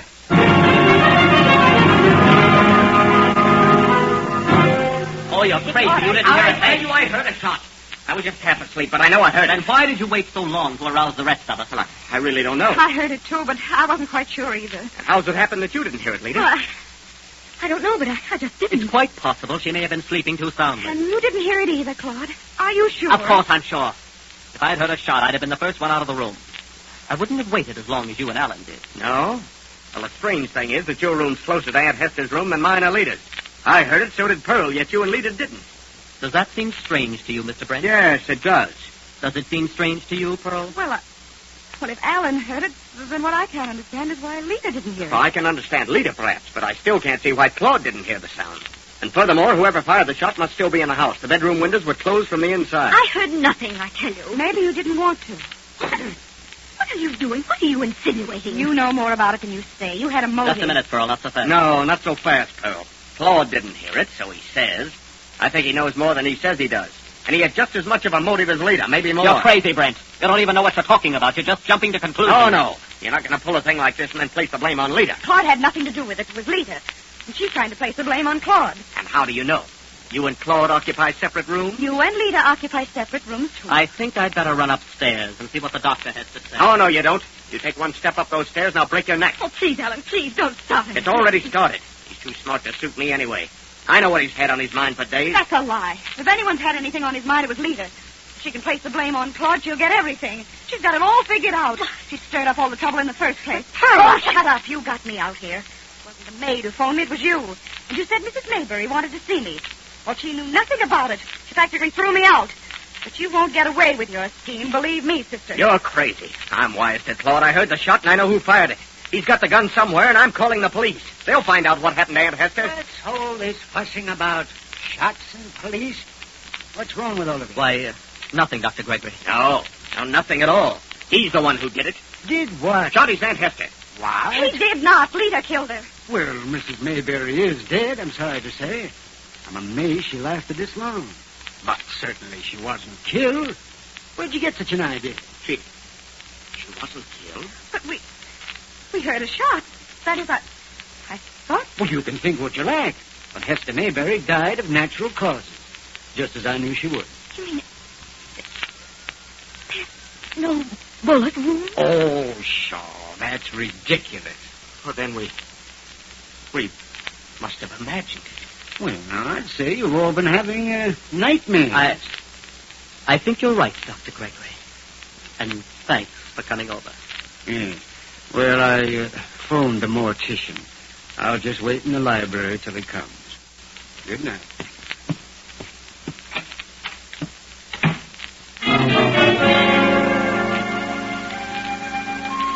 Of course there were shots, and they all know it, but all but Claude are surprised that no wound was found, not even a bullet. But Claude isn't surprised, because he fired blanks at the aunt, knew the shock would be too much for her. But when the doctor said death was from natural causes, they shut up like clams. Their troubles were at an end. They wouldn't get their share of the estate after all. Of course, they would get their share. However, they will be struck a horrible blow next week when the lawyer reads the will of Aunt Hester, and they learn that Lita and Claude must be man and wife prior to the aunt's death, or the entire estate goes to charity. And that's just what will happen. That was one thing they hadn't counted on. So they all end up with nothing after all.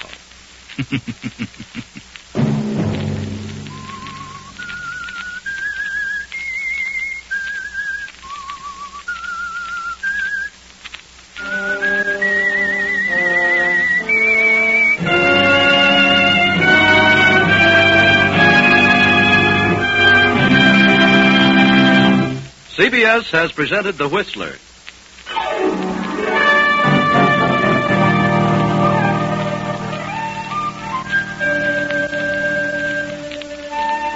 Original music for this production was composed by Wilbur Hatch and conducted by Ivan Ditmars. The Whistler is written and directed by J. Donald Wilson and originates from Columbia Square in Hollywood. Next week, same time, I, the Whistler, will return to tell you another unusual tale. Good night. This is CBS, the Columbia Broadcasting System.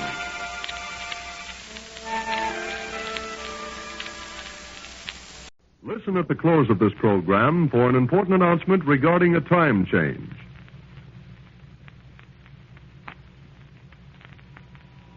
Have you heard the strange tales of the Whistler?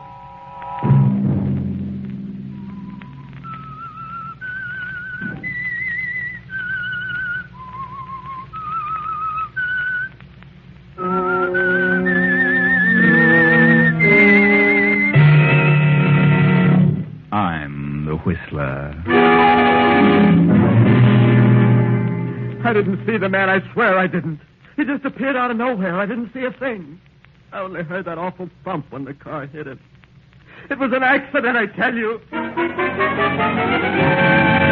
Friday night, and again, CBS presents The Whistler. I, the Whistler, know many things, for I walk by night.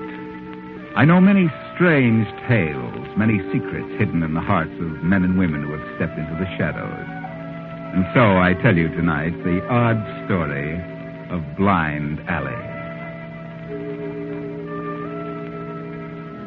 Young Henry Carteret III and his widowed mother live with Henry's paternal grandfather. Grandfather Carteret is immensely wealthy and lives on a vast estate in the suburbs. Young Henry, after graduation, seemed to follow in the footsteps of his late father. He's a weak sort and quite the playboy of the city, gambling and drinking. So grandfather, though inclined to be generous, finds it necessary to cut down on Henry's allowance. But, Grandfather, I can't get along now. I can hardly make ends meet. But it's embarrassing. Embarrassing? Huh. For a whole year now, all you've done is gad about all night and drink and gamble. Well, I've paid all the debts I'm going to. Well, what can I do on $100 a week? When I was your age, I got along on $10 a week. But times have changed since you were a boy. You're just like your father. Physical wreck and in his grave before he was 35. Oh, well, he did everything to excess. He was my son. I know what he did. Started out just like you. But each day he got a little worse. He was smart, too. He knew just when to slow down. I know how to handle myself. And got nothing around you but a bunch of leeches. Oh, you're just soured on everything and everybody. Some of your friends you've had around here would sicken anybody with horse sense. And you refuse to give me an extra $100 tonight? I won't give you 10 cents. I'd rather die before I'm 40 than be like you. You keep on the way you are. and you'll get your wish. Can I have $50? If you say another word, I'll stop your allowance completely. Do you hear? What is it, Henry? What's wrong, Oh, darling? nothing, Mother, nothing at all. Grandfather's on one of his economy rampages. Oh, but darling, your grandfather is right. You're only harming yourself. Well, what good is money if you can't use it? Depends on how you use it. Oh, he couldn't spend his money in the next 50 years if he tried. No, but you certainly could. Well, what are you going to do with it? Leave it to you, providing you get some sense in your head. If you don't, I'll leave it to a home for indigent cats. What you need is a good solid jolt in the solar plexus, and that's just what you're heading for. Please, Henry, run along. I can't stand any more of this. $20. I can't even take a girl to dinner. No, not the kind you know. Please go, All Henry. right, Mother. And if I get lost in the big city, I promise I'll go to the big policeman and tell him who I am. Oh, if he only knew what I went through with his father. Yeah, I know, Mary. Some fellows just have to be beaten over the head with a club before they wake up. Well, I'll do my best, Mary.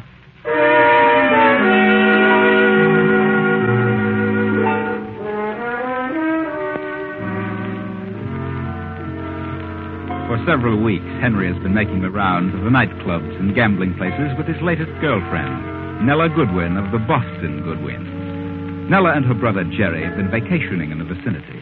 The three of them have made the rounds and have dropped into Nella's apartment for a nightcap. Well, I certainly had a wonderful time tonight, Henry. Did you, Nella? Well, so did I.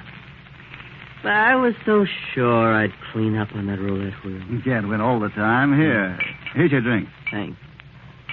Let's see, how much did I borrow from you, Jerry? Oh, just 100. No, I'll let you have it in a couple of days. No hurry. Really think you should drink any more tonight, Henry?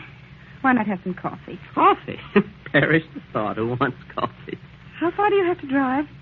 20 miles, isn't it? Oh, he'll be all right when he gets out in the air. Oh, I don't know, Jerry. It isn't safe. I wouldn't want you to get into trouble, Henry. Please drink some coffee. Please. Oh, darling, don't worry. I've driven that strip along the coast 100 times. Yes, but you've drunk more than usual tonight. Maybe. I wouldn't be able to sleep a wink. Well, I'll tell you what I'll do. I'll phone you when I get home. Why not stay in town tonight? Nella, why don't you let him alone? He'll be all right. Henry, let Jerry and me drive you home in our car. How about it, Jerry? Whatever you say. No. I'll tell you what. I got a better idea. You two get your things and drive home with me and stay over the weekend. The weekend? Sure, stay as long as you like. It's a regular resort. Lots of things to do. Plenty of fun. You come with me, and if you're afraid of my driving, then you can drive. Fair enough? Okay.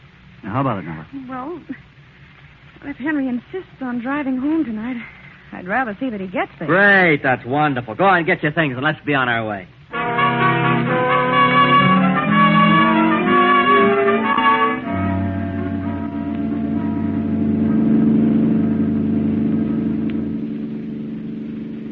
Well, how am I doing? Satisfactory, am I? Well, I'd feel better if you'd slow down a bit. It's beginning to mist. Better take it easy, Henry. Okay.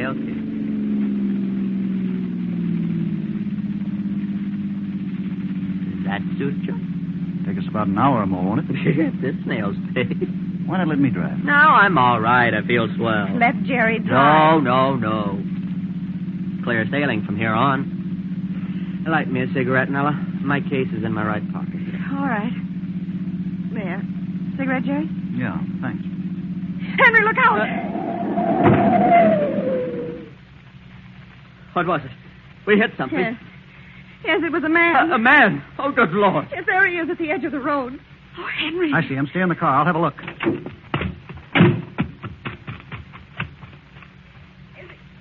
Is he all right, Jerry? Just a second.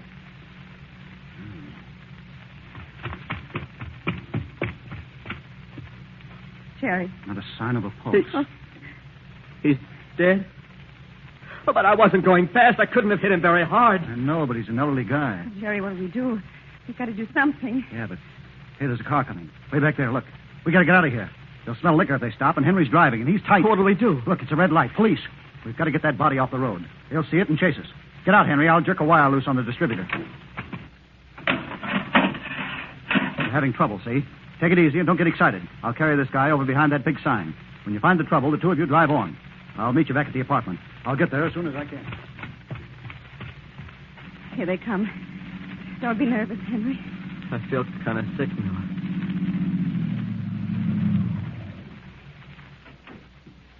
What's the trouble here? Why, I don't know. Motor just cut out on me. Yeah? Battery's all right. It's got light. Let's have a look. The wires... Oh, wait a minute. Here it is, I think. That wire was loose on top of the distributor. All right, try it now. There you are. Oh, thanks. Thanks very much, officer. Out kind of late, aren't you? 1:30? Why, I'm on my way home. Yeah? It's your car? Yes. Henry Carteret III. You young Carteret? Let's see your operator's license. Thanks. You've been drinking a bit, haven't you, Carteret? Well, yes, but I'm a careful driver. What's your name, miss? What? Nella Goodwin. You drive? Oh, yes. Then you better slip over here and drive this car. Good night, Carteret. Take it easy, miss. Yes, officer. Thank you.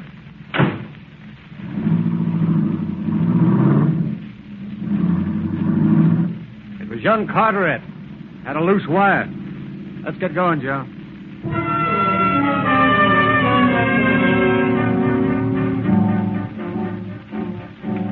In a few minutes, the police car passes them. Nella leaves the highway, cuts over to the boulevard, and heads back to town. In Nella's apartment, they wait for Jerry. 3 hours pass, and finally, Jerry walks in. Jerry, where on earth have you been? We thought you'd never get here. I stayed behind that big sign for over an hour. Every time I started out, a car came along. Finally, I made it over to the boulevard. I couldn't find a cab, so walked back down side streets. Didn't want anybody to see me like this. Where did you get all that mud on you? What did you do with it? No, don't worry. Everything's all right. What did you do with the body? I buried it back of the sign. I found a small board. The dirt is soft and the brush is thick. No one will ever find him. Buried him? Sure. If we reported it now or anyone found him on the road, those cops would be after Henry in a second. Who was the man? Well, he didn't have anything on him. Only a few cents in his pocket and no identification. I gather from his appearance and his clothes that he was just a trenchant, a hobo. Probably stepped out in front of us to bum a ride. Was he an old man? I'd say about 50 or more. Oh, it's awful. I didn't see him. He just seemed to come out of nowhere. I didn't see a thing. I only heard that thump when the car hit him. It was an accident, Henry. We know that. It was a lucky thing for you I got him off the road. Those cops had found him, and with you drinking, well, you'd get stuck for manslaughter. I'm mighty lucky I was alone. Yes, I know. I appreciate it, You Jerry. don't think we should have reported it? Would you like to see Henry sentenced to prison for accidentally running into some old bum? No, Jerry, but I was afraid of something like this. That's why I didn't want him to drive. I'm sorry, Nella. I should have listened to you. Oh, what a mess. It's terrible. Will you relax? Well, you're sure they won't find him? When they do, they'll have forgotten about you being stalled there. Oh, by the way, just where was that? Well, it's practically at the intersection of Ocean Drive and Valley Boulevard. It was in front of that big billboard, that bread sign. Yeah. Well, let's forget about it. It's done, and the less said about it, the better. Better have a drink, Henry, and as soon as I change my clothes, we'll go on to your place. You're spoiling that weekend. I don't want a drink. Okay. I'll be ready in a few minutes.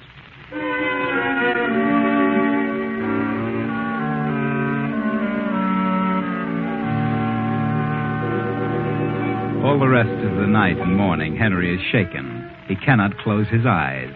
And finally, he musters sufficient strength to dress. Downstairs, his grandfather is talking to Jerry and Nella. And what did you say your name was? Goodwin, Gerald Goodwin. The Boston Goodwins, you know. The Boston Goodwins? This is my sister, Nella. I see. Came down with Henry, eh? And what time did you get here? Well, it was late. That is, early this morning. It was about 6, to be exact. 6? Huh. Don't you people ever sleep? Oh, certainly we sleep, but, well, youth doesn't require the amount of sleep that age needs. And what are you doing here? Henry invited us to spend a week or so with him. Oh, is that so? Mm-hmm. Well, that's mighty decent of him. Henry's a wonderful boy. He really is, Mr. Carteret. All depends on how you look at it. You should think a lot of Henry. I do. Believe me, I think constantly. Good morning. I don't think I know these people. Or do I? No, you don't, Mary. But you will. Henry's guests came in at 6 this morning, here for a bit of a stay from Boston. Jerry Goodwin and his sister Nella Goodwin, of the Boston Goodwins. This is Henry's mother. How do you do, Mrs. Carteret? Well, you're quite welcome. We really didn't want to impose on you, but Henry was so insistent that... Well, we really came because... Because Henry wouldn't take no for an answer. And where is Henry? Well, I don't think Henry is feeling well this morning. You mean Henry has been drinking? Well, yes, a little. Oh. As a matter of fact, that's why we came with him. I was afraid for him to drive home last night. She's exaggerating, Mrs. Carteret. Tell me, How long have you known Henry, Miss Goodwin? About 3 weeks. Going on 4. Are you the one who's been taking to dinners and nightclubs? Well, yes, I've seen him nearly every evening. Oh, I see. Oh, good morning, Mother. Morning, everybody. Well, I see you've all gotten acquainted. Henry, why, you're pale as a sheet. I've never seen you like this. I'm quite all right, Mother. I'd have sworn it was your father coming down those steps. Hold your hands out. Huh. Look at that. The jitters. Well, you're doing all right, boy. Don't you worry about being a sour old tyke. Oh, shut up and let me alone, will you? Henry, what is it? What's wrong with you? There's nothing wrong. He'll be all right. He had a very bad night, didn't you, Henry? Jerry. Well, first he lost too much, then he drank too much to cover up the losses. I'll pay you the 100. Oh, don't be silly. I'm not worried. I'm only kidding.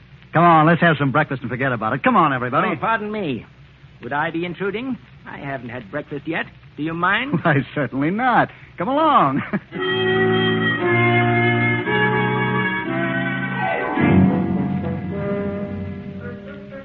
Before the day is over, Grandfather is boiling. He can't stand the impudence of Jerry, but Henry is still unable to control his nerves. He can't get the highway accident off his mind, and Jerry becomes bolder and bolder. Jerry has the upper hand now, and Henry realizes he is completely at the mercy of Nella's brother. But you've got to get hold of yourself, Henry. You've got to. I can't get it off my mind. Oh, calm down and quit prancing about. What good does it do? Besides, you've nothing to worry about. No one knows but the three of us. But the police didn't see you there. That's right. Just you and Nella. And obviously, you were driving. What are you talking about, Jerry? You don't have a thing to worry about from me, Henry. Not a thing. I'm perfectly satisfied with things the way they are. Of course, I may ask a little favor of you now and then, but there's nothing to worry about. Favor? What do you mean? Why don't you forget about it now? You'll drive yourself crazy. What do you mean by favors? Forget about it. Just forget I mentioned it. I wouldn't dream of saying anything about what happened last night to your grandfather or your mother. What kind of a rat do you think I am? That'd be terrible. Family name like yours, well, they wouldn't be able to stand such a thing. Oh, no, Henry, you've nothing to worry about. No. Jerry hasn't made himself clear. He's trying to tell you that he wants to help you. Aren't you, Jerry? Well, certainly. What else? Well, what on earth... I get it now. Henry thought that... Oh, for the love of Mike, pull yourself together, Henry. Don't be so ridiculous. Well, I'll run along. Maybe if I take some tablets, I'll be able to sleep. Jerry, you're at it again. Now, please get out of here and leave these poor people alone. Poor people? I like Henry. I'm crazy about him. And I want you to leave him alone. I know what you're planning. Oh, shut up. Who are you to talk? The good ones of Boston. Sure, but what have we got? Nothing. We've been living for years on our name. We winter in Florida and we summer in Maine without a dollar. And here we are again. Only this time it's a little better. This old grandpa is going to kick off and leave millions to Henry. And with what we know, well, we can stay here forever. I won't. You will? I like Henry too much.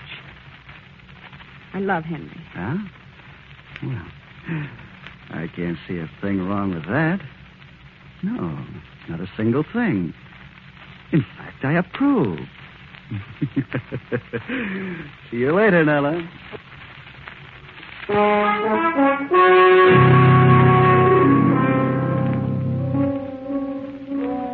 Poor Henry is licked. He knows Jerry has him by the nose, but he's helpless. Completely helpless. Finally, Monday comes, and Grandfather calls Henry to the library. Did you want me, Grandfather? I certainly did. Why, what's wrong? The bank just called me and said you'd overdrawn your account $1,000. $1,000. Oh, well, I haven't. What did you do with the money? What? Did the bank pay it? Certainly they paid it. What did you do with that money? Well, I owed a debt to Jerry Goodwin. I heard him say you owed him $100. Well, he was just going easy. It was really $1,000. Henry, you're lying. Do you hear me? Lying. No, I owed it to him because of, well, gambling. I don't believe you. Not this time. It's something else. I've been suspicious from the moment they walked into this house. There's something going on. That Jerry is too smart, too cocky. There's something afoot, and I want to know what it is. Nothing. Please believe me. I don't believe you. And you'll tell or get out of this house and stay out. Wait a minute, Mr. Carter. Henry will tell you. Nella, you keep out of this. Then I'll tell. If he gave that money to my brother, then I think I know why. Why? Because Jerry knows something that Henry doesn't want told. What? Keep still. Get out of here, Nella. Get out. This is blackmail? What else? Then why do you tell me this? Well, because I love Henry. With all his faults, I'm crazy about him. I know my brother, and I can guess why Henry gave him the money. I owe it to him. I owe him thousands more. Now get out of here, Snella. Henry had to pay him, Mr. Carteret. He had to. Jerry knows too much about Henry. It's blackmail. I'll call the police. No, please. Please don't do that, please. Well, what's going on? What's all the racket? You'll find out. Blackmail. I'll have you in jail. No, I'll tell you. I'll tell you. Jerry saved me from prison. I killed a man accidentally. Ran over him on the ocean road. What? Yes. And I was drinking. We saw a police car coming, and Jerry got the body off the road just in time. He pulled a wire in the motor, and the officers helped me fix it. And Jerry got me out of it. I see. And where did this happen? On Ocean Drive near Valley Boulevard. I buried the body back of the big billboard. The bread sign on Ocean Drive. You see, everything's all right. I did my best, and no one will discover the body for a long time. There's no identification on it. Good Lord. It was an accident, Mr. Carteret. Really it was. Henry didn't see him. I swear he didn't. It was misting. I wanted to report it, but the police were almost there, and Henry was drinking, and, well, it would have meant manslaughter. I've never been so shocked in my life. Your mother must not know of this. I've really done you a favor, Mr. Carteret. Leave me alone. All of you. I want to think.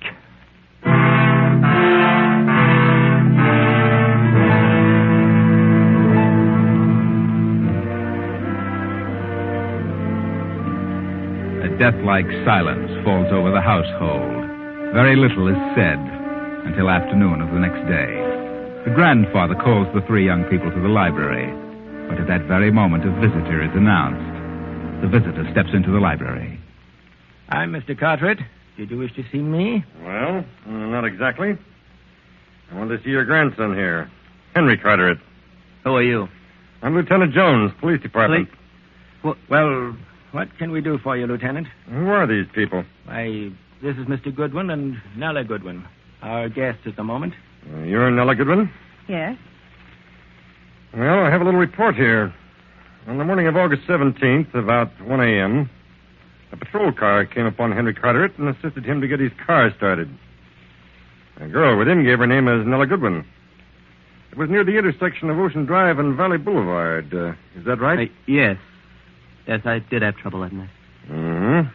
How long were you there? About 10 minutes, I think. I see. Did you happen to notice another car leave as you pulled up, or did you see anyone else in the vicinity? Why, I don't remember. Did you, Miss Goodwin? Well, I can't remember, but there may have been. Did either of you step off the highway during that time? No. No, that is, I may have, but I don't think we did. Mm-hmm. You stopped directly in front of that big billboard, the one advertising bread? Yes. What is this all about? Well, they removed that billboard and started excavating for a new project today. They discovered a body. A man about 50, been dead several days. Apparently struck by a car. Might have internal injuries. Well, we didn't see a thing. Uh-huh. You know nothing about it, miss? No, certainly not. What's your relation to Henry Carteret? Well, no relation. I see. Well, let me ask you to drop down to headquarters for a little talk, Miss Goodwin. Good afternoon, folks. He's wise. They're going to get Nella down there and make her talk. I won't go. You'll have to go. I won't go. I won't talk if they kill me. They know you were with Henry, and they'll hammer you until... Wait a minute. I've got it.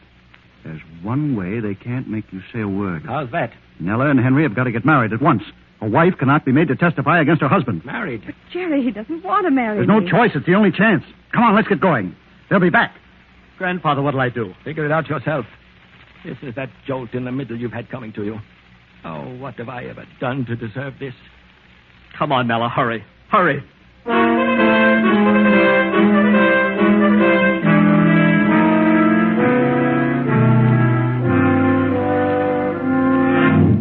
Oh, Henry, darling, married. I can't believe it. Why didn't you tell me? Why? Calm down, Mary. He's married, and that's all there is to it. But I never heard of such a thing. What was the rush? We had to get married, Mrs. Carter, if we had to. But don't worry, I love Henry. Married? Oh, I think I shall faint. Yes, but I'll explain later, Mary. Pardon me, there's a Mr. Jones to see you. I knew it. They're back again. Mary, please go to your room. I'll come to you in a little while. I'll explain. Yes. Yes, Father. Oh, I've never been so shocked in all my life. Henry, your father was bad enough, but this is beyond all sense of decency. Well, what do you want now, Lieutenant? I'd like to have a talk with Miss Goodwin down at headquarters. Oh, but that isn't possible, Lieutenant. No, Lieutenant. You see, Miss Goodwin is really Mrs. Carteret. The wife cannot be forced to testify against her husband. I see. Well, maybe that won't be necessary after all. Is this your cigarette case, Henry?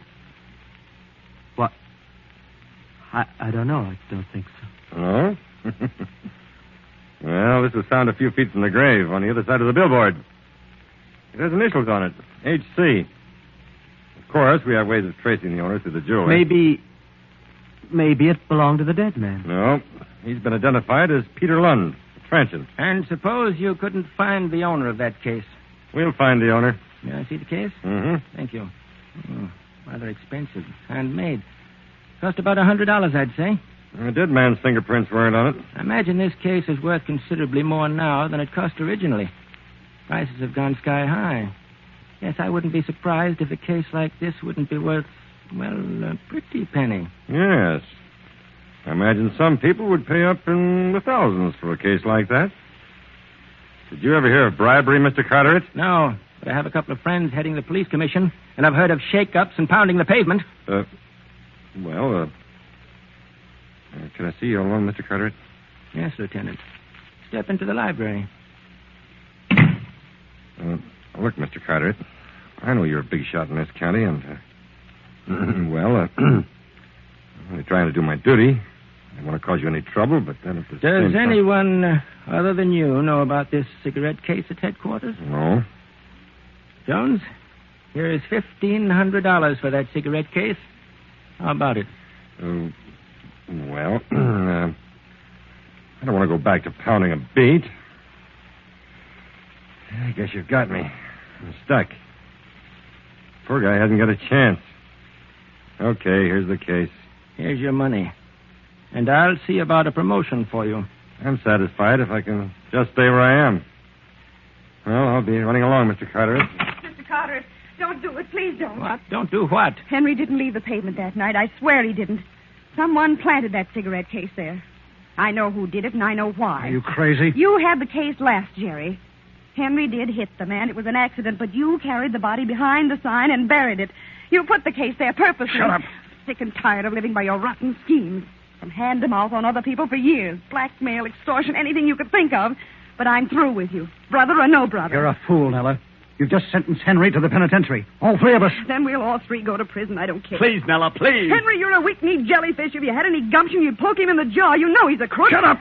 And there's something phony about that cigarette case. I don't know what it is, but... Well, if you planted it there, you were stupid. And if you dropped it, you're stupider still. And I don't think you did either. Will you shut up? Wait a minute. Wait, if that cigarette case was there when they tore the sign down... Why didn't Lieutenant Jones mention it when he first came here? Well, we didn't find it till the next day. Lieutenant Jones, that cigarette case was never near that sign. My brother gave you that case. You're in with him on this. More blackmail. Good girl. You're wonderful, marvelous, cooking with gas. She's crazy. Come in, Captain Gibson. Yes, step in here, please. Hey, did you hear this? Did you hear what they said, Captain? I heard, and so did the sergeant. And take them away. Take both of them away and put them on the first train out of town. Let them keep the money. But put them on the first train. I'll prefer no charges, providing they get out of town and stay out. Grandfather, I don't understand. Jones isn't a police lieutenant. And there's no body buried back of that billboard. I suddenly remembered that whole block belonged to me. I hadn't sold it, so why would they be excavating? No body? I checked with Captain Gibson here, and there was no Lieutenant Jones. There was not even a trace of a grave back of that sign.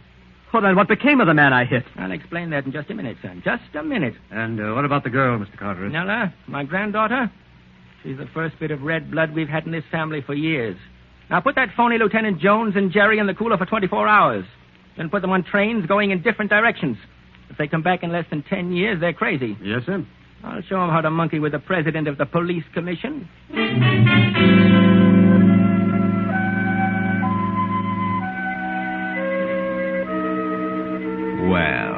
There's very little to explain this time. Jerry Goodwin discovered the man was not dead the moment he felt his pulse. And when he regained consciousness back of the big billboard, well, Jerry took him across town to a hotel. Later, he arranged with him to pose as a detective and frighten Henry and Nella into marriage. And the supposed victim and Jerry would carry on a lucrative blackmail scheme from then on. But they never dreamed that the grandfather owned the lot where the corpse was supposed to have been buried. And that was where they slipped. But grandfather is proud of his spunky granddaughter-in-law, and Henry will be a good boy from now on.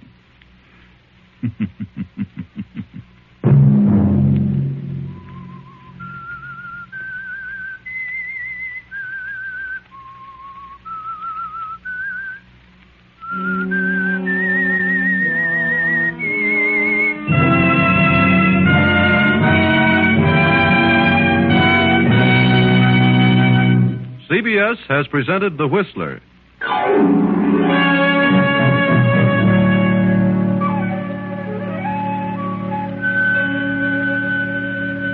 Original music for this production was composed by Wilbur Hatch and conducted by Ivan Ditmars. The Whistler is written and directed by J. Donald Wilson and originates from Columbia Square in Hollywood.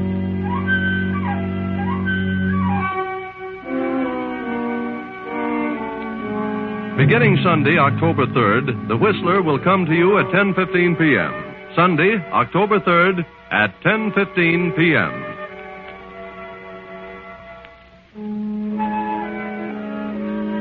This is CBS, the Columbia Broadcasting System.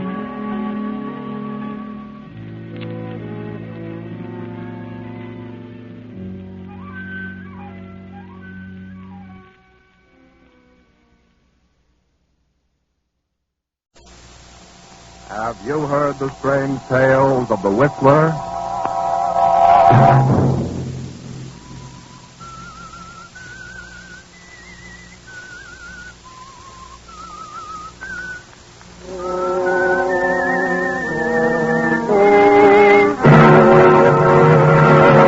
I'm the Whistler.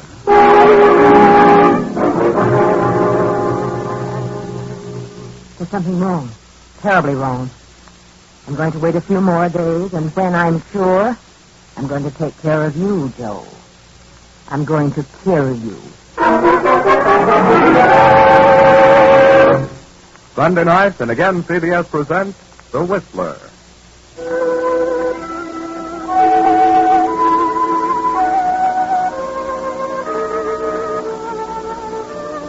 I, the Whistler, know many things, for I walk by night. I know many strange tales, many secrets hidden in the hearts of men and women who have stepped into the shadows. And so tonight I tell you the bewildering story of Mirage. Fred Adams is an attorney, a promising young attorney. Fred is a specialist, for his practice has been limited to nightclubs and bars. In other words, Fred is what is called a mouthpiece. He steps gaily down the street tonight, unaware of the two men leaning against the black sedan, parked in the shadows between the lampposts. Hi, Fred. What's your hurry? Oh, hello, Joe. What are you and Mike doing in this end of town? We're waiting for you, Fred.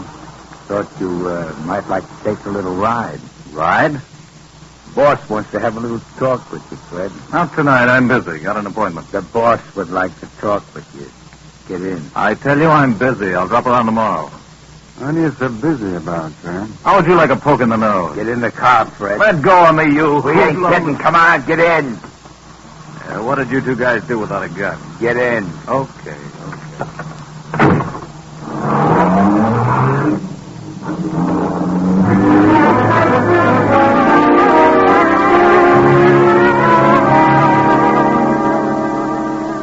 15 minutes later, Fred makes his way through the crowded tables of the swank Tripoli Cafe toward a door marked Manager. He hesitates a moment, glances at the two men beside him, and knocks. Across the room, a beautiful woman sits behind the desk, toying with a long cigarette holder. Come in, Freddie. Come in. Well, we got him, boss. And where do you think he was? over on Park Avenue. How fancy. Wait outside, Joe. I want to talk to Freddie alone. Yeah. Sit down, Fred. No, what's wrong? You in trouble again, Gloria? Would it matter to you if I were in trouble? Of course it would. Where have you been the past week? Has it been a week since I saw you last? You know it has. And a week's too long to suit me, Freddie. Well, you know my phone number. If anything had happened, you could have found me. Doesn't make me very happy to think I have to go out looking for you. Kind of lets me down. Well, for the love of Pete, what's happened? Nothing's happened here at the cafe. What then? You, Fred. It's what you've done. I haven't done anything. Why do you think I paid your way through law school? Well, because you wanted to. Because you needed a lawyer around. Is that all? I don't know. I thought we were together in this thing for keeps. We are. I'm still your attorney. What else do you expect of me? You have the nerve to sit there and say that? You know how I feel about you. You've always known. We've always been pals. Good friends. Pals? Friends? Oh, Freddie. Look, what are you trying to say? I knew for the past 3 weeks that you had changed. Couldn't figure it out. But I found out this afternoon. Here it is in the paper. District attorney's daughter to wed young lawyer. Well, what about it?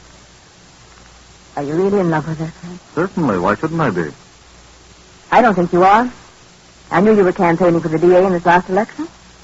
I know you're ambitious. I think you've got your eyes on a job in the DA's office, more than you have on the girl. I tell you, I love Brenda Gibson. You can think whatever you like. Is she pretty? Very pretty. And young. I don't like the way you say that, Fred. I'm not so old. Oh, I didn't mean it that way. You're a very beautiful woman, Gloria. Am I? Well, I don't know what it is. You've done everything in the world for me. No one could ask for more. I've always cared more for you than any woman I've ever known. Until now. There's something about Brenda that's, well, she's so different. Go on. I hate to say this to you, but I've got to make you understand. Brenda's intelligent. She comes from a fine family. She has culture. And I came up from the chorus. Oh, Gloria, I didn't expect you to take it this way. How did you expect me to take it? I didn't think you were really in love with me. It never occurred to me that you had any ideas about getting married. What do you think I am, a totem pole? I looked upon our association more as a business arrangement. You financed me through school, and when I got up in the money, I'd pay you back. Oh, Freddie, don't say any more. I know I've been blunt, but how else can I tell you? What else can I say? There's nothing you can say. But I'll tell you something. You're getting out of your element. You don't belong there. You belong here with me. And if you marry her, you'll live to regret the day you met her. Now, look, don't be like that. Don't be a hard loser. You'd be better off dead. You don't mean that, Gloria. No. No, Fred, I didn't mean that. But, darling, please go before I say any more. I know I have cancer. Please go. I'm sorry, Gloria. Terribly sorry. Goodbye, Fred. Well, I'll be seeing you. Goodbye, Gloria.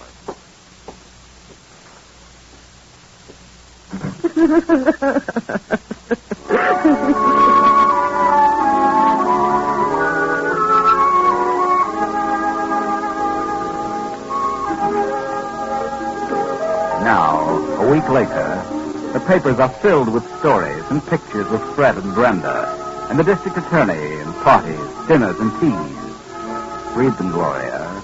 Pore over them. Mr. and Mrs. Frederick Adams this, and Mr. and Mrs. Frederick Adams that. Read them, Gloria. Read them and weep. But on a train to Miami...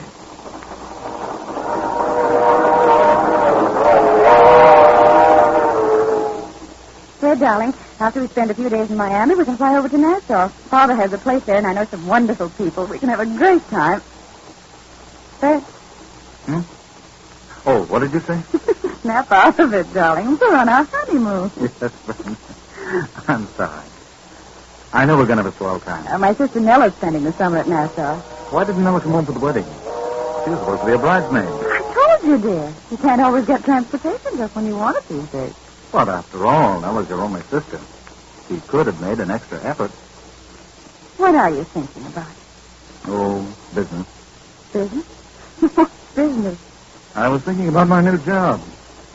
How did your father happen to make a place for me in the DA's office? Well, I suppose he's a capable young attorney. Did you ask him to appoint me? Well, it may have had something to do with it. Fred, I wanted you to start out right. You don't mind, do you? Certainly not. It was swell of you. I only hope I can make good. You will. And who knows, maybe you'll be the district attorney yourself someday. I hope so. At least I'll break my neck trying. Well, let's forget about everything for the next 2 weeks but us. I love you very much, Brenda. Oh, darling, I'll spend all my waking moments trying to make you happy. That's true. You'll never regret the day you met me. What did you say? I said you'd never regret the day you met me. Oh, I should say I won't. Not a chance in a million.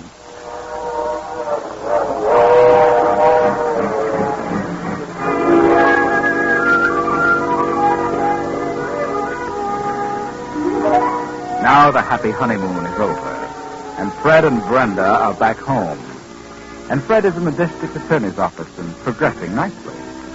But Gloria, poor Gloria, still sits in her office at the Tripoli and broods over her fate. She scans every item in the society columns, searching for news about Fred and Brenda. And every item, every picture nurtures her resentment. And her resentment slowly turns to hate. And finally something snaps in her mind. She begins to harbor thoughts of revenge. Revenge. Joe! Joe! Yeah. What are you yelling about, Gloria? I wasn't yelling. Close the door. Sounded like yelling to me. I said I wasn't yelling. Okay. So I apologize. Sit down.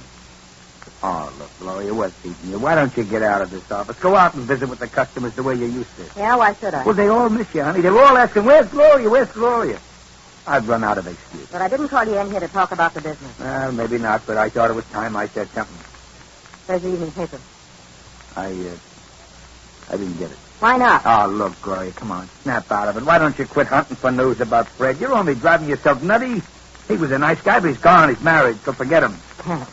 Well, you could try. Not so easy as that. After all, he ain't the only man walking around. There's one or two others, you know. Yeah, who? Well, there's one guy in particular who might get your mind off Fred if you just give him a chance. Who do you mean? Well, I know I ain't as good looking as Fred, and I ain't got his fancy manners. But, well, I like you just as much as he did, and probably a lot more. Sorry, Joe. Well, at least I wouldn't walk out on you for another day. Yeah, and if you did, I wouldn't blame you. No? No. I blame the other woman. She had no right to take him away from me. He belonged to me. Oh, Gloria, please, forget it. I won't. I can't. I made up my mind. Huh? What are you thinking? Where's your car? Outside. Where's your gun? In my pocket. Some people are giving a party at their country place tonight for Fred and his wife. But, Gloria. But Fred was called out of town on business. They're giving the party anyway, and he'll be there. Brenda will be there. So what? We'll wait for her and follow her when she leaves. Wait a minute. Nothing doing. I ain't bumping off no dame. Sit down and shut up. You're crazy. You're gone absolutely nutty. I'm getting out of here. You're driving me to that house. I won't. No? I wonder if the police would be interested in knowing who killed Lefty Hammond. Gloria, you wouldn't. Oh, wouldn't I? Okay. Okay, you win. All right. Go get in your car. I'll go out the back way and meet you in the alley.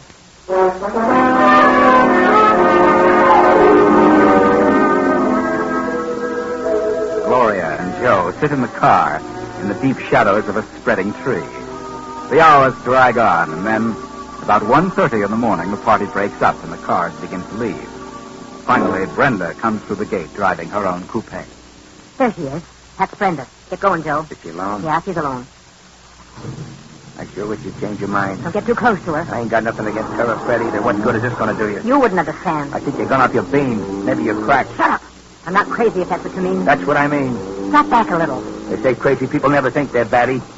Look, you might feel different about this in the morning. Maybe you ought to see a doctor. Hey, cut it out. Where do you get off slapping people? Move along, you're losing her. Lay off of that rough stuff, or I might decide to change my mind about the whole thing. You won't change your mind. It'd be funny if something happened to you.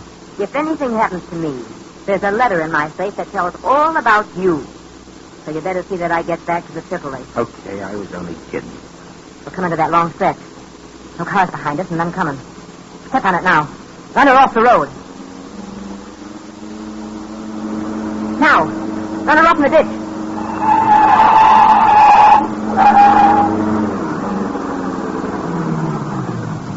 Jim, what's the idea? Are you trying to arrest me? Get out of the car. What is it? Hold up? Get out and shut up. Well, I haven't anything. Just a couple of rings. Take a ring, Joe.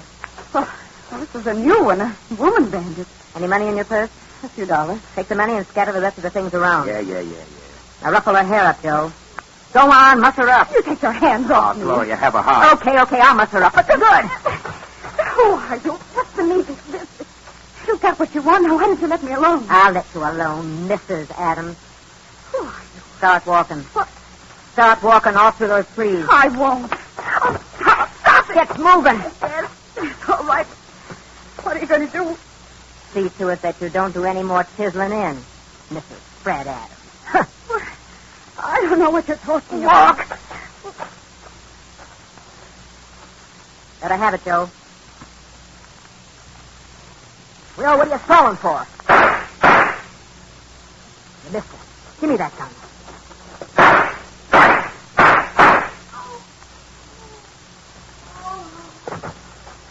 Well, that's the last of Mrs. Adams. Here's your gun. Get out of here. Oh, what's the matter? What are you waiting for? Oh, I'm kind of dizzy and kind of sick. I can't drive, Gloria. You better drive. Huh. I thought you were experienced at this business. If I didn't see you do it, nobody in the world could have made me believe it. Nobody.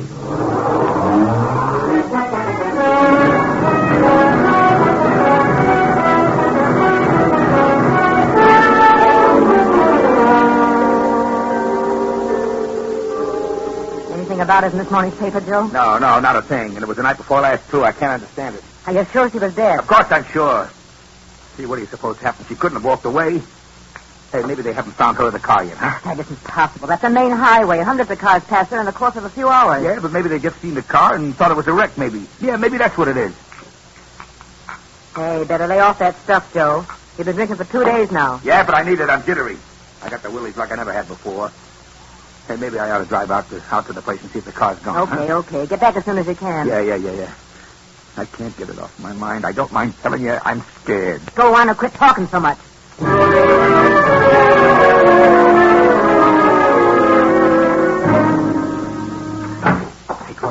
Gloria, I went out there. Yeah, I know. What'd you see? Nothing.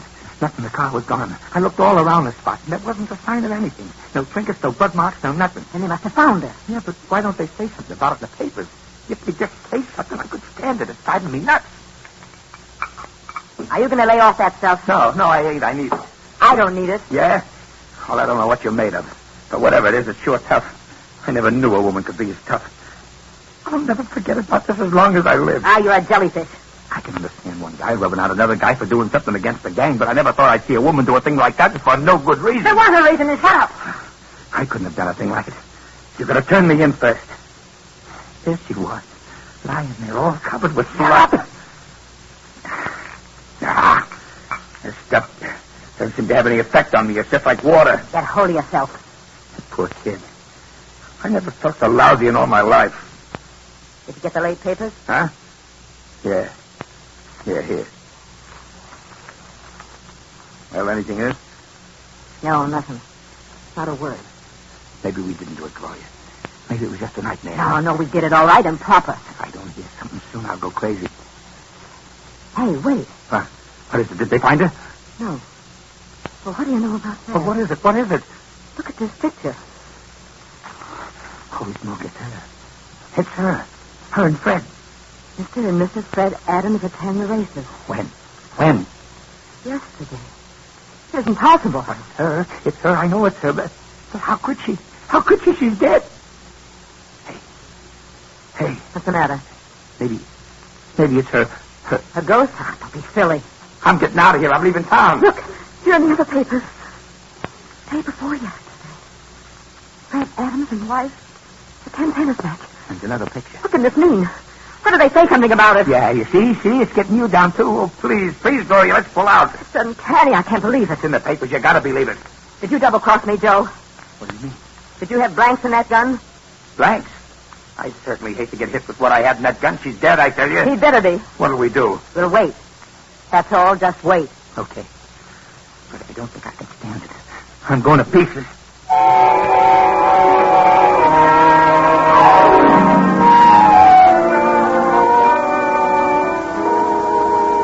But they did wait. They waited for 2 more days. And Joe, fortified with his bottle, was able to hang on.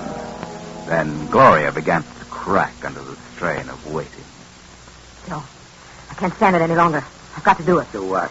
I'm going to call Fred's apartment and see if she's there. Huh? I wouldn't. Hello? Is this the Adams apartment? Is Mrs. Adams there? Why, an old friend from out of town. Thank you. She's there. Holy Jesus. She answered. I heard her. You lied to me, Joe. I didn't lie. I had bullets in that gun. I saw her. She was dead. There's something wrong. Terribly wrong. I'm going to wait a few more days. I'll check again. And when I'm sure, I'm going to take care of you, Joe. What do you mean? I'm going to kill you. Ah, that's crazy. I don't think it would be safe to have you walking around and talking. But Gloria, listen to me. Come on, we're going to my apartment and wait. Story's bound to bake sooner or later. Ah, but I'd rather get out of town. You're coming with me to my apartment. Get moving.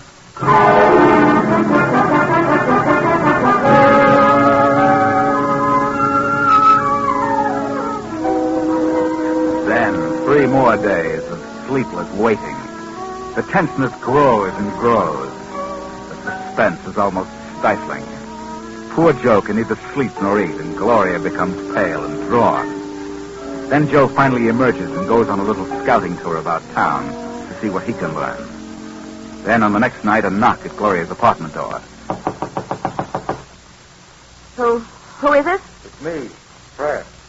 Fred. Wait a minute.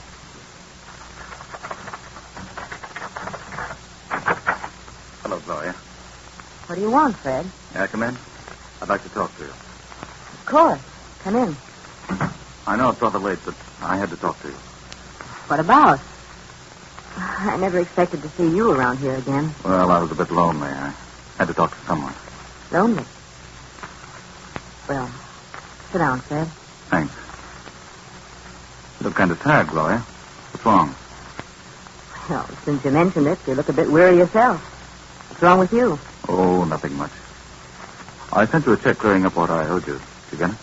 Yeah. There is something wrong, Fred. What is it? Oh, just a little trouble, that's all. What sort of trouble? Domestic. Domestic trouble? What do you mean? That isn't... Isn't possible? Is that what you were going to say? Why, yes, I thought you were quite happy with your wife. Well, things can develop suddenly. I certainly found that out. Well, what happened? Or do you want to tell me?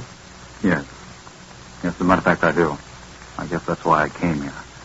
You were always so darned understanding. You always knew the answers to things. But what happened? Well, I guess I really didn't belong in the upper crust. You had it figured out about right. Everything was all right until Brenda started to shape my career. Shape your career? Oh, yes, she had everything all planned for me. She and her father had it all figured out. I wanted to go into the DA's office and move up on my own initiative. But they didn't want it that way. They wanted me to start out as a big shot. Did she leave you? Well, yes. We agreed to disagree. Well, where is she now? At her father's place, I suppose. When did she leave? Yesterday. Yes. Are you sure it was yesterday? Of course. Why do you ask that? Well, no reason, I suppose. I just can't believe it. It seems a shame.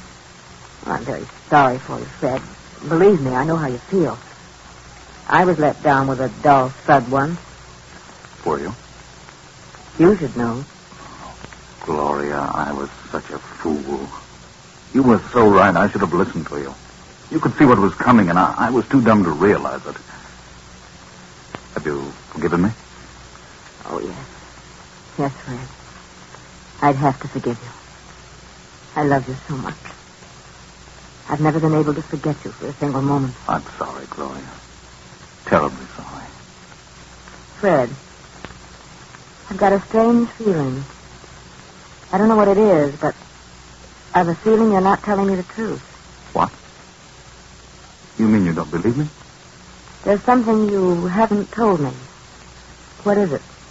Why, nothing. I've told you everything. I don't believe you, Fred. Very well, Gloria. I'm in a tough spot. Brenda hasn't gone away. She's dead. Dead? What on earth do you mean? Yes, she was found dead beside her car a number of days ago. The day after we had a nasty argument, but I didn't do it.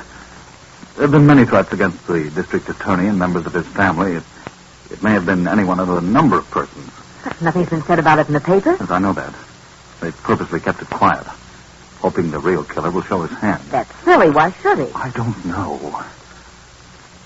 Darling, it's all such a mess. I'm completely worn out.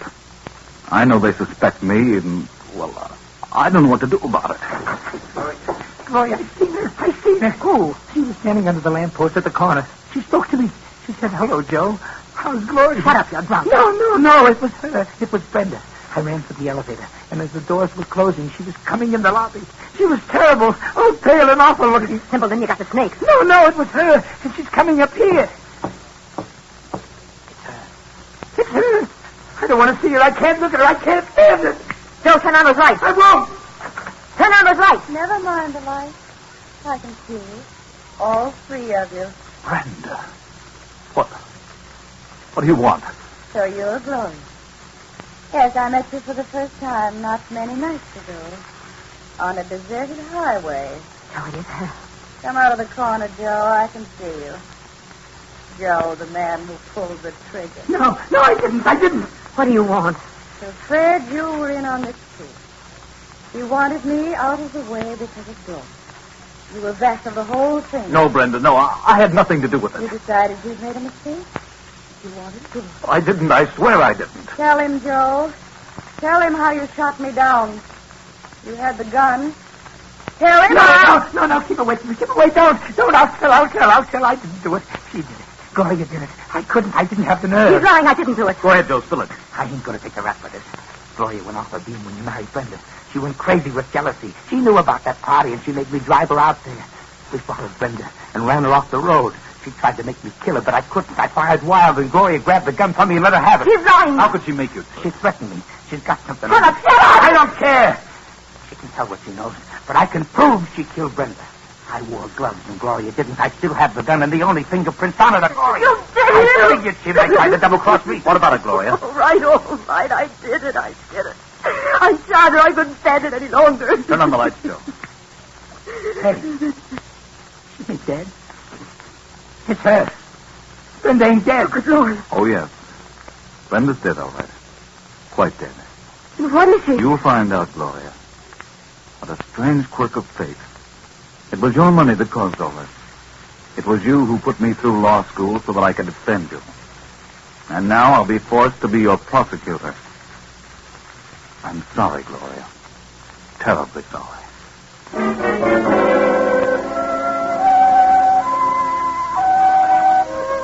Well, Gloria, you've come to the end of your rope.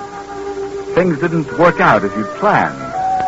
You really killed Brenda that night, but Fred got a brilliant idea. He had Nella, Brenda's twin sister, come up from Nassau and pose as his wife. That's how all the pictures appeared in the papers. And it was Nella who just walked in on you and got a confession. And how did Fred know you were the one? There were several suspects.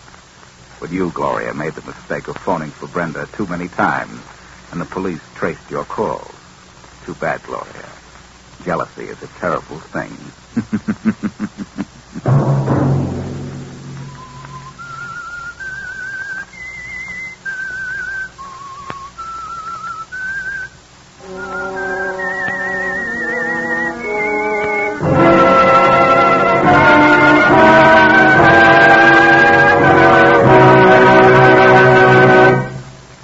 CBS has presented The Whistler.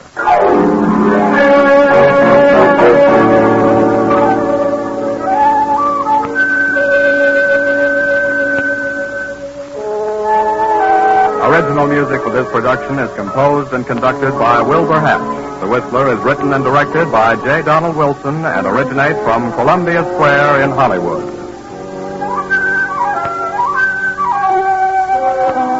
Next week, Sunday at 10:15. I, the Whistler, will return to tell you another strange story. Good night. This is CBS, the Columbia Broadcasting System.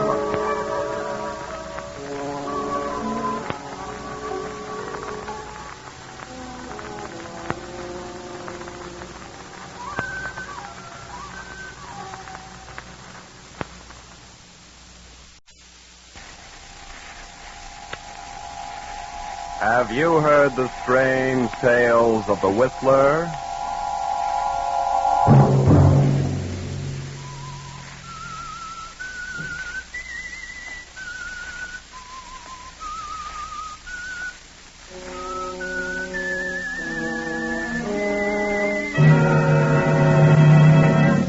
I'm the Whistler.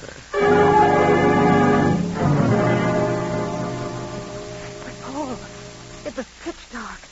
I was feeling my way along the wall. Then it seemed to me that something passed in front of me, crossed from one wall to the other.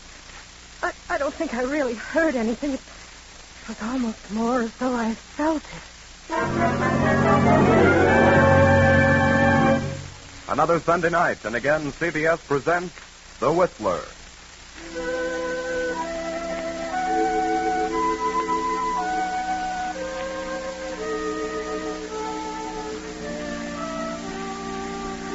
I, the Whistler, know many things, for I walk by night. I know many strange tales, many secrets, hidden in the hearts of men and women who have stepped into the shadows. And so tonight, I tell you the strange story of Patience for the Doctor.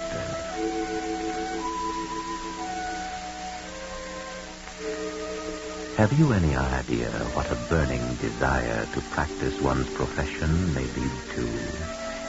A man whom I know can tell you of such a desire.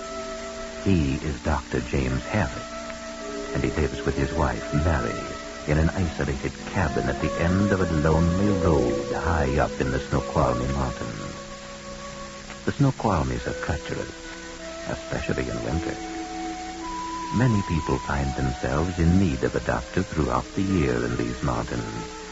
But winter snows, thawing with the spring rains, can also prove treacherous. Treacherous enough to keep a doctor rather busy. James, Yes, my dear? what are you doing? I was just... What have you there? Just my medical kit. Where do you think you're going? My patient is very badly hurt. I must go to him. You will not set one foot out of this house tonight. Not in a storm like this. But, my dear, a man's life may depend upon me. A doctor's place is with his patient, storm or shine. James, did you understand me? I said you're not going out tonight. But, Mary, my patient may die. You are not going out. Very well, Mary. But someday you'll be sorry. It isn't right to keep a doctor from doing his duty. It's... James. Very well, my dear. That's a strange thing. Mary seems bent on keeping the doctor from doing his duty. And that's too bad. For there are people who need a doctor tonight. People such as the three riding along the Snoqualmie Pass Highway, riding there in that car under the jutting buttresses of that glacier which hangs dangerously out over the highway. hangs there ready to come roaring down at the slightest provocation. Such provocation, for example, as rain. Rain, the import of which is not immediately apparent to Paul Evans, his wife Jane, and his mother-in-law, Mrs. Whitcomb. Anything as awesome as a giant glacier would be dangerous to Mrs. Whitcomb, even though quiet, for she is suffering from an extremely weak heart, a heart which must not be subjected to shock.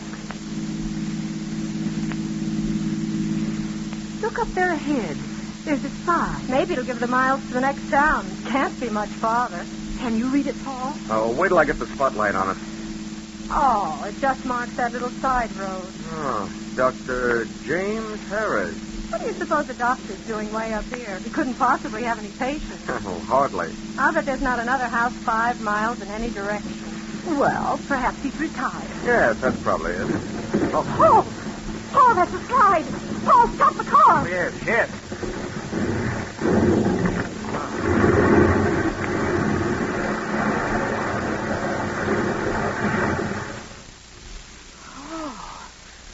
Oh, thank goodness. We're safe. Oh, well, it wasn't too close. Mother. What's the matter with her? Mrs. Whitcomb. She's fainted. Oh, her heart.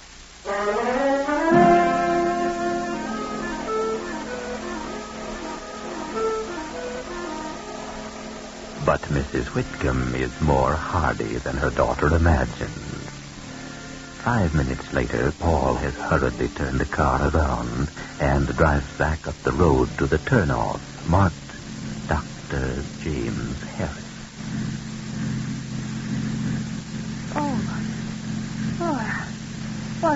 What is that? The slide. Mother, it's all right. We're safe. We're all right. Oh, I must have fainted. Do you feel all right now? I don't know. Don't try to talk, Mrs. Whitcomb. We're taking you to the doctor. Oh, Paul, try to drive more carefully. Well, I'm being as careful as I can, Jane. This isn't much of a road. Does the bumping bother you, Mother? No. Bridge up ahead. We're on the right track. See the sign? Dr. James Harris, welcome. Paul, be careful going up onto the bridge. You may jar Mother. All right.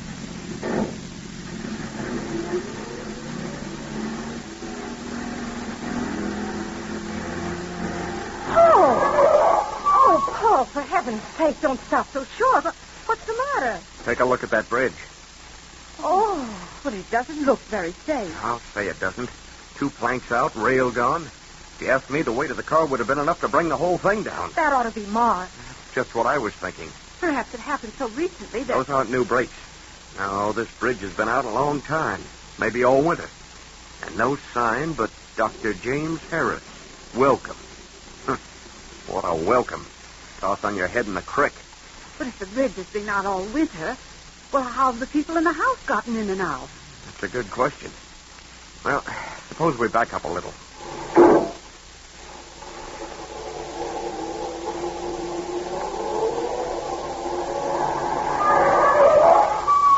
Look, Paul, they're on the right-hand side. Uh-huh. I thought it might be something like this. A way to drive around. We missed it coming up. So it has been a while. And they didn't... Oh, they haven't even put up the slightest barricade. No. And this detour, do you notice? It's almost as if it were intentionally concealed. Well, let's go on.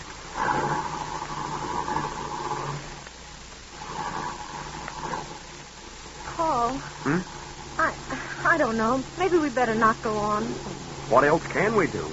We can't risk going back to the highway. Might be another slide. Anyway, it'll be tomorrow afternoon before they can get the road cleared, even if the storm lets up. But maybe strangers aren't wanted here in spite of that sign. Well, that's the chance we take.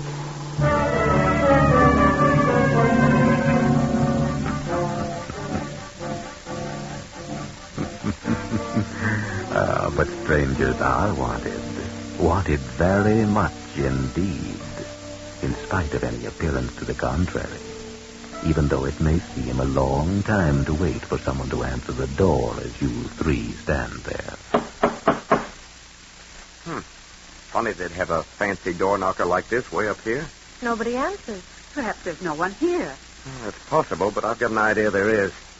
I'll give it another try.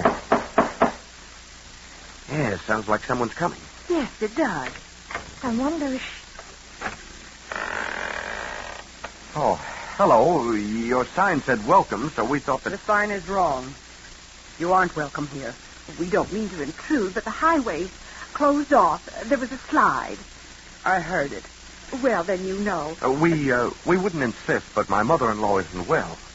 We'd like to see the doctor if we could. He's asleep. I wouldn't disturb him. I see.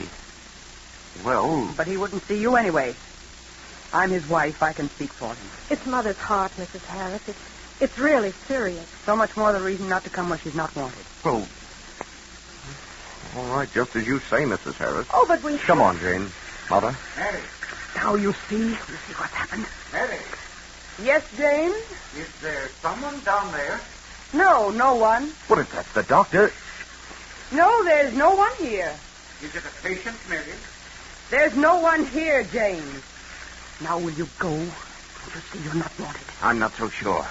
Hello, Doctor. Yes, there is a patient here. What's that? Who are you? There's a patient here. Will you come down and see her? You fool. All right. I'll go get the doctor. Just a minute, Jane. Do you mind if we step inside? Please yourself.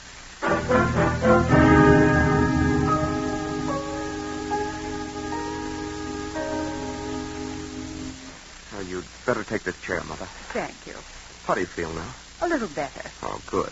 They're in the living room, Jane. Here they come.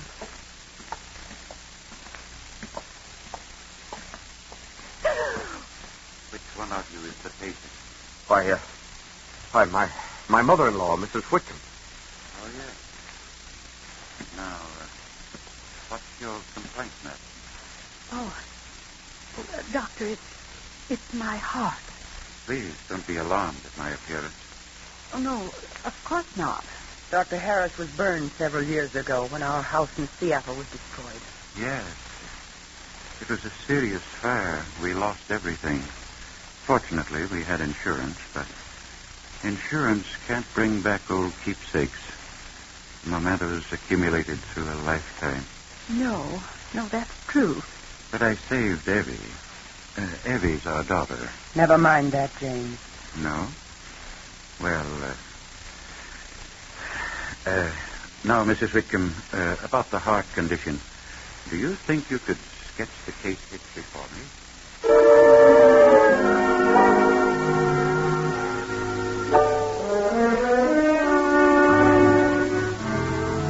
Half an hour later, Dr. Harris gives Mrs. Whitcomb a sedative and sends her off in the care of his wife to be shown a room where she will be able to enjoy a long and peaceful sleep. Later, when Paul and Jane are in their room, Jane goes out and down the hall. A few moments pass. Then... Why, Jane! Jane, what is it? What's the matter? Jane, darling, you're trembling. Oh, I was so frightened. Frightened? What happened? I hardly know. It was so dark. In the hall? Yes. But there was a light on a few minutes ago. Oh, I know. There was when I went out, but... Did someone turn it off? Yes. Well, maybe they were just closing things up for the night. Oh, no, it wasn't that. They turned it off on purpose. Are you sure? Yes. When I came out into the hall again, it was pitch dark. I couldn't see a thing. I thought I heard a sort of creaking sound. I don't know how to describe it.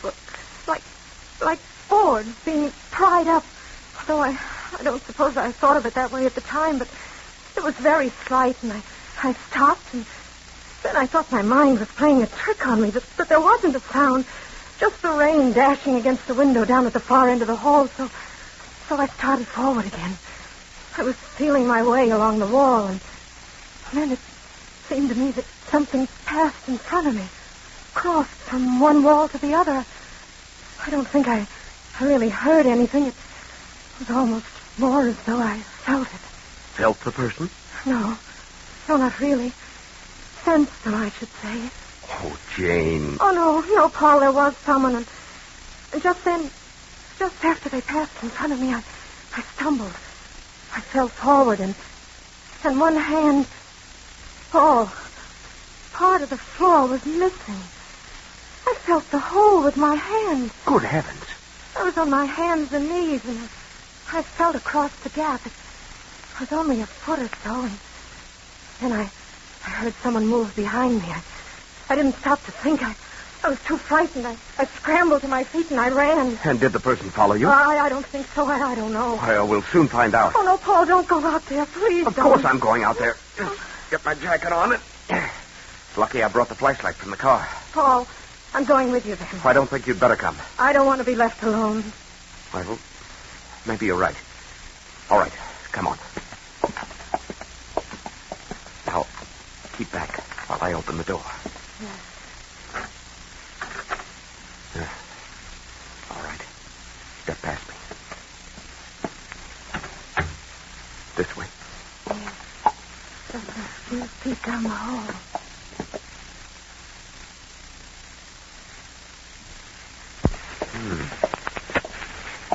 All is solid enough to me.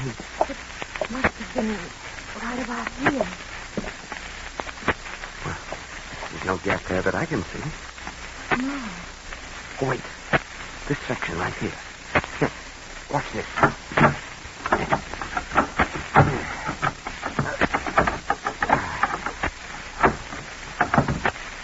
So that's the thing. Just get it in here. You can lift it right out. And someone did lift it out. No. No, I'm sure not. What? Mrs. Harris. Don't shine that light on my face. Thank you. That's better. No, I'm sure no one was careless enough to leave this section of floor out. Oh, but it was out. Never mind, Jane.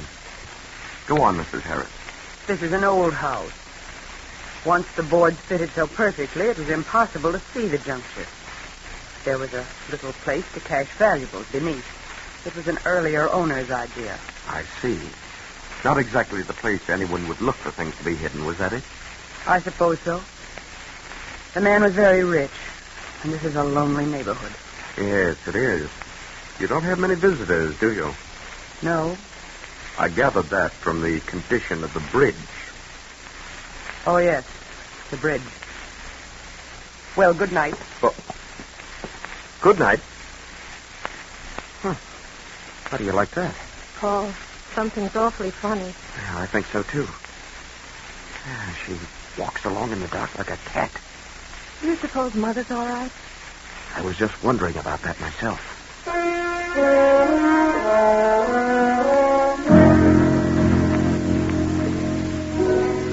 But someone else also seems concerned about Mrs. Whitcomb's safety. Mrs. Whitcomb. Mrs. Whitcomb. Yes? Who is it? It's Mrs. Harris. Oh, all right. Come with me.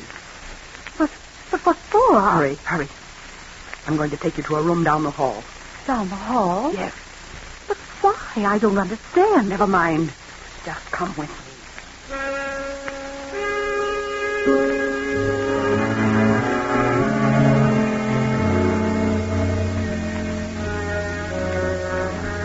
So, when Jane and Paul arrive at Mrs. Whitcomb's door... Mrs. Whitcomb? Mrs. Whitcomb? Paul, why doesn't she answer? Mrs. Whitcomb! Who is it? That's not Mother. Who is it? It must be the daughter. Open the door, Abby. No, I don't want to. I'm afraid of you. No, we're not going to hurt you. You promise? Yes, of course we promise. You are Abby, aren't you? Yes, sir. Oh. What a terrible scar on your arm. Did that happen when your house burned down? Yes, sir. And what happened after that? Daddy and Mother brought me here. Does any company ever come, Abby? Well, sometimes hurt people do. Hurt people. I see. And then what happens? Daddy fixes them. He does. And did he fix you? Yes, sir. Evie, how did you get in this room? It isn't your room, is it? No, Mother brought me here. She said I was to sleep here. Did she say why?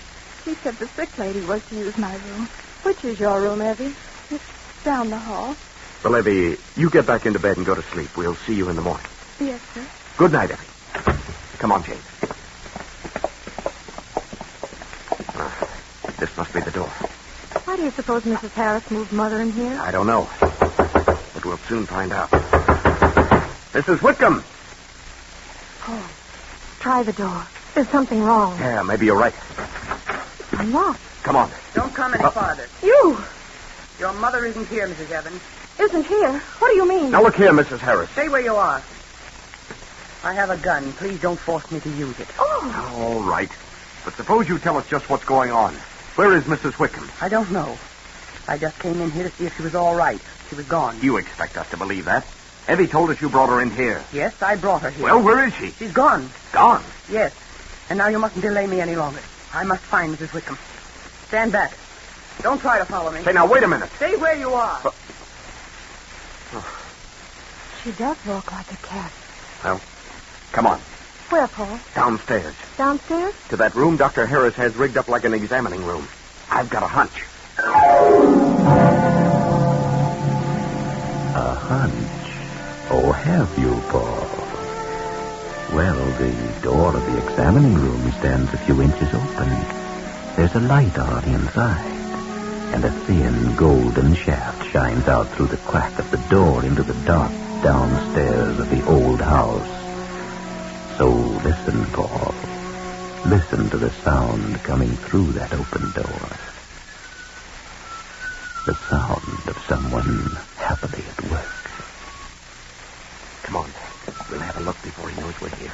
Paul, do you think Mother... I don't know. What's he doing? Looks to me like he's fixing a hypo. Yes, but what... Paul, there's Mother, stretched out on the table. Yes. Come on. Oh, hello? What's going on down here? What's the matter with Mrs. Whitcomb? Please don't try to rouse. Why not? The heart condition. Mother! No, please. You really mustn't. It might be fatal. Oh, maybe he's right, Jane. He mustn't be disturbed to be aroused roughly there by the shock. All right. Oh, Mother. She'll be all right, Jane. Yes, she will. If you'll just permit me to go ahead. We'll permit you to do nothing. What I want to know is, how did Mrs. Whitcomb get down here? Why, I carried her. Carried her? Yes, I found her unconscious on the floor in the upstairs hall. And how do you suppose she happened to be out in the hall? My wife may have disturbed her. Yeah. Your wife is a little odd. Oh, you mustn't mind her. She's just a nervous type. And she's that, all right. Perhaps she frightened Mrs. Whitcomb. She'd have meant nothing by it. But with Mrs. Whitcomb's heart so bad... And then you found her and carried her down here, is that it? That's right, Mr. Evans. I see. I wanted to care for her properly. You, like caring for people, don't you? Oh, yes. Paul, look at Mother. She's stirring. Oh, she's regaining consciousness. You seem disappointed, Doctor. Oh, where am I? Mother. Oh, Jane. If I were to administer the hypodermic... You keep out of this. How did I get down here? We're not quite sure. Dr. Harris says he carried you. Dr. Harris? Yes. Try to think now. Can you remember what happened before you fainted? Yes, Dr. Harris came into the room.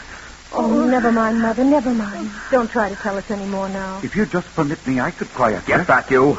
You've treated your last patient. No, you mustn't say that. You wouldn't interfere with my work, would you? A doctor's work must not be interfered with. No? Wait till I get on to Seattle tomorrow and look up the authorities.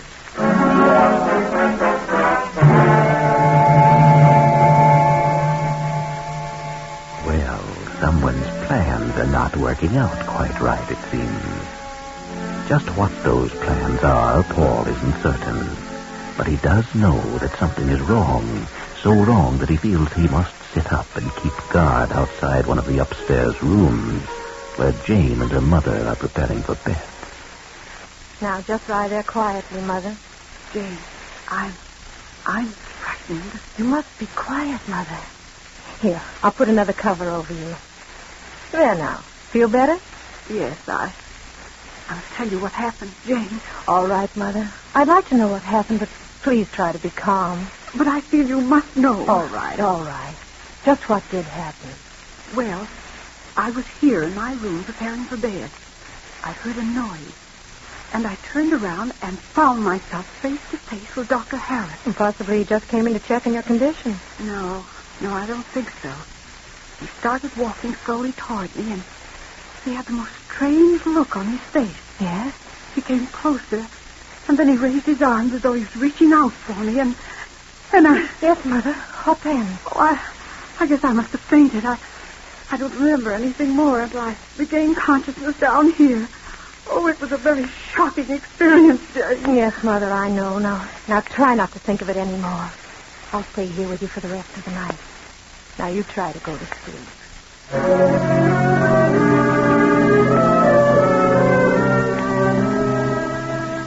Yes, a very shocking experience. But Mrs. Whitcomb does go to sleep. Sleep from sheer exhaustion. And eventually Jane sleeps too. Outside the door, Paul dozes, then awakens. The storm has ceased, and it's quiet. Quiet, that is, until... That's a familiar sound, isn't it, Paul? It's coming from that window. There, now you can see better. That half moon casts a dim light from behind those scudding clouds, but enough for you to see what's happening on the roof of the wing to the left and below. The doctor seems very busy up there. Busy piling bundles of faggots against the upper wall of the house. And what's that? He's pouring something over the faggots. It's kerosene. Do you hear anything, Paul? No? Your wife and her mother are still asleep. It's all right to leave them now, Paul. Leave them and climb out of the window. And if you're careful, you can edge along the eaves to a better vantage point. Hello? Who is it? You'll soon find out. Stay back, stay back. Hey, put that... There, you see. I was too quick for you. Now that I have this lighted torch in my hand, you'll be more patient, won't you? Because if you don't, I'll just touch the torch to the faggot like... Hey! Don't be frightened. If you try to jump down, that's what I'll do. And poof, everything will be shiny and crackly. Including you. Of course. And you're responsible, because you're going to interfere with my practice. So that's it. You know what it means to me to care for the injured, the sick? I've got an idea. It means enough to you to keep you from putting up a barricade at the bridge. Maybe you even weaken the bridge on purpose. It means enough so that you tried to see to it that my wife would step in that hole in the floor and fall and break a leg. And that my mother-in-law... Yes, it's true. All those things and more you don't know about. But there's a reason. Sure. The reason is you're crazy as a loon. No, that's a mistake. Although I can understand why you make it. No, sir. The world is at fault, not I. I'm not a madman saying that everyone is crazy but myself. I'm saying the world is sentimental. Sentimental? I was a great surgeon once. A great surgeon. Why, it was my very life. I've sacrificed everything to attain my proficiency. You will laugh when I tell you that I was an artist, a pure artist. But that's the truth. Nothing mattered to me but my work, the art of surgery. The house burned then, and I was disfigured, as you see me now. And you know what happened? They didn't want me anymore. My skill was unimpaired, but they didn't want my skill because they couldn't tolerate my appearance. So that's it. And now that you've cut away my last refuge... Stay back from those faggots. No, you've left me no choice. Stay back or I'll jump. I'll jump down there. No. Jane, no, get back from the window. Oh, look at the window at the other gable. Mrs. Harris, she's got a gun. Mrs. Harris, put on that gun. Put it down. Do you know what you're doing? Yes, I know very well. Hey, you. Yes, I shot him. What else could I do?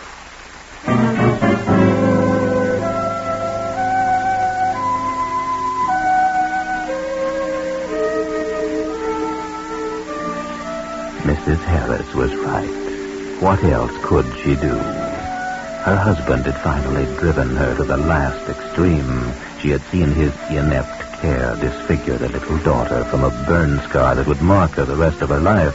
She had seen him so happy in doing it that he'd begun to think he was a real doctor. In support of this belief, he'd made up a story about being a great surgeon before having been scarred by fire. And then he'd begun to invent ways of getting people injured so that he might have patients to care for. She'd stood all these things. But when she saw him lean toward the kerosene-soaked faggot, torch in hand, she realized that he had lit the fire which had burned and disfigured both himself and the child. And so she shot him, bringing to an end 18 terrible years of life as the wife of a hopelessly crazy pyromaniac.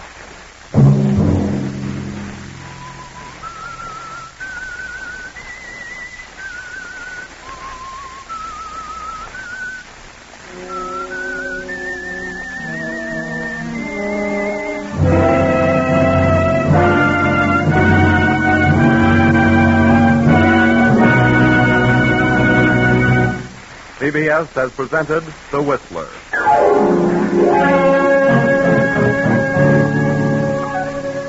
Original music for this production was composed and conducted by Wilbur Hatch. Tonight's story was written by William Fifield, directed by Ted Bliss, and came to you from Columbia Square in Hollywood.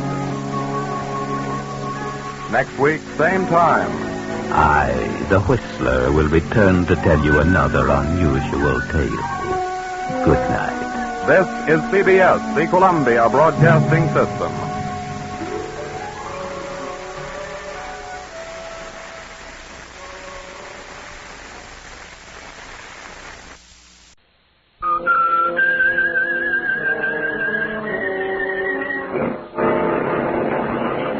I am the Whistler, and I know many things, for I walk by night.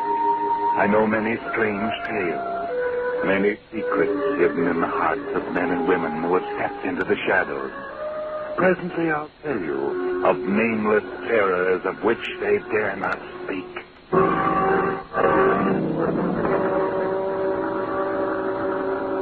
But first, Signal Oil Company is happy to devote this time to an announcement from the United States government on today's most important event, the opening of the 6th War Loan Drive. Many Americans, unfortunately, won't be hearing this announcement beside their home radios tonight. Some are crouching in rain-filled foxholes in the Philippines or Burma. Others are slogging through cold and mud in northern Italy, or in France, plagued by the new German stratosphere bomb. But they're not complaining. They're just asking for the weapons they need to get the fighting over and get them home again as soon as possible. That's where you come in. It's going to take more B-29s, lots more, at $600,000 each, and M4 tanks at $67,000 each. Yes, millions and millions more dollars. But you're not being asked to give your dollars. Just invest them in the world's safest investment, a United States war bond. Make it a $100 bond this time. Your war bond dollars not only pay you excellent interest while ensuring your future security, but they say to the boys we sent over there, you're not quitting, neither am I, till it's over there. And now, the Whistler.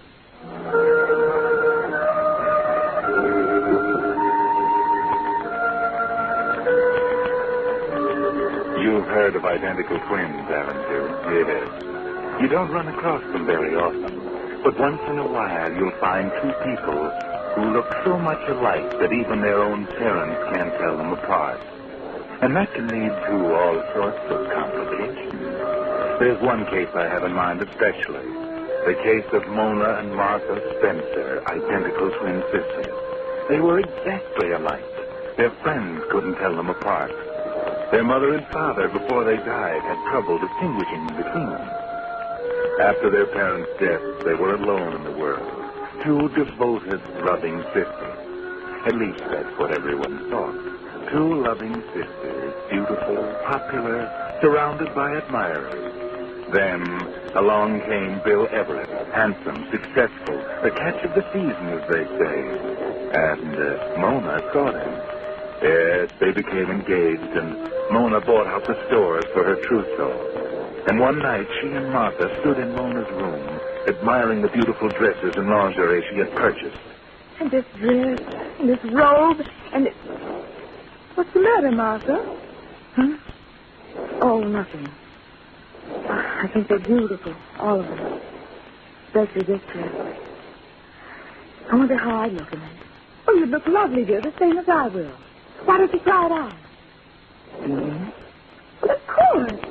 It'll be like looking in a mirror at myself. Go ahead. I'd like to see how it will look on me. Well, if you're sure you don't mind.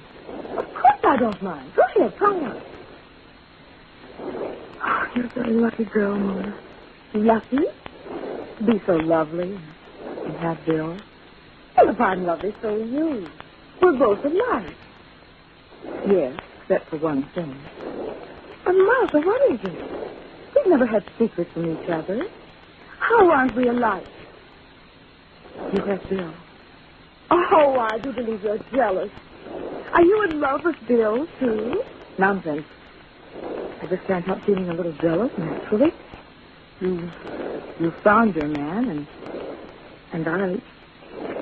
Well, you blame me? We're not alike in another respect, Martha.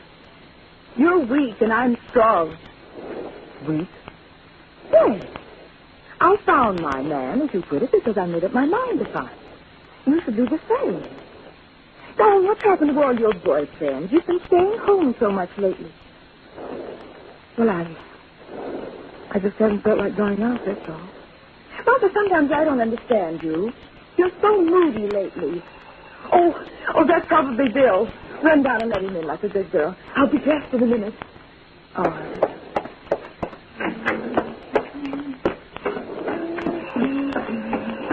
I'm coming.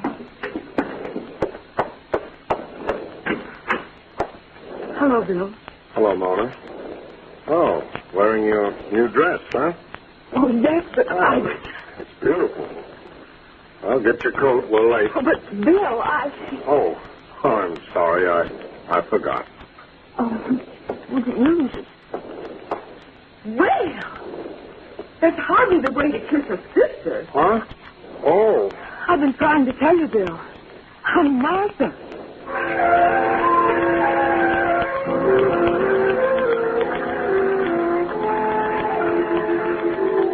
Poor Bill can't tell his fiancée from her sister. Yes. It's too bad that incident at the door had to happen, because it gave Martha an idea. She tried to put it out of her mind, but she couldn't. She thought about it all evening while Mona and Bill were out having a good time. Tell me from Mona. Couldn't tell me from Mona. Not even when he kissed me. He couldn't tell. Yes, that little voice kept whispering to her over and over and over again. It wouldn't go away. The thought was there, insistent, growing. But even Bill couldn't distinguish between them. Why not? Why not? By the time Mona came home, the thought had grown into a plan, and Martha was waiting for her sister. Oh, hello, Martha. You up? Yes, I couldn't sleep. Oh, what's the matter? I've been thinking. Really? Oh, that's good. Oh, I went along to bed like a good girl. I'm dreadfully tired. Suppose you got a good time with Bill tonight. Wonderful. Where did you go? To the 74 Club in Macy's, and... Oh, I'll tell you all about it tomorrow. Tell me now. Martha, what's the matter with you? Why are you still up? It's late. You should have been in bed long ago. I couldn't sleep. Well, that's too bad, dear. Why not hit something? I was thinking. I didn't want to sleep. Well, that's a waste of time. Now run along and get to bed. I'm certainly not going to stay and talk just because you don't want to go to bed. I'll tell you all about tonight in the morning, dear.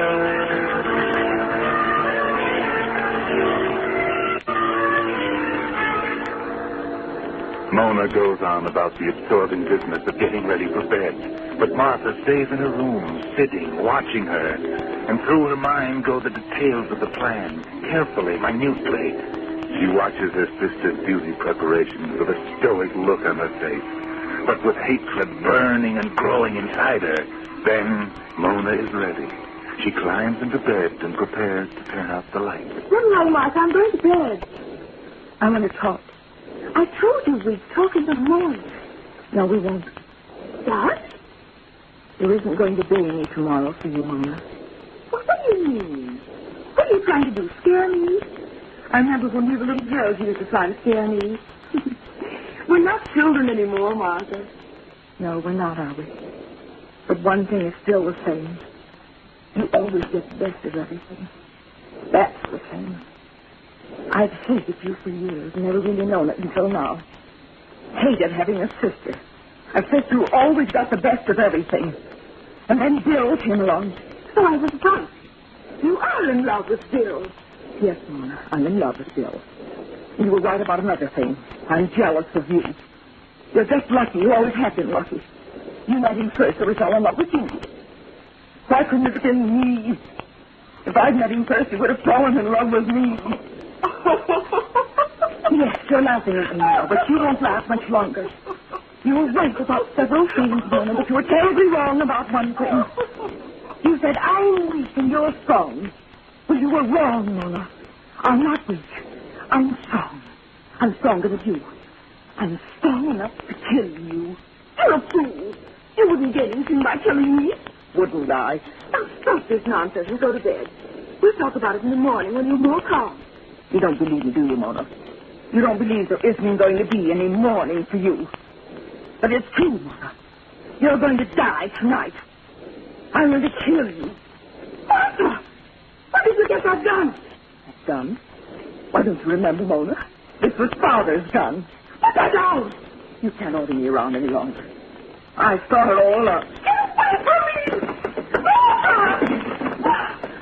Clumsy, aren't you, Mona? You can't run away from me. No! I'm following you, Mona.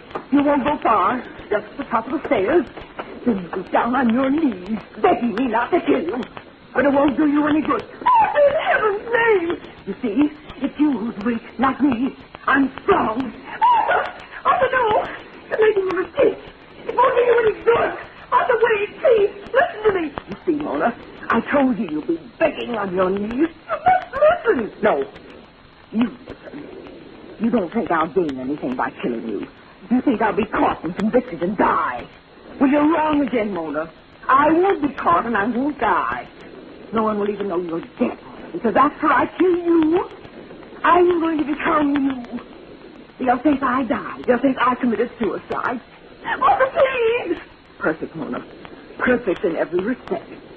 Isn't it lucky we're twins? How fortunate we look exactly alike. How fortunate we sound exactly alike. You are me now, Mona. And you're going to kill yourself. No! Mother, don't! No! No! Oh, no, Mona. Struggle. Won't do you any good. I'm strong, Mona. I'm strong enough to put that gun in your head. It must look like suicide, Mona. The gun. Close. Powder burns on your face. Hold still, Mona, while I pull the trigger.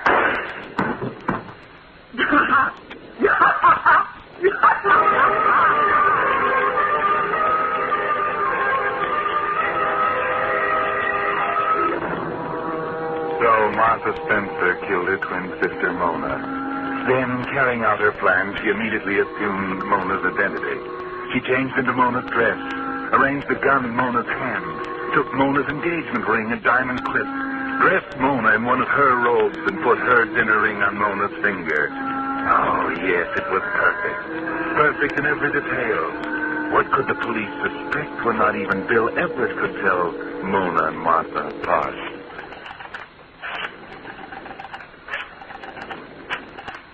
Hello?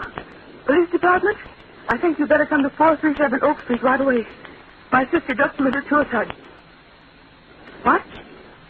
Oh, yes, I'm Mona Spencer.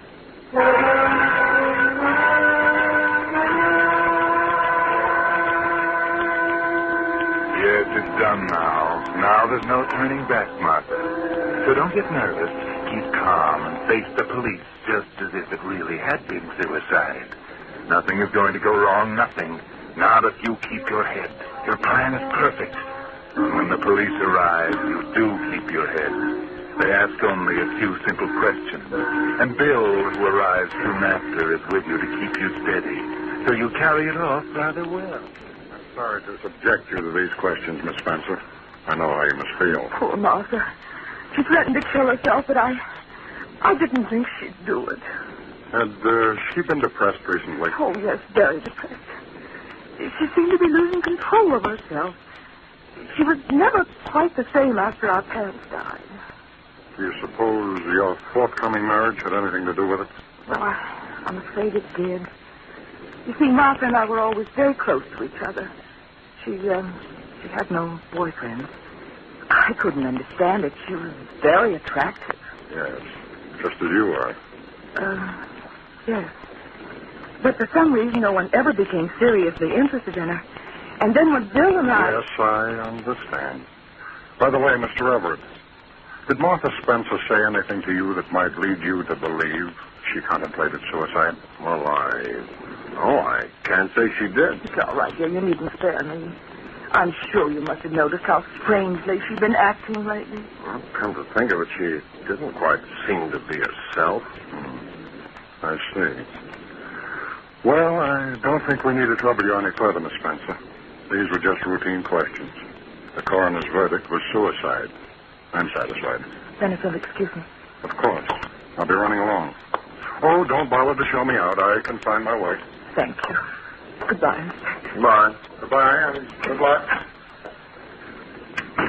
Well, Mona, I think I better be running along, too. I'll call you in the morning, huh? I'll let you go, Bill. I don't want to be alone for a while. Oh, yes, I know, but... Well, see here, Mona, I thought perhaps in view of what's happened, you might want to postpone our marriage for a while. Oh, nonsense, Bill. I feel badly about poor Martha, of course. But we can't help her now. We may as well forget it and enjoy our own happiness. As you wish. Bill. Yeah? You haven't kissed me since Martha died. Oh, sorry.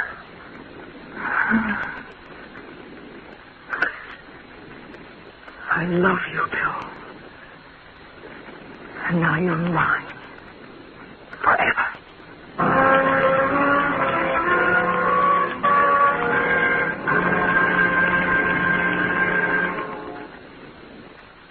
You are listening to The Whistlers, brought to you by your friends, the Signal Oil Company, marketers of famous Signal gasoline, your best buy today.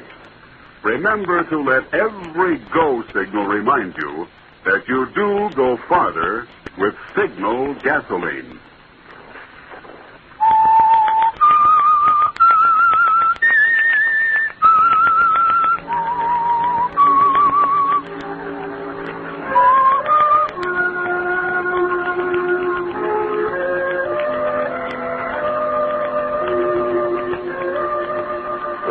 Several weeks went by.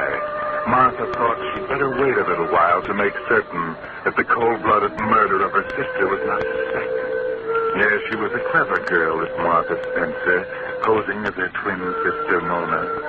Martha knew she looked exactly like Mona. But did she talk exactly like her? And walk and act and make love exactly like Mona? At first, the possibility bothered her. Bill. Kiss me. Okay. There. Bill. Yeah? You sometimes act so cold. I haven't done anything to make you feel differently. Oh, you know better than that. What's eating you, Mona? Nothing. I just wondered if I'd changed any. So much has happened. No, you haven't changed, Mona. You'll never change. Never in this world.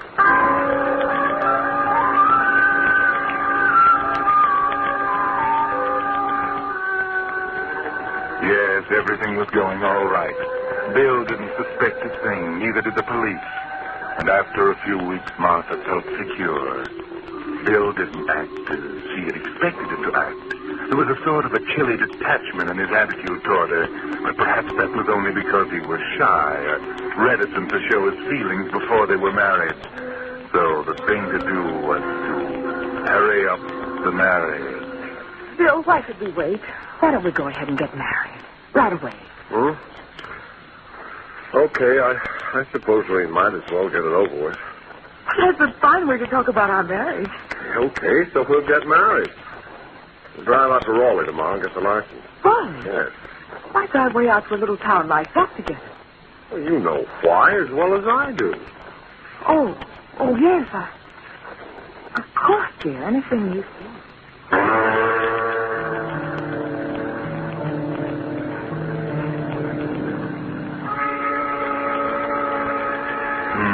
That's strange, isn't it, Martha? You don't know what he meant by that, do you? There must be some secret between Mona and Bill that you didn't know about. But never mind, it can't be very important. And he didn't suspect you. Don't worry about it as you drive out to Raleigh. Go to the courthouse and sign the application. But now there's something else. You watch amazed as Bill signs the application for a license. Bill? It's all right. I signed correctly. Look, you can see for yourself. Bill, Mona, what's getting into you? Next, please. Oh, yeah. Here you are. Mm-hmm. Let's see now. Seems to be all right. That'll be $2, please. Yeah. Thank you. We'll have to wait 3 days, you know. Oh, well. Better wait a moment now than later in the divorce court. Let's see, let me check these names here again. Miss Mona Spencer and Mr. George Garrett.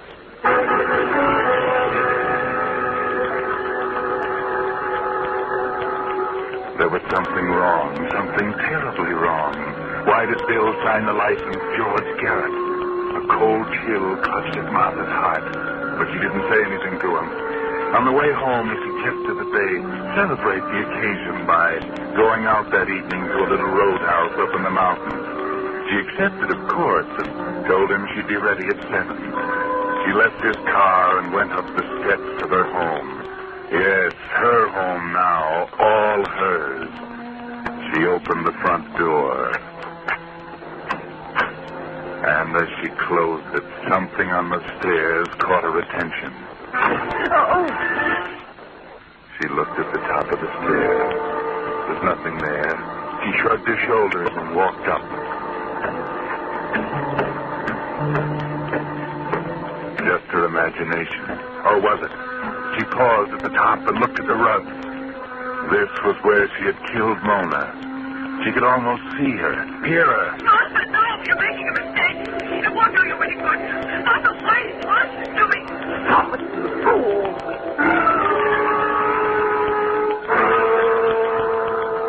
Yes, stop it, Martha. You're beginning to hear things. She went to her room, Mona's room. It was good to be alone, to enjoy Mona's trousseau, all those wonderful things. She slid open the closet door. Such beautiful dresses. Which one should she wear tonight? She tried to concentrate, sat down at the mirror, and there was her reflection. Mona's reflection. Oh, now isn't that a shame? Breaking that beautiful mirror and that fine bottle of perfume. She got up and paced the floor. She simply couldn't get it out of her mind. Why? Why did Bill sign his name George Garrett? And why do Mona's words keep coming back to her? You're making a mistake. It won't do you any good.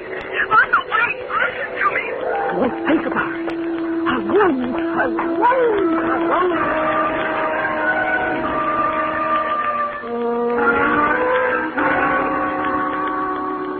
That's right, Martha. Don't think about it. Get dressed. Make yourself beautiful as Mona was. You should be happy tonight, Martha. In just 3 days, she'll be married to Bill.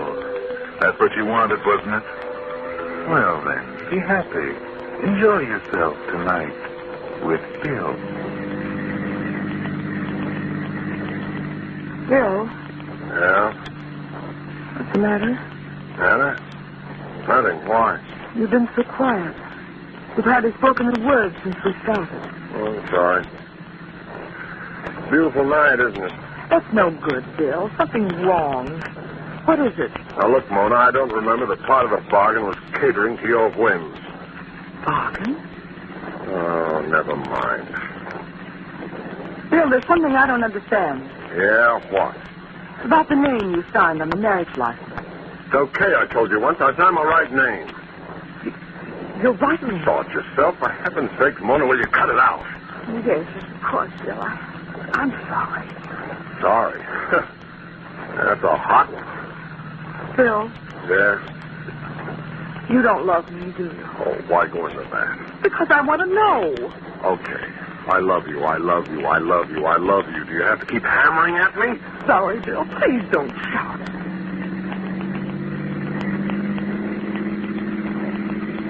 Bill, Well, what is it now? where are we going? Told you once, to a little roadhouse. Well, I don't seem to recognize this road. Where are we? Oh, we're up in the mountains. We'll be at the top soon. Bill, You have to talk, Mona. Aren't you satisfied? You've had your own way. What more do you want? I want to know why you don't love me. I do love you. I'm crazy about you. Now leave me alone, will you? I'm not a fool, Bill. I want the truth. Oh, you do? Well, just be patient, Mona. We're almost there. Almost where? At the top. Yeah. It's around this curve.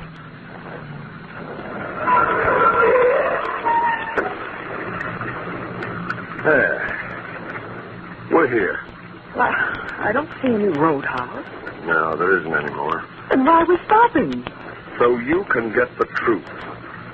You're always getting everything you want. All right, Mona. Look over there. Where? Over there, while I... Bill, what are you doing? Just trying your arms. And now I'm gagging you. There we are. Oh. How does it feel to be gagged, Mona? Oh, no, Mona, it's no use. You're going to listen to me now. You had your own way long enough. Always talking, always ordering, commanding. Well, I'm not going to go through with it, Mona. I'm not going to marry you. You can only torture a man so long, and then he does something about it. And I'm going to do something about it right now. Yes, I'm going to kill you. I've tried to reason with you. I've begged, I've pleaded, I've threatened, but you only laughed at me. You thought because you knew my secret, you could force me to marry you when you I'd rather go to prison than marry you. No, I won't marry you. And I won't go to prison because this is going to look like an accident. I've got a perfect alibi, Mona. I can count for every minute of this evening. When they find you, they'll think you took that curve too fast, and they'll pronounce it accidental death. This is your car, and there's nothing to connect me with even being here this evening. And I'll be rid of you, Mona. I'll be free to marry Lois. Oh, you didn't know Lois, did you? You didn't even know such a person existed, did you? Well, she does. I'm in love with her. I love her, not you. And I'm going to marry you. Do you any good to beg for her? I can't trust you. I trusted you once with a secret, and you tried to blackmail me into marrying you. Can't let you go over the cliff. Bound and gagged. No. Oh, that's just to make you listen so I can tell you why you're going to die. Wouldn't do to have them find you with your arms tied together. That wouldn't look quite like an accident, would it? Well, this is it, Mona. Now, you won't feel a thing when I bruise your pretty little head. Now, just remove the gag and the rope. The brake. Engage the clutch. Stop the engine.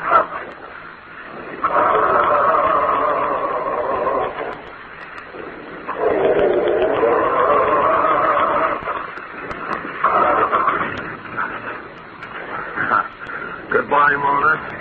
Pleasant dreams.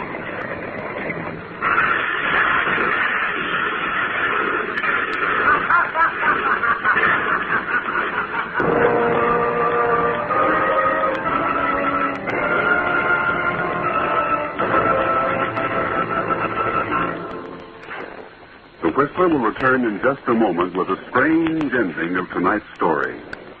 Meantime, let's test your memory. How long has it been since you had the lubricant changed in your transmission and differential? That's an important question, because the tremendous pressure under which the gears in most modern cars operate gradually pulverizes tiny metal particles and turns even the best lubricants into a grinding, harmful abrasive.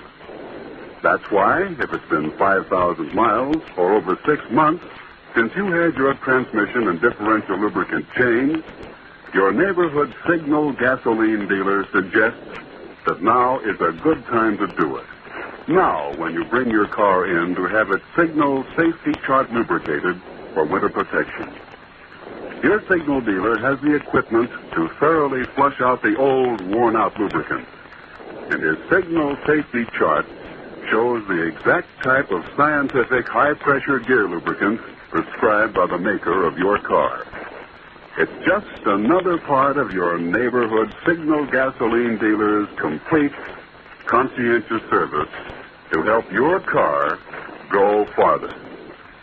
And now, back to the Whistler.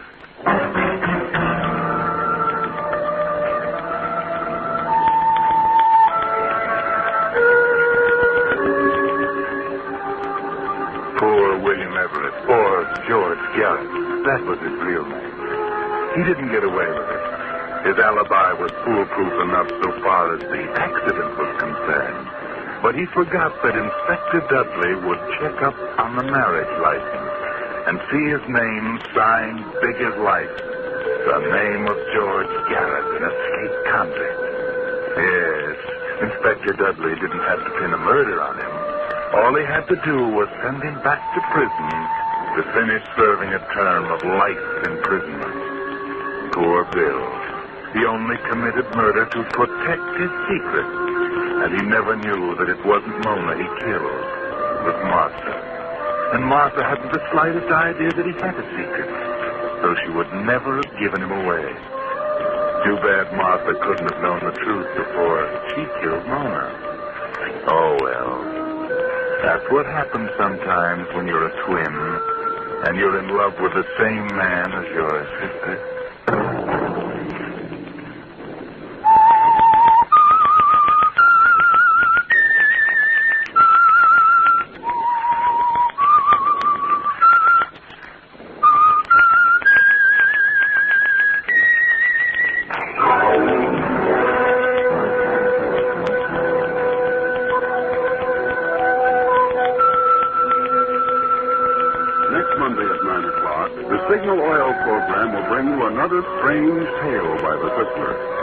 The Signal Oil program is broadcast for your entertainment by the Signal Oil Company, marketers of Signal's famous Go Farther gasoline and motor oil, and by your neighborhood Signal Oil dealer, who is at your service daily to keep your car running for the duration.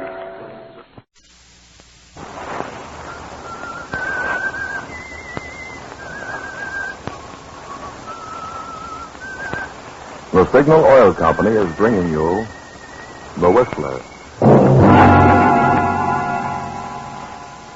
Today we will tell you a tale of avarice and greed, the awful price John Hendricks paid for selling his soul to the devil, the story of Death Demands a Payment. But first, if you'll bear with me for a moment, I'd like to make a suggestion about your car, because right now it's a very valuable possession. One you won't be able to replace until 6 months or a year after the war. Keeping your present car running is dependent on current lubrication, more so than most people realize. When you leave your car anywhere handy and just say, grease it, you're likely to find later that certain hard-to-find lubrication points have been missed. And in these times, even minor repairs can lay a car up for days. If lubrication fails on parts you can't repair or replace, then you're really out of luck. Doesn't seem worth that much worry, does it? Especially when getting acquainted with a convenient signal dealer can relieve you of it. He knows his stuff, uses the auto manufacturer's own lubrication chart in taking care of your car. In fact, checks every lubrication point twice. You see, he's not just an attendant, but an independent businessman in his community, with a genuine interest in keeping his customers' cars in service. I think you'd find it pleasant and profitable to have him count you as one of his regulars. So stop by next week for a really correct lubrication job, or anything else on which your signal dealer can help you out. I believe you'll thank me for the tip. And now?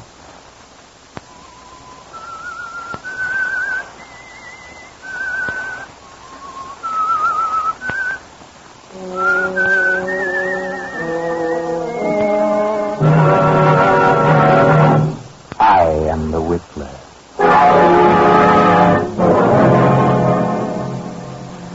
And I know many things, for I walk by night.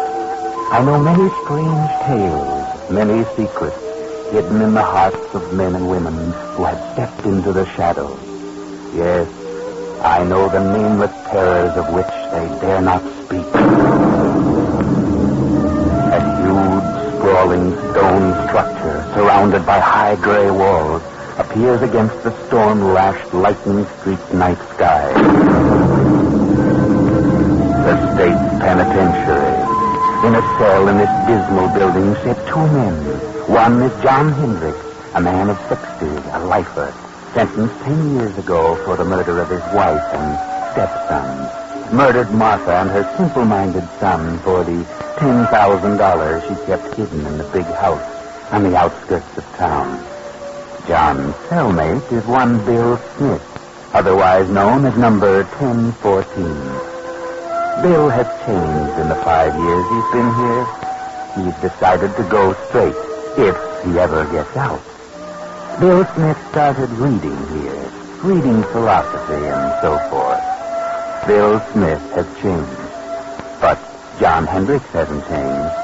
Not Hendricks, because he has a plan. He has a clever plan in mind. Well, all I gotta say, Bill, is that I think you're crazy enough to make the trial with me. It's a matter of opinion, Henry. It's all fixed. Not a chance of a slip-up. Here, don't tell me you got the break fixed with the ward. What difference does it make who it is, so long as the whole thing is set? Hendricks, I think you're nuts. They're crazy. Yeah? When I'm getting out of this place, I got a reason, a good reason. I got something waiting for me outside. Something that belongs to me. I'm the only one that knows where it is. And I'm getting out of here. You're in here for a long time, Bill. If you don't want to make the trial with me, you can stay and rot. Suppose you do find this money hidden away in the old lady victim. What good did you? You killed her and her stepson to get it, didn't you? I did not. I didn't kill anybody. Say you did. It ain't true. But I know where the money is. Okay. You can break out. You can have the money, but... Well, I've done a lot of thinking and reading since I've been here. Yeah. You've gone soft. Maybe so. But this much I do know. If I ever do get out, I'll do things differently. Yeah. A lot. You just got religion. I get exactly what's coming to me. And believe me, Hendricks, so will you. If you break out, they'll have your back one way or another. Watch and see. Well, I'm going, so you watch and see. Just watch.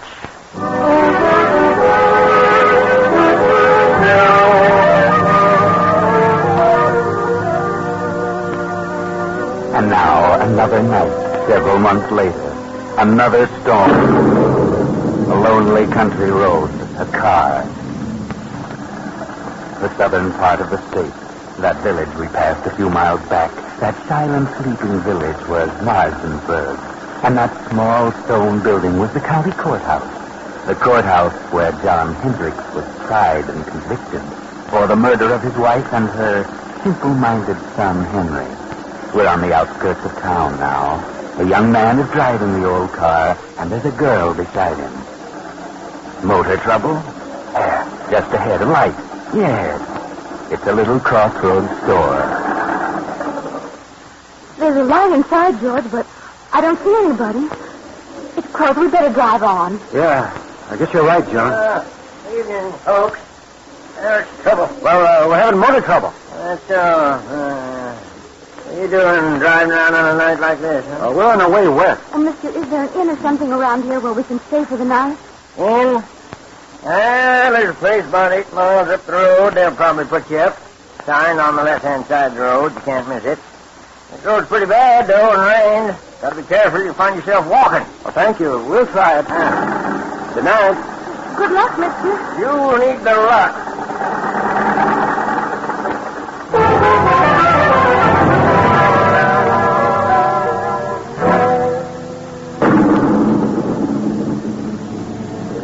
The storm is increasing now. The little car lurches and bounces in its fight to keep the center of the highway. 2 miles, 3 miles, 4, maybe 5, and look, there it is, straight ahead.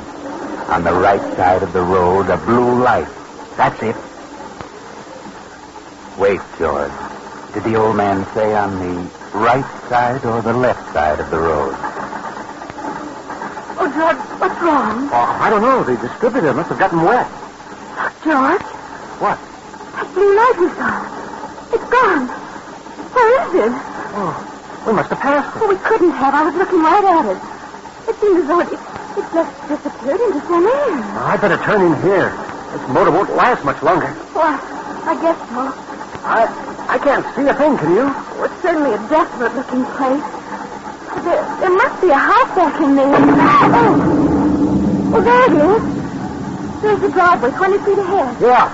Well, this motor's about to conk out. We better drive in and see what we can find. Yes, drive in, George. You'll find something.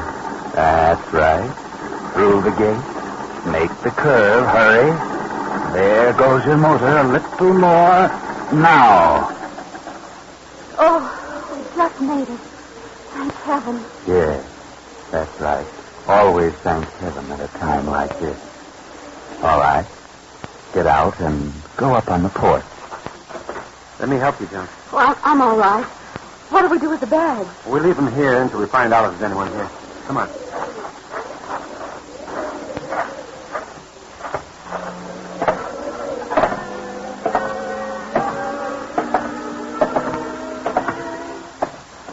Do you see a bell? No. I can't see a thing. Gee, this place looks completely deserted. I don't think anyone lives here. I don't either. Oh, let's go. Where do I get my flashlight?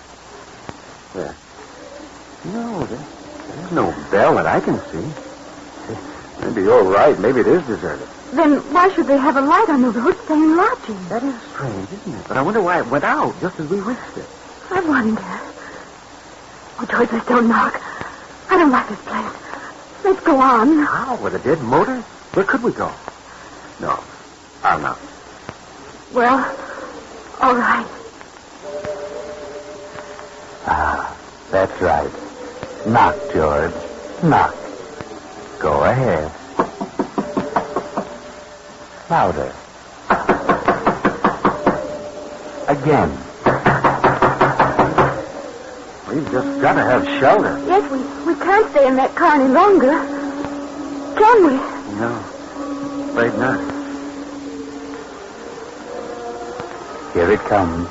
Now you're on your own, George. On your own. There is someone.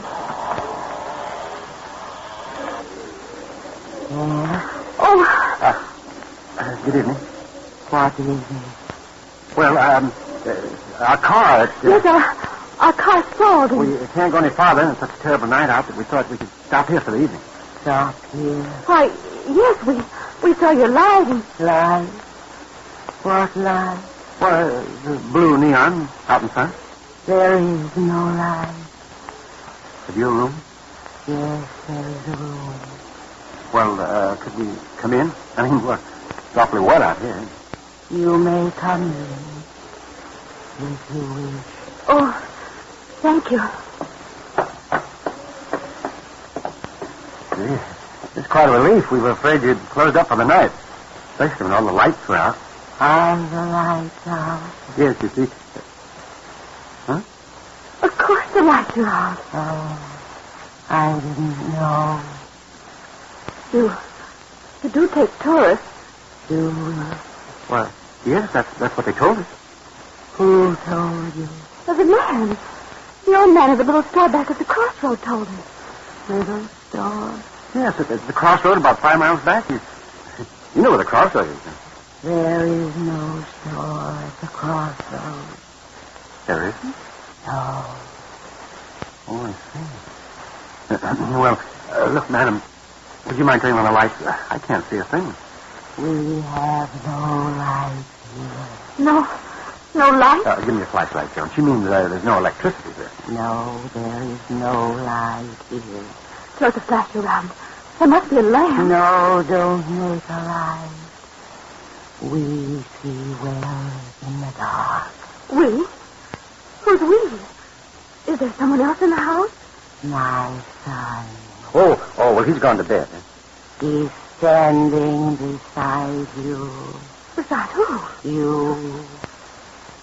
Son. Yes, Mother. Oh. Give me that flash. You got it. You got it. Oh, yeah. Gee whiz, how long you been standing here, bub? since you came in. That's all? Well, I didn't see. You make a noise like a spook. Who are you? What is your name? It's George Kimball. This is my wife, Joan. We're on our way west as travelers. Travelers. Where are we? What? Quiet, son, quiet. No, let him talk. He's quiet enough. How long have you folks been living here? We live here all our lives. Say, how about closing the door? Is the door open? Of course it is. What? Oh, George. Take it easy, Joan. Don't get excited. Look, madam, there's a candle on that table over there by the fireplace. Yes, and if you don't mind, I'm going to light it. Please don't. Wait a minute. If you want us to stay here, I insist that we have some light. You do want us to stay here, don't you? Do we, son? Yes, Mother. What are you looking at me for? Yes, Mother. Without lying. Yes, Mother. Oh, George, let's go. I don't want to stay here tonight. This place doesn't look good to me. There has been no good here for many years. See what I mean, George? I don't get it. You don't seem to want us, and yet your son does. How do you make any money that way? We don't make money. You don't? You mean you haven't had any guests lately? No. Not for many years. Well, can't expect any if you act like this. But we do expect a guest. Don't we, son? Yes, Mother. He certainly has a surprise coming. Yes, he has. How many rooms have you? There are many rooms, but only one. Only one? Oh, now that doesn't make sense. Well, what do you mean? Only one for guests. Well, you mean only one equipped? Yes. Well, then, if you've got a reserve for this guest you expect, what are we going to do? There is an inn farther along the road. They have rooms. They will take you. It will be best for us. But our distributor got wet so the car won't even run. Where is your car? It's right there at the foot of the steps. I see no car. You don't? Why, it's standing right there. George, where is it? It's gone. Holy smoke, it is gone. But where and how? I didn't hear a sound. Oh, it must have rolled ahead. Throw your light around. It's not a sound. Say, what goes on here? Son, yes, Mother. You moved the car. Yes, Mother. Why? Him. I understand, son. I understand. Hey, now, wait a minute. Your son moved it? Well, how could he? The motor won't run, and he would. Well, we didn't hear sound. No sound. How'd you move it? I don't know. It's a fine thing. Here we are in a place where they don't want us and no way of leaving. Well, you've got us on your hands now. You have to make the best of it. Oh, no, George. We'll leave. Oh, nonsense. This is all silly. Now, come on. Let's have some light and cut the monkey business. Son, what have we decided? Yes, Mother. We've decided, yes. Very well, if you wish. If you wish, you may stay. Stay until when? All night? Yes, Mother. If you wish. Well, that's better. Now, that's more like it. Now, I like this camp. There we are. George, look. Well, I'll be. Look at the dust and the cobwebs. This place looks deserted. Looks like an old cellar. Well, how about the room? Do we get it or the guest you're expecting? There is another room that will do, perhaps. Well, could we see it? By the way, how much do you charge? We charge nothing. You charge nothing? Nothing. Sounds silly, but it's a break for us. We're running short anyway. Let's see the room. Very well. It is upstairs. After you, madam? No, you go first. Very well. Come on, John. Bring that other can. Come, son, follow me. Yes, Mother.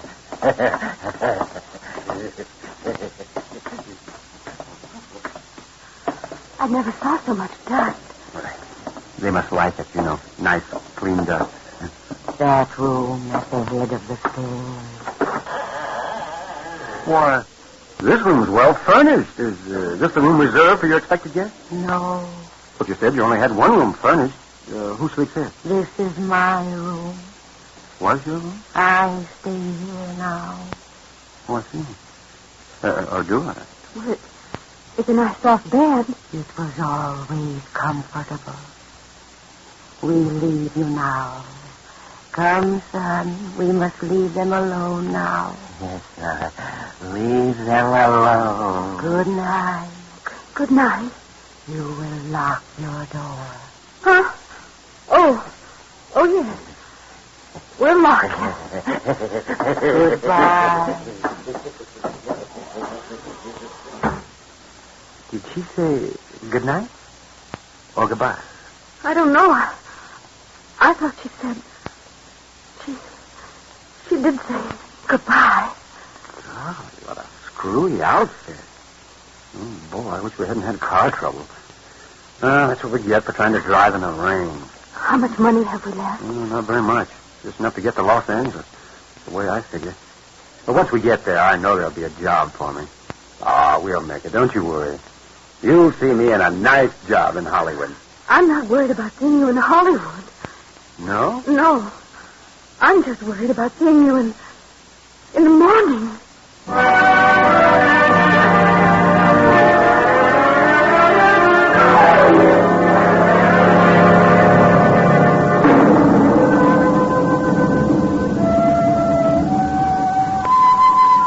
The same night, but later. It's midnight. Another car on the same road. You know who it is. It's John Hendricks. And you know where he's going. He turns in at our deserted mansion, up the driveway, and stops.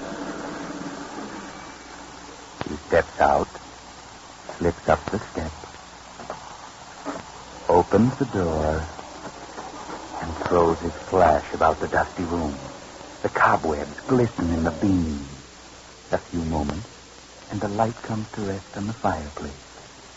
He steps quickly to the mantel, draws a small hammer and a chisel from his pocket, and sets to work, removing a brick. Now he's finished. The brick is loose. He reaches in and withdraws a heavy yellow envelope. He starts to put it in his pocket, but suddenly freezes in his tracks. He can't move. He turns icy cold. Turn around, Hendricks. Turn around. Look. At the foot of the stairs across the room stands a woman holding a candle, and beside her a grinning youth holding an axe. Turn around, Hendricks. Look at their heads covered with blood. Turn around. John Hendricks, murderer. John Hendricks, thief. Martha. Yes, John. Henry? Yes, John. No. We'll come for you, John. The same way you came for us. No. I've been waiting for you, John. We knew you'd come back for the money. No, We've been waiting. We've come to pay you, John. No. Please don't come near me, please. You must suffer, John, as we have suffered. I've suffered. Not enough, John. Not enough. I didn't mean to do it. I didn't plan to kill you. I went mad. I lost my head. No. Don't come near me. You can have the money. Then give it to us, John. Please don't come near me, Give please. us the money. Oh, please, you won't can have the need money. it now. Come, son. We must have the money and we will take John. No. There's the money on the floor. No, money is not enough, John. Money is Please don't come not near me. enough. Oh, please. We must have John. No closer. Please. Look, my head. No, you don't understand. No, please don't come any closer. Don't come any closer, please. No. I'll shoot.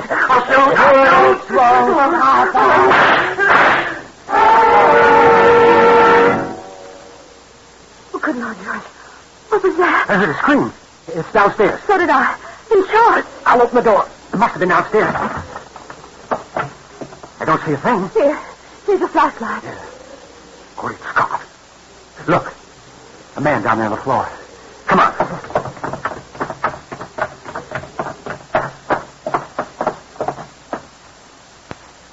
He's dead. Look at the gun. It's been fired, but I don't see a mark on him. Oh, let's get out of here. Oh, I'll say, come on. No, you don't. Stand where you are. George. Come. What's going on here? Hand over that gun. Thanks. What are you doing here? Oh, we're stopping here. That is, we're just leaving. I can see that. Know this man on the floor? Know him? Oh, yes. Joan, what's the matter with you? Oh, no, we don't know him. Take a look at him, Frank. Yes, sir. What are you two doing here? Why, we're guests. Yes, we're both guests. Guests? Who's guests? Why, guests, lodgers, tourists. Guests of the old lady. What old lady? The old lady who lives here. The old lady and her son. Yeah, you'll have to cook up a better one than that. What do you mean? Drive here? Where's your car? Why, the son took it. Son? Old lady?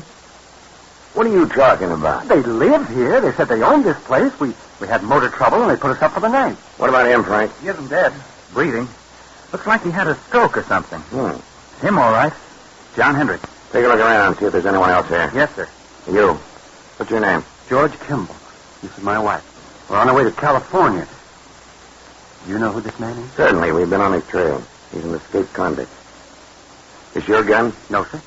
Did he shoot at you? No, sir. Well, this gun's been fired. We heard shots as we turned in the driveway. Ah. Look at the bullet holes near the ceiling. Hendricks probably missed whoever he shot at because of the stroke. Oh, Frank, what'd you find? Not a sight of anyone, sir. Nothing but dust and cobwebs. Oh. Look, Kimball. You said there was an old lady and her son here. Why, sure. They were here all evening. They're not here now. Well, they let us in and showed us to our room. They certainly were here. What did the old lady look like? Well, she had gray hair and wore a kind of a house dress and an apron. What'd the boy look like? Oh, he was a big kid. I'd say about 20, had a round, rosy face, and in fact, I know he was kind of simple-minded. He had a strange laugh. Oh, yes, and he had red hair. Well, I'll be darned. What do you think of that, Frank? Golly, gives me the creeps. Why so? Do you know who you just described? No.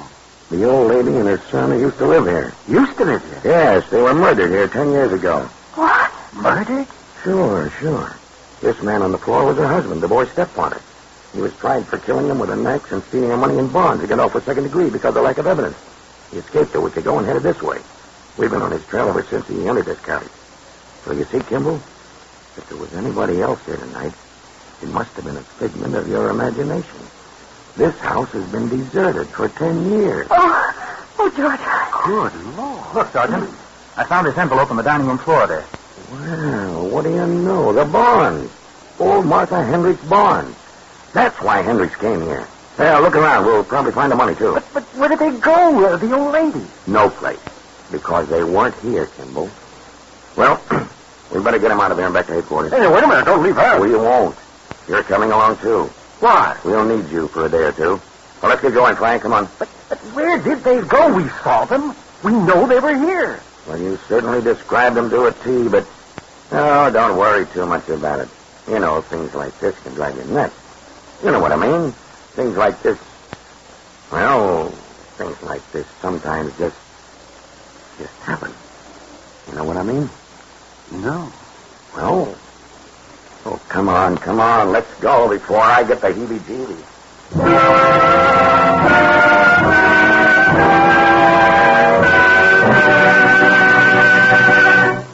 The Whistler will finish his strange tale in just a moment. While we're waiting for his explanation, here's an interesting statement from a military expert about the gasoline we're all doing without. If you've been to several gas stations and found them out, you'll appreciate it. This military authority says, quote, "We're fighting a war of engines. The side which keeps the most tanks and trucks rolling, the most planes flying, will win. This takes many more engines than we had to keep running in peacetime. And some of these military motors burn a gallon of gas a minute. The oil industry's job is to keep the fuel tanks of these engines full. It's a tremendous job. Oil men are doing everything they can to increase production. But over 53% of all the gasoline produced must now go into military use." Unquote. The Signal Oil Company brings you these facts so that when your signal dealer can't fill her up as he used to, you can better appreciate how the gallons you're doing without are helping carry us down the road to victory. Another way by which America's unequaled resources are winning this war. Now, the Whistler.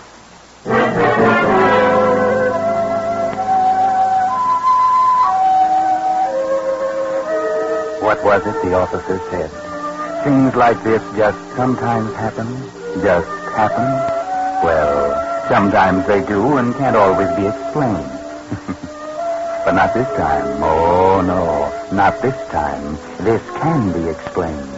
Remember John Hendrick's cellmate, Bill Smith, number 1014? He can explain. He knows all about it because he planned it. Yes, he had learned all the dope from Hendricks, and he sent his pals, the phony spooks, to get the money when Hendricks recovered it. You see, he didn't want to hurt John. He wanted to scare him out of it. Remember? Bill, 1014, said he had changed. He said he'd never do things the way he'd done them before. And he didn't. But he hadn't changed. I know.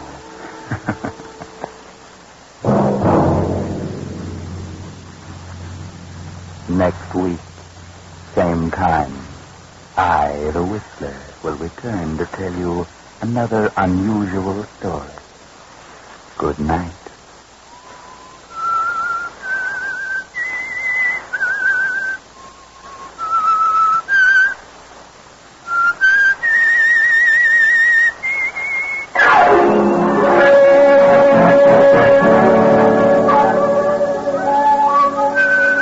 Original music for this production was composed and conducted by Wilbur Hatch. The Whistler, brought to you by the Signal Oil Company, is written and directed by J. Donald Wilson and originates from Columbia Square in Hollywood. Bill Pennell speaking. This is the Columbia Broadcasting System.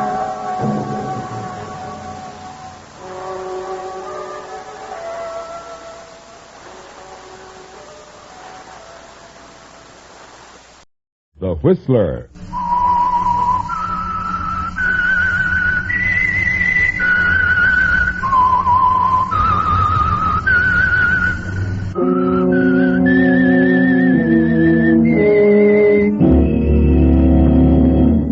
I am the Whistler, and I know many things, for I walk by night. I know many strange tales hidden in the hearts of men and women who have stepped into the shadows. Yes, I know the nameless terrors of which they dare not speak.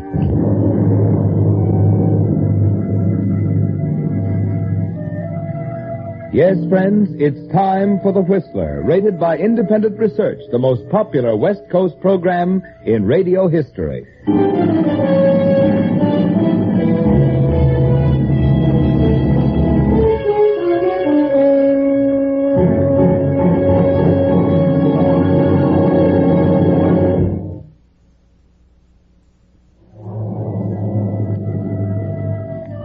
And now, The Whistler's strange story.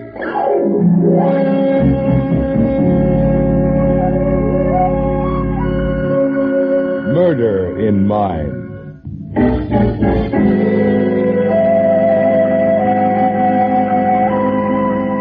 Hollister House looked as permanent as the hillside it occupied in the exclusive Terrace Heights district on the outskirts of town. The house itself sprawled along the crest of the hill, overlooking the rambling wooded grounds. That late afternoon and early spring, Gil Hollister and his wife Vicky sat facing one another on the broad terrace. Neither spoke for a time, for they were waiting for something to happen.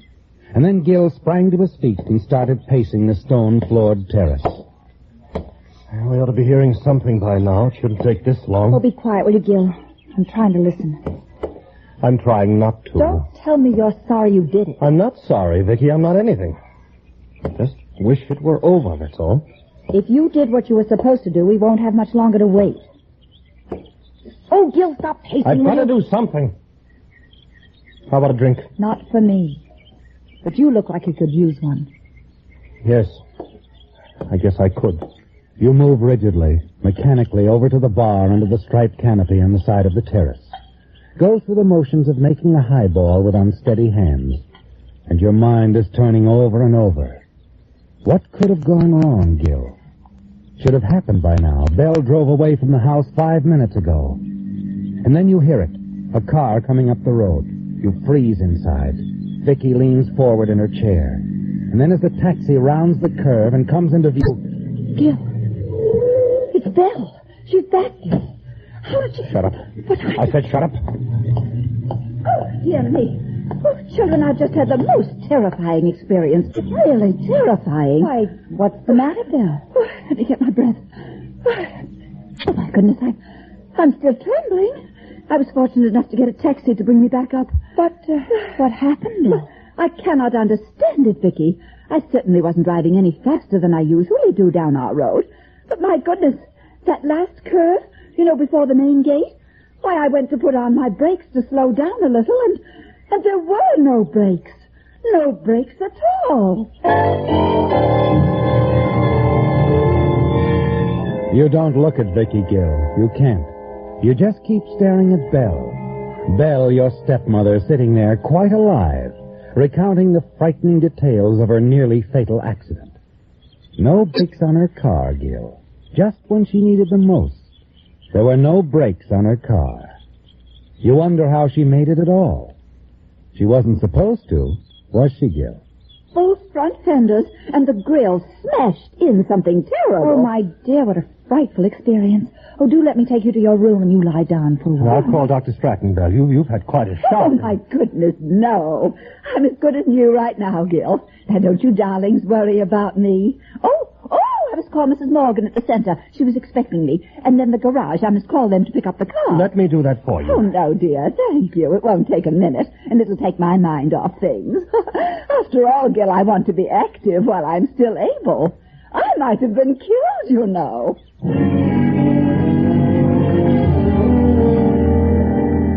Yes, Gil, she might have been killed. You watch her bounce happily into the house, smiling and humming. She seems glad to be alive after her near accident. You stand looking after her, and you're suddenly aware that you've dropped your guard. You're no longer tense, just a little stunned, a little amazed. What is that stepmother of yours? Pioneer stock or something? Won't anything kill her? Nothing has so far. She won't drown. She won't trip down a flight of stairs. And she can drive a car without brakes around steep curves. Maybe she's charmed. Maybe she's supposed to go on living. On and on. Spending all your money so there'll be nothing left for you to inherit. Oh, well. She was Dad's wife. She's entitled to something. Yes, but she's taking everything. All we've got is an allowance. Well, I guess Dad never thought too much of the way I handle money. Maybe he thought it would last longer with her. We wait for her to die a natural death. You won't even inherit her good health. Oh, good Lord, Vicky, we've tried, haven't we? I've done everything you've suggested. What else can I do? I'm not sure yet. But I'll think of something. And this time it will work.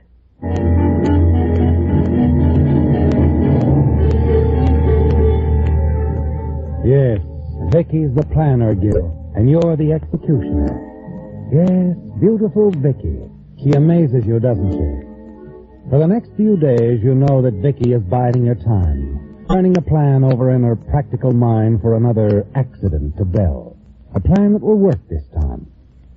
One late afternoon, in the library with Vicky and Belle, with Belle carrying the bulk of the conversation. And, as usual, she's on her favorite subject, the Community Social Work Center. Oh, dear, we're simply swamped with work. Mrs. Morgan and I are up to our ears, literally. Oh, but it is satisfying when you help raise the downtrodden from, well, the very depths. It's very satisfying. You know, you two should really become active at the center. Social work is stimulating, genuinely stimulating. Oh, yes, I'm sure it is. Belle, dear, if you don't mind, I think I'll go to my room. Oh. We're due at the Coleman's for cocktails in an hour, and I will just do sit a moment longer, Vicky. I have something to tell you both. Well, I don't want to alarm you. What is it, Belle? Well, I'm not getting any younger, you know, and lately, well, that is in the past 6 months or so, well, these accidents of mine. At the lake, remember? I nearly drowned. Yes, Belle, we remember. And then tripping on the hall stair just last month. Why, that fall would have killed me, I know. And then the brakes just a few days ago, the crash and all. What is it, Belle? What are you trying to say? Well, you'd have to know sometime, and I do hope you'll approve. Foster, will you come in now, please? Foster? Who? Yes, Mrs. Hollister. Oh, Foster, I want you to know my children. This is Mrs. Hollister, Jr., and my stepson, Mr. Hollister. This is Foster. Mr. and Mrs. Hollister, How do you do? Foster's going to drive for me. Drive, and, what was it you said I needed, Foster? Bodyguard, ma'am. Yes, that's it. A bodyguard.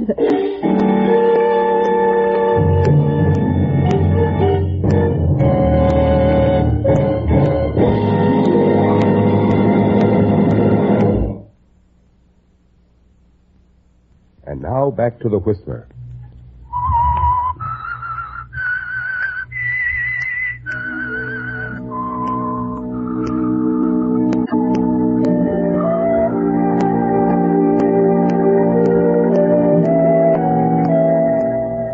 Well, Gil, you hadn't planned on Foster, had you? When you and your wife, Vicky, were planning those accidents to do away with your stepmother, Belle.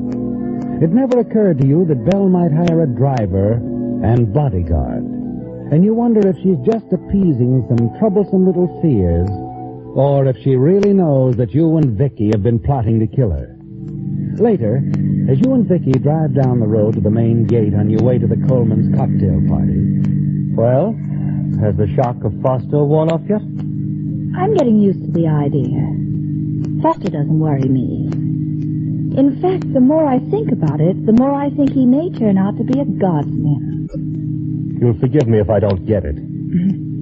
He's broke, I'll bet on it. He undoubtedly needs money desperately.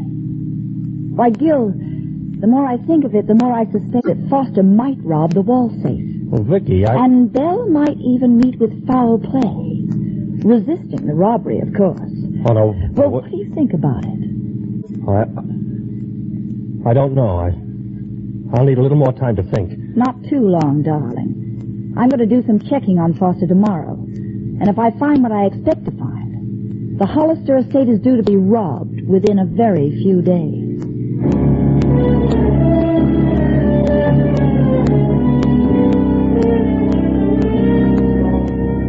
It's an interesting thought, isn't it, Gil? And as always, you know that you can count on Vicky. The following day, the two of you drive into town for a little friendly visit with Belle's friend, Mrs. Morgan, the superintendent at the rehabilitation center. Of course, Foster's name is brought into the conversation, and you're pleased with what you hear. Oh, yes, the poor man's had such a trying time of it. Just couldn't find himself, you know. This job now, Belle, is just the thing for him. I see. Matter of fact, it was all my idea. I thought Belle could use a chauffeur, and Foster is an excellent driver. Nothing's happened, has it? I mean... Oh, no, Mrs. Morgan, we were just wondering about Foster, his background and all. One can't be too careful, you know. Of course. We didn't want to worry Belle, asking her about it. But as Vicky says... I understand. And you know Belle always carries quite a bit of money around with her, keeps a considerable amount of the house, too. Yes. You know, it never occurred to me. Foster looks so honest. Oh, and I'm sure he is, Mrs. Morgan. Well, we'd better be running along, Gil. Yes. I still have some shopping to do. Goodbye, Mrs. Morgan. What's that, dear? Oh, yes. Bye.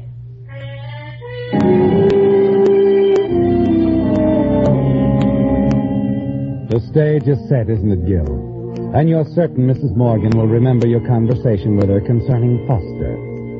You waste little time discussing the details, carefully going over each step of the plan with Vicky. And finally the night arrives, the night of the attempted robbery. You're on the terrace with Vicky and Belle. Foster is there, too. And you're waiting for Belle to go up to her room. Oh, my, it's such a beautiful evening, isn't it, children? Simply beautiful. You know, I think I'll take a stroll down to the creek. Anyone want to come along? Oh, I'm afraid I couldn't negotiate that path in these high heels. Oh. How about you, Gil? Feel like stretching your legs? Thanks, no. I'm nice and comfortable right where I am. You want me to come along, Mrs. Hollister? No, thank you, Foster. You stay here and keep the children company. I shan't be long, a quarter of an hour or so. I'm only going down to the bridge.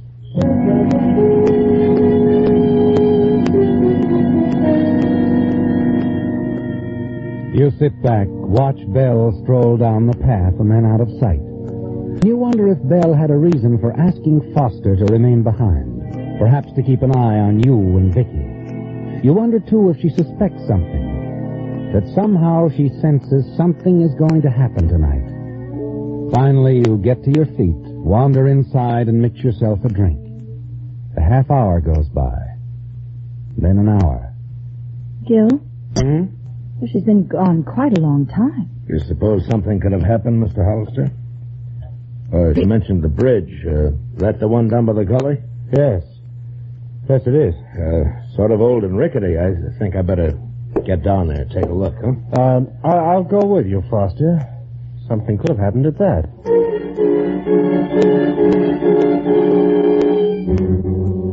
With Foster following close behind, you hurry down the path and finally reach the old suspension bridge which spans the deep, narrow gully.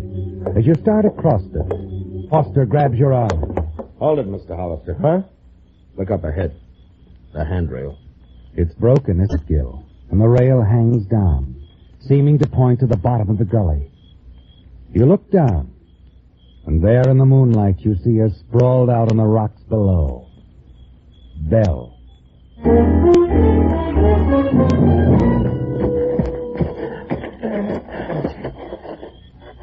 Well, she's dead, Mr. Hollister. For a moment you stand there, staring down at Belle Hollister. Yes, she's dead at last, Gil. An accidental death. And it actually happened without you or Vicky being involved at all. Before you call the police, maybe we'd better have an understanding, Mr. Hollister. What? What do you mean? Mrs. Hollister was pretty sure that you and your wife were trying to knock her off, make it look like an accident. What? Oh, that's preposterous. Is it? She told me about some of those accidents she had. I thought it'd be a good idea if she wrote all that down, put the whole story on paper, turn it over to me. What? Yeah, just in case something happened to her that I couldn't prevent. Well, now, look, Foster. Belle was killed accidentally. Maybe I saw you push her off the bridge, Mr. Hollister. Maybe you what? Yeah, maybe I saw you, and then again, maybe I didn't. It all depends. Depends? On how much you're willing to pay. Let's go back to the house and talk this over, huh? I think your wife will want to be in on this.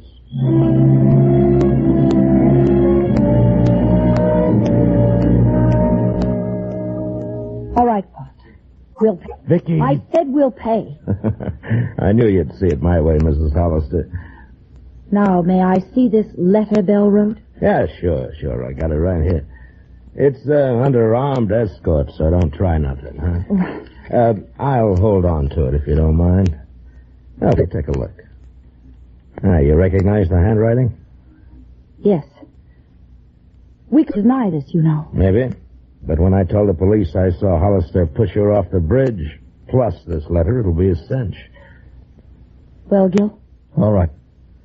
20 grand a night, then we'll break it down to weekly payments, huh? 10,000 tonight. That's all we can get our hands on. Okay, I'm not greedy. Well, now that that's settled, you can call the cops. Oh, and Mr. Hollister. Yes? When you tell your story to the law, better leave me out of it, huh? When you found her, you were alone. Why? Well, if I'm not involved, I won't have to answer questions, tell lies. I'm sensitive that way. Call me when it's over. I'll be up in my room.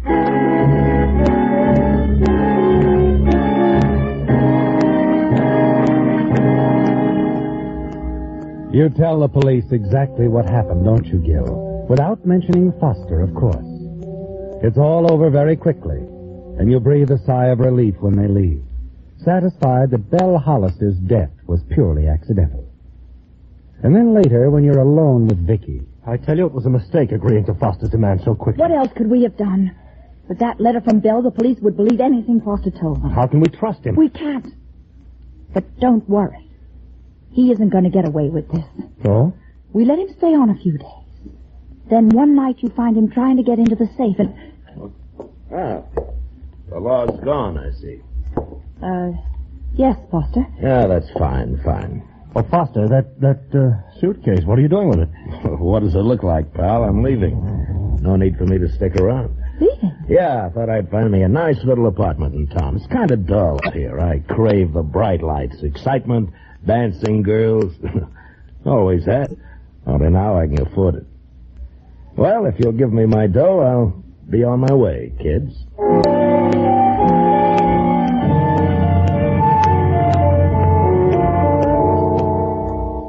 The weeks pass, and regularly every Friday evening, when all the servants are out of the house, Foster reappears to make his collection.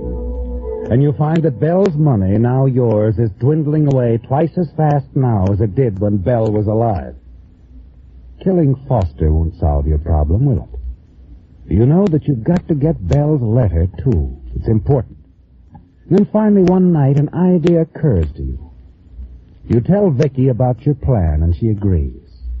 Early that Friday evening, when you're certain Foster is on his way to the estate, you pick up the phone and call the auto club in town. This is Mr. Foster, Ralph Foster, 327 Sherburne Drive. Yes, Mr. Foster? I was in your office a week ago asking for some travel literature. Sir? And one of your clerks said she'd mailed some folders out to me, but I haven't received them yet. Would you find out what the... One moment, sir. What is Going to check. it? Better work. It will. Don't worry about it. Vicky, car stopping outside. It's Foster. All right. Stall him off a few minutes. Mr. Foster? Yes? I think I know what's happened, sir. You gave me your address as 327 Sherburne Drive. We had you listed at 601 Terrace Boulevard. 601 Terrace Boulevard. Oh, I see. My old address. I'm sorry, sir. No, my mistake. I should have notified you. Well, you'll send out the pamphlets? First thing in the morning. Oh, thank you. Thank you very much. Yes, we've been expecting you, Mr. Come on in, Foster. Hello, Hollister. You're early. Yeah, I gotta get back to town. Date. Sit down, huh? Sit down. Well, if you don't mind, Please. I have something to talk over with you. Oh? Vic, how about fixing us some drinks? Oh, yes, of course. Proposition, Hollister? Foster, how would you like to sell me that letter of Belle's, huh? Get this business over with once and for all. I might be tempted. I'll give you $50,000 for it. Well, maybe I'd better sit down at that, huh? Could you get me the letter tonight? Well, sure. I'd have to go back to town. I'm keeping it in a nice, safe place. Your apartment? Yeah. It's too bad you don't know where it is, huh, Hollister? Oh, thank you, Mrs. Hollister. Well, Foster, are you going to sell us the letter? Why not? Well, let's drink to it then. All right. Here. Yeah, that's good bourbon. Very good. You wouldn't be stupid enough to try pulling a fast one, would you, Hollister? What? Fixing this drink, I mean? Oh, hardly. Anything happened to me and you'd never find that letter. But somebody else would. I realize that. Because if you knew where you could get your hands on that letter, well, it'd be a different matter, huh? That's right. Well, let's get on to business. Iron out some details. I don't have much time. That's right, Foster. You don't have much time.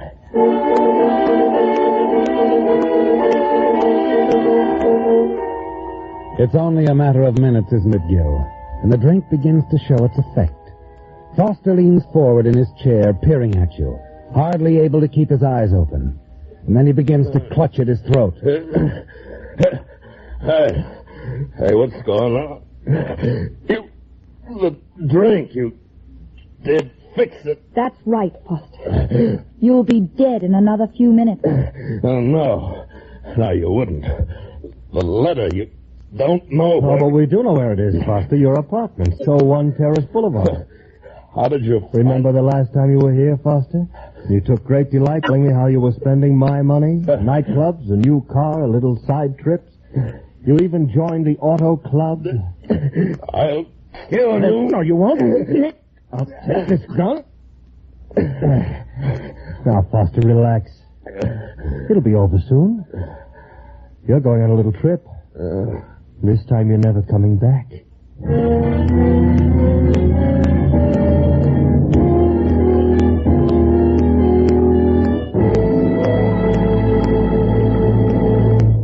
The Whistler will return in just a moment with the strange ending to tonight's story.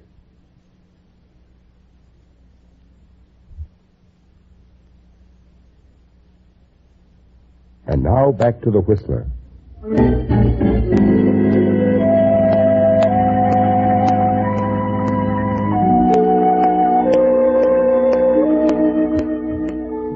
It's almost over now, isn't it, Gil? In a few minutes, Foster will be dead. Then you'll get rid of his body, and using his key, you'll let yourself into his apartment in town, find the letter, and destroy it. You glance over at Vicky. She's smiling as she looks down on Foster. He's still alive, isn't he? But you're not going to delay another moment. With Vicky's help, you get him on his feet, half carry and drag him down the hall. And then as Vicky opens the door... Hello? What? Who are you? Lieutenant Thompson, Police Department. I was just about to ring when you... Well, who's this? Foster, Ralph Foster. What's the matter with him? He's sick. Let's have a look at him. Sergeant. Right, Lieutenant? Lieutenant, poison. That poisoned me. What? Who, Foster? Who poisoned you?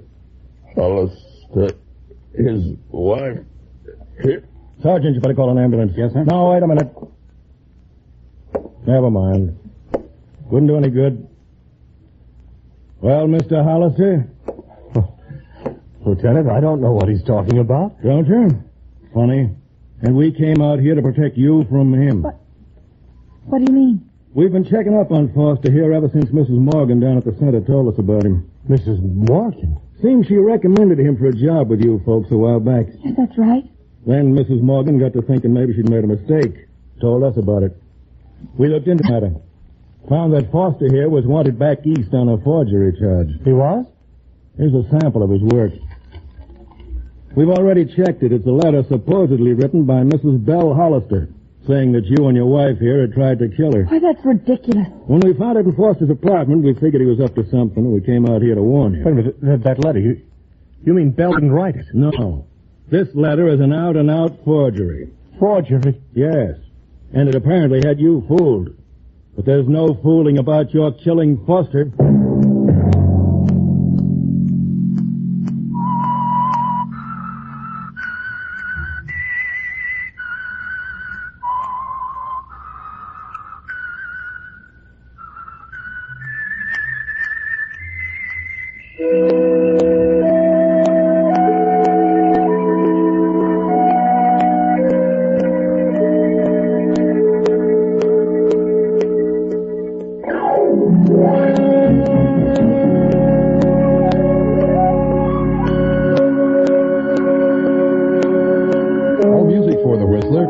Conducted by Wilbur Hatch and is the property Herman Music Incorporated, ASCAP, Hollywood, California. Broadcast rights granted solely to Audio Arts Productions, La Mirada, California.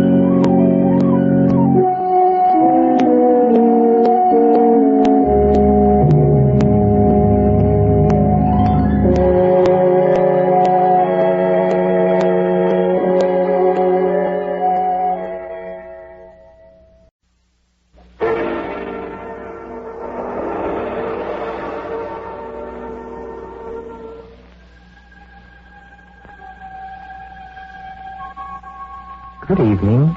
This is Peter Lorre. Welcome to another performance dedicated to the shadier side of life, the mysterious, the criminal, the oftentimes murderous side of life. Oh, please understand that this is not that life can be beautiful or love thy neighbor. Oh, no, no. No, my friends, this is the Mystery Playhouse.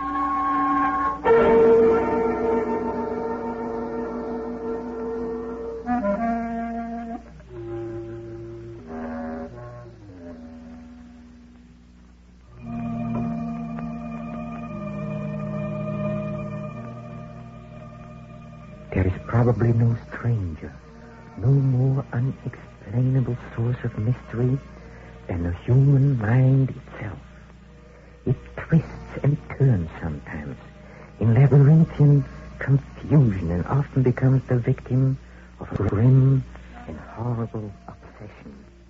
An obsession that has no relationship to the life surrounding it, but one that is very real to him who is obsessed. Listen.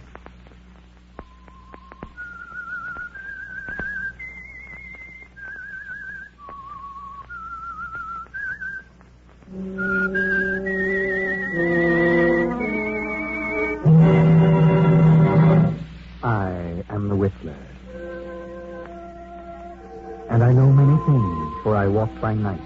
I know many strange tales, many secrets hidden in the hearts of men and women who have stepped into the shadows. Yes, I know the nameless terrors of which I dare not speak.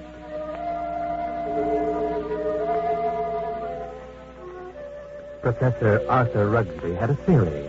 Professor Rugsby is a psychologist, and this is his theory.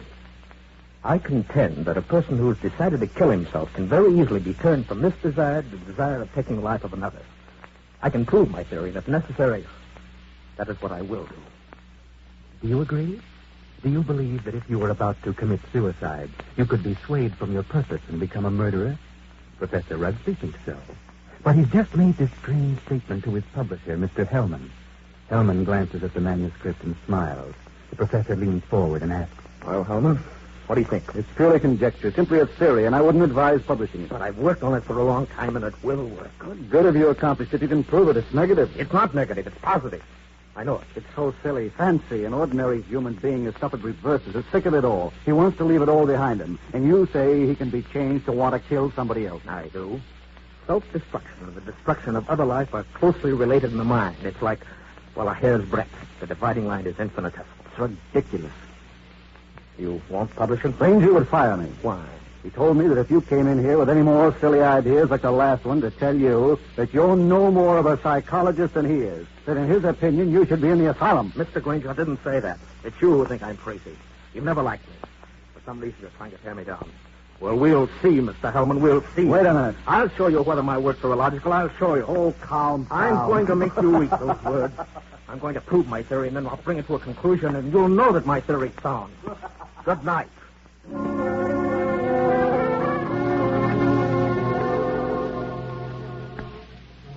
Professor Rugsby, seething with resentment, rushes from the office, strides angrily down the street, muttering to himself, and goes home late for dinner.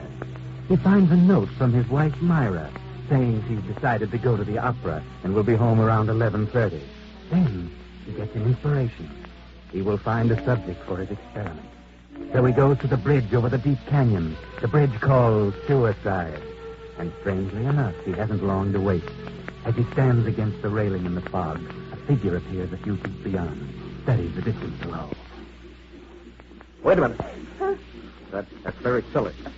Let go of me. Oh, no, I couldn't do that. I need you. Get away. Look, it's 500 feet to those tracks below. Hard steel rails, and don't believe what you heard about not knowing what happened. Let loose. People don't always die instantly. They live in agony for minutes and sometimes for hours. It's a horrible death. I know. How do you know? I'm a doctor. Doctor? Yes. I can tell you much simpler ways, much less painful ways, and quicker. You're a nice-looking girl, an intelligent girl. Maybe after I've talked to you a while, you wouldn't want to do this at all. No. Maybe a few minutes' talk will change the entire picture for you. What could you do to help me? There's a motive back of your wanting to do this, and I'd like to know what it is. Nothing to... Haven't you any relatives, any loved ones you'd like to do something for? Yes. And if you talk with me for a while, maybe I can find a way clear to help. Oh, you sound crazy to me. Oh, no. I may be many things, but I'm not crazy. All right, I'll talk to you. Where? My apartment. I might have known. No. I'm serious. I really want to talk to you. All right, I'll take it.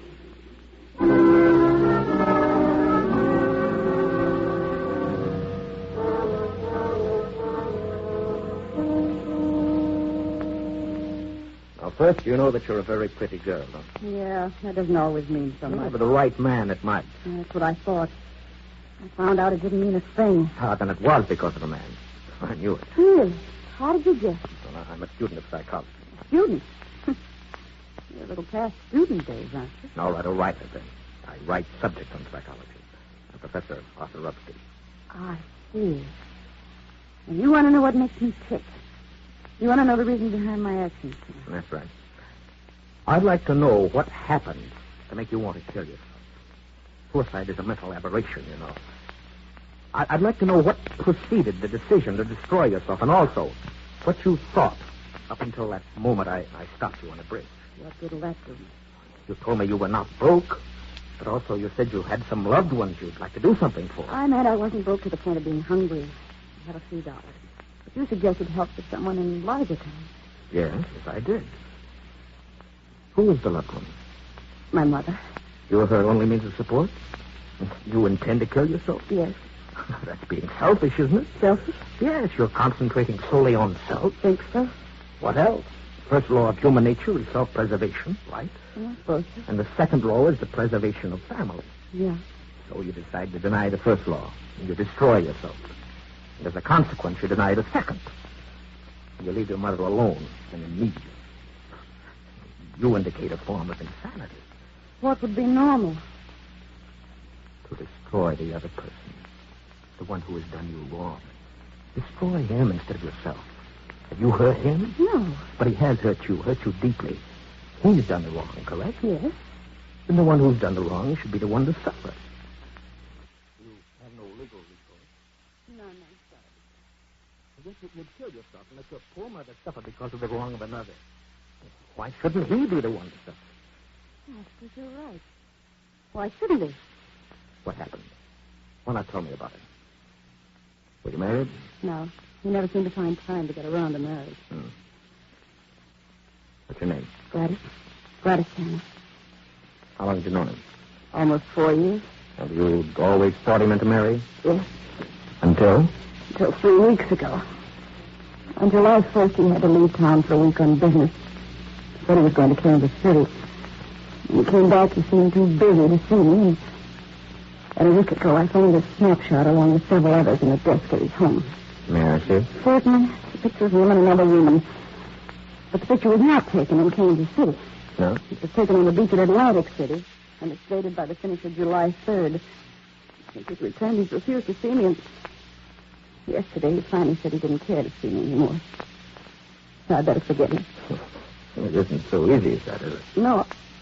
I figured I'd done something. I blame myself. Do you know the blonde woman in the snapshot? No.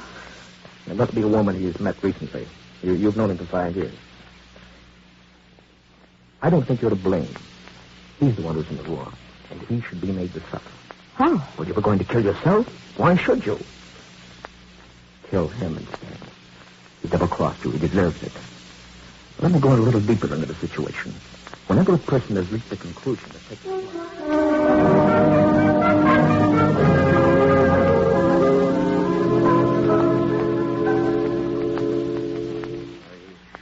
Made up your mind, Miss Tanner? Positive. Now, if you're careful, you won't be caught. But whether you are or not, I'm giving you this check for $1,000. Made out of cash. To be sent to your mother only after the man's dead. You'll write his name on this pad. There you are. Now, I don't know what's happened with the newspapers. I'll withhold payment until I learn that you've gone through with it. It'll happen tonight. Very well. Are you're sure you're determined? Absolutely. Nothing could stop me. Now, I'll tell you my reason for this. I'm a psychiatrist.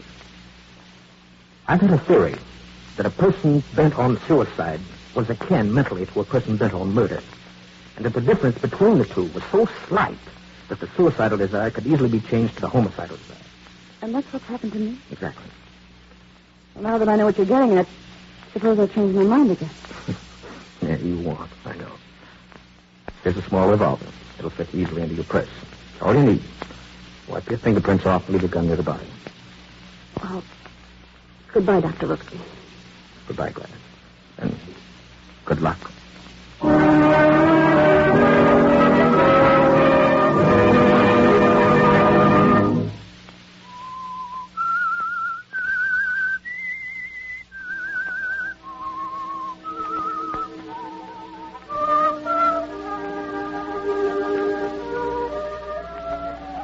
And so Gladys leaves Rugsby and starts off to the house of her victim on the outskirts of town. Rugsby stands for a while lost in thought, then takes his hat, steps into the street, And 20 minutes later, he stopped his car a block from Hellman's bungalow. Remember Hellman? The editor who ridiculed the professor's theory?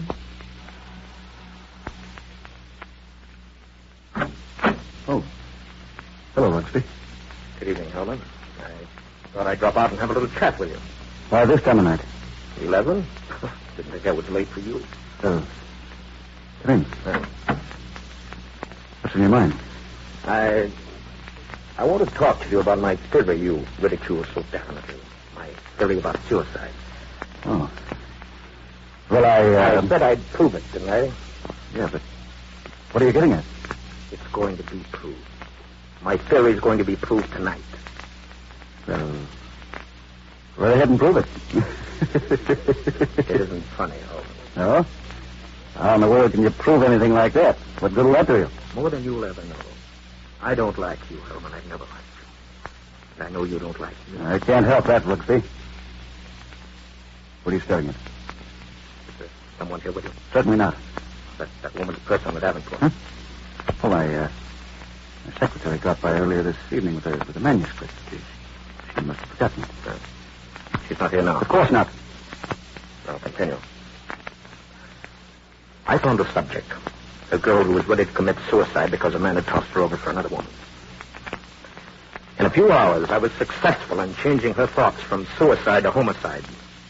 And she's going to kill the man tonight. What do you think of that? There may be a dozen murders tonight. But you'll know which one I mean. You'll know about this murder. What do you mean? Because I'm going to tell who the victim's going to be. If you know who the intended victim is, why don't you stop it? I wouldn't have proved my theory. You put the girl up to it. You're insane, Rugby. You think so, Holman?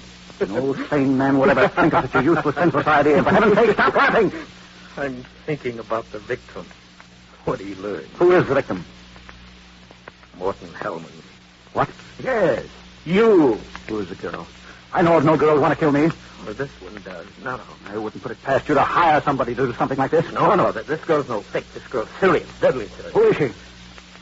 I don't know. You're the only one I know who doesn't like me. You're the only one I know with a motive. But believe me, Rugsby, you'll not get away with it. You've probably hypnotized some poor woman, figuring she'd never remember what happened. Oh, Hellman, you underestimate me. Maybe I do underestimate your evil mind, but believe me... Put your hands up, Hellman. Get away from that desk. I'll just take care of your gun, Hellman. Yeah. When did you start carrying a gun, Rugsby? A gun? Don't be silly. This isn't a gun in my pocket. It's just my pipe. See? What do you hear, Hellman? Nothing. Oh, I heard it, too. Sound on the porch. Well, I'll leave now. Back way. I'll put your gun in the kitchen. You look so anxious. I'll be very careful to remove all the fingerprints. You insane fool! Fancy. You help him. You're going to help prove my theory. Good night. Crazy devil. I'll have him locked up before he gets across town. Good evening, Mr. Hill. What? How did you get in here? Through the patio door. What do you want? I wanted to talk to you. You sure that you're not under the influence of someone? What a strange question. What do you mean? The crazy professor. You've been hypnotized. You're just imagining things. And what are you doing here? I wanted to tell you something. Yeah? What? When you first indicated to me that you were through with me, I was terribly hurt. I thought all along that we would have been married. I couldn't understand. Tried to think of something I'd done to cause our breakup. I happened to find a snapshot in your desk. Snapshot? Take a look at it. Kansas City? No. Atlantic City, New Jersey. You and a blonde. And the date is stamped on the back. Business trip. Yeah? What about it? I just wanted you to know that you weren't so slick. I wanted you to know that I knew about the blonde. That I knew you'd mind. Now that you've told me, what good does it do you? A lot of good. First, I thought you came here intending to kill me. Well, goodbye, Morton. And good luck in your new venture. Thanks. What venture? This one. Gladys. Gladys!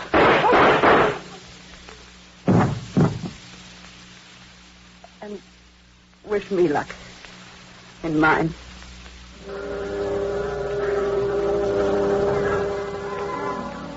Gladys stands staring for a moment at the body.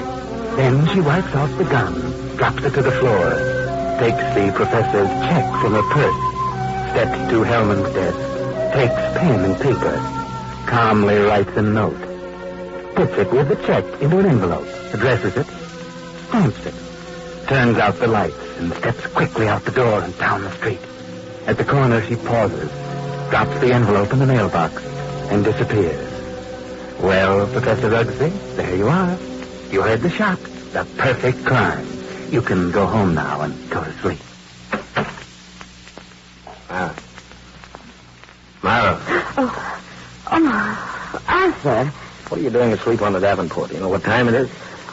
Must be after midnight. I've been waiting for you. Where have you been? I walked around downtown for a while. I got into the club for a nightcap. How's the opera? Oh, fair. Nothing to brag about. Who sang the lead? Belchiati. He wasn't very good. Belchiati? Yes. He's a poor old fellow. A fellow? I thought they were doing Aida tonight. No. They switched because someone was ill. I just as soon have stayed home. Yeah. Have a nightcap, Mara? No, thanks. I'm tired. I think I'll go to bed. I'll be along presently. Good night. Night.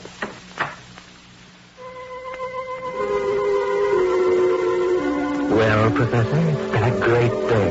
A triumph for you. Your theory proved, and nothing to be traced to you. A one perfect crime. He sits over his drink for a while, then turns out the lights and goes to bed. The night passes and morning comes.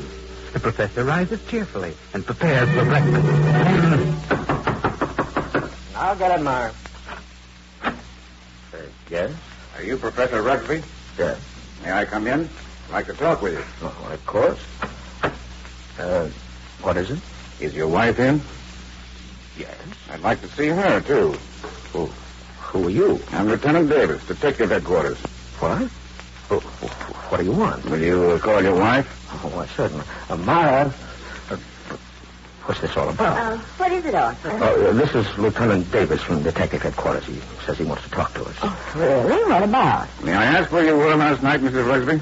Why, certainly. I went to the opera. What time did you get home? Oh, I imagine it was around 11 or shortly after. Were you at home last evening, Professor? Well, I was at the club and got home about 12:30. What's this all about? Do you know Morton Hellman? Certainly. What about him? He's been murdered. Murdered? Good Lord, when? Around midnight last night. They found him this morning. Terrible. Well, I've known him for years. He was editor-in-chief of the company publishing my writings. I'm a psychologist, you know. Yes, I know. But what do you want to know from us? Well, we weren't connected socially with Hellman, just in business. Did you know him, Mrs. Rugsby? Yes, I knew him, very slightly. Do either of you know of anyone who'd have reason to kill him? Well, certainly not. Everyone thought highly of him. Did you ever hear of a girl named Gladys Tanner? Gladys Tanner? No. Did you know of a Gladys Tanner, Mrs. Rugsby? No. Who is she? She went with Hellman for several years. They were supposed to be engaged. For some reason, it blew up. Because of another woman. So what? Is this your purse, Mrs. Rugsby? Well, of course it is. That's the one I gave you last Christmas, Myra. Why, yes, I must have lost it downtown. Where did you find this, Lieutenant? At Hellman's home. Hellman's home? Well, how in the world did Good heavens, but how? We found it on the sofa. I can't imagine how it could get there. And this is the revolver that killed Hellman. Found on the floor beside him. No fingerprints on it, however. What? May I see it? Why, Myra, this is your gun. Well, I bought this for you 2 years ago when I went away on that lecture tour. Yes, I think it's mine, but it just doesn't make sense. Did you have the gun in your purse when you lost it last night? Well, perhaps I did. I'm so confused now. I can't remember. Well, think, Myra, think. Well, this is terrible. Yes, I know. Oh, dear, I feel ill. Did you ever fire this gun? Yes, once last year up in the mountains. I wanted to see how it worked. Ever reload it? Why, no, I didn't. When did you see it last? Yesterday. And you've never reloaded it? No, I've never reloaded it. Just didn't think about it. Maybe I did put it in my purse. I don't know. And whoever found the purse may have used the gun to... Oh, I just can't seem to think. This gun misfired on the first 2 shots. The other 3 killed Hellman. This is the most amazing piece of coincidence I've ever heard. Why would my wife want to do such a thing? Why should she go to Hellman? She hardly knew him. Are you sure about that, Professor? Of course I'm sure. Well, I'm sorry to say I think she's lying. What? Well, this is ridiculous. This is going to be a shock to you, Professor, but here is a snapshot we found on Hellman's desk, taken in Atlantic City last July. Good heavens. What? Why, this is you, Mara. You and Hellman. Why, you were at your mother's in Florida in July.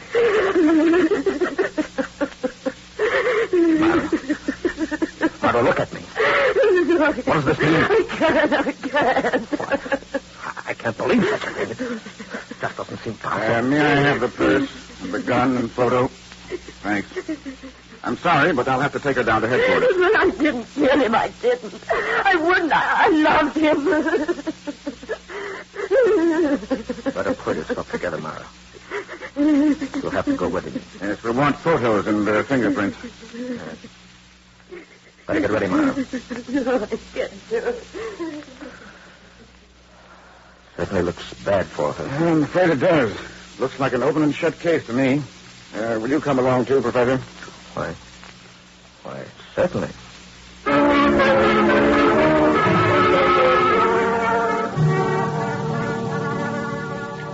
Now, it's several hours later at police headquarters. They've taken fingerprints of Professor Rugsby and his wife, Myra, and questioned them both. And Rugsby is just about to leave with a gloating smile on his face when an officer steps in and speaks softly to Lieutenant Davis. Lieutenant. Yes, Rankin? I stayed at Professor Rugby's place, as you said, to look things over. And a few minutes ago, this special delivery letter came for the professor. This'll knock your eye out. Read it. Well, I'll be... This fits perfectly with the handwriting we were trying to make out on Hellman's blotter. Professor, I'd like you to read a letter sent special delivery to you a few minutes ago. Postmarked last night. Read it. Certainly. Dear Professor Rugsby, your theory worked to a certain degree. You convinced me I should kill him, but when that gun you gave me misfired twice, I almost quit. Then, as I looked at him on the floor, the old feeling of self-destruction came back. I'm going ahead with my original plan. Here's your check. I won't need it. Besides, I haven't a mother. She's dead. Better luck next time, Professor. Gladys Tanner.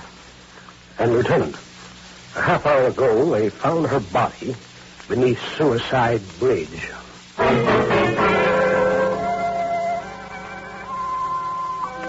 Well, it all worked out beautifully for the professor, up to the point where he changed his plans. And that was at the moment that Gladys Tanner showed him the snapshot of Hellman and the blonde girl on the beach at Atlantic City. The professor wasn't really going to let the girl kill Hellman, but when he saw the snapshot and recognized the blonde as his wife, Myra, he started to change. And when he visited Hellman before the shooting and recognized his wife's purse, he was doubly determined to see Hellman killed and place the blame on his wife, Myra. Yes, it would have been a perfect crime, perhaps, but he sacrificed his theory for revenge. The whole thing backfired and caught him. The girl wished him better luck next time. There won't be a next time. Not for the professor. I know.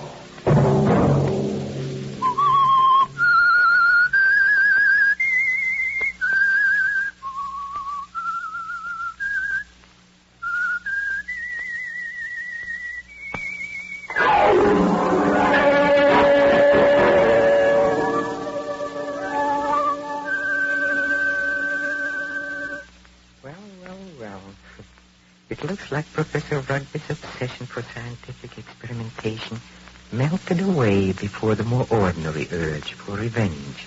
Just goes to show that we are all human, doesn't it? Or does it? Maybe the Whistler knows the answer to that one, too. Oh, don't go, please. I want you to hear about our next performance at the Mystery Playhouse. Come with me to the green room, where our players are rehearsing. Come.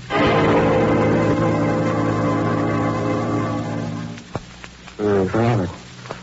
Robert, before leaving the theater tonight, someone told me that you and Julie Winthrop are going to be married. Is it true? Yes, we'll be married in 2 weeks, right after my wife gets a decree in Reno. You must not marry Julie. Not marry Julie? Oh, who are you to tell me what I can do? I know Julie well, and I also know you. That's why you must not marry her. Charles, it might be better for you to mind your own business. Julie and I are in love with each other. No, you're not. She's fascinated by your good looks. She's impressed by your fame, but she does not love you. Now, look here. We may be old friends, but I've said all I'm going to. Wait a moment. I get it now. You're in love with her yourself. I'm in love with Julie. No, we are just friends. Friends? You're madly in love with her. That's why you came here tonight, isn't it? No. Friends. What? You're laughing. You in love with a girl like Julie. Why should my love make you laugh? Oh, so you admit it, huh? All right, I do. Why is it so funny? Do you think she'd have you? You, a clown, ugly, clumsy. You in love with Julie? And why not? Why not? You! Stop your laughing. Stop it. Can I? Look at yourself. No. Charles, let go of me. No. You're choking. Let go. A joke, huh? A joke. Laugh. Go ahead. Laugh now. Laugh. Robert. Robert. I didn't mean it. Robert. Lord, what have I done?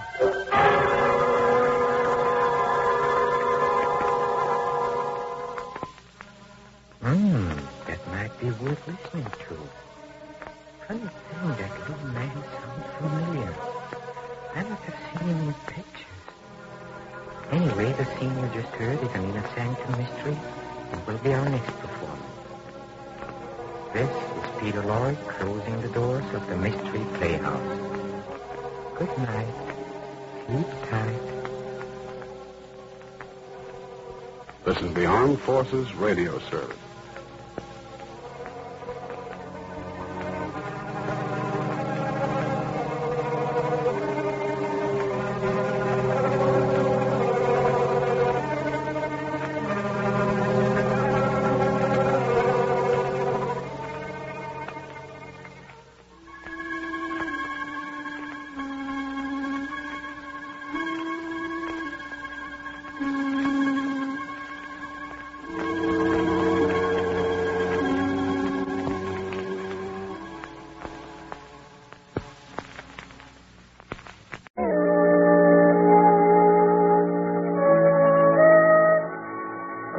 Clayton was not only a great actress, she was a Broadway legend. She typified every story of the small-town girl who came to New York and turned into a celebrity overnight. Yes, you could sit at the bar in Cook Shores or at Leon and Eddie's any night of the week and hear about Laurie and the determination which took her from the little town of Cedar Grove to Broadway and stardom. But there was more to it than that. A quality almost strange to Broadway. A loyalty which led her back to Cedar Grove and her old friend Anne Halliday to insist that Anne return with her to New York and have her chance, too. Yes, it was a beautiful friendship, and it made wonderful copy for theater columns and drama magazines. And Laurie was always willing to give interviews. Well, I don't know, Miss Dean. I suppose I do have a wide variety of interests. Swimming and boating, of course. Writing now and then. Mm-hmm. Well, what about marriage? I don't know. It's hard to say. Same old thing, I suppose. Marriage versus the career. Oh, poor Toddie's such a dear. I suppose I haven't been quite fair to him. I don't have much time these days. Todd? You mean Todd Wright? Yes. I see. Something wrong? Oh, of course not. He's a very nice person. Perhaps someday, who knows? But I think we've talked enough about me, don't you? I'm so thrilled about Anne, I just can't keep it back any longer. What do you think she's done? I don't know. She's written a play. Isn't it marvelous? A real 3-act play all by herself called Star Shadow. Well, have you read it? Oh, no, but I suppose it's usual amateur sort of thing. But I'm so happy for her sake. You've done wonders for that girl, Miss Clayton. She must be very grateful. Oh, but I don't want gratitude. I just want to help her. Oh, my migraine. Oh, I'm sorry. Oh, I really must be going. I hope I haven't tired you. Oh, not at all. Anne, darling. Headache every few days, regular as clockwork. There doesn't seem to be anything one can do. Yes, Laurie? Oh, my medicine, dear. Please hurry. Well, dear? All right, Laurie. I'll bring it. She is a lovely girl, isn't she? Oh, I don't know what I'd do without her. Well, you've been very gracious, Miss Clayton. Oh, thank you. I'll be looking forward to the article now. Good day, Miss Dean. Good day.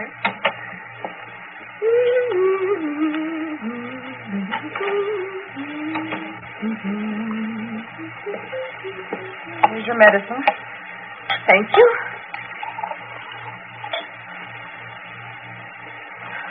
Oh, this is the worst ever. You seem to be getting ruder by the day. Oh, you might have introduced me to that girl. I didn't think it necessary. You seemed rather clever. I suppose we can expect another brilliant article any day now. A variation of the same old theme. Noblesse oblige. Charity begins at home. And why not? Of course, why not?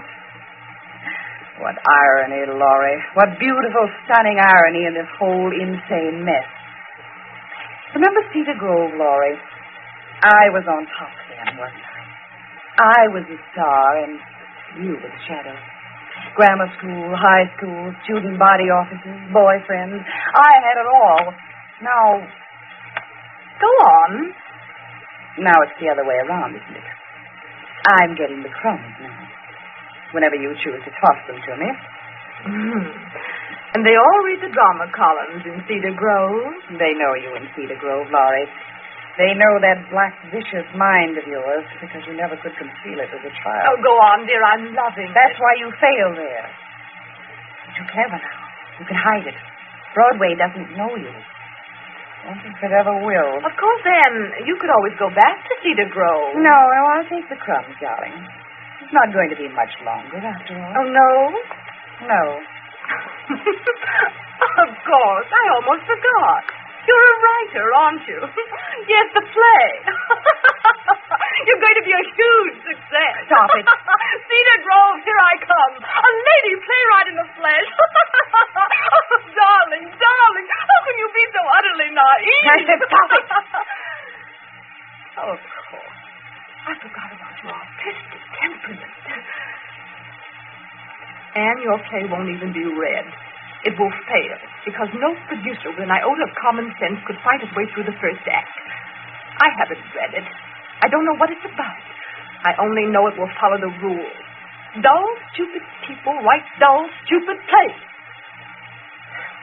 Now, if you'll excuse me, I must get ready for dinner. You'd better hurry. Todd's picking you up at 6. How did you know I was dining with Todd?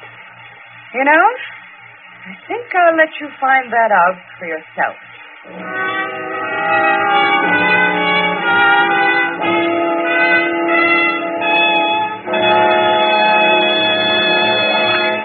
With the prologue of Star Shadow, the Signal Oil Company brings you another strange tale by The Whistler.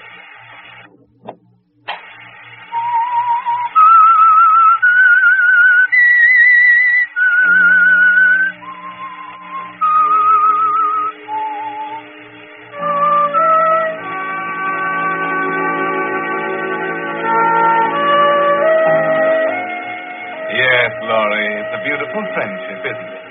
To Broadway and the theater world, it's a wholesome, wonderful loyalty to the girl you grew up with in Cedar Grove. But to you, it's beautiful in an entirely different way.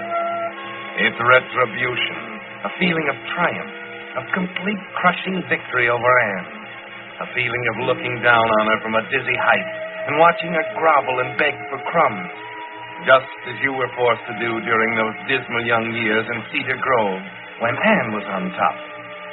You leave her in the apartment, and shortly after 6, you join Todd Wright in a little restaurant on 58th Street for dinner. Todd is drama critic on the Bulletin, and someday, when you get around to it, you plan to marry. More champagne, Laurie? Oh, thank you, darling. You're awfully quiet, Todd. Oh, I'm sorry. I don't mean to be. You said there was something special about tonight. What is it? Are you ready? What do you mean? Brace yourself, sweetheart. Gilbert Shaw is going to produce Anne's play. What? Oh, I thought you'd be pleased. Well, of course I'm pleased. She brought it to me last week. I sat up till midnight reading it, grabbed a taxi and took it over to Shaw, and he finished it at 4 a.m. Have you read it? I know. I didn't think... Well, naturally, Anne's a complete amateur. Oh, that's where you're wrong. That play will run 3 years, maybe more. You know, neither Shaw nor myself could understand where in the world Anne got hold of those characters. Go on. It's odd she hasn't told you more about it. It's the story of a jealousy, Laurie. A vicious, insidious hatred between two women. Oh, what's the matter? Nothing. Well, that's the point, you see. Star, shadow. One of them's on top, the star. The other's the shadow down at the bottom. And what happens? Oh, it's very simple. The shadow ends up on the top and the star down at the bottom. I see. But it's hard to understand where Anne got hold of it. It's so real, Laurie. How an idea like that could take root and grow in the middle of a friendship like the two of you have for each other is more than I can understand. Yes, I wonder why she never took me into her confidence. Oh, first attempt. Probably a little embarrassed about it. And Gilbert Shaw is going to do it. Yep, casting now. Rehearsal begins next Monday, opening in Boston the 25th. I'm surprised Gilbert hasn't called me. I'm reading a couple of other things, you know. Say, it'd be wonderful if you could do it. What a story. Fusion of two great talents. The playwright and the actress. Bosom pals and all that. What do you mean, if I could do it? Well, they're talking about you now. Anne wants to decide on the star. Oh. Well, that's it. Shall we drink to it? All right. To October 25th. A very important night in two respects. Two? Yeah.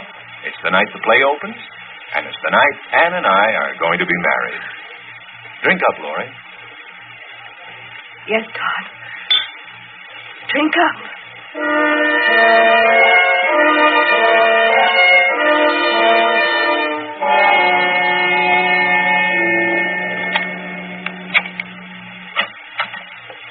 Hello, darling. Have a nice dinner. Sweet of you to wait up for me. It's almost midnight. It's worth waiting up for. Oh. What's the matter? Headache. Probably genuine this time. Sit down, Laurie.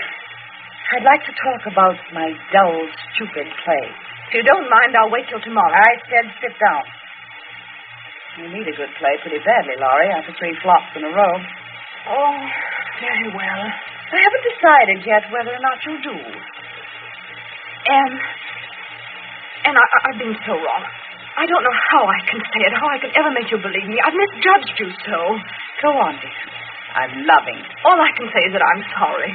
That from now on it's going to be different. But now I need your help. I must have that part, Anne. It means everything to me. It doesn't become you to grovel, Laurie.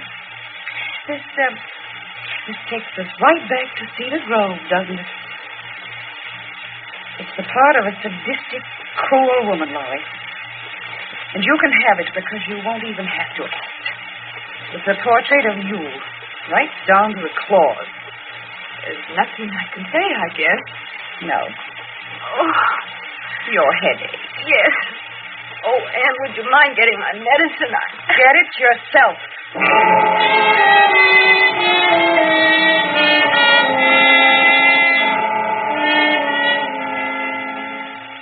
No, Laurie, it doesn't become you to grovel.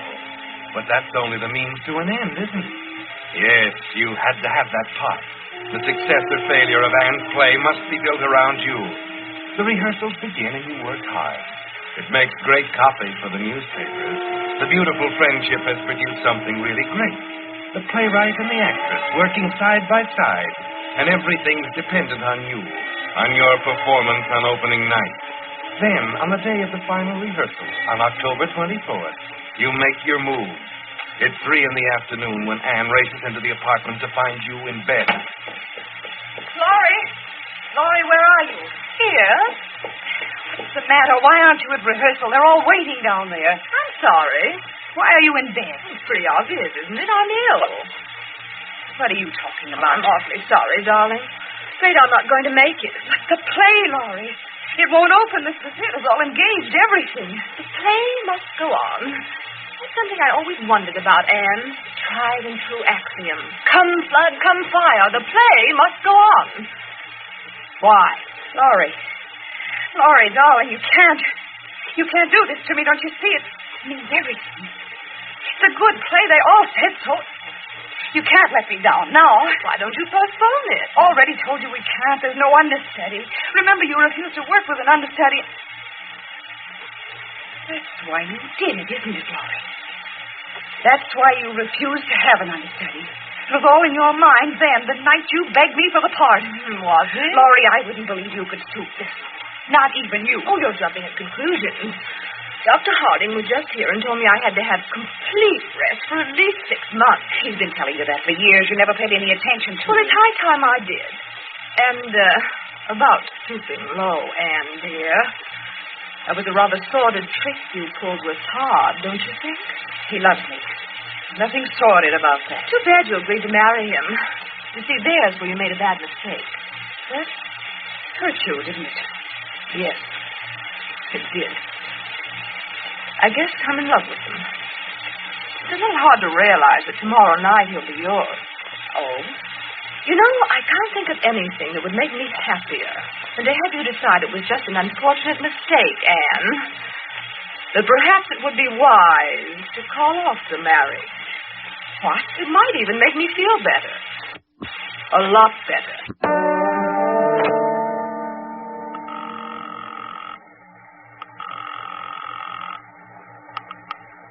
Yeah? Mr. Riando, please. Who's calling? This is the lady who talked to you last night.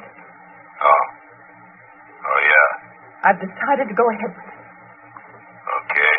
What about the money? I'll put $5,000 in cash in the mail tonight. General delivery. It should be there in the morning. All right, shoot.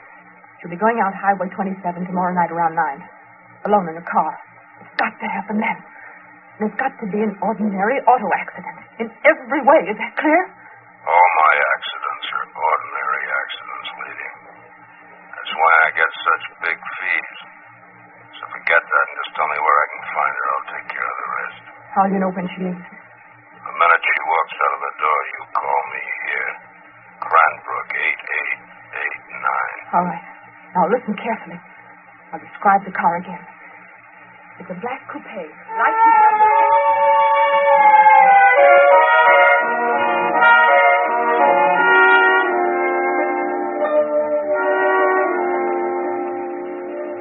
Yes, Laurie, you're on top again.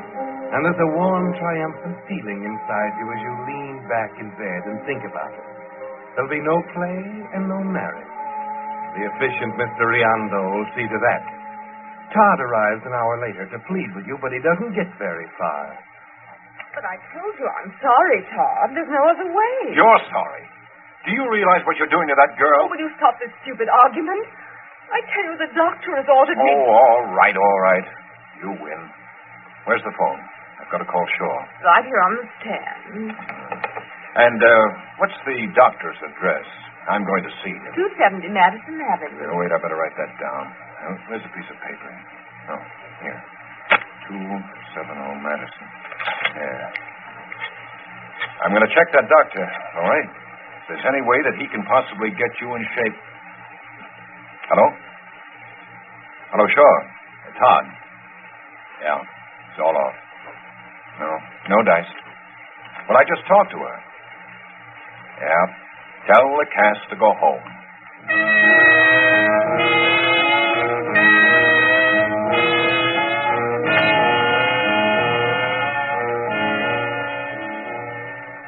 And you don't worry about the doctor, Laurie. Todd only finds out what you already told him. That it's no use. Yes, you're a good actress. The doctor believes it, too. So you're all ready for Anne on the next night when she comes for her things. Well, all packed, darling? Yes. I hope you and Todd are very happy, of course. Playing it right up to the hilt, aren't you? Oh, no, I mean it. Of course, it's a pretty vain hope, but that. You won't be really happy. You couldn't be. And why not? You're only going through with it for one reason, Anne. You know it's the one weapon you have left now. You never loved him, did you? Why don't you admit it, Anne? Why don't you come right out and say it? All right. So I don't love him. And I never did. Does that make you feel better or worse? It doesn't matter now. Well, I'm going. I left your medicine for you on the nightstand. You'll probably experience a miraculous cure during the night. Thank you. And goodbye, darling. Yes? I'm going to miss you. Goodbye, Laurie.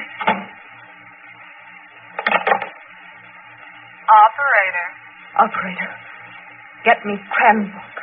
8889.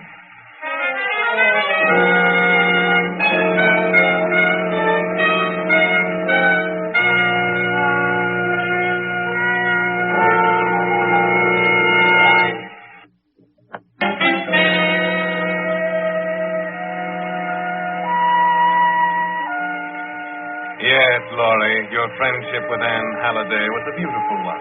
From its early days in the little town of Cedar Grove to its tragic end on Broadway.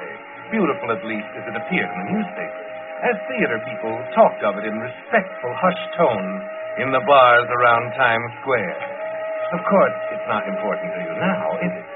But perhaps it's best that the only one who ever discovered what lay beneath the surface was Todd Wright. He'd been waiting for Anne on that night of October 25th at his home in Freeport. She'd been over 2 hours late when the phone rang. Hello? Mr. Wright? Yes? I have bad news for you, Mr. Wright. What do you mean, bad news? Well, it's your fiancée, Miss Halliday. What happened? I'm calling from the Highway Patrol headquarters. There's been an accident. Accident? Yeah. She was killed a half hour ago in a car crashed on Highway 27. It stopped him cold, Laurie. He really loved her. For a full minute after he hung up the receiver, all he could do was stand there, stunned. Then he fumbled in his pocket for a cigarette, pulled out the package, and with it the paper he'd written Dr. Harding's office address on the night before in your apartment. Cranbrook, 8889. That number. Cranbrook, 8889. Where have I... Down at the paper. A trial or something. Operator, give me Cranbrook, 8889, please.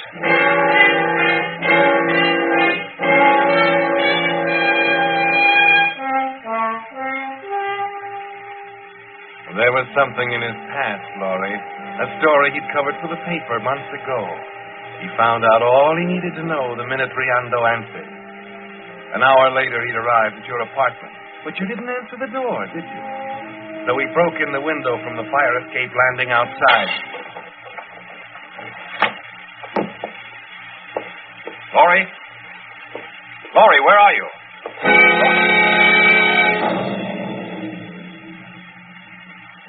That's when he found you, Laurie, lying peacefully in bed, almost as if you were asleep, with your medicine on the nightstand next to you.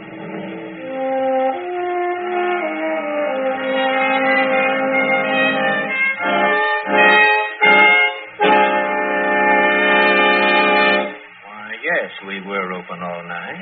This is important. You've got to remember. You were the only one on duty here in the drugstore last night? Yes. No one else? No one in the pharmacy department? That's right. All right. Now, who did you sell this poison to? Let me see. Try to remember. Yes, it was that girl. A girl, huh? Yes, a tall blonde girl in a red coat. I remember she came in about 9.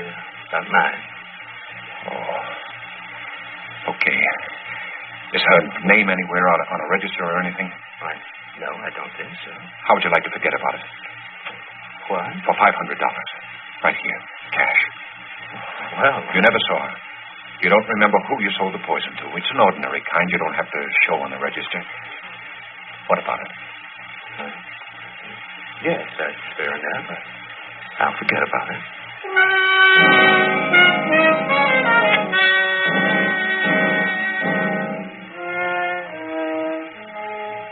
The first shock had begun to wear off as Todd left the drugstore and walked quickly toward the office of the Bulletin, trying to put the words together in his mind that were going to appear in his column the next morning.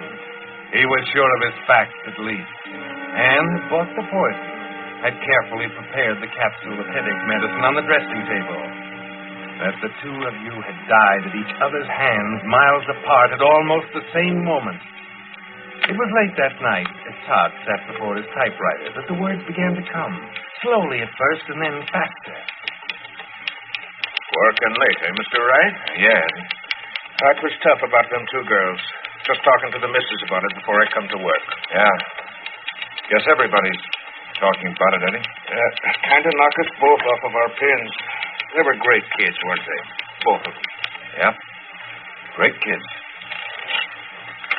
Listen to this, Hetty. Last paragraph. So the story of Laurie Clayton and Anne Halliday is a story that doesn't come often to Broadway. It's a tragedy in the sense that the death of her lifelong friend left Laurie unable to face the future alone. But in a larger sense, it's a story of inspiration. The story of a devotion and a loyalty that knew no bounds. A truly beautiful friendship. How's that? Sure, that's it, all right. You know, Mr. Wright, in a hard-boiled city like New York, it takes something like that to give a guy the faith.